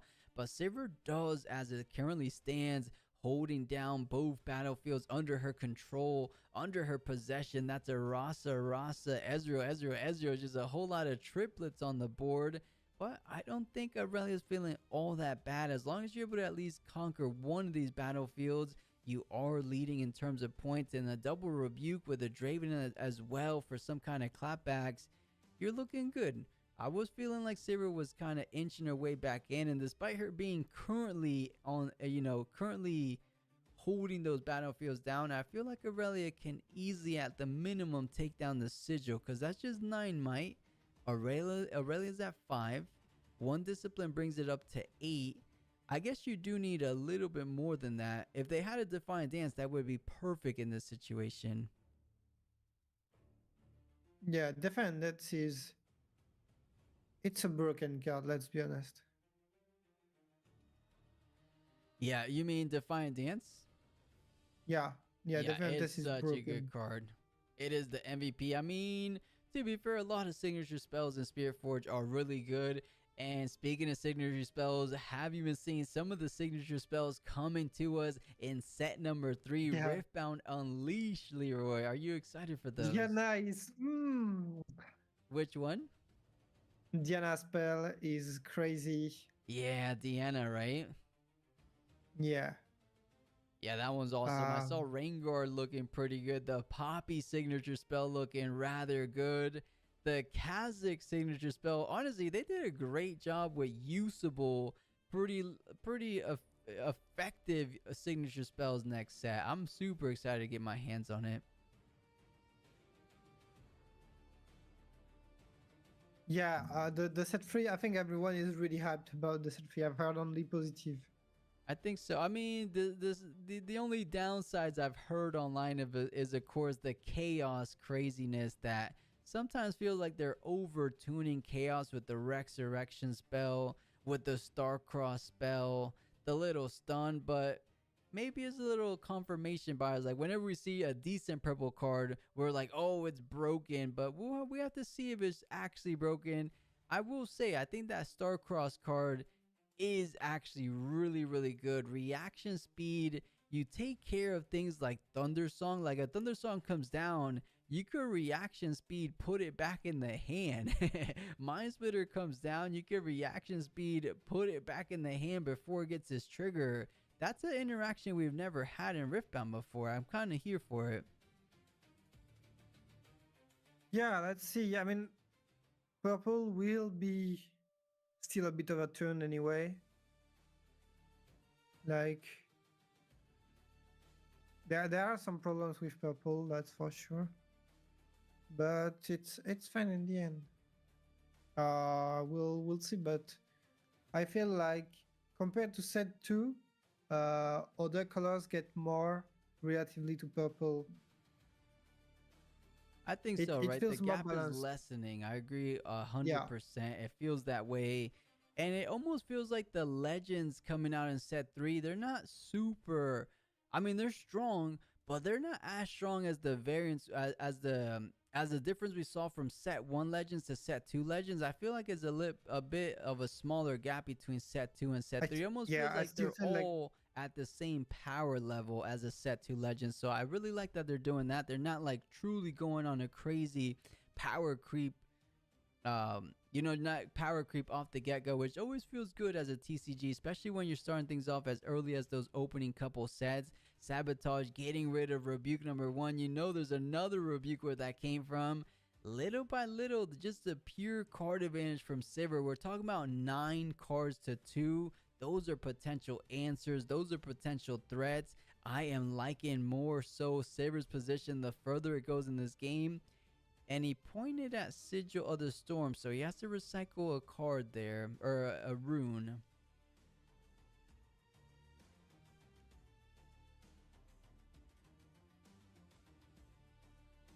He could also tap the seal to pay for Sigil, right? I'm pretty sure you can. No. Sigil is recycle Is rune. rune? You cannot. It's not like power. I gotcha. Oh, and a card we haven't seen all series long, the last right. I'll go ahead and pull it up for us here at home. Let's see if he wants to go ahead and attach it out and answers my questions as I pull it up. So it does attach it to the Rasa. So looking to hold, bring back one of those Ezreals. You can't bring back a Rasa since they're all on the board. And oh my goodness, Leroy, unit after unit, combat trick after combat trigger. Not necessarily combat trick, but spell after spell. And Aurelia wrapping things up with an unprecedented 3 minutes remaining. This is the tie if I ever seen one. Yeah. Do you? Yeah. How does that work? Do you say like, oh, we're gonna play only 5 turns? Doesn't get fortunate, doesn't get the sneaky deck in. Uh-oh, Leroy. Okay. I think And so there's a turn 0. tie. Oh, there's even a turn 1. And okay, so now it's turn 0. Okay. So Aurelia is going to be turn number 1, right? He tried to play fast enough to give the turn 0 to his opponent, but he couldn't make it in time. It And looks see to how not have anything to play out. Yes, you could play a Stellarcorn Herder, but you're tapping out, and this is turn number 1.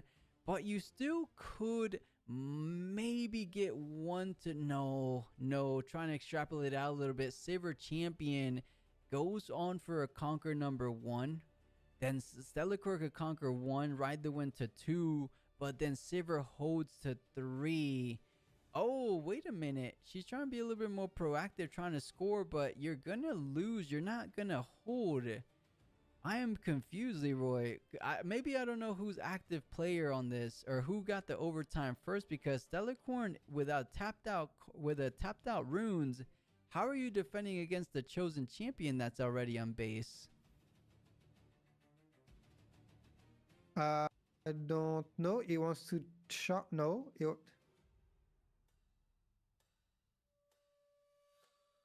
But wait, why is there 2 out of 3? Is it already the second turn? Yeah, Was it looks Aurelia to be on the turn 0? case.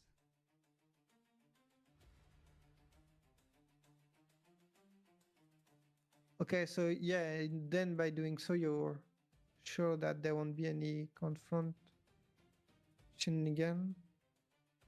I believe this should be the last turn. Well, if Sivir was 0, 1, 2, this is going to be Sivir's very last turn.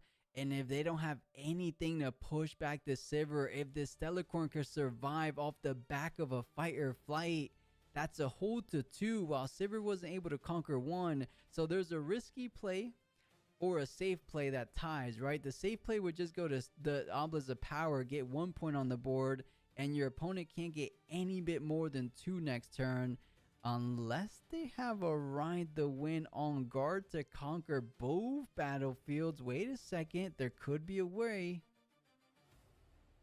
Yeah, but no matter what, if you guys try to score the 2 points, I don't know.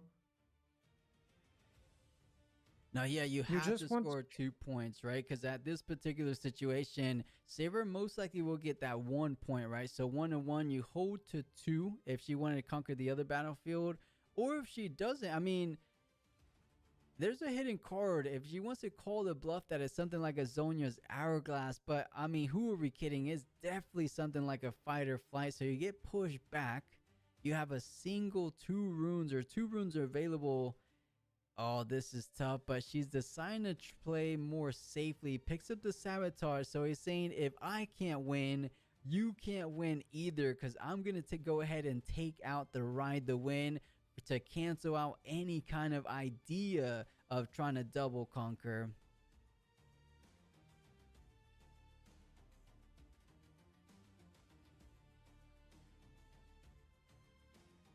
It was indeed that fight or flight. So back to Sivir goes. What is their reaction to this? And not literally reaction, but what do they decide to do in response to being sent back? You have 2 runes available. You wish you had something like a ride the win, of course, but we haven't seen it all series long. Yeah, but there's on the hunt. There's on the hunt, so you can go back in there. Oh, true. On the hunt, you conquer up to 1. And that's just a tie. If it is on the hunt, it's all but over. So signature spell ready. All your units for Sivir. Oh, wait, that's a double conquer. Oh, yeah. But it's still 2 to 1, isn't it? It's still 2 to 1. But this way you make sure that there's no 3 to 1 by scoring 2 points. Mm-hmm. You cure the draw. So yeah, GG to both players. It's over, guys. Pack your bags. That is Nothing to right. see Pack here. them up. No longer either undefeated. That, I mean, who's to blame here? We're blaming Sivir, right?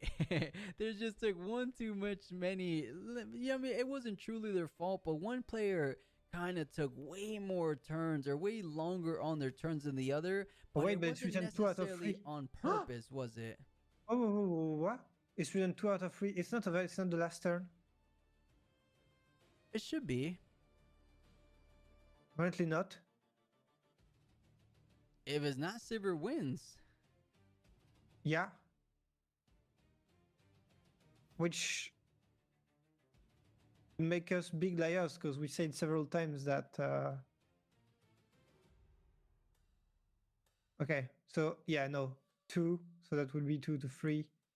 You hold to 3, and then there's really high likelihood that you're going to be able to enable the ganking on the Sivir to go ahead and cross over to the Tide Turner to bring you up to 4. I think this is a win for Sivir. I cannot believe what we're seeing. We thought it was almost just going to go ahead and tie things up. And all you have to do is spend 2 power, and ganking does come online, conquering over to the Tide Turner, bringing you up to 4 points, and that is exactly That's crazy. Crazy? That's crazy.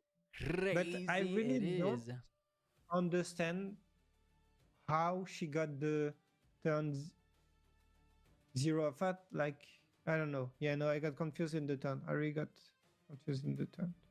Maybe our time was slightly different than the time they have internally there, because I swear it was turn 0 on Sivir's turn, but maybe they gave turn 0 to Aurelia. But there we go. It looks to be the case. It does come out ahead in overtime. Throws up the fist saying, if you want to fight about it, I am here for it. I'm winning this match. I am staying undefeated. Best of luck to him going forward, because he has to be a bit more mindful on the time. But keep in mind, guys, I don't mean it as is his fault. It's just the deck naturally takes a whole lot of time to get things done, as you want to go as late as possible. But it just doesn't favor him in terms of the 60-minute window you have to accomplish these best of 3 series.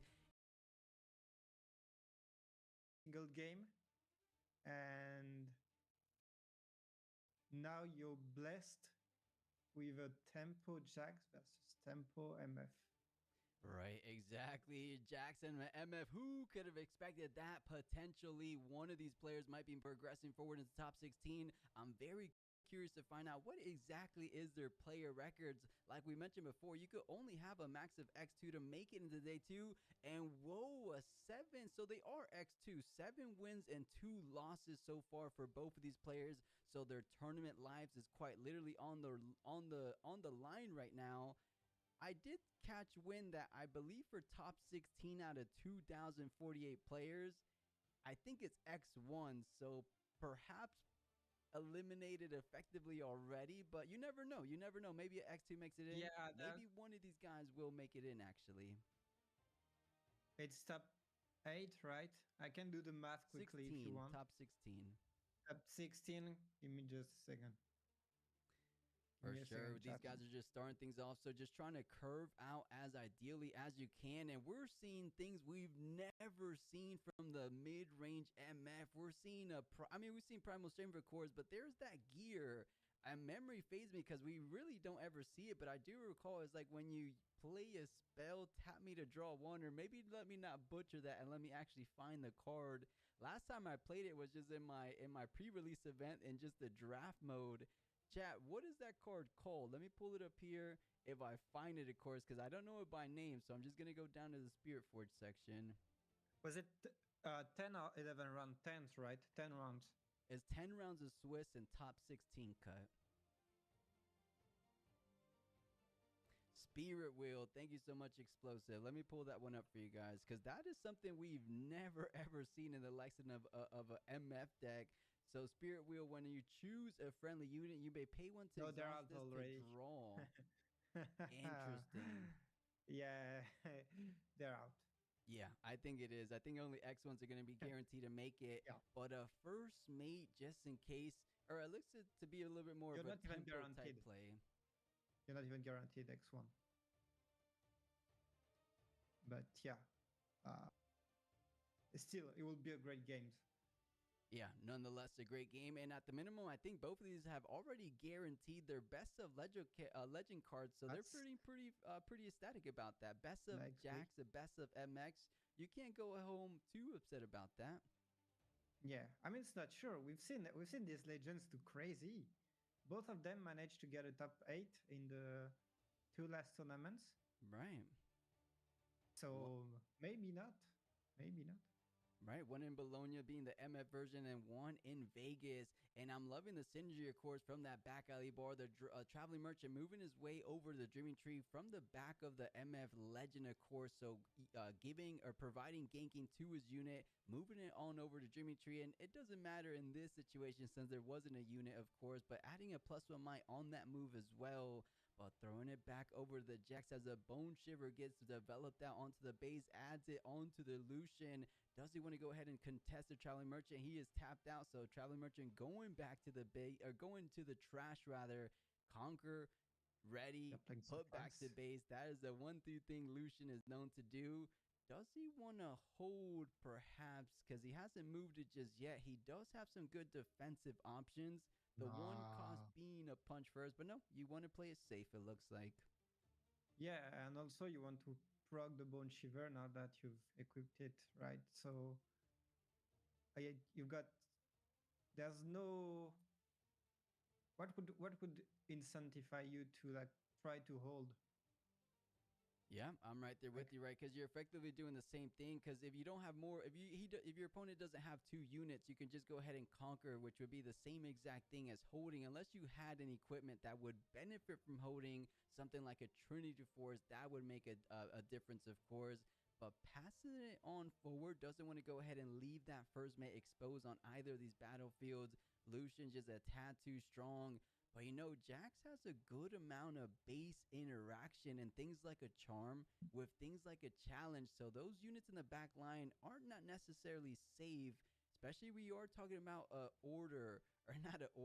body chaos deck that doesn't really known for having too much counter capabilities. The only one I believe currently in Riftbound in these first 2 sets are going to be something like a hard bargain. Unless I'm forgetting one, Leroy. Is there one you can remember?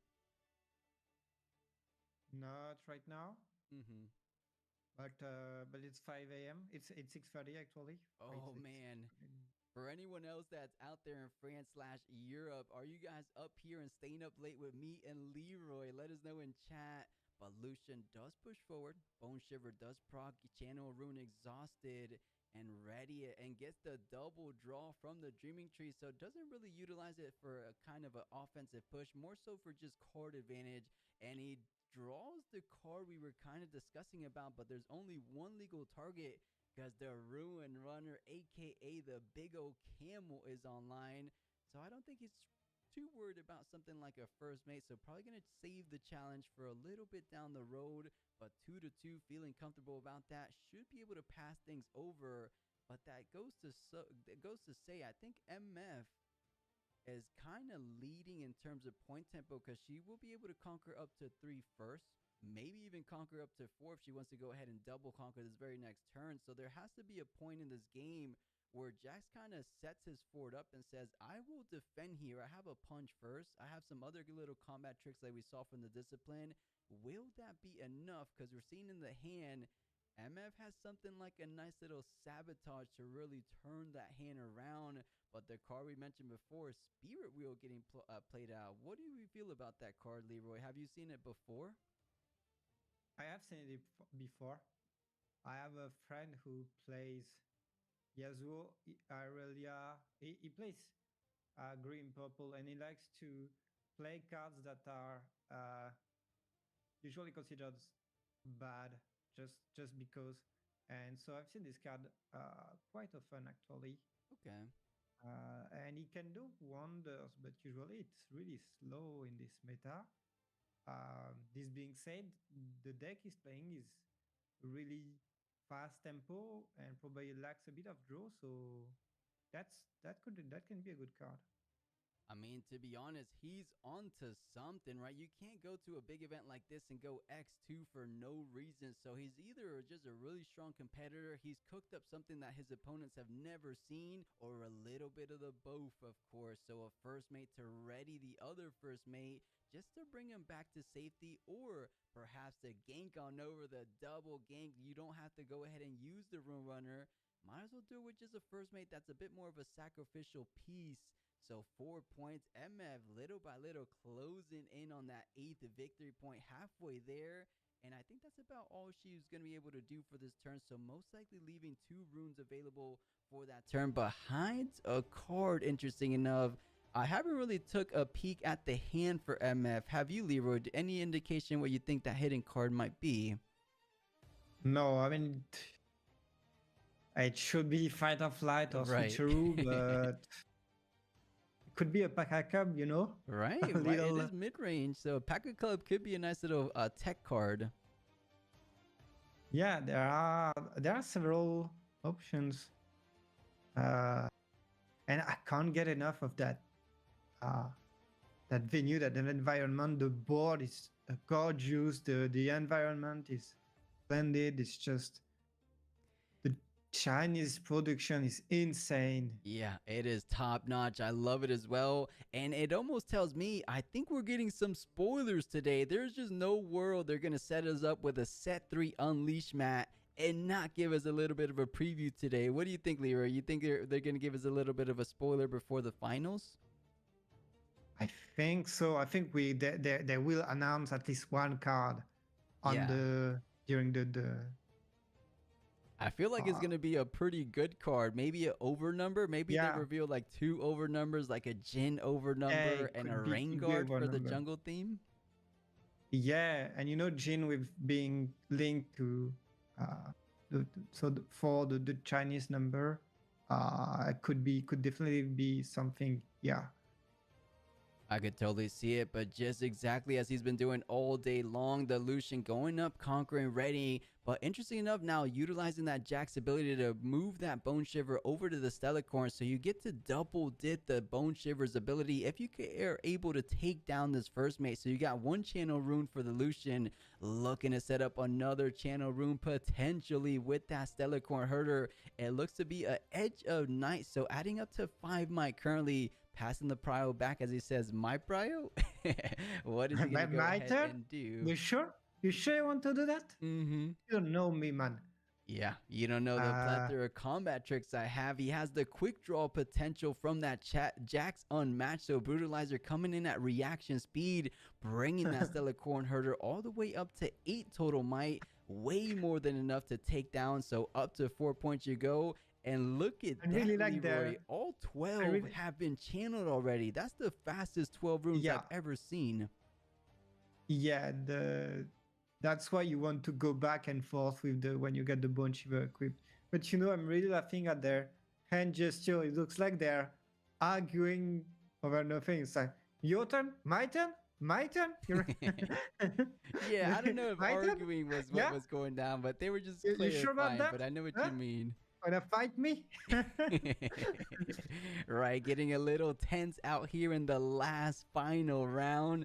Even though their tournament run is most likely at an end, they do want to go ahead with an even better record, right? Going 8-2 out of 10 rounds, that is nothing to be sad about. You are feeling good. You're feeling confident going into future events nonetheless.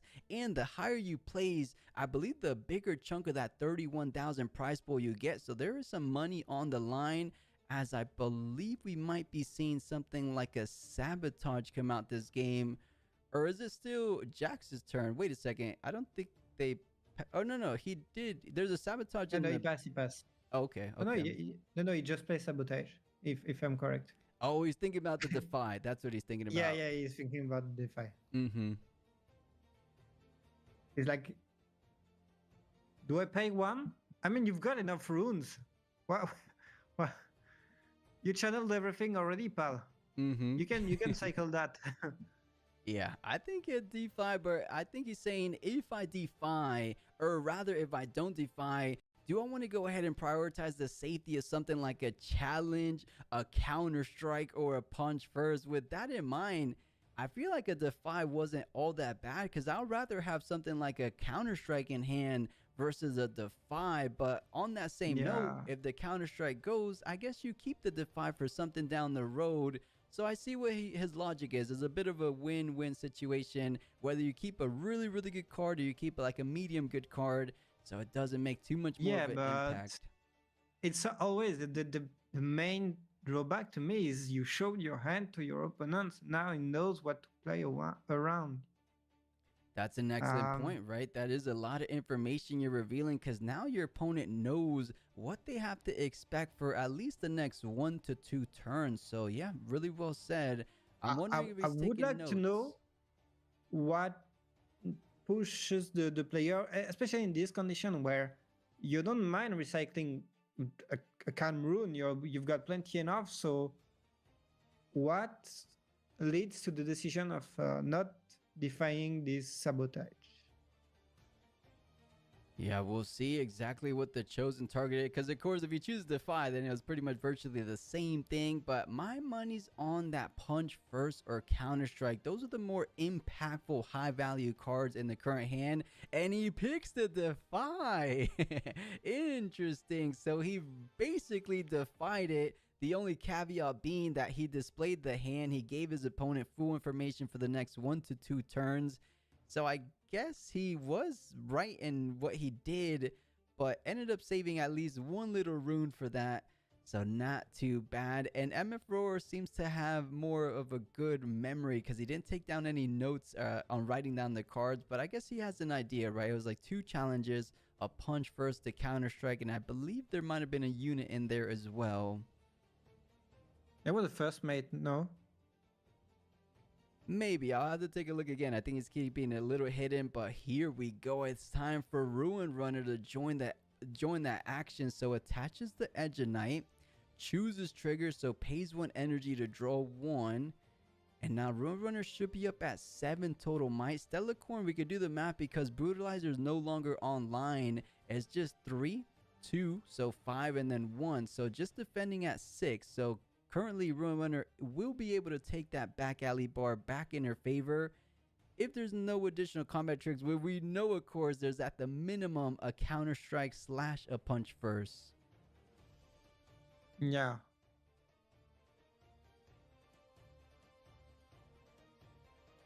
Yeah, he's got plenty enough to answer anything actually that could be thrown at him. So he does decide to go down the safer path, conquering that Dreaming Tree instead. As long as you're keeping the point tempo, you are feeling good. You're putting Jax in a difficult position. You're saying, as long as I'm ahead, you're having to do some kind of bit of a workaround to take that upper hand from me, of course. So running on Dreaming Tree does feel good. I want to say we haven't really...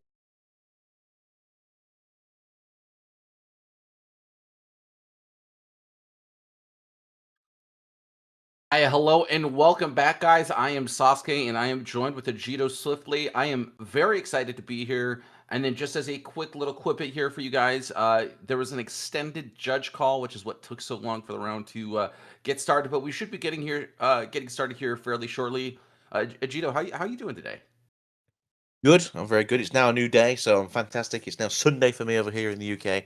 And while we're killing some time, let's talk about set 3. Okay, yeah. I mean, so I have been playing some MF, a bit of Yi, and that's kind of where I've stuck with a lot of the set 1 legends. They've been really fun to play with. I know there's that new Yi. I tried the XP Yi. It feels a little gimmicky, but I think there is some potential there. I just don't know, I guess, the right recipe. I think I've maybe been a little bit overcooking, so I'm not really sure how to do that. But set 1 Yi with Rengar has been crazy. That just sounds fun, to be fair. Yeah, I think you may have seen some of my stuff on X. I'm not too sure how good XP feels as maybe the first set it comes out. Maybe in set 4 it's going to be a little bit more fleshed out. In set 5 it actually feels quite fluid. But right now it just feels kind of, you get experience, you can get to experience. This costs this costs that. We'll do this together.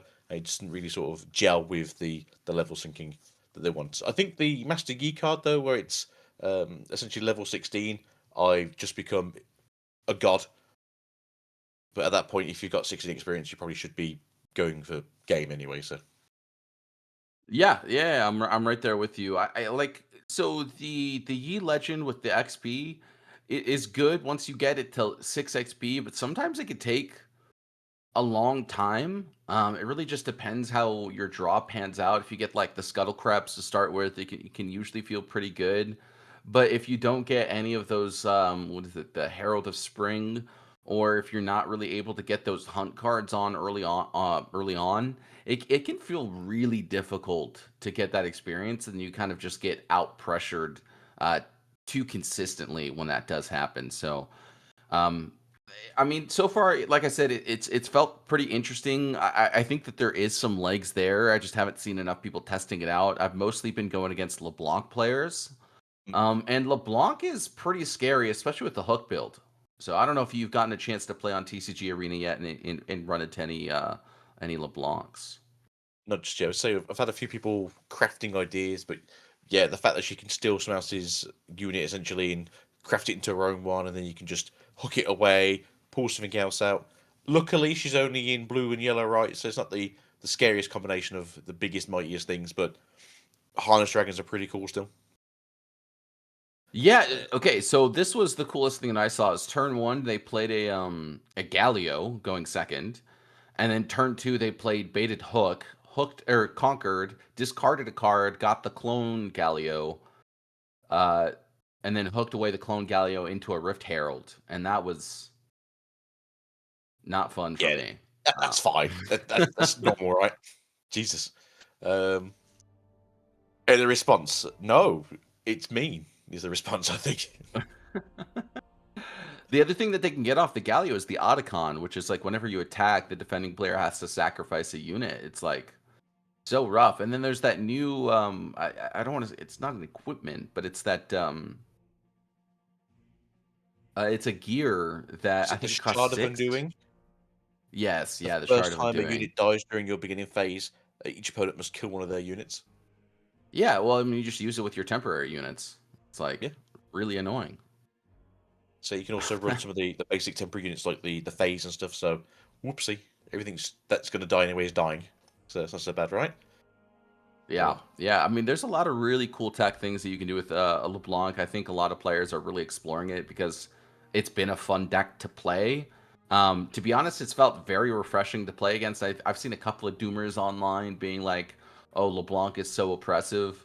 I don't agree with that at all. I think that MF Aurora is very good into it personally. You're able to strip away a lot of the key cards. You have the Elder Dragon to hit a lot of their key cards as well, and then once the Elder Dragon's online, you can just play a bullet time and clear their entire field. And at which point they just dead. But I mean, like I said, there's so many cool, unique aspects to that deck.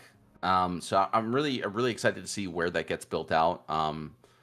And I know Plus has been playing a lot of Kha'Zix and Vex, and those decks have felt pretty interesting with each other.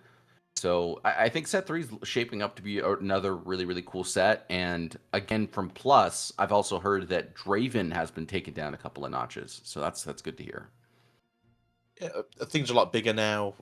Mr. Draven doesn't get to walk in and just bully people anymore. You know, as you just said, you know, essentially turn 1, I have a 6-might unit that just stands there.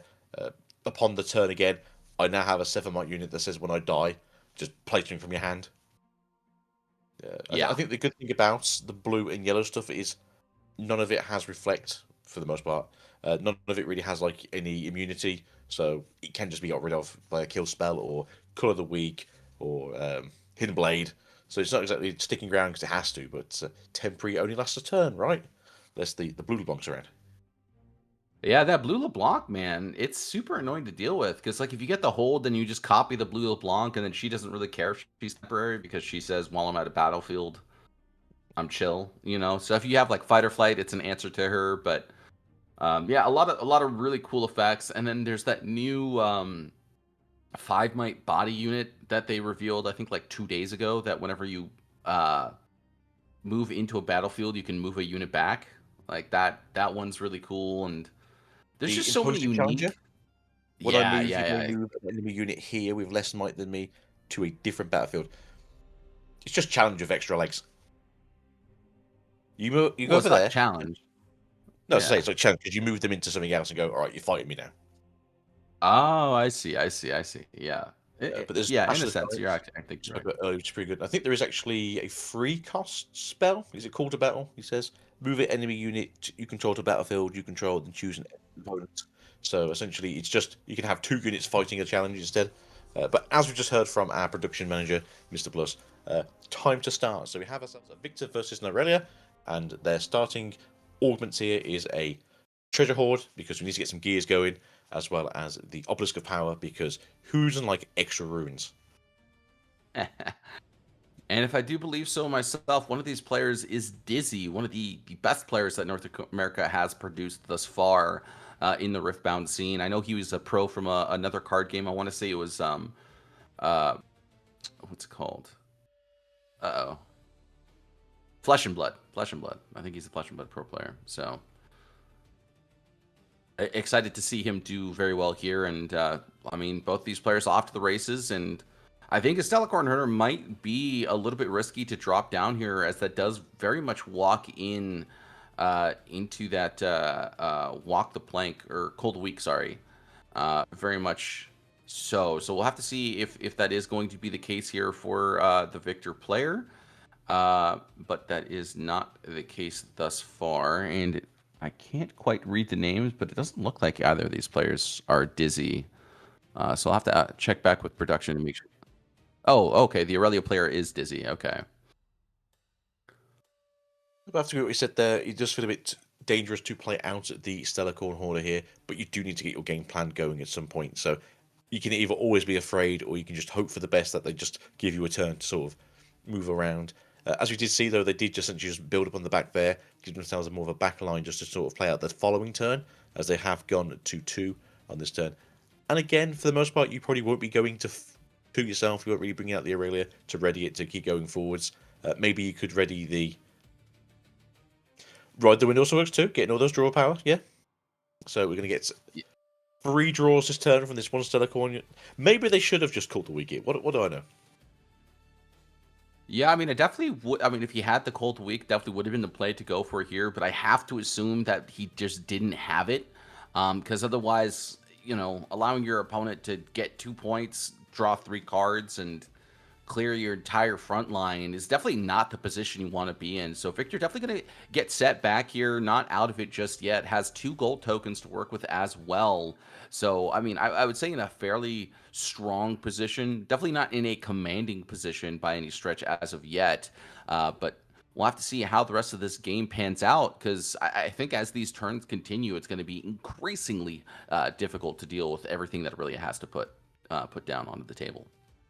Yeah, as we saw there, though, fantastic play. It's something that you do hear a lot of people say. If you get the lucky hand, you can just ride the wind around, get 3 draws on 1 turn, get 2 points, make a goal because of the gold hoard itself. Obviously, between now and say like 2 more turns, you kind of just want to keep up the pace, going to 4 points yourself when they go to 4, get 6 points when they go to 6, and then having to hold to those last 2 turns. Not so easy in a kill deck like this, but Victor's main champion unit is also out now, hoping to cause a little bit of devastation where they can. And then just making another recruit. So I think overall, fairly good one from Victor. Maybe we can see a second Ride the Wind coming out now for this Aurelia.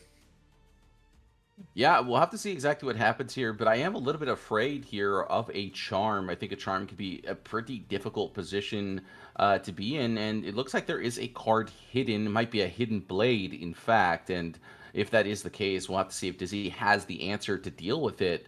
But for now, I mean, that Obelisk of Power feels pretty safe to want to go into here, and while this Victor player is already ahead on points, will very likely be able to get the hold unless there is a Ride the Wind. I'll have to see what this Victor player decides to do to navigate this following turn, because right now, actually, in fact, Dizzy is going to go onto this field, go ahead and reveal what might be a Hidden Blade, probably has himself a Defy, and has that gold token to answer as well. So feeling pretty strong about his position, 9 cards in hand, so shouldn't feel too bad. And, well, there goes that Defy. Yeah, called it. Drawing 2 cards from just doing your thing is also not too bad. But again, you kind of need this to stay alive a little bit longer. Do we have some equipment here maybe to ready it to move it back out again, just to try and keep the dream alive?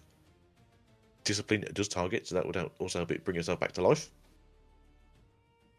Yep, and I mean, he is also going to be able to very likely use that charm, like I said, and so there it is, that gold token going to be used, and I mean, this victory is not long for this world. We'll have to see if this Aurelia is going to exhaust herself. It doesn't look like that is going to be the case, so just going to go ahead and take this treasure hoard for the time being, and I guess wait for these future turns to potentially drop down this Aurelia.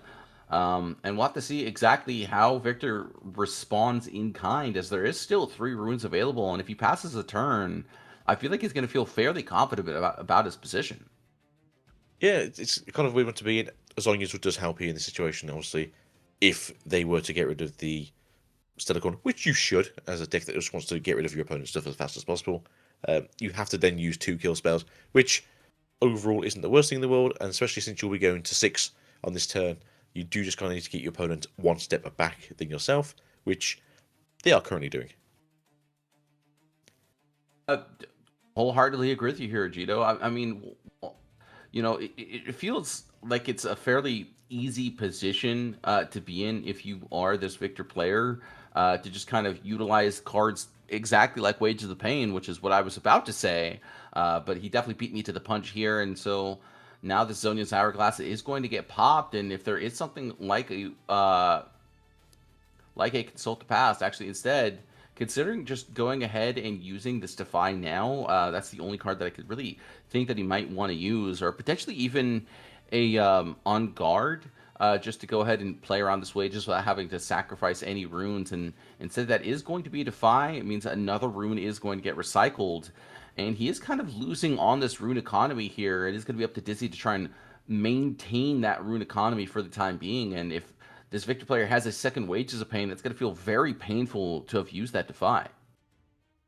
Yeah, unfortunately, though, you kind of want them to waste as much as they can in this situation. Okay, since you're coming out, going to fight the Stellarcorn here now. You'll just be revived either way, but you are in a situation where you are lower than your opponent here. 6-3, not the greatest position to be in here, and the only unit. A lot of people probably do realise that Aurelia runs a very low amount of units. I think she only runs between 7 and 9, so she's one of the lower count unit runners, which can be the issue you see here with Stellarcorn, even if it is getting 2 or 3 draws per turn. But right now, it's the Victor's game to lose, so hopefully Aurelia can do something fun here. Obviously, they can play their Aurelia out themselves. If there's equipment in the deck, or there is a Discipline or On Guard, they can target themselves to raid themselves. Hopefully, there's something here that can keep the game moving forwards, as they need something. Yeah, they need something right now, in fact. I mean, look, your opponent's at 6 points. He's going to be able to hold if you don't deal with the Xin Zhao right now. And, I mean, it doesn't seem like he's found himself a Defiant Dance or any sort of meaningful combat trick as of yet, because I feel like he would have played it a little bit more patiently, potentially not even dropping down that Zhonya's Hourglass otherwise, but instead now just going to go ahead and spend 5 runes. We have to assume it is going to be this Aurelia to come down.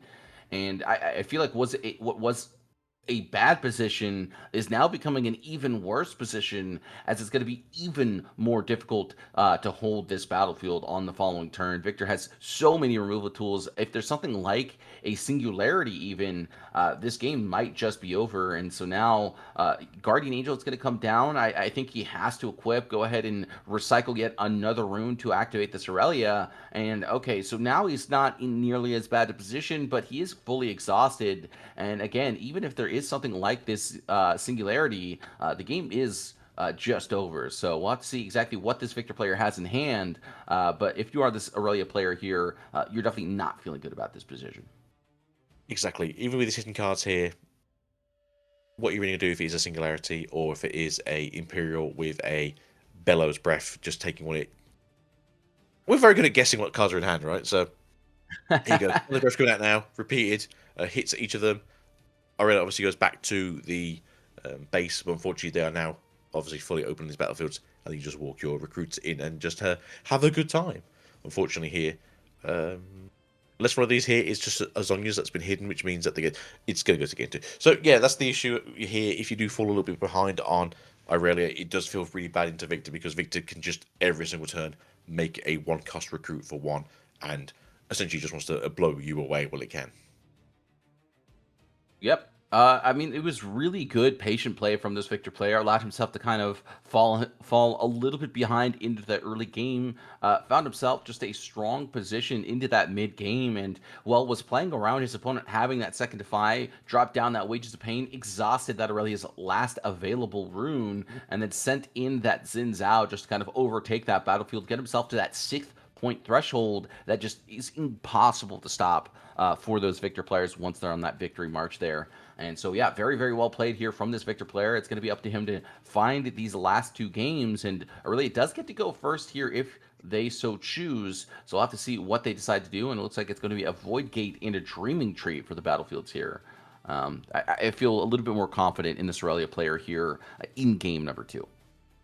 Yeah, they obviously know what they're going into now. They can sort of set their own rules here. Even though in the last game we did see Silicon get that super early playoff, getting those 3 extra draws. If you're not drawing into 3 good cards, or at least 1 good card, it does just feel a bit bad. And Aurelia does run quite a lot of 1-ofs or 2-ofs, depending on their version of the build. So sometimes it is a case of, I've pulled the 2-off that I don't need for another 2 or 3 turns, or I pulled out a unit I don't really want to be using early, especially in a deck that's going to be killing it on the play. As you said earlier, you don't really want to be putting out Stellar Corn super early and then it just gets called or taken out by a Wages of Pain. So it can feel quite bad, unfortunately, for this Aurelia player if they just can't really get a unit out when they need to. Yeah, I couldn't have said it better myself here. And now that these mulligans have gone through for both of these players, and in fact, actually, it is going to be the Aurelia player choosing to go second. So Dizzy feeling very confident about this going second strategy. Is that Sneaky 3 runes? It's going to go ahead and drop down that sneaky deckhand like you just alluded to. And yeah, I mean, this is definitely a very good position to be in early on. You get to have that sneaky deckhand on turn 1. And unless this Victor player has something like a Hidden Blade or a Cold Week to respond in kind, Wages of Pain will do the same thing here. And he is still going to be able to drop down, in fact, even another recruit afterwards. This is definitely not the best position anymore. I mean, he was able to put down that sneaky deckhand, but it feels like he's already falling behind. Aurelia definitely doesn't feel safe to drop down on turn 2 with no sort of protection effect for her. No Guardian Angel, no Zhonya's Hourglass. And so instead, just it looks like another sneaky deckhand going to hit the field. In fact, it's going to be a Swiftfoot Boots, so a little bit worse than that.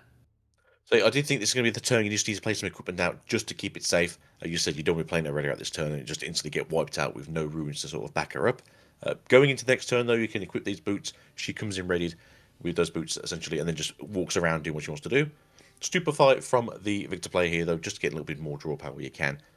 It's better to be higher on runes and a few more card draws than it is to just be holding these for a deflect, which is never going to be helpful to your game plan overall. And then a big tanky model coming down here.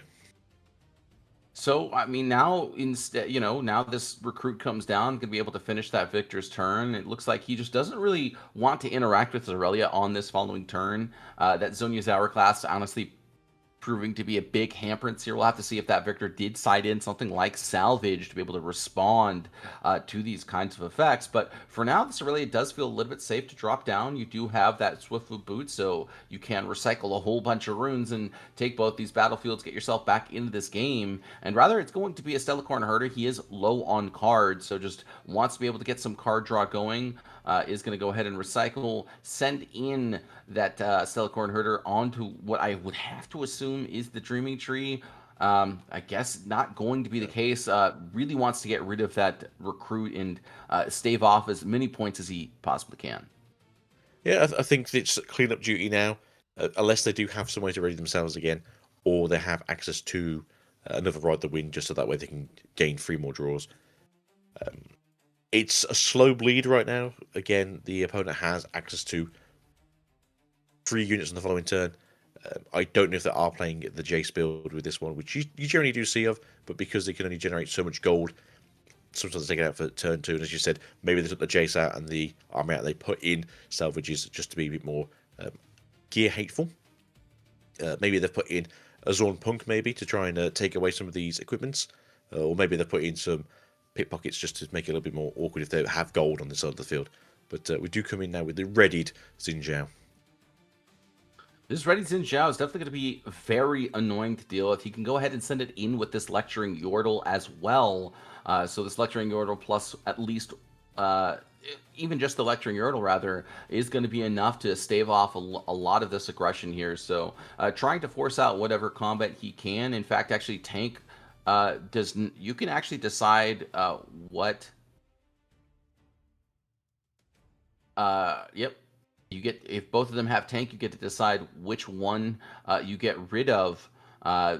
It's actually the player who has the tank units gets to decide. So not quite sure or if that is the case or if the rulings changed, but as far as I understood, that was the case. And so even still, this Lecturing Yordle is going to be able to stay behind and overtake this Void Gate here, get rid of at least one of these Zhonya's Hourglasses.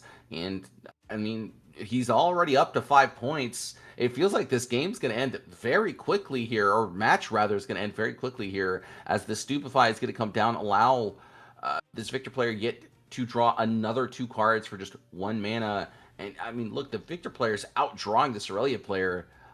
He's got more points. This is absolute nightmare territory here. This is the kind of game where Victor's dream of, to be fair, no pun intended. But yeah, you're just going crazy right now. You've drawn essentially drawn 4 cards through the Dreaming Tree's ability here. As you've said, you're going to salvage. As you've said before, tanking, I believe, is a case of, because all your units have tanking, you can just go, that one wants to take damage first, so that's how you do it. Savage comes in here. If they have a way of defying it, then they can defy it.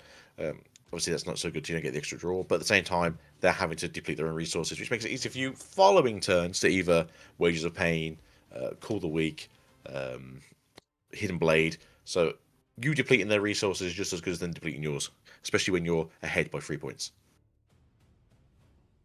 This is definitely not the position to be in here. So wasn't able to get rid of that that Zhonya's Hourglass, which is a bit unfortunate for the Victor player, but this does give this Aurelia player to an opportunity to come back in. We'll be able to utilize that Steelcorn Herder to draw himself an additional card. We'll have to see if he is going to utilize this Aurelia, and it looks like that is going to be the case. He's just going to go ahead and fight or flight his own unit, draw himself 2 cards, one for the Dreaming Tree, one for the move. Going to go ahead and recycle a rune here, and then just get himself yet another card. So he's going to be able to go back up 2 points here, potentially able to defend against the shenanigans that this Victor player has been able to set forth here, and it is going to be up to this Aurelia player to be able to score these 2 more points again and again if they want to be able to win this game here and bring it to a 3-game series.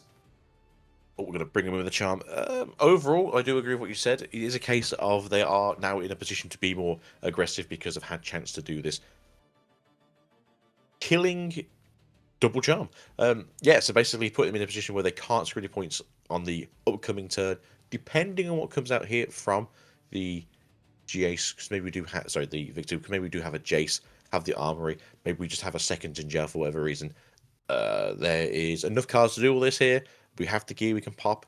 There is a way to just basically bring out something that is readied, go and take the other battlefield for 6, and then you're holding to 7, and then you can just force out the damage into the Silicon here. Although, because this is on the Void Gate, you can do 4 damage with a Wages of Pain, so if you can stupefy it into a Wages, it's very profitable for yourself. It would be fairly profitable. I will say this, it is one of those scenarios that, yeah, I mean, a Cold Week, I have to assume that there's a second Cold Week after the fact as well. I wouldn't feel comfortable just dropping down this Cold Week just to push back the Stellarcorn Herder and not get rid of it. But that said, I mean, that Stupefy Wages line would only work if you found your 3rd Stupefy. But, you know, we'll have to see exactly what is going on here. It's actually going to be a Vengeance. So, yep, there goes the Stellarcorn Herder, and I think this might be the death knell here. He does have access to the Aurelia on the following turn, but it's going to be incredibly difficult to defend with no runes available and with how many removal tools the Aurelia or the Victor player does have. That said, he is out only at 5 points rather than that 7-point threshold. But if you are dizzy here, you're going to feel very, very wary to go ahead and drop down this Aurelia. Look, I mean, there could be some sort of Vengeance, Cold a Week, Hidden Blade, a whole plethora of removal tools in this order domain. So the Relia player definitely on the back foot here in game number 2. That's it right now. Do you wait another turn, let them go to 7 because they can't get to 8 on the following turn? Do you have to do this, which we thought was going to be the plan? Get Aurelia out, equip the boots, make her readied, move out, try and score to 5. Thinking. Yeah, essentially just try and keep pushing into these battlefields. And you're stuck in a situation where you've had to spend everything just to try and do the next play. Deflect is a wonderful ability for Aurelia here, but unfortunately, as a stick smite unit, I believe, on the following turn, because she can't target herself as she'll have nothing open, not really resistant to many things. We can take it out with a Singularity, we can just call the weak, we could Hidden Blade if we wanted to. Going to 7 on the side of the victor now. Unless there's like a massive game plan in the hand here, I do just think that Victor will be taking out this Aurelia on the following turn. There is a call of the week, so yeah. How do you think Dizzy can get back from this? I gotta be honest, it feels like it might just be that final nail in the coffin here as well. There is that victor leader on the bench here, so is able to put down 3 or spend 3 here to get himself a sneaky deckhand. Unfortunately, both of these battlefields are conquered, so you will have to equip the Swiftfoot boots and then use some sort of combat trick to ready him just to be able to deal with everything that is on the side of the board here. So is going to have to exhaust this Aurelia as well, and then if he conquers, we'll have to spend another rune. And unless he has something like a Defiant Dance, it's going to be, on guard rather, it is going to be a little bit too expensive to try and stave off all the aggression that the Victor player is putting down. Not to mention, if there is something like a 1,000-tailed Watcher in the midst for this Victor leader, or Victor player rather, it's pretty much all but over. A very difficult scenario to be in if you are Dizzy. But, I mean, he did opt to go second, and, you know, he opted to go second to try and get this sneaky deckhand cheese, and, well, right now it's not paying off, and we'll have to see if he finds a way to get himself back into this game, because it really does just feel like it's lights out. Yeah, it's just a kind of an awful position. Yeah, kind of an awful position to be in here right now. As you said, though, if they could take out this battlefield, they can then ready themselves again with the Aurelia itself. You said either an on guard, or maybe they could ride the wind. Kill by the community. Do we have access to another Defy? Not so fast also works too. So fast, we'll do it here. But now he's only got 2 runes to work with, which means that he's going to be fully exhausted to do so. So instead, just going to go ahead and ride the wind. But, I mean, in doing so, is now absolutely exhausted of resources, cannot afford to bring back that unit, and if there is that 1,000-tailed Watcher, the game is just over. I have to assume that there is some sort of removal effect. I mean, it could even be a Wages of Pain, and in fact, it's going to be a Riptide Rex. Not a card you see too often, but 6 to an enemy unit at a battlefield will be enough here to close this game out, and very well played here from this Victor player. Yeah, I mean, you can see the Victor players obviously played into this matchup at least a few times, but overall, very well played. I don't think there was ever really a miss turn. Every single turn, agency was taken here. Just unfortunate for the Aurelia, just couldn't really get their footing, even with the Jordans. Mr. Production has said that we're going to try and get into another match. We did have one in mind, so hopefully you can see that one. It will be something different, something you'll enjoy, hopefully, and something still somewhat purple. Yeah. I don't know if I want another thing that's purple. Well, okay, you know what? I say that, but I do kind of want to see a team of player. I know that there was an undefeated team of player 4-0-2, so 2 draws might but not be enough to kind of cross that finish line into the top 8, but might be enough to bubble into 8th place if they get that 2-0 victory there. So we'll have to see exactly what happens. But, I mean, yeah, I have to say, that was an absolute shellacking from the Victor player there. Absolutely know how well to navigate that. So, I mean, it was a great great series to watch there.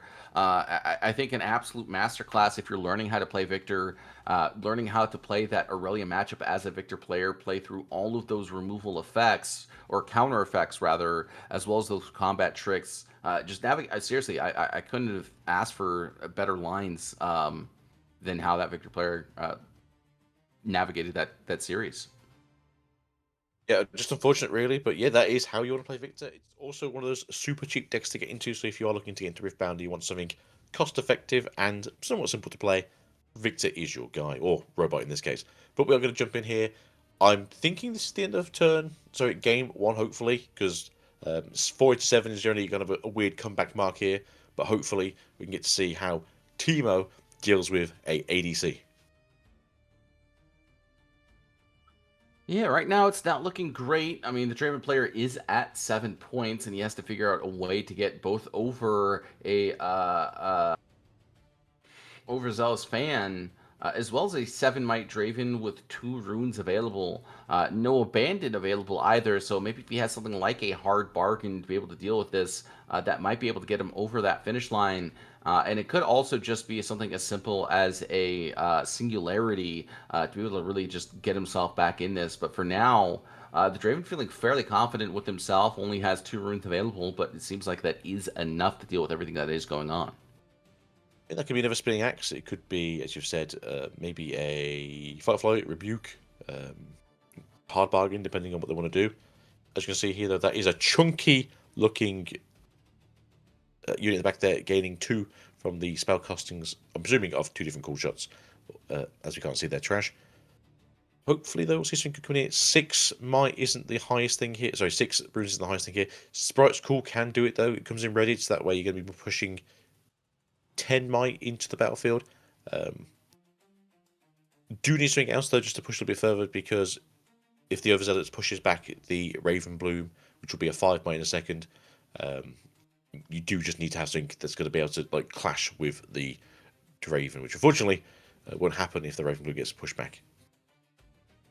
So now this Raven Bloom student is going to be at 5 Might, but that still isn't enough to deal with that Draven, rather. So Sprite might be able to deal with this Overzealous fan, but if this Raven Bloom student does go in, Fight or Flight will have to be utilized, and then at that point in time, there still just isn't enough to deal with that Kai'Sa. So definitely a very precarious position to be in. You have 8 cards in hand, but it just doesn't seem like you have enough time to be able to utilize it all. And that's it, really. As you said, like, you know, you want to walk in the token, see if it wants to trade with the Overzealous, because either you're trading either way, or it's just going to use its ability. If that's the case, you can then move the rest of the Might in. You are 1 Might bigger than... I hope these people don't listen to us. 1 Might... They're not listening to us. Oh. 1 Might bigger than the Draven. So actually, I think they have to have something like a switcheroo in hand. Otherwise, this play doesn't really make too much sense. Trying to bait out something like that Fight or Flight. But again, if he doesn't do anything here, you still have to use that switcheroo. Otherwise, you are just going to lose that Aurelia or that Ezreal for nothing. So if Fury Rune is going to be exhausted, he's going to go ahead and push that Draven up to 9 points. And so now he's just trying to bait out that switcheroo, potentially has something like a hard bargain or a Fight or Flight to respond in kind. And once that is the case, I don't think that there is going to be anything that this Teemo can do to be able to win this series. And wondering if maybe there's a Rebuke in hand, just because obviously there's 2 purple runes available. You never truly know until it happens. But as you've said, there's definitely a chance to have a... Well, that's a Rebuke. Oh, no, it's switcheroo. Okay. Oh. Yep, you called it. You called the hard bargain.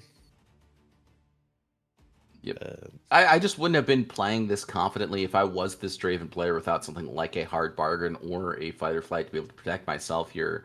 And yep, that is going to be game 3. So it looks like the Teemo player was able to take game number 1 and push this to... sorry, that Draven is going to be the one to push us to this all-important game number 3. So incredibly well played by the Teemo player, who unfortunately didn't get to see that game 1, and very well navigated from this Draven player to be able to get himself back into the series. It's good to see. I don't just want to see one-sided fights. You know, it's good to see, you know, taking game 1, taking game 2, and then you have to fight it out for game 3. It's all or nothing now going into that top cut now, essentially, as I believe this is the last round of Swiss. So this is basically battling it for the top cut itself. And seeing a Teemo drag himself to the top is pretty good. Draven, on the other hand, generally here, there, and everywhere. But you've got to feel for these people. They're trying their best here to win this 1K prizing at the end of the day. I mean, I'd be doing the same thing here if I was one of these players, but I just wasn't feeling confident to be able to beat players like Colin, like Prismaticism potentially. I don't know if that he managed to find his way into this tournament here, but I mean, these players obviously are, and so far a lot of their plays have made a lot of sense. But yeah, so we'll have to see exactly how this Teemo is going to be able to take game number 3. Is going to be able to be on the play if he so chooses, and actually opts for a Candlelit Sanctum, which makes me think that they are playing cards like Nocturne. And we did see the Ezreal, so it could be some sort of miracle list. I say I might be mistaken, but I thought we saw a Nocturne in the trash when we first joined it in the second game. So I do think this is some kind of miracle Teemo, that seems to make sense. I think the miracle package in Teemo is kind of just a crazy set of cards. That makes sense of how Teemo is supposed to hide things and pull things out when it can. Overall, though, can we really push for this good third game? Yeah, we'll have to see. So Teemo just waiting for the turn to get past him so he can go ahead and get his runes, etc., etc. Mm-hmm. Uh-oh. Looks like it might be a bugged. You can't pass, apparently. Oh, no. Yeah. We are stuck. So we'll ramble for a second. So we'll just ramble. So yeah, it's nice to see, obviously, purple being a very powerful color overall, but it's different styles. Teemo trying to be a sneaky little Yordle that he is, trying to dig his way through his deck and just try and do things. There we go, back to action. No more rambling from me. But yeah, what can we get here? I don't think you really see a sneaky deck hands from a Teemo. Stack deck makes sense because obviously you want to dig. But how far can we go and what can we find? Yeah, I mean, the stack deck makes perfect sense just because, if you are on this miracle list, that Nocturne does feel very important to be able to find off the top there. And stack deck obviously just lets you do that so efficiently. And for me, on this right here, this Tide Turner on turn 1, really just one of, I think, the best cards in the entire game. Probably the best 2-drop unit in the game. And yep, these players are trying to figure out how to pass the turns just because the turns are bugged. So it looks like they're just going to be doing everything manually. It might take it a little bit slower, but overall, I think we're in for a treat here. We'll have to see exactly how the Draven responds in kind. I have to assume it's just going to be this turn 1 Draven. I mean, if you're at 4 runes, why wouldn't you? You're not going into an order domain list like that Victor player where you are just super afraid of Cold Week. So yep. Oh, in fact, actually, it's going to be a 2-white unit as well as a Noxus Hopeful going to be the response. Yeah, that's a pretty good one. I would have thought that Draven would have been showing up super early for whatever reason. But no, I think this is a pretty good play, getting out 6 mites worth of units in one go. Having access to the Overzealous is also very good. Probably not really much you have to worry about on the side of the Teemo here. Maybe Wages of Pain, maybe a Singularity eventually, but is it really worth using it so early into the game? Only they would know next turn. But overall, though, getting 1 point early with this Teemo because you had the early first drop. Unfortunately for the Draven, they didn't see it, or they wanted to just do this play on the second turn. And going forwards, though, that Tide Turn is in for a world of pain. But there could be a hidden card coming down in a second, as well as maybe an Ezreal. Looks like it is going to be the Ezreal, so yeah, that Nocturne is going to be discarded. So I guess you were absolutely right about seeing that Nocturne in the discard pile in game number 2. And for now, I have to assume that he is going to, not going to use the runes, and instead just going to go ahead and hide that Teemo right off the top there. Really make it difficult to go into that battlefield for the time being, and just really maintain that hold for at least this turn. Could be anything. Could be anything hidden right there. You didn't see what was on top. It could be anything. It could even be definitely Teemo. not a Teemo. It's definitely not a Teemo. That's the only thing I can guarantee that it isn't. Not a Teemo. Overall, though, I think a lot of people kind of forget how strong Teemo is when you flip him over on the opponent's turn. You will have to flip him over now, so that way you don't just instantly die. You still die though, unfortunately, in this situation. I think Teemo becomes 4 into 2, so that's 7 into 6. Unfortunately, saying that though. Hello? Oh, it's the So blue he's team. really just trying to, yeah, the blue team here just going to go ahead and look at the deck to hopefully find himself a Nocturne off the top, and unfortunately doesn't find it here. So only 3 damage is going to be done here. So that means that 4 damage is enough to be able to take this trade, which means that the Spinning Axe will have to recycle another rune if it wants to stay around. But putting it on Overzealous Fan doesn't feel great here. But yeah, for now, this Draven player has to decide if he wants to be able to win this combat or not. And for right now, it is just going to be a draw. So.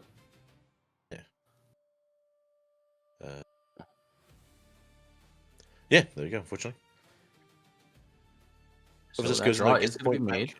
So we are going 1 for 1 now on points. A little bit of a slower game. It's not bad. Sometimes you want to just take it easy, one at a time as you can. You want to equip that axe though before you pass your turn over, otherwise it's going to go forever. Yep, I think he's just going to go ahead and see what he has off the top, off this Candlelit Sanctum first, before really deciding how he wants to use the Spinning Axe. Might just opt to play the Draven into the base, or maybe even at that battlefield, in fact. Go ahead and resolve that Spinning Axe onto that, equip that Spinning Axe, rather, onto that Draven Vanquisher, I want to say, and then really have a strong hold for the rest of this game number 3 here. We'll have to see exactly what he decides to do. 4 runes, War's exhausted, and looks like that is going to be the line. Yeah, I have to agree. It's going to be the situation you're going to be in. I'm surprised they got rid of the red and didn't get rid of one of the purples, as they had extra purples, just because obviously with the Draven's ability on defending and attacking, you want to have access to the red runes just in case the next turn you pull out 2 more purples. Overall, though, I'm not too sure what the plan is here. Maybe you're going to rebuke because you got the 2 purples up, but maybe you can Wages of Pain to do 3 damage to something. I really like this line, actually. I think this is very, very heads up. Go ahead and pass the turn with all these runes available. Say, hey, do you want to recycle your rune with this Draven? Do you want to sack this Overzealous Fan to push back any one of these units? Because with 5 runes available, it feels incredibly unsafe to do either of these things. So instead, actually, just going to go ahead and push back this Overzealous Fan, force this Ezreal to fight against this Draven, and, well, I think at this point in time, this switcheroo is going to be able to be put in a lot of work if he has it in hand. That's it. They're going to have some kind of combat trick here, just try and push it back, because unfortunately, 3 into 7 is a much smaller number. So you have to kind of do something fun here. Obviously, they've gone past the triggering point here, so it doesn't go to 9. As you said, probably a switcheroo, as you said. And then, yeah, so 7 into 3 again. Doesn't work very well, so unfortunately, this Draven's going to be poked very hard by the Ezreal. And unfortunately, the temporary of the Spinning Axe has gone as well. 3 runes up there on the side of Ezreal. Is there anything they can do before passing the turn? Generally, probably not a lot of things you want to do here. Maybe they have a stacked deck. Maybe they have a cooled shot. Unfortunately, they can't recycle a purple because they have access to purple. But they do have the ability to... Stacked deck would probably be the way to go. Nope, passing the turn. Okay. So no stack deck in hand, unfortunately for him, but he does have 6 runes, which means that he will be able to put down that Polaris Forerunner and just respond in kind. So it is going to be up to this team of player to have a response to deal with this. Potentially has something like another switcheroo on these following turns. Will be able to very easily overtake that other battlefield in that Obelisk of Power. Is just going to go ahead and recycle these runes. Hopefully find himself that Nocturne off the top there, but doesn't seem to be doing so as of yet. So just going to go ahead and pick 1 card, send that other one to the bottom, and there it is. So, that seems like a visual bug. Maybe. I was pondering, to be fair, if maybe it was a Nocturne they found and be like, well, I'm taking this card, but here's a Nocturne.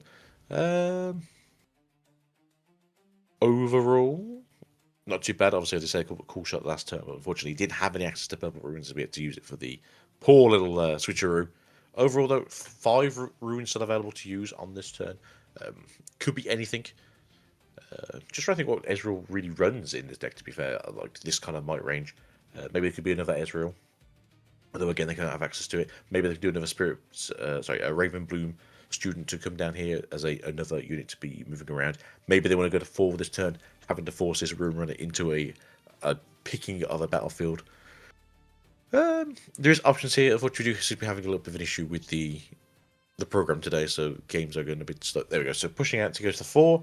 Again, team would just have to be a little bit aggressive here just to try to get themselves into this winning position. But at the same time, against Draven, you don't want to just leave yourself a little bit too open, especially as the following turn you should draw at least 1 Fury, which means that the hand could have access to a Kai'Sa. And we all know how Kai'Sa looks so much on Ultimos. So a card is going to be hidden here, as well as another card on that other side of the battlefield. It is going to be incredibly difficult to overtake either one of these battlefields, and with that Ember Monk being available as well, it's just going to be increasingly difficult to deal with. 7 runes available, though, for this Draven player, 4 cards available as well, and it will be up to him to have something like a Fight or Flight to be able to deal with this Raven Bloom student. Finds a stack deck off the top, goes ahead and snaps the card.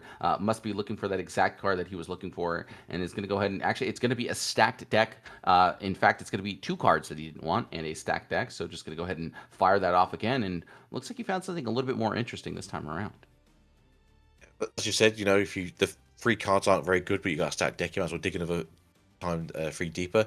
Just try and get to that card that you need, or just to try and get another battle plan going. Right now, neither battlefield really seems that great with the Monk here. If you flip over any of these, it gains the different additional bonus might, and that's not once per turn, so that's flip both of these over, you'll get the additionals. I'm presuming one of these is either a switcheroo, or a Fight or Flight, or I doubt it would be a Edge of Night, as it's not recently seen in Ezreal's, but maybe a Wages of Pain. We'll have to see exactly what it is, but I do believe it's something like a Blast Cone Fae and a Switcheroo. Not sure which side of the battlefields did a little bit of cheating and saw on that bottom right corner what they were supposed to be. So, in fact, actually, this Raven Bloom student is going to be safe, and there's that Switcheroo like we talked about, which means that this Ember Monk is going to be 2 might bigger. So even if he has some sort of way to accelerate onto that battlefield like a Kai'Sa, it's not going to be readily available here. So Fight or Flight is going to have to come down, and yep. So now that Paris Forerunner is going to be able to draw him a card through that Draven Legend, and I mean, he has been struggling to find cards, so definitely some sort of reprieve for the time being. Yeah, it's unfortunate how it is sometimes. But as you've seen here, not the worst situation being here. You're now holding with a 6 might Russian doll, 2 more mech unit machine over here, and the treasure hunt in the back there. Overall, 5-2 isn't the greatest position to be in for this Draven, but again, if you get some accelerations going, if you pull out a Darius, maybe you can just spend a 2 cost and then get the Darius out, move them out there, start taking names. Overall, fairly good. I'm presuming that the hidden card is going to be like a Fight or Flight, though, so that way you don't really get a chance to be the big aggressive bully that you want to be. But at the same time, we'll see, I think, how it's going to play out. We'll have to see how it plays out indeed. And, well, I mean, this team of player is at 5 points right now, and a call shot is going to get fired off right off the top there. So 2 more runes going to be recycled. He finally finds himself this Nocturne. So we'll be able to drop it down very likely onto the battlefield, in fact. And so now 11 might as a base onto that battlefield. 3 runes ready to use, but he hasn't been able to use them as of yet. So actually 4 runes going to be exhausted. I have to assume it's another Ember Monk. Yeah, that's a good one to go for. Nope. I'd say if it's a free cost, I'd say it's generally Ezreal, but obviously you can't use the Ezreal because you need a stack deck, okay? Okay. Then maybe into the Ember Monk again. It doesn't feel great to have to recycle all of these runes so consistently here. But we'll go ahead and fire off another stacked deck. So no Ember Monk available for the rest of this turn, but potentially, wow, finds himself that 3rd and final Nocturne. 17 cards remain in the deck, but he still has 2 runes to exhaust. It could be something as simple as a Fight or Flight to push this Ferris Forerunner into the base, and then go ahead and use that Raven Balloon Student to just overtake that battlefield, allow himself to sack that battlefield or sack that unit to the battlefield, and really just kind of take advantage of that fact. And in fact, instead, it is just going to be another Raven Balloon Student, so he might be able to just try and find that final push on that following turn. But is the Raven Balloon Student at 5 or at 4? Because I'm not too sure if they played 2 or 3 cards at turn. Obviously, still too weak to fight into the Forerunner, but obviously being a little bit bigger is pretty cool on the side of the Student. Holding the 3 now on the side of the Draven. Not looking great. Is this a situation where you maybe want to pull back a little bit and then try and sort of fight into the other thing, take a few things where you can? I don't think many mid-range Ravens play the one bushwhack anymore, but that could have been a choice maybe. Overall, though, looking pretty dicey unless we can have a Falling Star in hand, maybe just try and clear the battlefield up a little bit. A Falling Star to be able to deal with these Raven Balloon Students would definitely be some sort of start, but the issue is that these Nocturnes are on that battlefield. They have ganking, and they're out of range of that Falling Star, so he's going to have to find a little bit more in the gas tank here to really bring himself back into this game. And the fact that he essentially is 3 points behind is a very big deal to deal with here. It is going to require him to kind of find a setup turn. He has really 1 turn available for this setup, only 4 cards in hand as well. And yeah, I mean, he's thinking hard because he's stuck between a rock and a hard place, and he really has to get himself out with what feels like just a spoon as his only tool. Yeah, that is unfortunate. Sometimes it just leads you into a situation of just what can I do and why is it wrong? Unfortunately, it was just in the cards for Teemo here, getting those 2 Nocturnes out early, having access to the Monk at just the right time, where if you wanted to fight into it, you knew it was going to be coming down with the hidden card here, making it bigger than whatever you had available. Also for the fact that they didn't get to... What was the reason they couldn't equip the Spinning Axe to the Hopeful early on? They did equip it to the Hopeful early on. It just got wrecked. I'm not sure what it got wrecked by. I can't remember.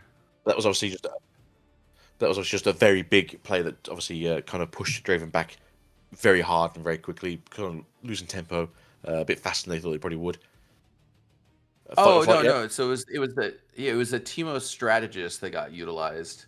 It did 3 damage off the top there, and then he traded with the Teemo strategist with the Hopeful, and then he equipped it to that Draven, but that switcheroo came back down and really punished him pretty heavily here. So it looks like this Darius is going to be the response, and he's going to go ahead and come in with 10 might, which is a very significant deal. So that Gust, pretty annoying, but yeah, I mean, he's going to be able to clean up quite a bit of this field, probably get rid of at least both of these Nocturnes, and then in these following turns, hopefully find something a little bit more useful to do with the rest of his turn. But yeah, I mean, the fact that he got gusted before he was really able to utilize that Spinning Axe is a pretty big punish here. I would have liked to have seen him equip that Spinning Axe before moving on to the battlefield to play around cards like Gust. Yeah, that's the thing. Unfortunately, sometimes you forget Gust is a real card. You don't really see it used in any of the decks now, other than the occasional Teemo deck. And yep, they're still utilising it. Obviously, with the Overzealous and the Treasure Hunters, it does come quite useful, even if it's just setting back the Draven for 1 turn. But that's all you need right now. And with 2 Ruins up, 3 cards in hand, maybe we have access to the 3rd Spinning Axe. Maybe we have access to a Fight or Flight of your own, or a Rebuke of your own, trying to get something off the field. Maybe that big, scary Ember Monk might be the reason why you need to rebuke it back to hand, depending on what the face down card is. I'm presuming it's going to be a Fight or Flight, just that way it's very annoying for you to deal with the situation, and that does kind of put you back to that all or nothing on the final turn. Oh, we'll have to see exactly what it is here, because unless it is that Fight or Flight to be able to deal with this Ember Monk, at least 1 Nocturne will be able to survive, and I believe it's something like a Consult the Pass is what we saw get hidden there. We do get a little cheats there, as we do get the the spectating view, so we get to see what both players do hide. So it is actually just going to be that Ember Monk as well as that Nocturne there, and he does manage to maintain a hold onto that. And it looks like he's just going to go ahead and move that Spinning Axe onto the Ferris Forerunner, make things even more difficult for this team of player to really find footing. And if I am this team of player, I might just even opt to pass for just one more turn, give myself a little bit more room to work with these runes. And yeah, with that in mind, it is going to be very, very difficult for this Draven to be able to finish this game here. Only 3 cards in hand, 2 runes available. Does have the rune economy to be able to potentially come back here, but for the time being, I just don't see how he's going to be able to close out this game. Yeah, I totally agree. I don't know what you really would be doing here right now in terms of strategy. Obviously, equip that axe, don't let it go to the trash. We can forgive a purple rune for this one turn, and then hopefully maybe they have access to a ride the wind, go across, take over the battlefield. As you said, if it is a consult the past, drawing 2 is great and all, but it's not going to be the difference between you surviving 9 damage to 7. Obviously, you're down to 1 rune that's tapped. Unfortunately, not a lot you can do with it. But again, you have to hope that they have something like a ride the wind just to fight back if they actually had access to it. But at the same time, though, if you were to pull back, if that was the case, and they then moved in both of the blooms, then they just go to 7 either way. If you try and hold, they'll go to 6. Then you have to hope for another ride the wind to try and move yourself around it again or more, or even a Fireflight yourself just to move into the other battlefield. Overall, though, it does seem to be a bit more of a nail and drag yourself up this cliff than it is something super simple. So that works too. Silver's fan is going to be played in the base, which is a bit surprising to me. So, I mean, now this team of players is going to be able to go up to 6 points, bring himself up to 3 runes potentially, just passing the turn outright. And if it is a consult to pass, I just have to assume he's going to go ahead and fire it off, find himself a couple more cards, and find himself an overall better game plan to work with for these final turns. But for now, just going to go ahead and think, consider all of the options that he has available. The issue that I find is getting rid of this Ferris Forerunner just a bit too early can be pretty punishing. So if he does have something like a Fight or Flight to just push it back, not give him that extra unit to work with, I think he'll overall be in a better place. But I mean, it does also, if he gets rid of that Ferris Forerunner, get rid of the Spinning Axe. It is going to cost him a lot to do so, though. It does. Although they're in, again, a good position to be just sitting around.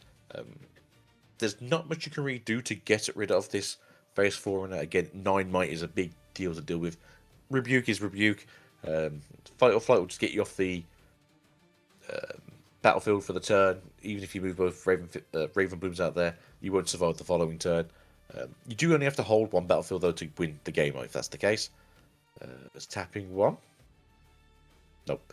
But yeah, it is essentially all or nothing now, even on the side of the Ezreal, because 1 fatal mistake will take you from winning this into a devastating loss from the Draven.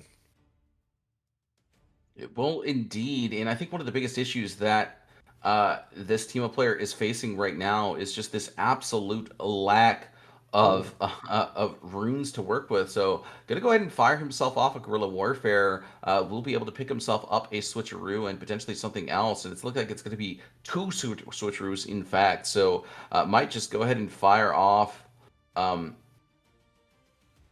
consult the past, use that 1 remaining rune to do so, and I mean, he does have 10 might to work with here. His opponent is fully exhausted, so that is going to be the case. And, well, this is going to be the most difficult hold his opponent will ever have in his life. So, yep. You have to decide now, do you want to give your opponent that Ravenbloom student, or do you want to give them that Nocturne? And I feel like I have to just give him the Ravenbloom student and just give myself, hopefully, an opportunity to find a way back into this game and give myself just 1 more turn. That's it. Now you're holding on both battlefields here. You just have to somehow figure out how to take care of everything. Again, having access to 2 of these mechs isn't so bad. So it looks like it's going to be a Blast Cone Fae. A little bit surprised by, because it's also you see very often in decks, but obviously makes sense in a Teemo deck. Now, I did actually think it was a Consult the Pass, so I mean, he did get us good there. But yeah, that Blast Cone Fey just did not get fired off. I completely had forgotten about it. And so he's going to go ahead and recycle 2 runes, we have to assume. Oh, no, he doesn't have to recycle anything because of that Guerrilla Warfare there and has 1 rune to work with as well. So now his opponent has to be afraid of a Gust as well. And with what you have to assume is 2 switcheroos, it's going to be incredibly difficult to deal with here. So that switcheroo very likely going to get fired off right now. And his opponent will be able to go up to 4 might, force the trade. In fact, it's actually going to be a fight or flight. And that makes things even more difficult. Have mercy on my soul. Yeah, I was not expecting that. I would have thought it was going to be the switcheroo as well, since we saw 2 switcheroos go back to hand. I suppose it makes more sense because you're not really going to be fighting anything with a massive, mighty load here, I suppose. But again, now you are 3 into 2. It does make it a little bit easier for you to just... I mean, that works too as well. But, Rebuke is Rebuke. Yep, so Rebuke is going to be the response. And, well, no Gust is available, so he is going to be able to conquer that battlefield for the time being. And now it is going to be up to this Draven player to find himself just 1 more turn. And that Falling Star, definitely a big punish here. So we'll have to see if what that final card in the hidden pool is. We have to assume it is that Switcheroo. And yep, so it is that Switcheroo, which means that Draven, from what felt like the brink of nowhere, manages to claw himself into this game and give himself just 1 more turn to work with. Yeah, and that's it now. Back in the action here. We've only 2 runes available from the side of the Teemo. As far as I'm aware, the cheapest accelerated unit they can have would be a Echo for 6. So there'd be 2 turns off of that at least. Doesn't make you out of the game here at all, but at the same time, not in the greatest position to be in. If they did have access to another Gust the mech, because obviously it just disappears and doesn't go back to hand, and they just have to deal then with the Overzealous when they get a chance to.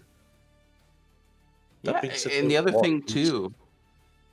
Oh, go ahead. There you go. I was going to say, what could they be doing now? Right now, it's the treasure hunter. Obviously, they went back to his hand a couple of turns ago. But it is all down now to the team of can he get rid of these units, or is he just kind of out of steam as they are 19 cards in trash and 15 cards left in the deck. Yeah. The other thing I would like to note about that Gust there is getting rid of that mech means that his opponent will only be able to be at 1 extra point for the turn. And man, that Ember Monk is not what you want to see here, as now he has to be able to defend against 2 battlefields rather than 1, and it will give this Draven an opportunity to defend both of these battlefields, actually. So the mech did get discarded. It should have been put to base. He is correct about that. So I mean, it is going to be up to the judges and the players first. So the players do agree that that is okay. And I would have to assume that the judges would accept that to be the case. So for now, this Draven player in a very, very, very strong position. Look, this Overzealous fan is going to be incredibly difficult to get over. Not to mention, he does have that second mech to deal with as well. And like we had talked about, I think potentially this team of player just pulled the trigger a little bit too quick and got rid of too many of his units too quick. Yeah, that's the issue. Unfortunately, again, Super East to hold now to 7 on the one side if you wanted to, or 6 on the other side. Take your poison. Unfortunately, the Ember can only really go to 1 battlefield and will only be able to take access to 1 overall. Even with a Fight or Flight, which I don't really know if they play in this version of Teemo, as you don't really see it in like Ezreal's or the other blue-purple builds, really. So it will be a case of essentially, what can you do with 6 on the following turn? And I feel like not a lot, to be fair. Definitely a pretty precarious position to be in. I mean, if he has like a guerrilla warfare to bring back that 1 fight or flight that we did see in hand, get fired off on that following turn. But to bring here Thundersong, definitely not the position you want to see yourself in. That's another 5 might to deal with, as well as a hidden card on that right-hand side. So a ton of problems to deal with, not a lot of time to deal with it. And Yeah, I mean, really, I feel like it does come down to the fact that this team of player pulled the trigger just a little bit too quick, and Draven has an incredible amount of punishes, and well, with one mind rune available, there's nothing like a singularity to bring yourself out of this. You have to have something like Wages of Pain, as well as a couple other pieces, really to bring him over this finish line and be able to deal with what looks like an impossible task now. Yeah, that's it really. It's just what can you do with 6 runes? What can you do with a handful of some cards? It could be, like you said, Fight or Flights, could be Gusts, could be Switcheroos, which might help a little bit, but unfortunately, I don't think that Overzealous is going to really let you play on the battlefield for much longer. I think there's a Ravenbloom in hand. I think it got rebuked, if I remember correctly. It did, so yes. there is some things in hand. It's just unfortunately not enough for you to sort of push out a gameplay of putting it through. But with 5 Chaos Runes available, there's a lot of painful things in Bubble. There's quite a few painful things, but I mean, a rebuke isn't going to be enough to get him over that finish line, especially with the fact that that overzealous fan is there, which means that he's going to have to spend a minimum of 3 runes to be able to deal with that. And then if that is the case, he has to have exactly double Gust to be able to deal with that entire left hand or right hand side. So it is going to be a very, very tall task to order here, unless he has exactly, fight or flight, Gust, fight or flight, or rebuke, Gust, fight or flight. I mean, I just don't see him getting out of this here. So instead, just going to go ahead and send this Ember Monk in. Hope that his opponent doesn't have exactly fight or flight in the hidden zone here. Just going to opt for the trade. So, yep. Going to go ahead and clear that battlefield. We'll have to see what that hidden card was. It was fight or flight. I would have expected him to just push back that Ember Monk. But instead, opts not to do so, wants to get rid of that unit, not give him some sort of opportunity to ready it and fight back again. Yeah, this is a bit of a weird one to me as well. You'd have thought that they just got rid of it in that situation. There's not probably going to be a lot you can do. Maybe there's a War of the Wind, maybe that's what I'm thinking here. But there's nothing they could really do to make this monk big and strong, essentially to fight back onto the battlefield. There's nothing that makes this monk then careen across to the obelisk of power and take out this battlefield either. So unless Teemo has something in their hand that can just wipe the other battlefield and then stall for a turn, I think it's just a game.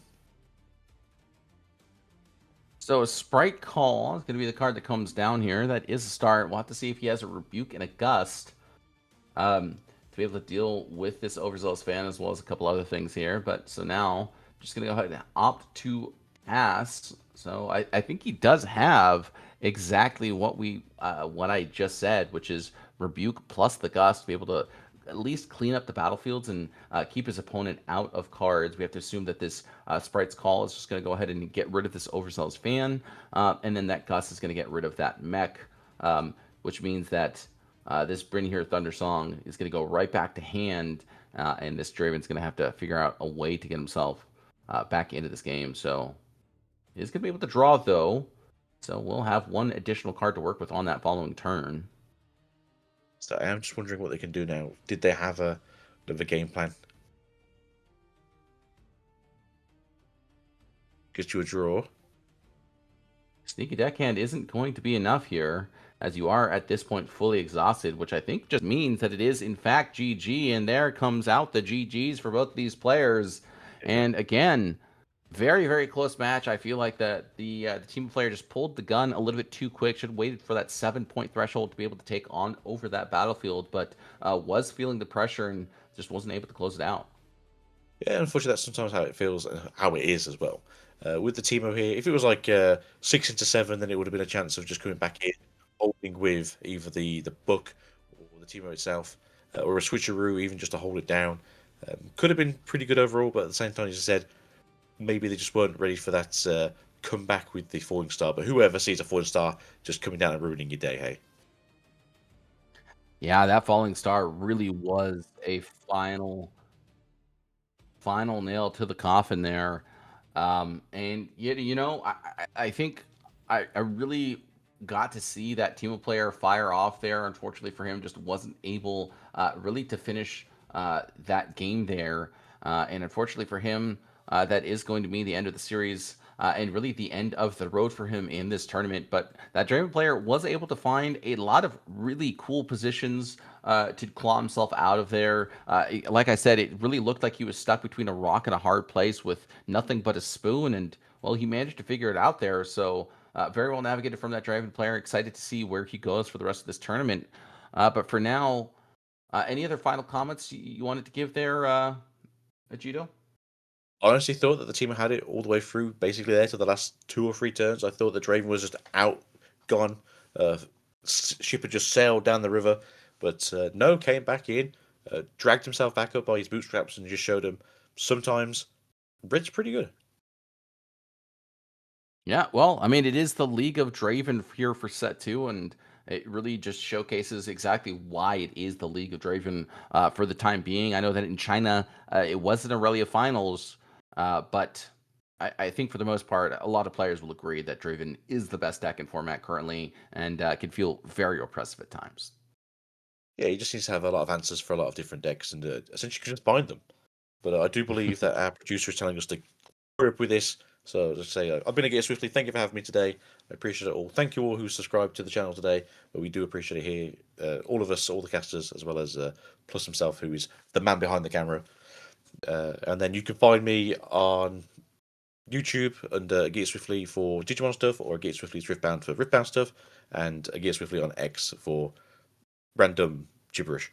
But I'm going to go to bed, as you can probably tell I'm falling very sleepy.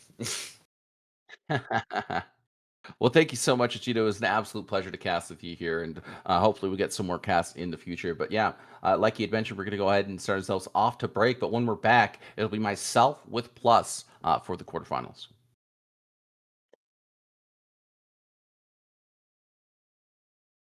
Really taking a look at exactly what's left in the hand for MF this time around. And funny enough, this MF is definitely so different because look at the purple MF champion that we'd never really see. I believe, if I remember correctly, you could just play units directly onto open battlefields, similar to Sneaky Deckhand. Yeah. If I remember correctly, it's exactly that. So we're on the same page. Yeah, we'll yeah, see. he saw something that nobody else saw clearly. And it seems that his vision was pretty good because he's 702 right now. Yeah, there's at least 1,700 players that weren't fortunate enough or skilled enough to make it into day 2, but this MF was, so there is something to be said about this build, and he's doing it with something that is truly unconventional. We haven't seen in any of the previous regionals, West or even in the Chinese regionals as well, but here we go, the challenge on the Ruin Runner that will be proccing the Dreaming Tree for an additional draw 1, and I think that's enough to take down the Stellarcorn Herder because we don't have any reaction speed. As I speak that into existence, there is the reaction speed counter strike though. So wherever he tries to go with this challenge, it should be countered out by something like the counter strike to avoid any damage for a turn. Yeah.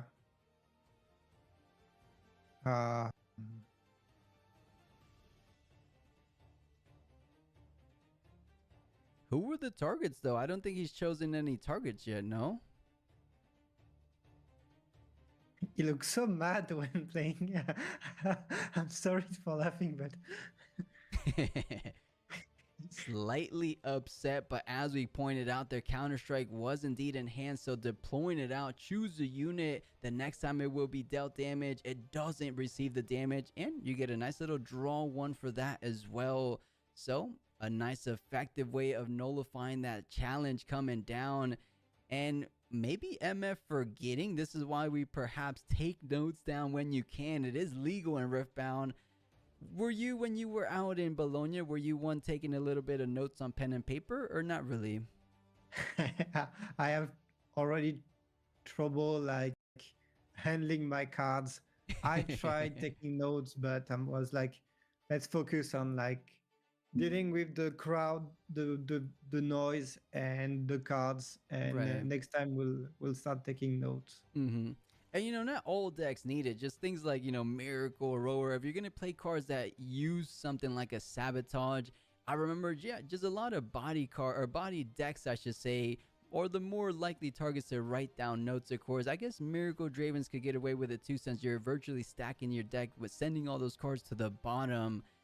But let's see what the MF decides to do for the remaining of the turn. Looking like he wants to hide something on that Dreaming Tree to end off the turn.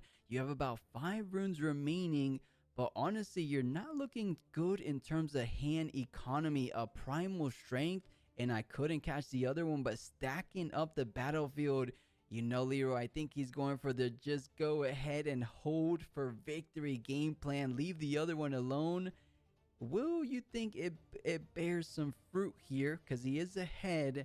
You feel like he just holds it for the entire rest of the game?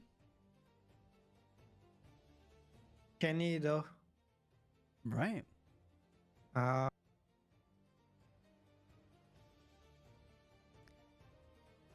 This will be tough. He has the Brutalizer. He's got 3 challenges. He's gonna make it rain.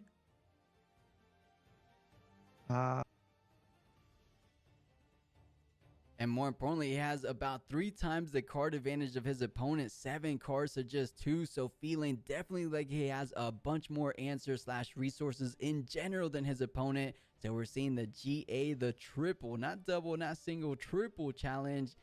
I don't know how effective that is, because the one unit that is the nuisance, the vein of his existence, is that Ruin Runner, and you can't target the Ruin Runner, of course. So thinking about a bit of a workaround, you need to just do it with Raw Might Power. A card that will be able to make sure you do have that Might Power is something like that Punch First in hand.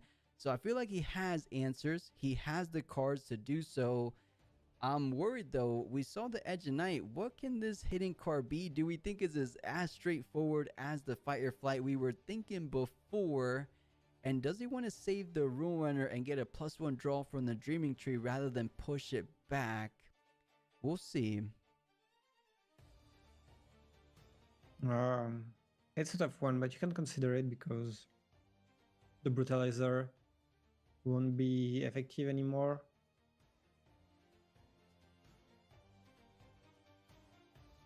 There we go. That Primal Strength coming down. That is an extraordinary +7. You know, everyone forgot about Primal Strength. Once Punch first made his appearance, it's like, oh, this is the sexier card, right? Let's put it in all the body decks. But Primal Strength was the OG. A +7 is such a difference maker. So 7 on the Ruin Runner, bringing up to 17 total might with just a single card. Primal Strength is pretty good. Yeah. Weirdly enough, I think it's facing green that it's the shakiest. It's at its weakest against green because you can get it defied easily, but thanks to the sabotage, as we would say in French, he clearly knows that there's nothing in hand. And you know, I think this Jax is in a little bit of trouble, this Ruin Runner, and there's even the hidden card still remains from that combat. So he does have 2 equipments to try to make sure you effectively double dip, if you will, these units. But against one single unit, it doesn't really work that same way, because that Primal Strength is going to be for the remaining of the turn. I don't think there's anything you could do to bring your characters up, your units up to that kind of might difference. So he's thinking, he's at 5, he's kind of effectively tying it, but your opponent will be holding up to 6. You have so many runes, but you're having such an issue with this one unit. It seems interesting. I don't know what he can do, because he has answers for the other units. I just don't know what he's going to do for the single Ruin Runner. It's posing such a problem for him. Yeah. And he's got he has 3 challenges in hand. Like, he can't do anything with them. I mean, he can target that sneaky deck hand, not that first mate in base, but it won't accomplish much. It won't accomplish much. Let's see how much he does indeed accomplish. So attaches everything over to Jax, has a couple quick draw potential. So Dreaming Tree is step number one, or not Dreaming Tree, but Punch first on that Dreaming Tree to trigger the draw and a Punch first. So let's do the quick math there. That is at 5 total base. The Bone Shiver brings it up to 7. The Brutalizer brings it up to 10. So that is 15 total might to the 17 we discussed before. And 2 can play at the Punch first game. That 17 go into an extraordinary 22 might. What was that thumbs up that he threw? It was like, yeah, good job. You got the count 2. Yeah, congrats. Yeah, honestly, it's such a great card. The only caveat being you just invested so much of your runes to do so. That was 1 for the primal strength, 2 for the punch first, of course. And I hope he realizes challenge, or he's challenging the back line most likely. Yeah, he just wants to draw from the Dreaming Tree. Is he going to play the GA to protect Jax? I think so. It makes sense to me, right? GA at reaction speed.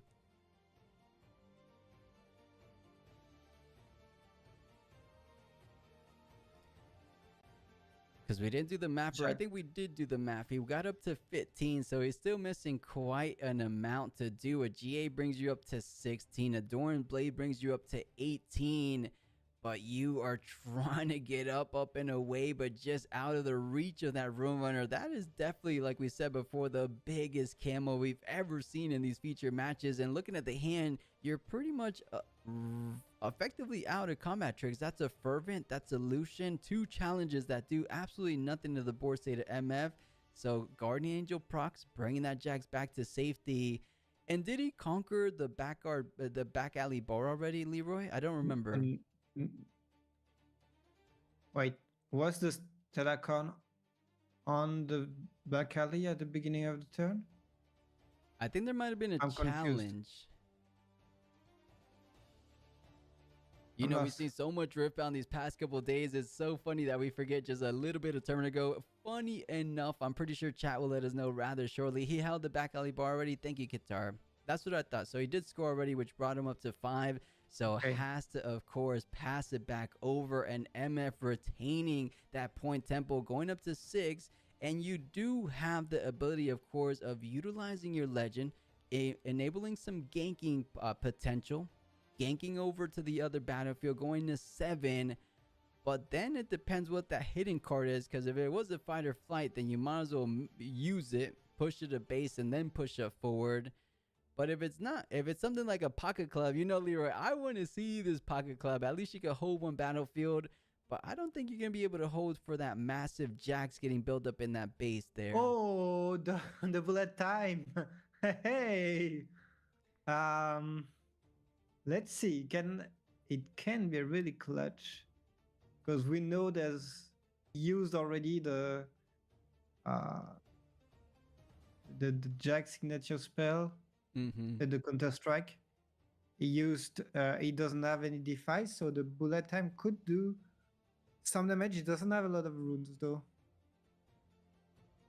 Yeah, he can't make too much use of that bullet time, of course, but bullet time is, as you point out, one of those signature spells that really stood the test of time. One of those that, even though Origins didn't have the best signature spells, if you will, I think that is one from MF's side that has still been used, and even in Spiritforged as well, as we saw. I believe the Bologna champion, or not champion, but runner up, also have that in his deck. But he only has 3 runes this turn. He is not feeling too good about what he can get done and accomplish this turn, so might just go ahead and not go for that 7th strategy. But he has a challenge. Most likely will have to pay a deflect, so he is hurting on that rune department, unless he wants to challenge one of the other units, but they're a slightly more lower value. The Lucian feels okay. So, okay, he decides to take the first mate down, but that's it. That's all his body runes out the door. Draws 1 just for the Dreaming Tree, of course, but yeah, it's just a single rune. I think if there's one moment, one opportunity for Jax to get back into this game, or I mean, he's not out of the game by any means, but to get the point advantage in this game is going to be for this very next turn, because I think MF has finally hit that critical limit. she's out of tools. She's out of resources. She has no runes. She has no cards. You have to weigh everything on that one hitting card. You have no mana. Yeah. You have no mana. You don't. You know that meme?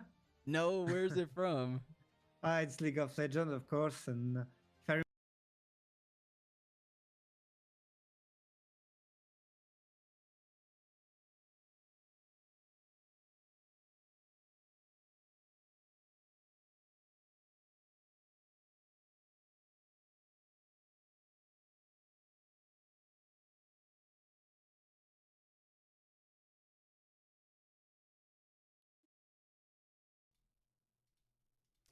All right, guys, we are live and looking to get started with the final 8 players remaining for today. We started the tournament off with 86 and we narrowed them down. Like we said, the final 8 players remaining. This is the climax of the event. Top 8 cut. Here with me is Sasuke, of course, and I've been behind the scenes for roughly about 10 hours now, but I am beyond excited to get this show underway. Real quick to break down the top 8 legends for you guys. You should have heard me and Sasuke talking. I was telling him, okay, let's see how many Dravens ended up making it. But to my surprise, here is out what were the top 8 legends. So our number 1 seed, guys, believe it or not, it was a Darius. Darius ended up going 6 wins, 1 loss to nail down that number 1. And then just kind of going down from there was Darius, Aurelia, Azir, Sivir. Oh wait, did I say Azir? No. Ezreal. You guys know I'm tired. So Darius, Aurelia, Ezreal, Sivir, another Ezreal, another Sivir, and then coming in at number 7 and number 8 is 2 Dravens. So Draven, 2 Ezreals, 2 Sivirs, and then Aurelia and a Darius to round out that top 8. But man, Sasuke, how in the world did a Darius end up coming in at number 1 seed today? Any ideas? Oh yeah, I mean, listen, you're always fighting with your brother, and it's usually the older brother who kind of comes out on top. And Okay. I mean, that's what we're seeing here. So obviously Darius is number 1. It seems to be the case. And guys, of course, since he was their number 1 seed, that will be the match we're tuning into in the quarterfinals. So man, it's been a long day already. Let's not waste any more time. Let's go ahead and tell these players it is go time, and me and Sasuke will be joining them for the quarterfinals of today's Cash Cup. I am really excited to see how this Darius player has been able to just overtake so much of what's been going on here. So Darius is going to be on the start because he is the number 1 seed. So Draven definitely going to be on the back foot. I have to assume that there are cards like Piercing Light and Cold Weak to be able to deal with a lot of these Draven units. So Stack Deck is going to be the start. We have to assume that Noxus Hopeful will follow. And there it is. So great start for both of these players, and it is going to be up to this Darius player to really maintain control of this game. Yeah, we'll see exactly, because we got a little sneak peek of the Darius matchup. I believe it was a Darius versus Victor in our round 6, or it might have been round 5. But either way, we got a little glimpse of what this deck was. And it wasn't necessarily the more traditional Darius build that we've seen in the past. Things like the baited hook centered a strategy we've seen. It was a bit more mid-range oriented Darius. And a card we actually didn't see in that matchup, a Rengar. So this is just like Order Fury good stuff almost. You have to assume so. I mean, look, I really think that this Honest Broker is one of the best cards in Order right now. It's a really good 2-drop, allows you to get a gold token into those mid-game turns, and he had 4 runes. That he doesn't really know how this Darius legend works, and well, that Legion does do exactly what it's supposed to do. So now he's gonna go ahead and say, oh yeah, you're right, you do have exactly 5 runes with that Legion effect. So Rengar is going to be able to just kind of be used as this effect to activate the Legion and then allow this Noxus Hopeful to come down. And I have to assume that there wasn't any other card that he could play to be able to utilize that there. And so, yep, just going to utilize this Reaper's Row for the time being. And I think this is makes perfect sense. Just play it safe, keep your units for as long as possible. And now Draven's gonna have to figure out something really to kind of thin the ranks, if you will. You know, and funny enough, you bring up an excellent point. The fact that so little Darius have been running around in the Spiritforged meta, not a lot of players are used to playing against them, and not a lot of players exactly remember what that Darius ability does. I believe, to your point, it was Draven asking, "Wait a minute, weren't you just at 4 runes? How did you play a 3-drop and a Noxus Hopeful follow that up?" But of course, guys, Darius, if you guys don't remember from good old set 1, he ramps 1 basically off a Legion trigger. So if you play a card, you exhaust them and you gain 1 energy for that turn. But a double conquer turn, the Rain Guard to the right, the Honest Broker to the left, and Darius off to the races. As we saw, I believe, in that Victor matchup, he was almost double conquering every single chance he had. I believe that was the case when were you spectating that match, Sasuke? I was not actually. I was up in Austin celebrating a birthday, so that was Nice. a good time with the family. So, yep. But I mean, getting back to this game here, Draven just gonna be able to draw himself yet another card utilizing this Darius and this Reaver's Row to really gain that effect here. A gold token is going to be utilized now as that Noxus hopefully is going to be able to overtake that left-hand battlefield in that Zon Warrens. And while that Forest Forerunner not going to be doing anything because it's in that discard pile now, does manage to help Darius find another card. And, well, with this gold token, might be able to utilize it on this following turn. Definitely, you know, despite the strong start Darius started off of course, he has a whole lot of units, and that's one thing he does have the upper hand versus Draven. But take a look at the cards in hand. Draven just doing what he normally does best and just keeping such a healthy hand size with each and every combat win, as we just saw 2 draws from those 2 combat wins he won. So up to 3 points, tying things to Darius, and that's always been the one downside for the older brother, has it not been? Because I believe he's done so well, but at one point he kind of starts to stall out. He just runs out of cards, he runs out of answers, and he doesn't really have too many ways of kind of regenerating that. The only ones I can think of, maybe something like the good old Hidden Blade your own units. The reason why Baited Hook found so much success, because it was another way of kind of getting additional units from the deck. Is there any other ways you can maybe think about that Darius could potentially see a little bit more cards in hand? Because 3 to 6 is not feeling too good for this Darius player. I tend to agree with you here. I think really what he's doing is, like you had mentioned, just playing a whole bunch of good stuff, and so just kind of outstanding your opponent with just all these efficiently costed characters. And so while this double Noxus Hopeful is going to come down, he's going to go ahead and put the question mark down, say, do you want to bring back any one of these units with this Reaver's Row? And, well, Wolverex is going to take time to think about it here, and maybe he will find what he's looking for.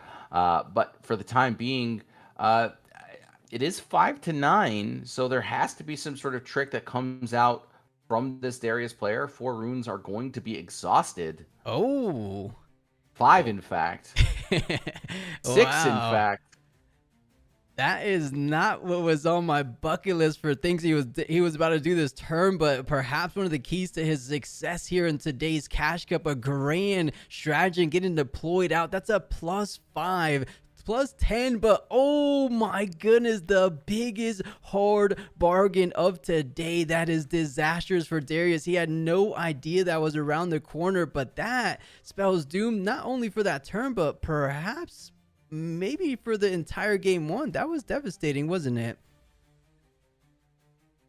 I could not think of a worse scenario to be in here if you are this Darius player. The older brother definitely taking a punch to the stomach there, much stronger than he was ready to take here. And look, he is going to be forced to recycle a whole bunch of cards just to be able to deal with that big left-hand side battlefield. He's going to send both of these units in, force this overzealous fan to potentially trigger itself. And, well, I mean, I would, at this point, just allow myself to take the trade, at least get rid of this Rengar. And, yep, I guess you could also get rid of the Vi here. Either one of these are very problematic to deal with. I think the Vi obviously being the better of the two because of that ganking.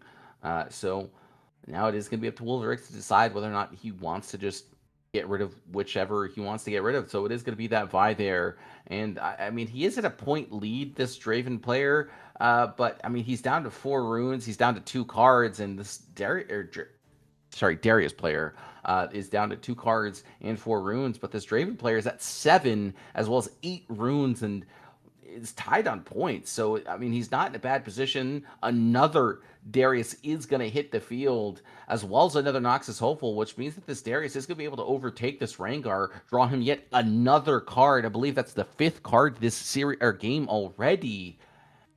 And I mean, as these turns continue, I feel like it's just going to be worse and worse for this Darius player. It does look to be the case, and all off the back, funny enough, off the double Darius, he's been able to play out this game 1, right? Darius number 1 doing some work, and then Darius number 2 coming down on this very turn, taking him down. So up to 5 points the Draven goes, and little by little, I do agree with you, Sasuke. I think is all but over, at least for this very intro game of the quarterfinals.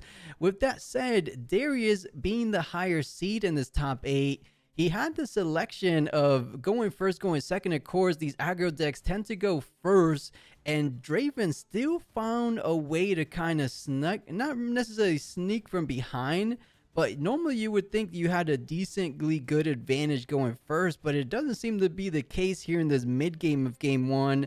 So it's going to be interesting going forward to see how he approaches the next couple of games. But the Champion Zone Darius this time coming down, triggering the ready ability. And now we get to find out what is behind that hidden card. Let's take a look. If it's something as simple as a fight or flight, that's a combat win, a double hole going up to 7. I am not liking the chances for Darius.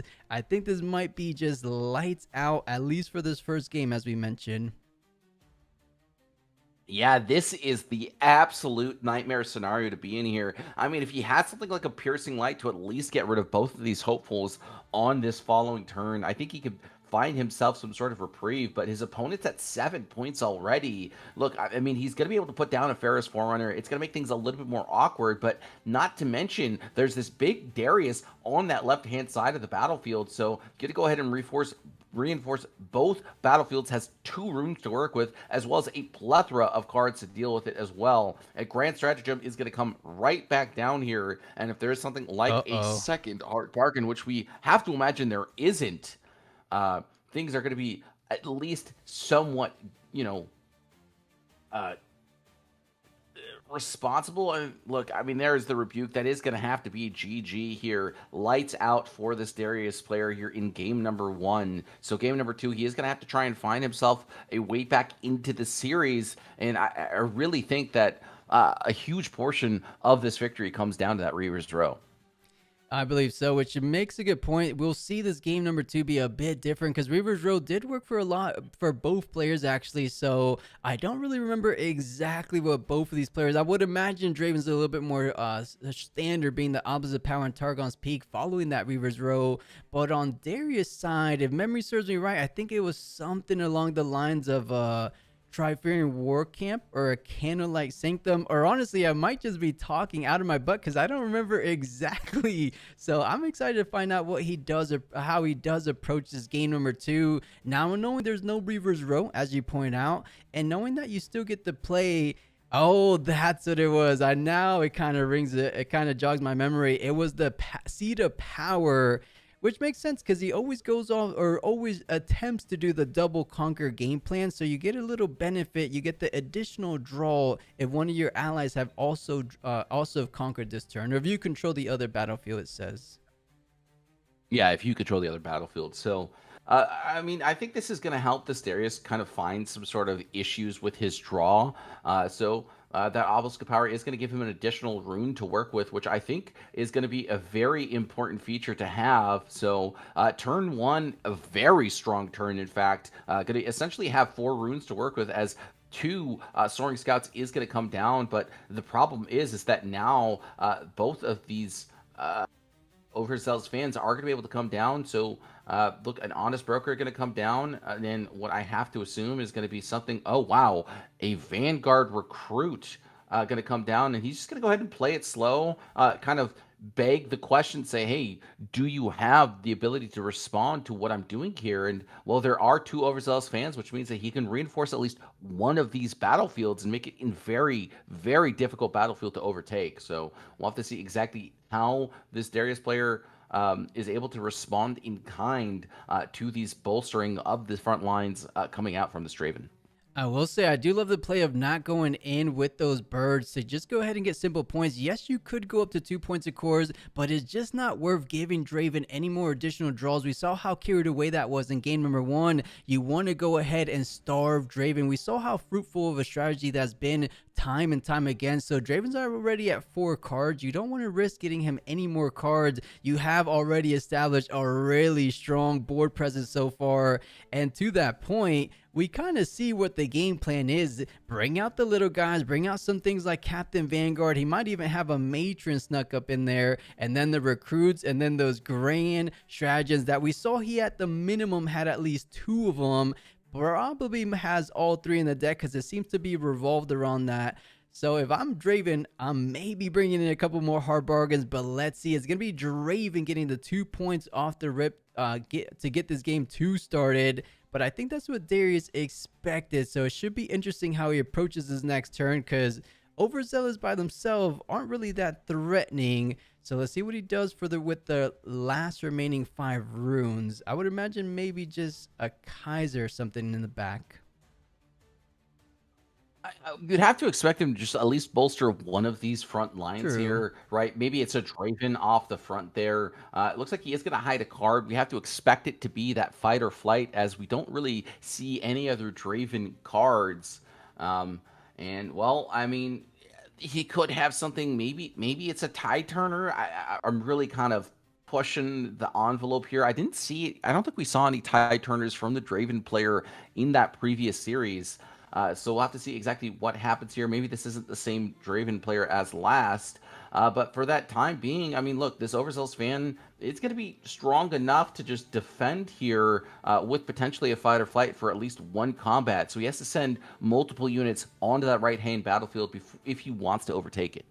Right, and what's even more scary is the 5 total runes available for the Draven on the opponent's turn. So you have 6 of your own, so you are in that range of the grand strategy. And doesn't seem to be too beneficial, as these creatures aren't really the tallest of cores. So just keeping it a bit more straightforward, sending in everything over to the seat of power. This is actually a really curious decision to do so, because the more units you have on one battlefield, the hardest to kind of rendezvous these units over to the other side.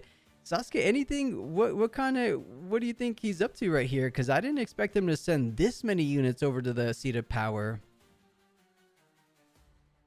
I think what he's trying to do here is just make it really awkward to do something like spinning axe plus fight or flight, or double fight or flight.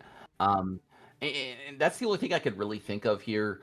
He understands that his opponent's got 5 runes available. There's got to be a lot of shenanigans in his opponent's hand. And, well, there is a tide turner that gets flipped over. He doesn't want to get rid of these overzealous fans as of yet.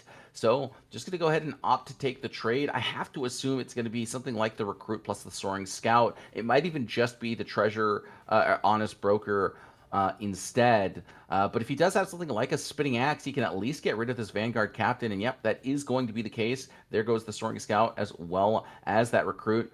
Just thin the lines, make that a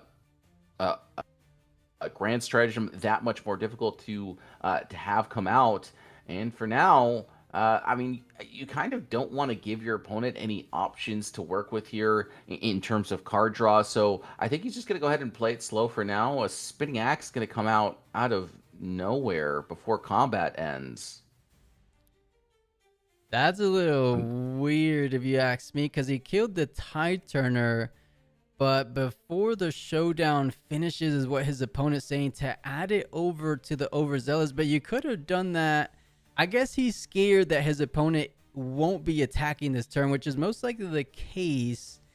But I don't know how I feel about that. It was a little bit of a delayed reaction, but it doesn't necessarily change any kind of interactions or additional info has been gained. So I think it's fair. Yeah, I mean, if he did it in response to the death knell trigger of the Soaring Scout, that would have been a viable option here, but it looks like that's not going to be the case. Instead, this Darius plus this Noxus Hopeful is going to come down, is not going to opt to utilize the Darius for the time being, and instead, just going to go ahead and hide a card there. He can react to the Darius Legion trigger. He can also react to the Darius readying, so... probably just going to go ahead and put down that Spinning Axe while he has that opportunity. He's asking, looks like it's mana abilities. I'm not sure if you can react to mana abilities, but you can in fact react to the Darius readying himself. That is a trigger. So it does have that opportunity. And then I'm not sure you have an opportunity to react to a card being I'll pull it hidden. up for the chat here, but Sasuke, if you can see, it says abilities that add resources can't be reacted to, similar to how seals and those mana stones work, or not exactly the name of that, but similar how just resource generation type gears do. I actually didn't know that about Darius, because it seems obvious that it creates like something on the stack, doesn't it? But apparently it can't be reacted to. So no Spinning Axe for the Draven player. Which, if I'm Darius, I'm feeling pretty happy about that. But you are a bit behind, 3-1 with this Kaiser coming down at accelerated speed. He's looking keen of going into the seat of power, maybe even adding a bit of booster with the Spinning Axe we already saw in hand, because that's gonna bring it up to 7. So right now, just the total might is 6, but we do have to account for that final little hidden card. Is it going to be something as a hidden blade potentially? I guess we're going to find out super soon, Sasuke, and it is as straightforward as a hidden blade. So able to hold, but doesn't feel the best, as that's a double draw for your opponent.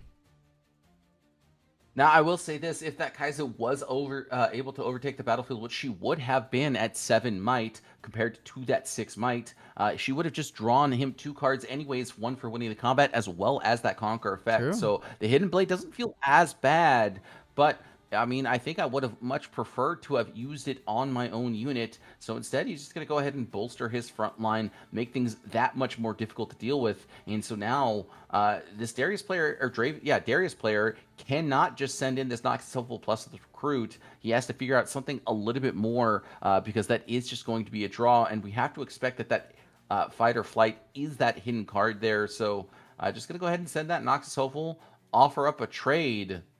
We'll have to see if that is going to be the case. Yeah, No. so he's trying to just clear a bit more of those units on that battlefield, but it is at the cost of Draven getting those combat wins, as we discussed before. So up to 5 cards, pays 2 and a call of the week to deal with this secondary overzealous fan. Let's see what's behind that hidden card. If it's something like a Tide Turner, it could at least still hold the battlefield, but we just saw one, so more likely the case of something like a Fight or Flight / switcheroo, as we've seen before, but it is going to be that Fight or Flight. So is this the turning point for Darius? 3 points to 3 points, and all the battlefield control is favoring you. You have your Kaiser in the back line. This is 2, 4, 5 units, while your Draven opponent only has 3 runes to work with. Going up to 5 runes next turn, you're in a really excellent position, if you ask me, as Darius. This is absolutely the case. I mean, he is going to potentially even be able to utilize that Seat of Power alongside that Kaiser to really refuel his entire hand there. While this Draven player is at 6 cards in hand, he's only got 5 runes to work with, so it is going to be a couple of turns before he's going to be able to really have that kind of back line that this Darius player has been able to build up for himself. And, well, with this Cold a Week really hitting that hidden card as well as that Spinning Axe, I really think that this is not the position you want to see yourself in if you are this Draven player. And, well, now this Kaiser player, like we had talked about, is going to be able to draw him 2 cards alongside that Seat of Power. And now this Draven player, or Darius player rather, is really off to the races. The card quality for both of these players is very even. And there it is, another Noxus Hopeful coming down, as well as a Trifarian Glory Seeker, and Vanguard Captain to boot. 3 cards coming down.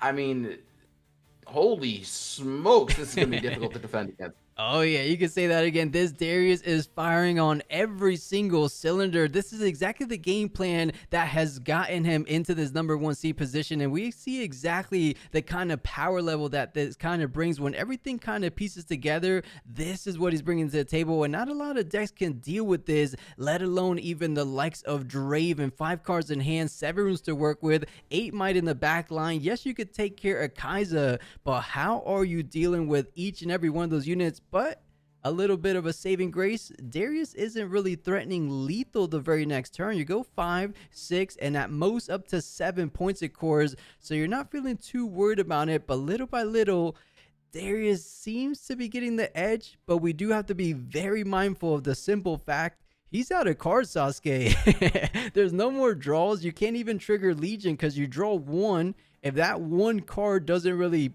bring you any more cards, you can't even use your Draven ability. You can't use any cards that read Legion, which we see he has a whole lot of. So this is actually might just be a trickier position than we're letting it out to be. Now you say that though, but I mean there is just so much might available for this Darius player.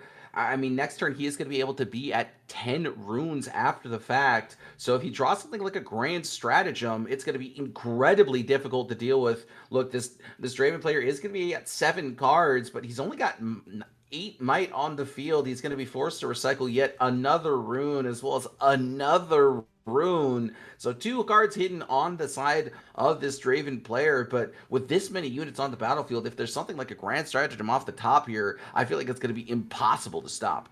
Yeah, that's a perfect card right now off the top. If it's something like that, you have the exact 4 runes to pay for something like a hard bargain. Of course, you don't even need 4 runes because you can't repeat it as the Draven player. But trying to think one step ahead, what can these hidden cards be? I believe we saw something like a Fighter Flight already. So 1 Fighter Flight, 1 Tide Turner, so only 1 of each. Of course, there are things like a switcheroo in the hand, so I do not blame Darius for taking his time, but sending in about half of the units remaining. So hopeful, the Glory Seeker, the Vanguard, and then a little recruit over to the Kai'Sa side. Let's see what he has, because he might have... He already used the Spinning Axe, right? But he might have another one. Trying to bring up that might up to 7.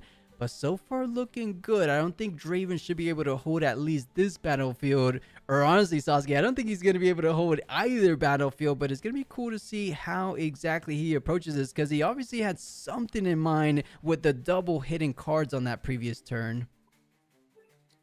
Yeah, I mean, you're absolutely right here. I think this Darius player might have just kind of predicted what cards his opponent has hidden here. I mean, we've only seen the Tide Turner as well as the Fighter Flight, so I think his assumptions that it's one of these 2 cards here. And if it is that Tide Turner, he wants to be able to overtake the Tide Turner with this much might on that battlefield. And if it is something like that Fighter Flight, still needs to be able to respond in kind as well. So...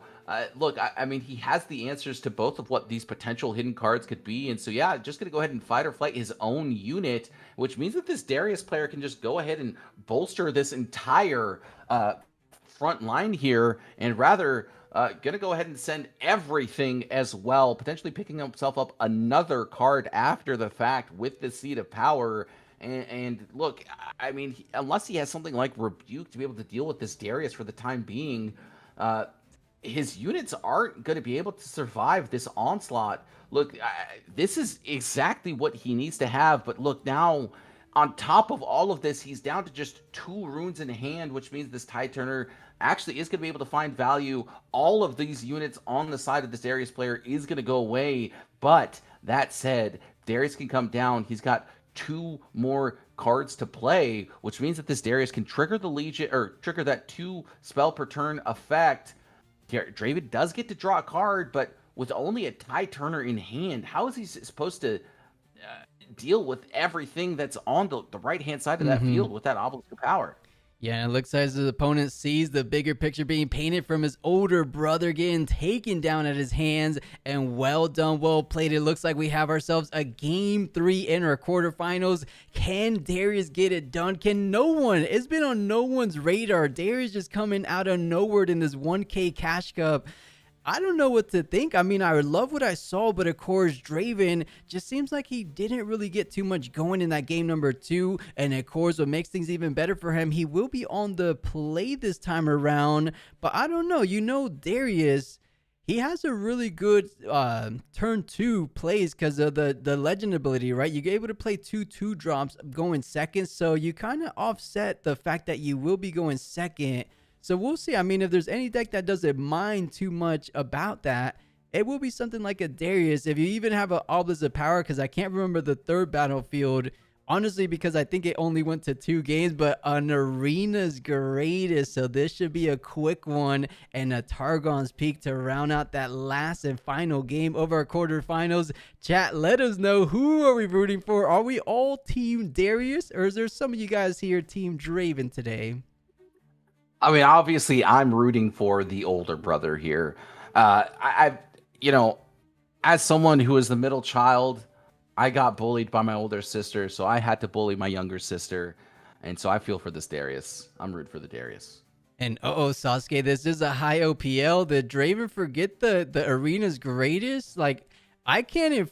I told these guys it's high OPL. If your opponent forgets, I don't know what to say. I mean, they're gonna have to throw it over to a judge, but if the opponent, if Darius says you missed it, you missed it. We do operate that in a 1K tournament situation, but it looks like he's being nice. He lets his opponent gets that 1 point, and around the troops getting deployed out. So every unit you play this turn will get an additional buff. So Glory Seeker coming out already with an additional buff. So going up to 4, interesting enough. Or actually, a buff is only 1 time, so still sticking at 3.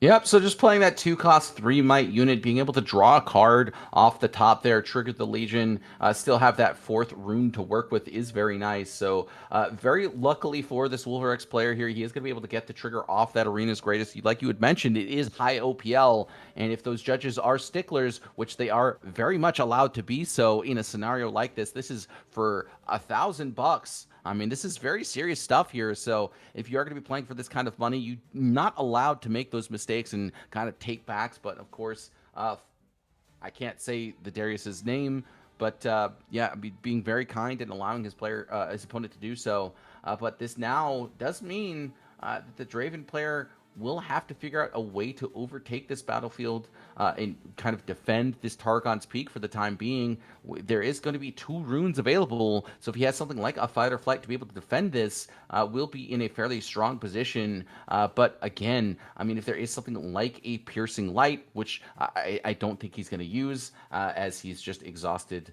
none of his runes and went right onto the battlefield here, wants to see what his opponent is going to do in response, going to go ahead and think away. And I mean, if there is something like a Spinning Axe, it's going to feel very bad for this Darius player, and looks like that is going to be the card that comes down.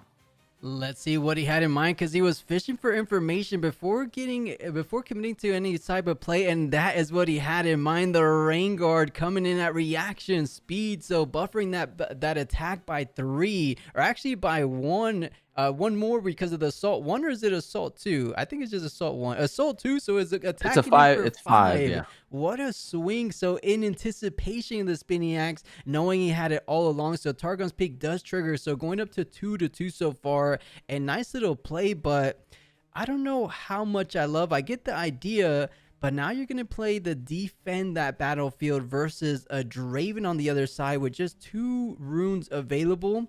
As I kind of say that and think it out, with 4 runes, of course, we get Targon's Peak. Is there where you go ahead and just play something as simple as a Hidden Blade to the oncoming pressure from this Draven? He's tapping 2.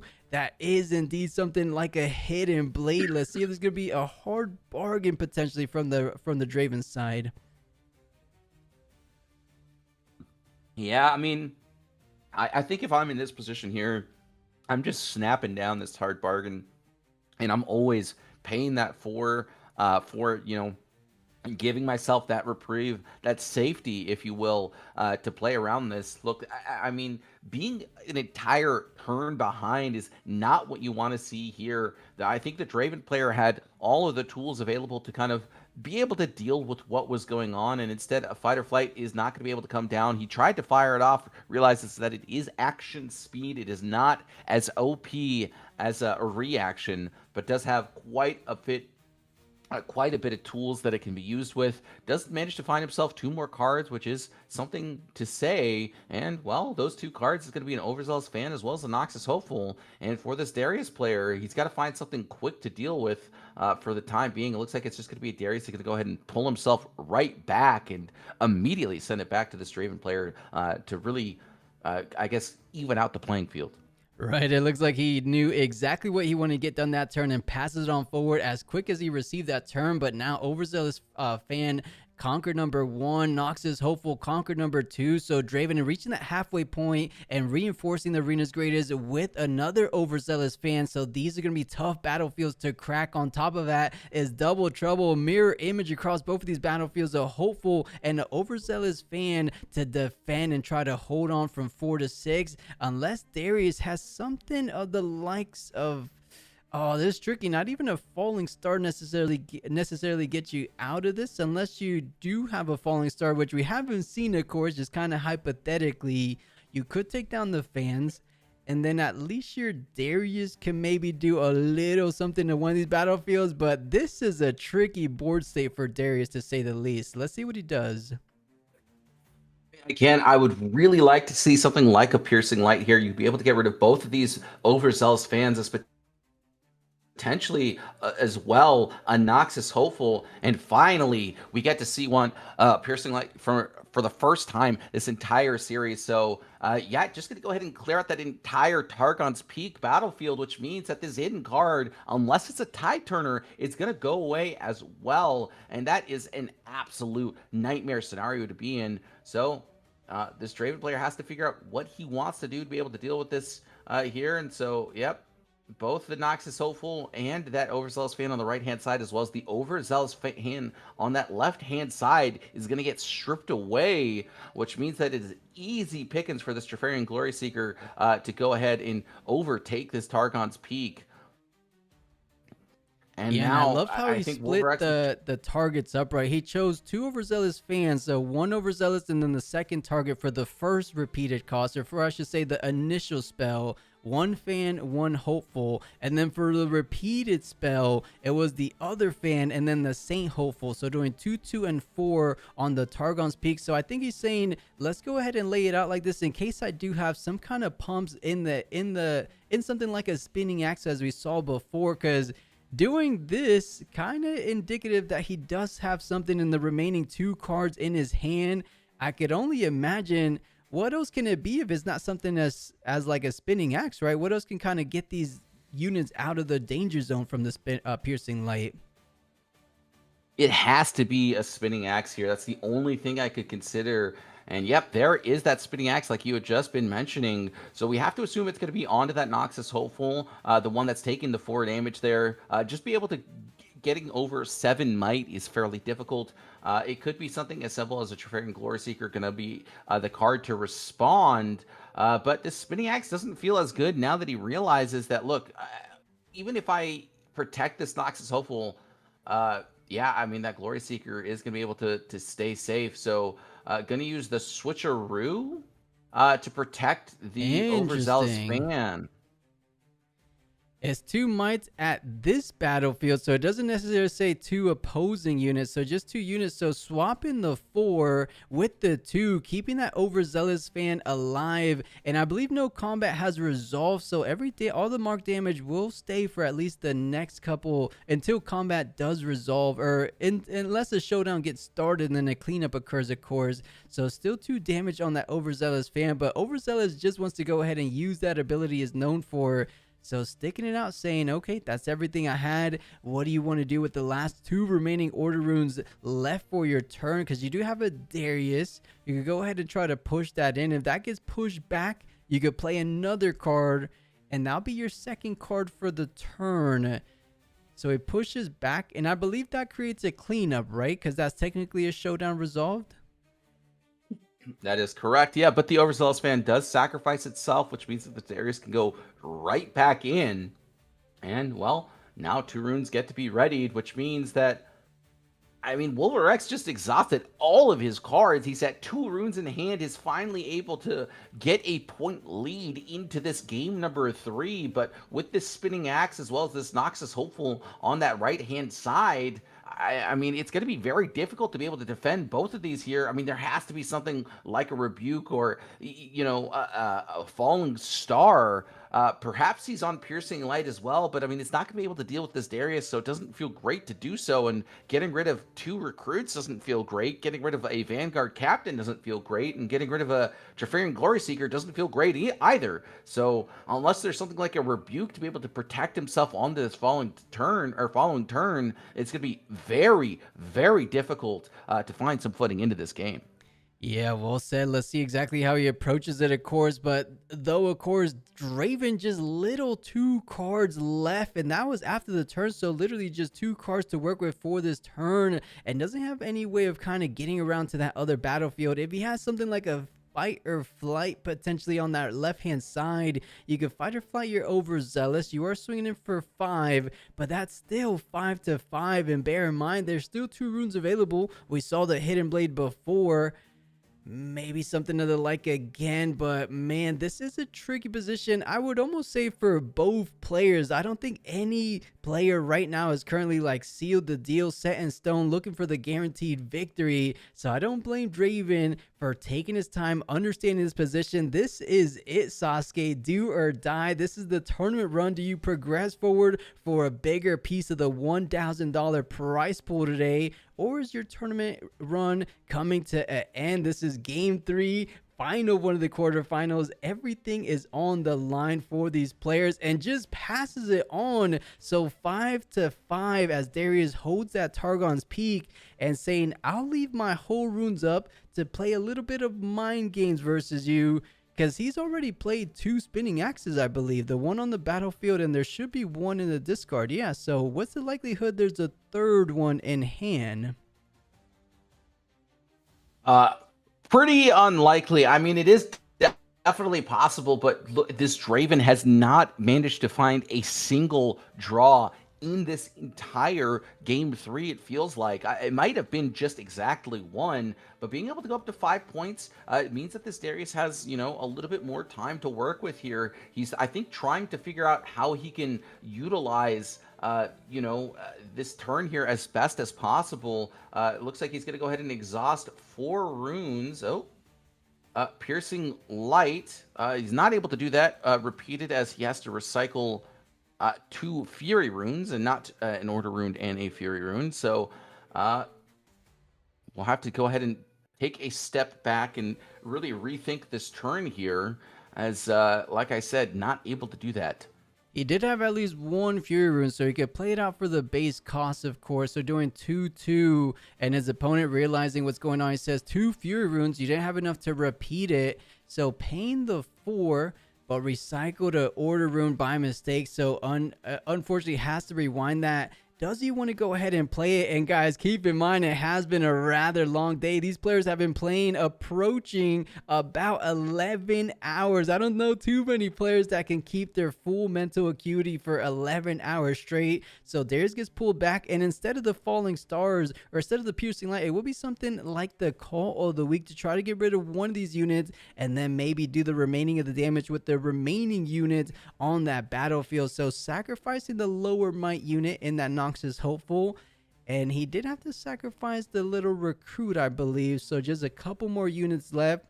I'm curious if he wants to push in and take a little bit of a risk, because he's behind on point tempo. So one of these turns he has to kind of bring things back in his favor. It might not be this turn though. This could just kind of be set up the board that he was looking to set up as he did in that game number 2, because this is impressive, Sasuke. Darius triggering up to 7 might. Are we pushing here, or are we trying to starve the Draven a little bit longer? I think you have to starve this Draven a little bit longer. Look, I mean, like I said, he's been sitting on cards. I love this pass here from this Darius player. Recognizes exactly what he has to do. Look, if one of those 2 cards is a fight or flight or a rebuke, which he's only seen 1 fight or flight, I think, throughout this game 3, which means that it's very likely that that hidden card is either something like a switcheroo or a fight or flight. More realistically, we did see the switcheroo come out on that Targon's Peak. So if one of those 2 cards in hand was another fight or flight, that would have meant pretty much the entire game. So just going to go ahead and play this as patiently as possible, utilize this wide board that he has access to. And unfortunately, if he does draw something like a Grand Stratagem, won't be able to use it on the following turn, as he is going to only be at 5 runes. But, I mean, his opponent really has nothing to do right now. This Darius just comes down into that base, not really able to defend anything right now. Overzealous Fan is a 5 might unit, but again, this Darius at 7 might is very difficult to deal with. Next turn, he will be able to send in a plethora of weak units, send in that Darius in onto that right-hand side, get some extra runes to work with on the following turn, and then hopefully find his final push on that on this next turn. And we do know from the previous turn, he does still have that piercing line in hand. Now the Fury runes have appeared from that rune deck, but he unfortunately is just 1 rune shy, or 1 might shy of taking down the Darius in the back line. If he was able to deal with every single one of these units, I think he would be able to lock this down. But the simple fact that Draven at 6 is always a problematic position to play against, but you're sending everything, and he's saying, you know what? Let's go ahead and try to play around these last 2 remaining cards, play around the overzealous pushback plus the hidden, and then let's go from there. Because if I could put enough units on one of these battlefields, it's going to really complicate things for my Draven opponent to try to double conquer in a single turn. If I could hold to 6, maybe I could try to move my Darius and try to contest that other battlefield, because you're going up to 6 points right now, as we just saw. And he, interesting enough, Fighter flighted his own overzealous Fan, so things are getting very, very exciting at the closing moments of this game number 3. Darius in the back line, potential to go up to 7, so that's the 5, so 12 total potential collective might. And we could do the quick maps here for the side of Darius. That's 6 for the Vanguards, the 4 up to 10, the 1 up to 11, the 3 up to 14.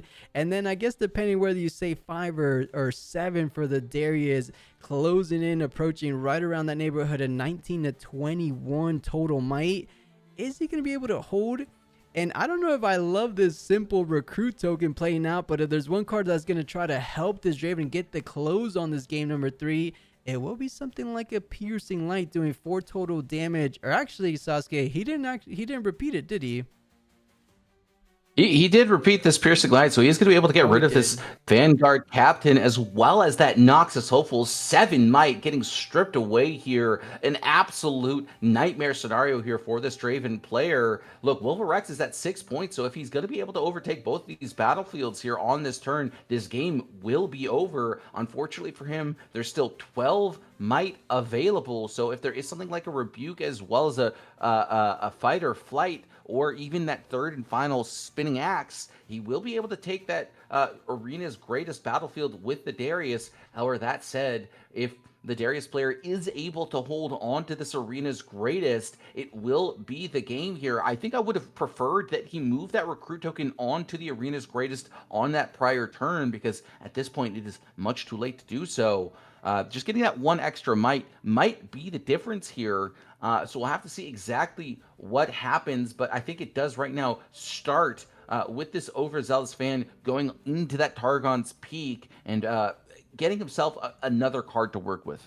You know, thinking about it a little bit more, as you were saying, going with that recruit on the Targon's Peak is making a bit more sense here, because not only did you get up to 7, but now it really putting a bit of a predicament for this Draven, saying you have to go ahead and try to conquer not just one battlefield, but both battlefields, not only for the win, but to also deny me the win. If I hold just one of these battlefields, it is all but over. Darius will continue on in this tournament run, so Overzealous Fan gets 1, 7 to 7, and you know this game could not get any tighter. Tit for tat, 7 to 7.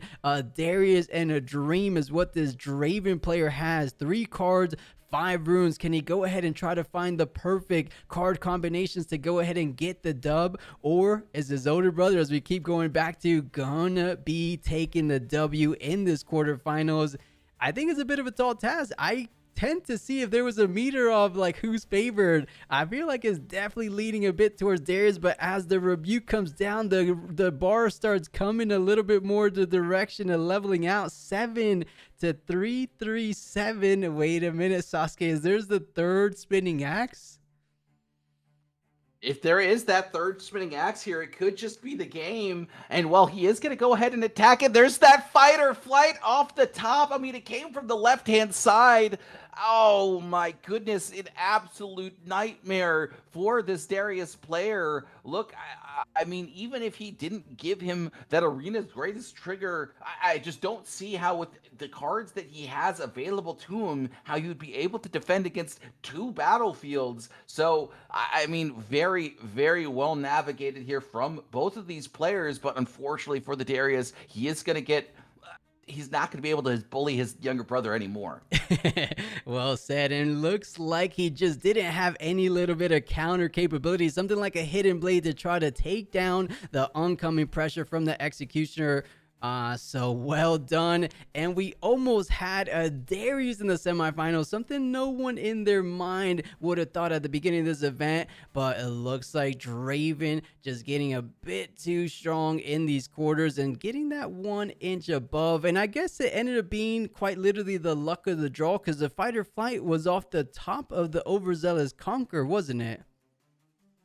It must have been. Like I said, it came off the left there. And we'll go back to I mean, I usually like to watch what these players are doing in terms of what comes out of their hand in which direction, because, I mean, look, getting it off the top there does not feel good at all. But very, very, very well navigated from that Draven player, bringing himself into a position to be able to do so, taking that patient line to be able to just, take the easy conquer, draw that card.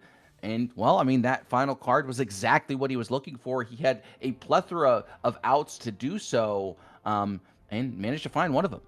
Yeah, regardless, it was an amazing game to start this quarter, or to start the overall top 8 cut for this Cash Cup here today. And funny enough, a little side note, the Draven opponent messaged the Darius saying that was the first Darius I played in 4 months. That's how little a Darius has been on the radar for a lot of these competitive players. So I love it. Win or lose, obviously he did get the L here, but I think he made a statement. He said Darius isn't really a bad legend. It does take some skill to pilot. It does take some creative deck building, as we saw here. We rarely see Darius completely go on the grand strategy and game plan, kind of the weenies deck, the swarm decks, if you will, similar to miracle decks, but approaching it in a different way, doing it with the Legion ability, doing it with the Darius ability to get full use of your runes on every single turn. So I like what I saw, and I understand why everyone's saying deck list. Guys, we'll post the deck list. We'll post them on Discord. We'll post them on Discord after the event, of course, guys. So exclamation point Discord if you want to join in and see when we post those deck lists. But for now, we're going to go on a short little intermission break. About as short, I would imagine, unless there's more players playing. Actually, maybe we could check that before. Maybe we tune in.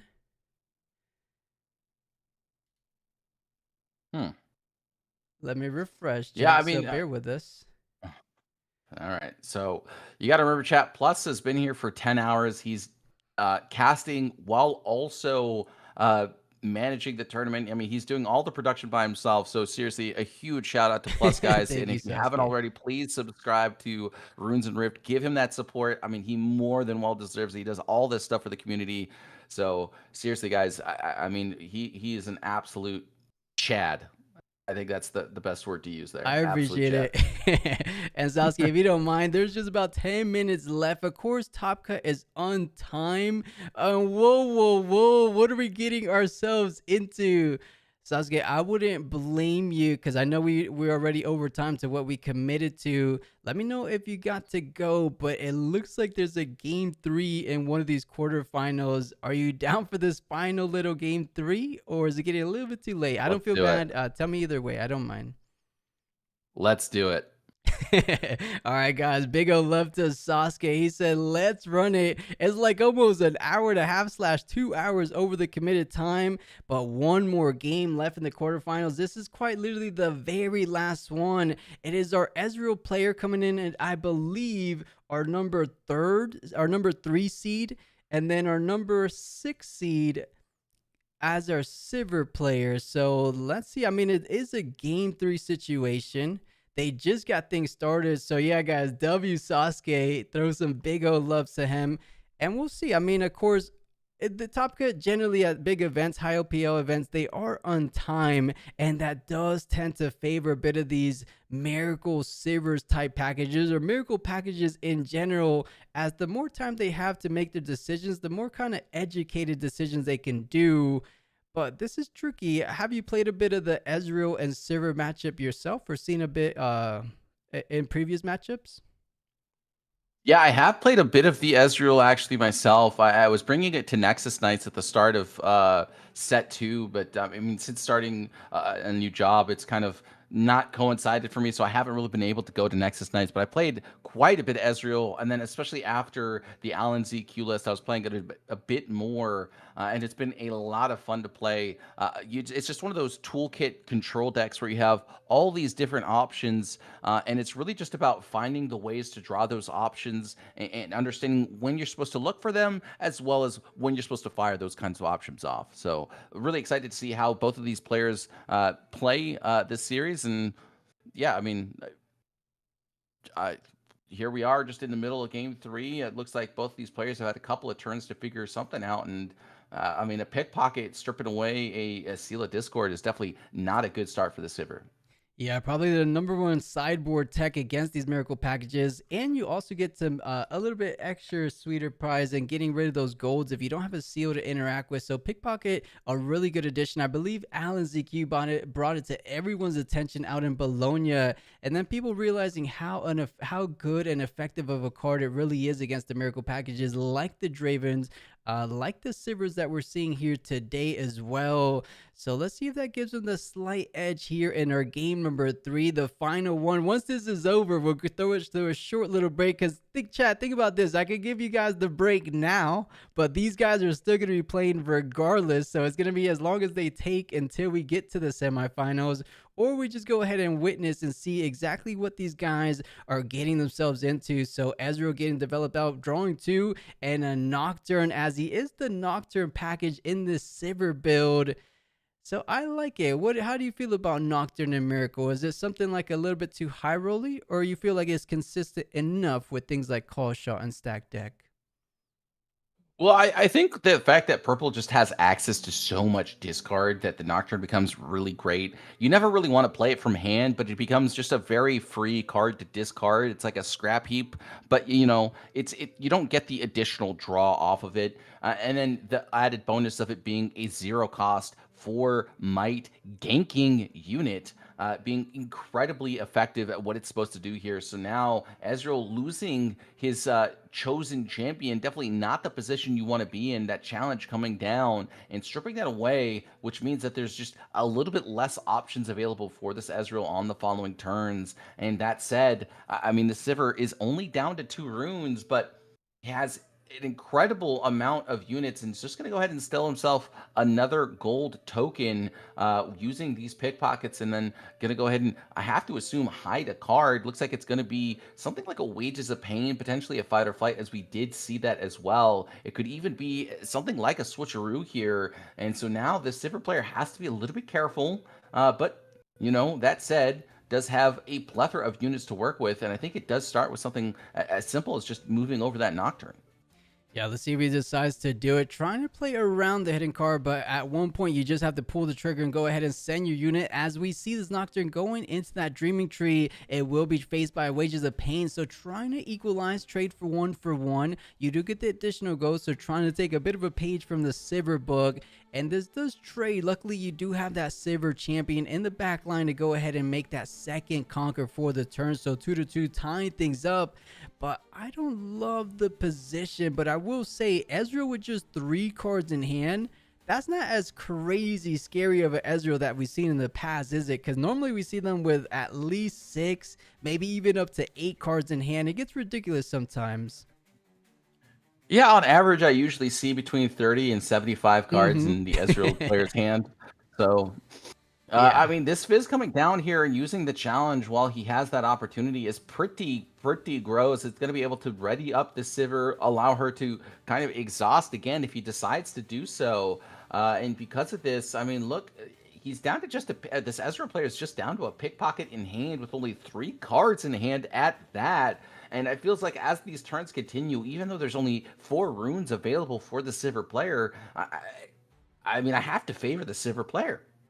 It looks the case. I mean, the biggest thing that's favoring Sivir for now, despite being on so low rune economy, you could say that, but the runes are somewhat, or the gold is somewhere in there for the resource for the resource in general.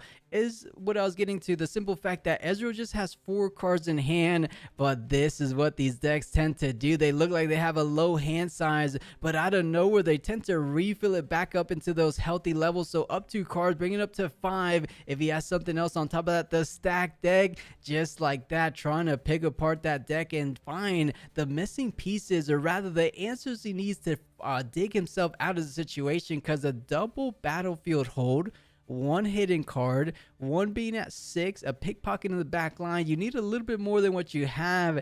And boy, oh boy, if he didn't have the answers at the beginning of this turn, I would have to imagine he has the answers now. How many cards have you seen from the deck, Sasuke? That's 3, 6 plus the 4. Is that 10 cards deep in your deck? That's 10 cards deep in the deck, and he's got 24 left. So 3 or 4 cards have been picked, which means that gotten to see an exact, or more than a third of what was left of his deck. So very likely has found all the answers he is looking for. It is just going to be up to him to navigate his way back into a commanding position, as right now the Sivir player has bolstered his front line, has a card hidden. We have to assume it's something like a switcheroo, because it's on that dreaming tree. It could even just be as simple as a fight or flight to be able to protect that Sivir from something like a Wages of Pain plus Stupefy. And there is that deflect on the Sivir, which means it is going to cost that Ezreal a pretty penny to be able to deal with it as well. But again, he does have some gold tokens to be able to utilize it here. He's going to go ahead and sack one of these gold tokens for a Seal of Discord. Now we'll have to see if he decides to use it here. He's going to go ahead and send in his pickpocket, see what the Sivir player has available in terms of his toolkit. And let's see if he decides to do it on his priorities. So it has 3 to 4 as it stands. So tap in 3. Most likely going to be something along the lines of a Frigid Touch, but an Arcane Shift, even better. So targeting 3 damage on the opposing Ezreal, and then picking up the pickpocket to knock out one of the seals, and then the Arcane Shift targets a friendly unit, so you get a +1 draw from the Dreaming Tree. But with that all said and done, you still lose the combat unless there's something like a Stupefy, either or, a fantastic amount of value on that play. He plays it in the back line, so it was more so to get into a showdown to go ahead and play that card. So interesting play, because it was about more resource generation and setup that turn. And setup he did, Sasuke. He started the turn with, I believe, just 3 to 4 cards, and look how much he got done. That is the ridiculous amount of things this Ezreal players, or a lot of good Ezreal players, tend to do. It seems to catch players completely by surprise, which I don't think Sivir was expecting that at all, honestly. I completely agree with you here. I mean, the pickpocket just going into that Dreaming Tree so that he could get the additional draw off the Arcane Shift, pull back that pickpocket, get rid of that Seal of Discord, just keep that Sivir off of that repeated value from these seals. And then there is an Ezreal going to come down, allow him to potentially utilize a future called shot in these coming turns. We've seen a couple of these fired off from both of these players as well, so not many left in the gas tank for either of these players, but there it is. There's that called shot. That means 2 more cards are going to get picked up from the Sivir player. 4 cards, in fact, are going to be looked at as well, so a couple of more answers is going to be found here. But the fact is, the Sivir is just at 3 runes available, so gonna be very difficult to be able to hold the line here. I have to expect that that card in his hidden pool is a fight or flight. Otherwise, I just don't see any value in protecting the Sivir. In fact, it's actually just going to be an Edge of Night, and he's going to go ahead and attach to the Sivir, bring her right back to base, and just give him a couple of a little bit of reprieve to find a way back into the series, as right now the rune economy is in absolute shambles. Right, it really feels that way, but I do not hate this play from the Sivir. He understands the current situation. You're ahead on point tempo. Even if Ezreal double conquers, you're only going to be tying this game up 4-4. So if you have the good cards in hand, you're going up to 5 runes the very next turn with even a gold on top of that. Maybe there's a way of dealing with these units. Of course, a little bit easier said than done because we have to think about the combat tricks from the Ezreal side. Things like those Frigid Touch, the Stupefies, the Arcane Shifts we just saw. It really poses quite a bit of a puzzle for the Sivir to solve, but going up to 4 points as anticipated for Ezreal. Now let's just see how many total runes does he want to go ahead and leave up on his opponent's turn. And Sasuke, the answer is 7 total runes. I'm slightly terrified as a Sivir player. Hey, I would be a little bit more than slightly terrified. I'd be pretty dang scared here. And this is definitely a good start. The Sabotage is going to go ahead and get fired off. Downwell is going to be the card in his hand that's going to be able to at least reset the board if that is the case. But now this Arcane Shift is going to get stripped away. He knows that there's at least one more Arcane Shift, which means that both this Fizz and Ezreal are incredibly vulnerable for the time being. But now Confront is going to come down. Does that mean that there's going to be 3 Rosses going to follow here, as there are 11 cards in that discard pile here for the Sivir player, and that would spell, I think, an imminent doom here. So we'll have to see exactly what happens on the rest of this turn here, but that Confront is definitely not the card you want to see here if you are this Ezreal player. Yeah, potentially just using it as a simple draw, but you do get this Rasa coming in ready this turn, so it could be quite impactful. Taps for the Sivir gold generation, and more importantly, you get the +2 and the ganking, which most likely won't come into play, but the +2 more importantly. So a total of 12 might for the units you most likely want to swing into. But those 3 cards we saw in hand is an Arcane Shift, a Downwell, and I believe a unit. Or Sasuke, what was that 3rd card actually? I think you're right. I think it was a unit. I don't remember, my brain melted. Yeah, I'm right there with you, honestly. But we know there wasn't too much threatening out, so you do have an easier conquer against the Raza and the Pickpocket, as all the information has been pretty much revealed. I say that, but at least the Arcane Shift will net that Ezreal 1 draw off the Dreaming Tree, just like he did in the previous turn. You get taken down, I believe they're gold, because you only have to target gear with 1 or less, so you can't pick the Edge of Night. And then you get 3 damage dealt with, so it is a trickier situation than I'm making out to see, as we see the Nocturne getting hit off the call shot number 4, it almost feels like, from these decks. And let's see where he decides. I mean, you can only play it to the base, of course, but it comes in ready from the Confront. So if there's one way, or if there's one time to go ahead and try to push comfortably onto one of these battlefields, it should be with this amount of units. So sends in 2 of them for now. Maybe saving the roster for the left-hand side. So he's swinging in for 10 total, plus the Edge of Night, 12 total might. So he should be successful on this conquer, but his opponent is thinking about it nonetheless. Now, this is definitely a very difficult position to be in here. You could do something like Arcane Shift that Rasa onto the left-hand side of the battlefield here, which does mean that you will lose that point parity. But that said, the Sivir player only has 1 rune to work with. He has no way to come onto that left-hand side of the battlefield with just how few might he has available. It will be tied, but there is, of course, that hidden card as well. So we'll have to see exactly what happens here. We have to assume that the Sivir is just completely out of range, so maybe he just goes ahead and uses that Arcane Shift damage onto that Nocturne there. But for now, you know, I mean, you do want to be able to trigger that Ezreal draw and hopefully find something else to do. But again, for now, it just doesn't feel like there's quite enough in that gas tank. I think I'd rather protect my Rasa and then have it live to fight another day. You know, I really love what you're saying. You protect the Rasa, because keep in mind, what's in the hand is the Downwell. And with this low amount of runes right now getting displayed from the Sivir side, it's going to be pretty disastrous to get all those units and gear put back into the hand. Yes, you have a hand, but if you don't have the resources to go ahead and effectively play out your hand, it's as good as over. So I like this idea. Arcane Shift.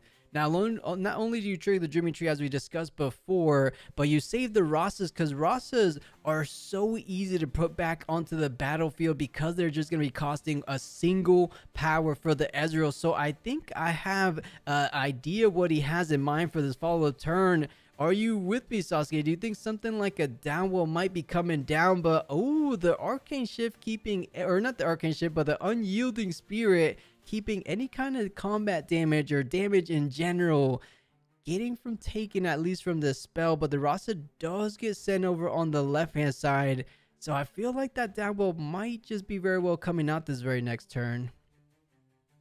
Oh, we'll have to see if he does manage to find himself like a Stupefy off the top there. He did exhaust one rune. It might just be exactly that Stupefy, and in fact, it's just going to be a fight or flight, which means that this Ezreal does get to draw an additional card. So now, if he does manage to find his Stupefy, that will mean that that Nocturne will not survive, but instead, the Nocturne is going to live. And now, the Sivir is down to exactly one rune, at all. I mean, he's just getting so starved of this rune economy. He's managed to do quite a bit here, but now one of these Rosses might be forced to take a trade.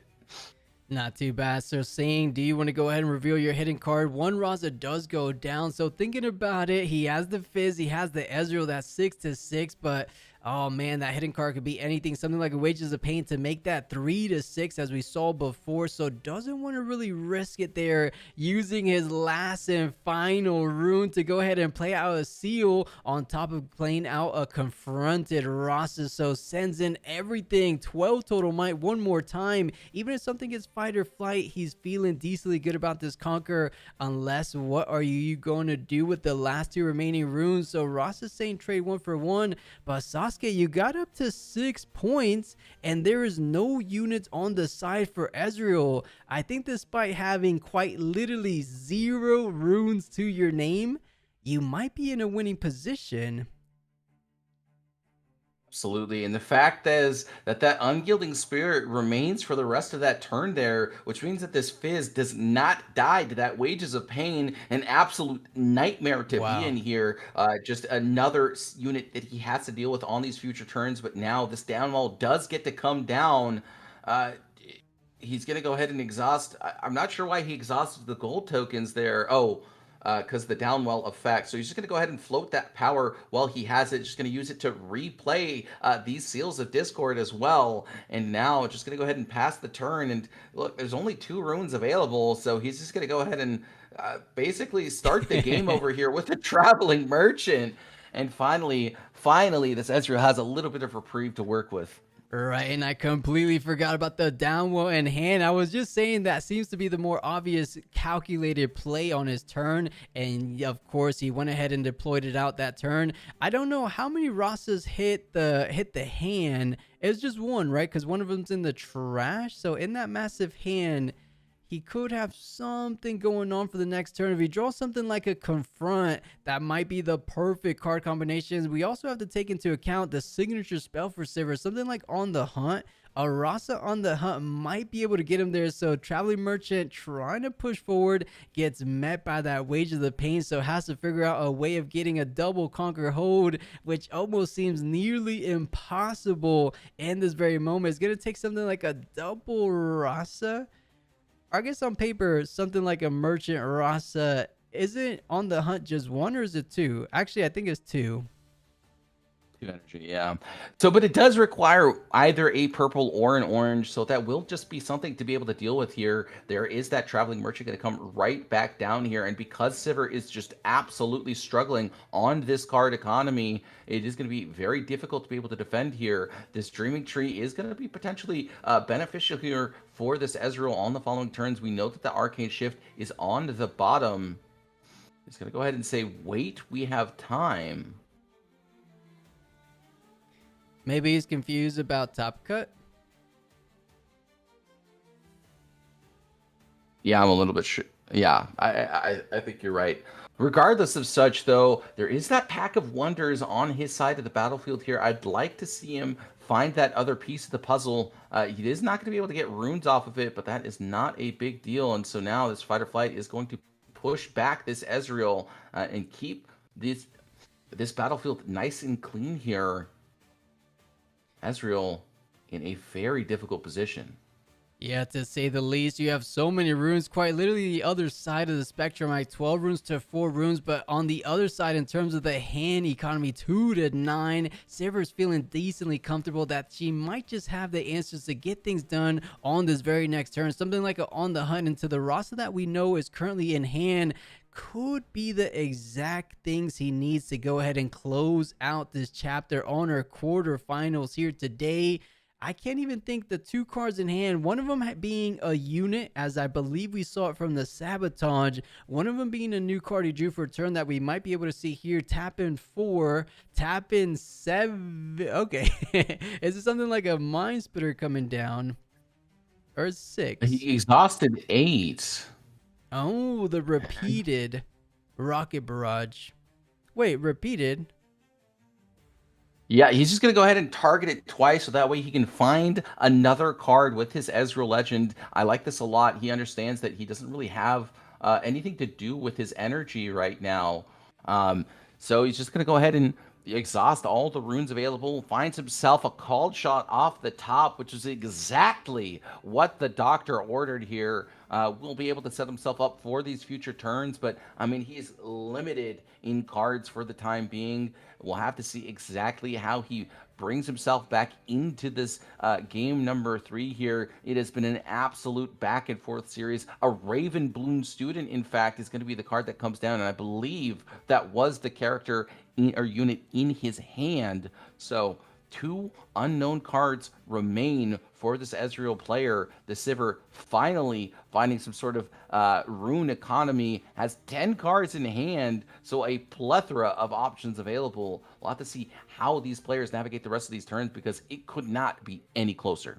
Definitely, you know, funny enough, you rarely ever see that a player has the exact same cards in hand that he has left in the deck. 10 cards left in the deck, 10 cards left in hand, and there is actually 10 cards left in his opponent's deck as well. So this game is coming down to the wire, but I have to just give that slight edge over to Sivir because 10 cards in hand, you have to have some kind of answers here. Where is the on the hunt? Let's take a look at this 20 card discard. If it's not in here, it has to be somewhere in the deck as we saw it previously before, so there's a really good chance that on the hunt is currently in the hand. We know guaranteed there's at least one Rasa on the hunt, or Rasa, and then a second unit. If there's not a final fight or flight / rebuke on the Ezreal side, you could technically close things out on this very same turn, but you don't even have to kind of be a bit pressured to do so because you are ahead 6-4. You could go ahead and take a turn off, if you will, develop out some units, and then prep for that final closing push on your next turn.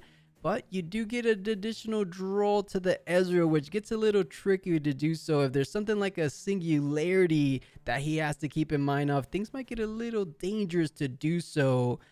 So we'll see. This is a tricky situation for both of these players, but I feel like Sivir might just have what it takes to go ahead and close things out. It's just a matter of what are you going to be playing around, and do I really have the cards in hand? Because a double conquer is always a little tricky to do in a single turn. It absolutely is, especially with only 6 runes available. I mean, look, he does have 10 cards in hand, but his opponent has 6 cards on the battlefield. So it is a little bit closer in terms of economy, in terms of both of these players for now. And one thing I just noticed is there's 10 Chaos runes in play for this Ezreal player, which means that those last 2 runes are the 2 blue mind runes. So very, very interesting build here from this Ezreal player. Very, very realistically just dropping down pretty much down to very few exhaustive cards. And there we go. Sabotage means that we're going to be able to see exactly what his opponent has in hand. It's a Ride the Wind as well as a Fizz. So this Fizz will be able to stick around for the time being and potentially do something like a Downwell, or actually he can't, potentially able to do something like a Ride the Wind rather. This might be game right here, right now. If there's something like the on the hunt that we keep going back to, you could Rasa on this turn on the hunt, ready both units, and with the simple Fizz in hand, there is nothing the Ezreal could do to hold back this double conquer push. The question stands, 8 cards in hand, 11 left in the deck. Does he have the on the hunt or not? He either has it in hand, and he's just building the suspense. But the challenge is quite indicative that he might not have that picture perfect scenario where you have the ability to ready both your units and try to conquer this turn. So try and delay for another turn. So Fizz staying on the board, doesn't decide to expose the Rasa in the situation that he does pick up a singularity. But as you point out, there's just 2 mind runes, so very unlikely he's running something like a singularity because of the inconsistent nature of only having 2 mind runes. Oh, called shot is going to come down here, and this is, I'm not sure I feel great about if I am this Ezreal player. I think I would have liked to have used the Ravenbloom student to go into that Dream Tree and then utilize that Ride the Wind, be able to draw a card off that Ride the Wind, and just go ahead and get 2 points, bring myself to that 6-point threshold. And instead, another called shot is going to get fired off, which means that this Ezreal player has completely refueled his hand. But on the other side, that means there's only 6 cards remaining in the deck. This is definitely a very, very close series here for both of these players. And, well, I mean, this Ravenbloom student has a ton of stats to work with now. So we'll have to see exactly if there is something to respond here for the Sivir. For the time being, I can't see it. Right, we'll see. Maybe the winning point might just come from something like a burnout from one of these opponents, but does push in with that Ravenblue student, as you mentioned before. But keep in mind, remember, I think the Ride the Wind was the sabotage target, so might not have it in hand. We see the double draw, and little by little, there is so little cards in hand for Ezreal. 4 cards. If this was a paper event, or if this was in person, you could just tell how little that main deck would be, right? I don't think I ever seen a 4-card main deck. And okay, the last right gets played out. Let's see if he wants to go ahead and try to attach to hold and bring something back like a Rasa from the trash in the next turn. He attaches it over to the Fizz. Does he have a way of bringing that Fizz over to the Sigil of the Storm? So taking it back for now and instead attaching it to the more likely target that we were thinking for the hold. So he has some good pressure. He's saying, if you want to take me down, you're going to have to take down a base of 4. And then whatever other spells I have to increase that Ravenblue student's potential might, of course. So tricky turn for Sivir. But with 7 cards in hand, make that 8 for the turn. Maybe there's a way. Oh, and he does have the Ride the Wind. Is that the second one? Because I swear he did one with Sabotage. That must have been the second one. I mean, there was just too many cards through the deck to look for to be able to get back that Ride the Wind from the bottom of the deck there through that sabotage. He did manage to look through 8 out of the 10 there. Yeah, a Rasa gonna come right back, and man, I mean, this could not be a closer series here. The Sivir player is now on the back foot here. Look, this Ravenbloom student is already at 4 points. He's going to have to figure out a way to overtake 10 might onto that Sigil of the Storm. We'll have to see exactly how the Sivir navigates himself back into this game, but with only 5 runes available, it's going to be incredibly tough to do so. We know these challenges have been absolutely pivotal for this Sivir player, but some runes going to be exhausted, and an arcane shift to come down 3 damage. This Fizz is going to be able to potentially even utilize this arcane shift as well and ride the wind for this victory point. Oh my goodness, you're so right. Arcane Shift, bringing the Fizz back in the backline, or bringing the Fizz back anywhere he wants. And if the target's something like a Ride the Wind, Rasa over to the Dreaming Tree, that will be 7 points for the Conqueror. And then 8th point if either of these battlefields hold. And he didn't have the On the Hunt before, was the top deck the Fortunate Draw, and decides that stacked deck will be slightly more beneficial to him. Despite being completely exhausted out on runes this turn. Maybe, I wonder what that's about. I like your line, Sasuke. Are we missing something? The Ride the Wind to get Rasa to the other side, or to get any of these units to the other side. Doesn't that make sense? I think it has to make sense here, and I believe that the last rites would trigger so that he would be able to play a Rasa utilizing that Ride the Wind as well. So, you know, he would have had 2 Rasas protecting, bolstering this front line here and just making things increasingly difficult for the Sivir player. So instead, has some sort of action game plan for this next turn. And, well, it is going to be up to the Sivir to kind of find his way back into this game. I do believe this means that the Sivir player kind of has almost one more turn to work with here. Yeah, it looks like is the final turn to do or die for both of these players, or more so the Sivir, as she's the one on the back foot. We thought she had the answers with the remaining cards in hand, but little by little, Ezreal never losing his composure and hanging in there the entire time. So much so that he could have maybe even closed things out on this very next turn if he did indeed go with the ride the win strategy. I like what you said. You had the Raza in the trash. You go ahead and play the Raza directly onto the Dreaming Tree, and now that's 9 might / 10 might a piece on each battlefield. Even with something like On the Hunt, you need, I don't even know if you could punch first. I guess you have the gold, but things are looking rather tricky. Maybe, just maybe, he has the third ride the win to just go ahead and make his way over the Dreaming Tree regardless. But we'll see. I mean, he technically has Pack of Wonders. He could Pack of Wonders the Fizz and then ride the win. So maybe he had a game plan the whole time. That is true. This Pack of Wonders will prove to be an incredibly impactful card here. And I think really a large part of why this Ezreal has been so successful in these following turns has really just come down to the fact that the Sivir has been absolutely starving in this rune economy. And the fact that even though she had 10 cards in hand, just wasn't able to play really any of them except for one turn. I mean, it started with a Traveling Merchant, and then the next turn it started with just a Traveling Merchant as well. And, it really just took 2 turns off that entire game here and gave this Ezreal just all the time he needed to really come back into the series. It really feels that way. So let's see. I mean, Sivir just taking his time. He's realizing the inevitable. He's saying, oh, I got so close. There were so many moments in this game 3 where I truly thought I had it locked in. But little by little, Ezreal, as we point out before, just refused to give in. And finding himself, he's saying, question mark, is there really anything you could do with just 2 runes available?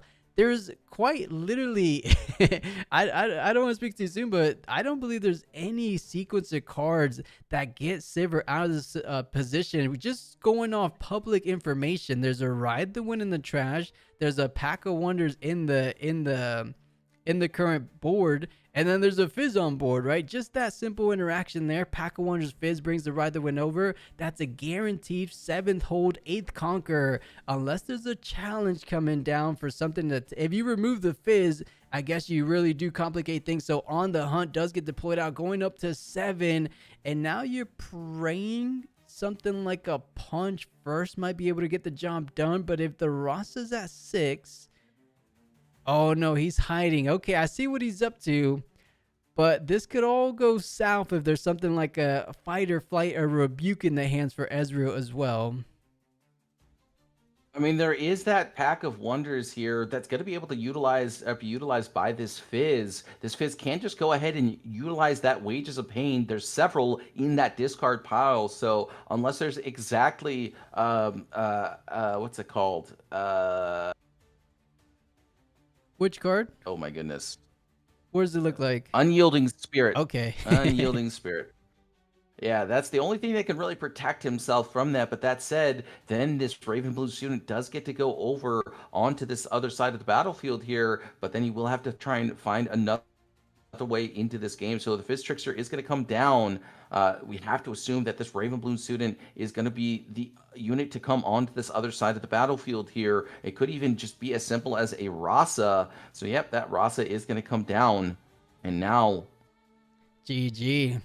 That is it. It looks like the hidden card wasn't enough. Picking up all the remaining cards from the deck. He's saying, where was my answers? I was so close, but not close enough. Ezreal Russo Bear will be progressing forward into the semifinals. And man, that was a long quarterfinal. So let's head back to the booth. We'll do our little closing outs, and then we'll try to do a quick little break as we prepare to get these semifinals started. But Sasuke, apologies / I hope you enjoyed those rounds, because those were a little bit longer than we anticipated, but there were some good matches, I will say. There was some absolutely great matches. I had an absolute blast, and yeah, I mean, I think that last game here for both of these players, it felt back and forth just the entire time. And I think really the biggest thing for me there was that downwell just to buy that Ezreal all the space he needed. His opponent was at 0 runes. That downwell came down, gave him 2 more turns to work with, and that really was just enough to seal the deal there. So, I mean, that was an incredible series. The Draven versus the Darius was even better. I mean, how many times do you get to see Darius played, especially in a top 8 scenario? So, I mean, I had an absolute joy to be here. It was an absolute joy to be here, rather. And thanks for having me. Of course, you're so right. That downward play might have just been the pivotal play to win in the game. But yeah, excellent matches start off these quarterfinals. I could only imagine what the semifinals / finals will be bringing. And guys, that all goes down today. I know it's getting rather late for some of you Europeans out there. Keep in mind, though, I don't want you guys to lose any sleep, so the VODs will be there tomorrow, but sometimes the hype is real. You want to find out who wins this 1K Cash Cup today, and we will get our answer here shortly. Let's go on a short break, but before we do, Sasuke, I know me and you are cooking something up rather exciting for the next month or two, but for now, where can these guys catch you for what you got going on currently in the Riftbound space? Sure, you guys can find me over on YouTube at Sasuke TV, or you can find me on X at Sasuke X. Just Sasuke everywhere, pretty much. So, thanks, guys, for thanks again for having me, and I'll see you guys next time. And enjoy the semifinals, guys. All right, peace out of Sasuke. We'll head to a short little break. I'll try to make it as quick as possible. There's just 4 more players remaining, but we'll be right back, guys. See you soon.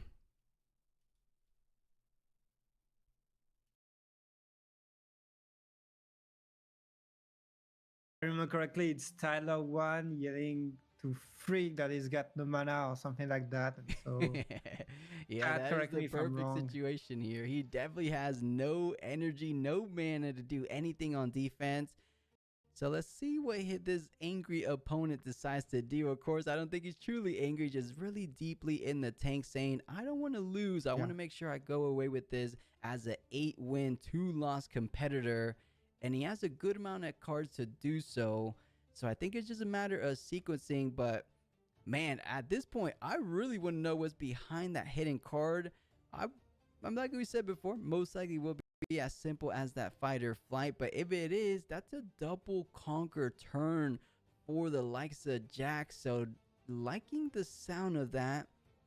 But we'll see. I think he's taking a couple other things into consideration.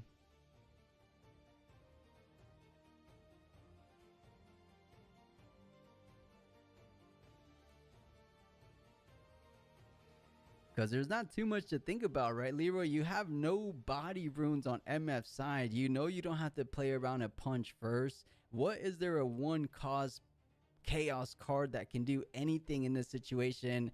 Not very much. I could only think a couple, like a Gust that doesn't do anything. Of course, a bullet time does a total of 3 damage. So you could bring it into the realm of trading at best, but then we're talking about a trade to get rid of your entire rune, and we finally get their answer. It is a fight or flight just to trigger the Dreaming Tree and bring back the camel back to base. So that's conquer number 1. Does he want to leave us at an even point tempo, or does he want to go ahead and say you have 1 unit, conquer both is the problem I'm going to leave you with? So Lucian most likely does get pushed forward onto the back alley bar, but hand in head, he seems so frustrated despite him being in a firm driver's seat in this game, in my opinion. Do you go back? That's the question. It is a good question, but since there's only 1 unit and the champion isn't the accelerated MF, unless they have a first mate in hand, I'm not too worried about her. I mean, you have to play around the first mate because you can gank on over with the camel. But I'm taking the bets. You know, I could be a little bit biased because I see the full card information for both of these players. But I want to put the bet that she won't be able to conquer both of these battlefields in a single turn. So trying to reinforce the Dreaming Tree with a little bit of another unit. And then leave some runes open for those quick draw potentials from that Doran's Blade. And I'm pretty sure there was something else, unless those are 2 Doran's Blades. So he has effectively 4 more might he can pump up these units with. Okay, so he can potentially clean the other battlefield with that bullet time, and play Misfortune onto the open battlefield. No, he can't anymore.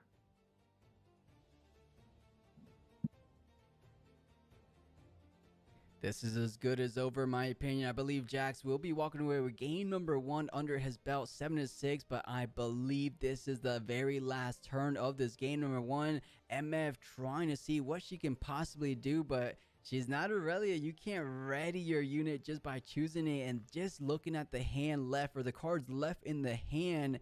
There's no kind. I mean, you do have an out. You can push the camel. Yeah, and then kill the other battlefield with something like a bullet time, of course. I would have done it the other way around, because if you don't conquer the Dreaming Tree, you still lose. But let's see what he has in mind, because obviously he has some kind of game plan in here.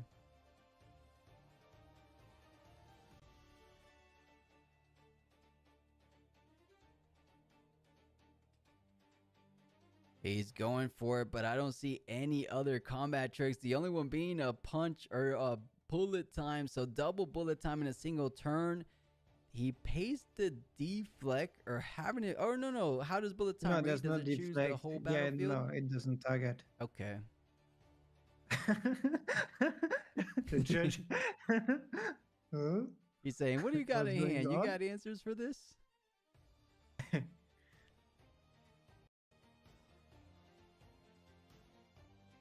Oh. And they're doing the math. Bullet time, he's choosing to defy it, right? Because the resolution hasn't happened yet. The judge has no poker face whatsoever. He's looking, then he's got his head. He's like, ooh, that's a tough one. I'll be honest, I haven't done the math myself. There is a Jax for 5, Bone Shiver for 2, so that's 7, Lucian for 4. So you're doing 2 damage from the 2 runes you had to recycle. So what is that? That's 5 and 2, effectively bringing it back up to 7. That's a GG. Yeah, there was just no world. He tried to play through his outs, but Jax holding it down. And despite being behind for the majority of that game, does get it when it matters most at the very end, from that double hold or from the single hold in that last turn. So well played to MF. But man, Leroy, that game 1 was at least, it felt like, or it didn't feel like, but I believe it was something like 40 minutes, 35 minutes. I didn't catch the time. It was 35, I think. Yeah, I think it was 35, but works really well in China. So maybe a Fiora or a set. They like these colors. They like these combinations. I'm thinking some Aurelia, probably 1 or 2 Kai'Sa, but not sure. Kai'Sa has been, yeah, I don't remember doing it that great in China, except for the third tournament, the third regional. You know, I'm surprised we didn't get to see anything of the first Origins national champion, Omega Zero. I saw him in a couple commercials or in a couple little previews. I'm surprised. I feel like they should have given at least 1 feature match to Omega Zero, or, which is most likely the case, he's just not competing in this event. He might have not got lucky in the lottery, or he was just a slightly busy. You know, once you win 1 national and you feel like you made a big statement already, you don't necessarily have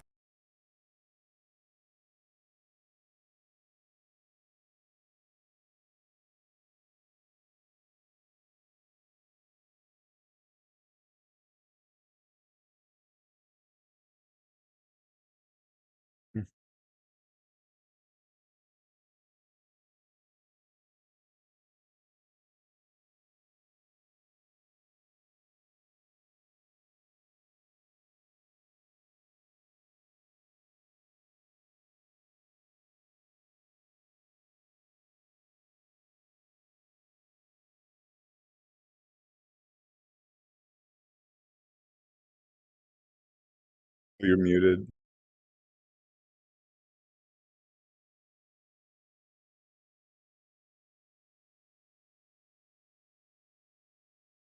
I'm doing my intro. Let me run it back real quick. Again, guys, it's been a long day. I forgot to unmute myself. What I was saying is I said, just like that, we are back with our semifinals. Interesting enough, not only do we have that one Ezreal we saw in our quarterfinals make it through, it was 2 Ezreals. So the match we will be tuning in as the Ezreal on the other side being piloted by ProHell, which has been a prominent member in our community Discord if you guys play on the rank ladder. So ProHell being Ezreal, and then his opponent being Aurelia. And this Aurelia was one that managed to take down our previous Cash Cup champion, Colin Kaiser, earlier in today's event. So these are some really high level players. And with me today, as I said while I was muted, way later than scheduled, but I really truly appreciate you helping me out here. It is NA45 for the semifinals. Besides a little tired, how are we feeling, NA? I'm doing good. I got to catch the last couple rounds, and got some good games in there. For anybody who's been following the channel, knows I love Ezreal. I don't know how much I love Ezreal this late at night, but I love Ezreal. So right, should have some good ones coming up. Yeah, and chat, it's already been closing in on 12 hours of today's event. Let's just get right into it. Let's join these players as I give them that green light. Let's tell them to start. And I think Aurelia will be on the play as he was the higher seed, unless a lot of Aurelias prefer to be on the draw, because I do recognize, or actually this makes total sense, because you're on the play, you elect to just go ahead and start Aulas of Power, so you're hoping to draw that sneaky deckhand turn 1. So we'll see if he gets lucky to do so. But how do you feel about this matchup? Because I know you played Ezreal. When you play against Aurelias, do you feel decently good, or is it always a tough matchup? It's like okay, but it's very dependent on finding the Vex early enough. If you do find the Vex early enough, then things get a lot easier, because you can make a lot of the Aurelia pumps and stuff end up being a lot riskier and a lot, what's the word for it? A lot more expensive. So they're forced, if they do want to be rune efficient, and Aurelia tends to play relatively low on rune, they have to waste a lot of power just to pump their stuff up in combat. And if they opt to not do that, and they opt to instead go and actually use them in the combat, use the stuff preemptively, then they get really hard punished by stuff like Rebuke or even Fight or Flight, which most Ezrealists don't play. But Rebuke is still a really good one. Vex makes it cheaper, and then all of your pumps just kind of go to waste. And if you want to counterspell it, I mean, that's even more power and energy you have to pay that a lot of times you can't afford when there's a Vex on the board. So for me, it's kind of finding that Vex early enough and being able to stick it on the board and establish. But that is with the Allen list. Right, and it makes sense, right? I think Vex is a very crucial component to the game plan of Ezreal, specifically in this matchup. But interesting enough, seeing the cards being played out in this earlier rounds of these earlier turns of these semifinals, we're seeing a nice little tech that we saw for the first time, or at least for me saw for the first time in the most recent Spiritforged National just last weekend. I don't know if you saw it. Did you see the winning Aurelia had this unit or had this gear in the main deck? I believe it's Doran's Ring. Yeah. I mean, it seems okay. I'm not a huge fan of it, but it seems okay. I personally am more of I like the very streamlined Aurelia list where you just play 3 of everything good. Right. As that deck just wants to see all of the pumps, see all the counter spells. I'm not really a fan of playing these like one-off cards, besides maybe like 1 or 2 of a secondary big unit, which is usually Purple Draven. So I'm not really a huge fan of it, but I mean, it worked, right? Can't argue with results. Yeah, I think they were using it mainly so as like a cheat, maybe as a turn 1. You could curve out exactly what we saw here, something like a Guardian's Angel into the ring. But more importantly, it's a gear that can be equipped, aka chosen onto your unit so that you can utilize that legend ability. So I think it's just a nice little cheap, effective way on top of getting some kind of card generation because of the pitch 1 draw 1 of course. So here we go. The Queen's online. Let's see if they go ahead and conquer for the first time in the semifinals, because I don't think you're threatened out too hard by the remaining units on Ezreal. So does manage to get the first points online, ride the wind, going around both battlefields this very turn, and does get ready. So nice back to safety he goes, if he chooses to do so. which makes some sense to me, but I wouldn't blame him if he has some combat tricks to just hold it down. But if he has some combat tricks, you would want to leave it or end your turn off on the Dreaming Tree. So maybe a little bit of an oversight, but it almost seems like he's going to retreat here. Yeah, though I don't hate holding against the Ezreal deck because it's generally not going to interact with you too much. I think the last turn was a very risky turn, though, as Ezreal was at 6 runes. Ezreal is known to play Singularity, and he opted to not equip the GA. So unless you are using all of your runes here, which he does, okay, that's good to see. He had it planned out. I would have liked to see the GA equipped to the Aurelia, and we did see at, I believe it was one of the Chinese events where you can get really hard punished for that, where you just play your Aurelia and then you're greedy with your runes and you don't equip, and then you just lose the game on the spot to removal. So maybe showing a little bit of knowledge there of Ezreal lists that only play one Singularity generally. So you're like, okay, that's fine. I don't expect him to have the one of, and if he does, that's a risk. That would have not felt good. Yeah, definitely not. Aurelia is your quite literally the MVP of the deck. So much so that I believe, I don't remember if it was the number 1 or the number 2 list, as it was an Aurelia mirror in those national finals. They were running 2 fervents just in case one got taken care of a little bit earlier in the game. But speaking of the emo devil, the Vex hitting the board for the Ezreal, making it quite difficult to just carefreely pushing on one of these battlefields. So pushes up with the Aurelia first, going up to 3 points, of course. Now the question stands, do they want to go ahead and conquer up to 4? It looks like the answer is yes. Create such a huge deficit. 4-0 is exactly where you want to be as an Aurelia player, and just reinforcing these battlefields with the Lonely Poro. And these plays are brilliant, and I love the way he's doing it, keeping the most valuable units in the back line while leaving the more sacrificial units, if you will, in the front line. So well played. It looks like a net 2 draw on the agenda going forward for Aurelia. So far, so good. I haven't seen any misplays whatsoever, and I can easily see why this Aurelia has made it so far. Yeah, it's been a very fast start here, going 2-4, looking like setting up to go 6. And there comes down the second Ezreal, which is one of the changes that Alan did make after his original run with the Ezreal deck. And I think a lot of Ezreal decks have picked up on this, is that more Ezreal is good. It's more efficient to just play a second Ezreal than play a retreat for your Ezreal, because sure, the retreat is more versatile, but Ezreal himself is more rune efficient than just playing Ezreal, right?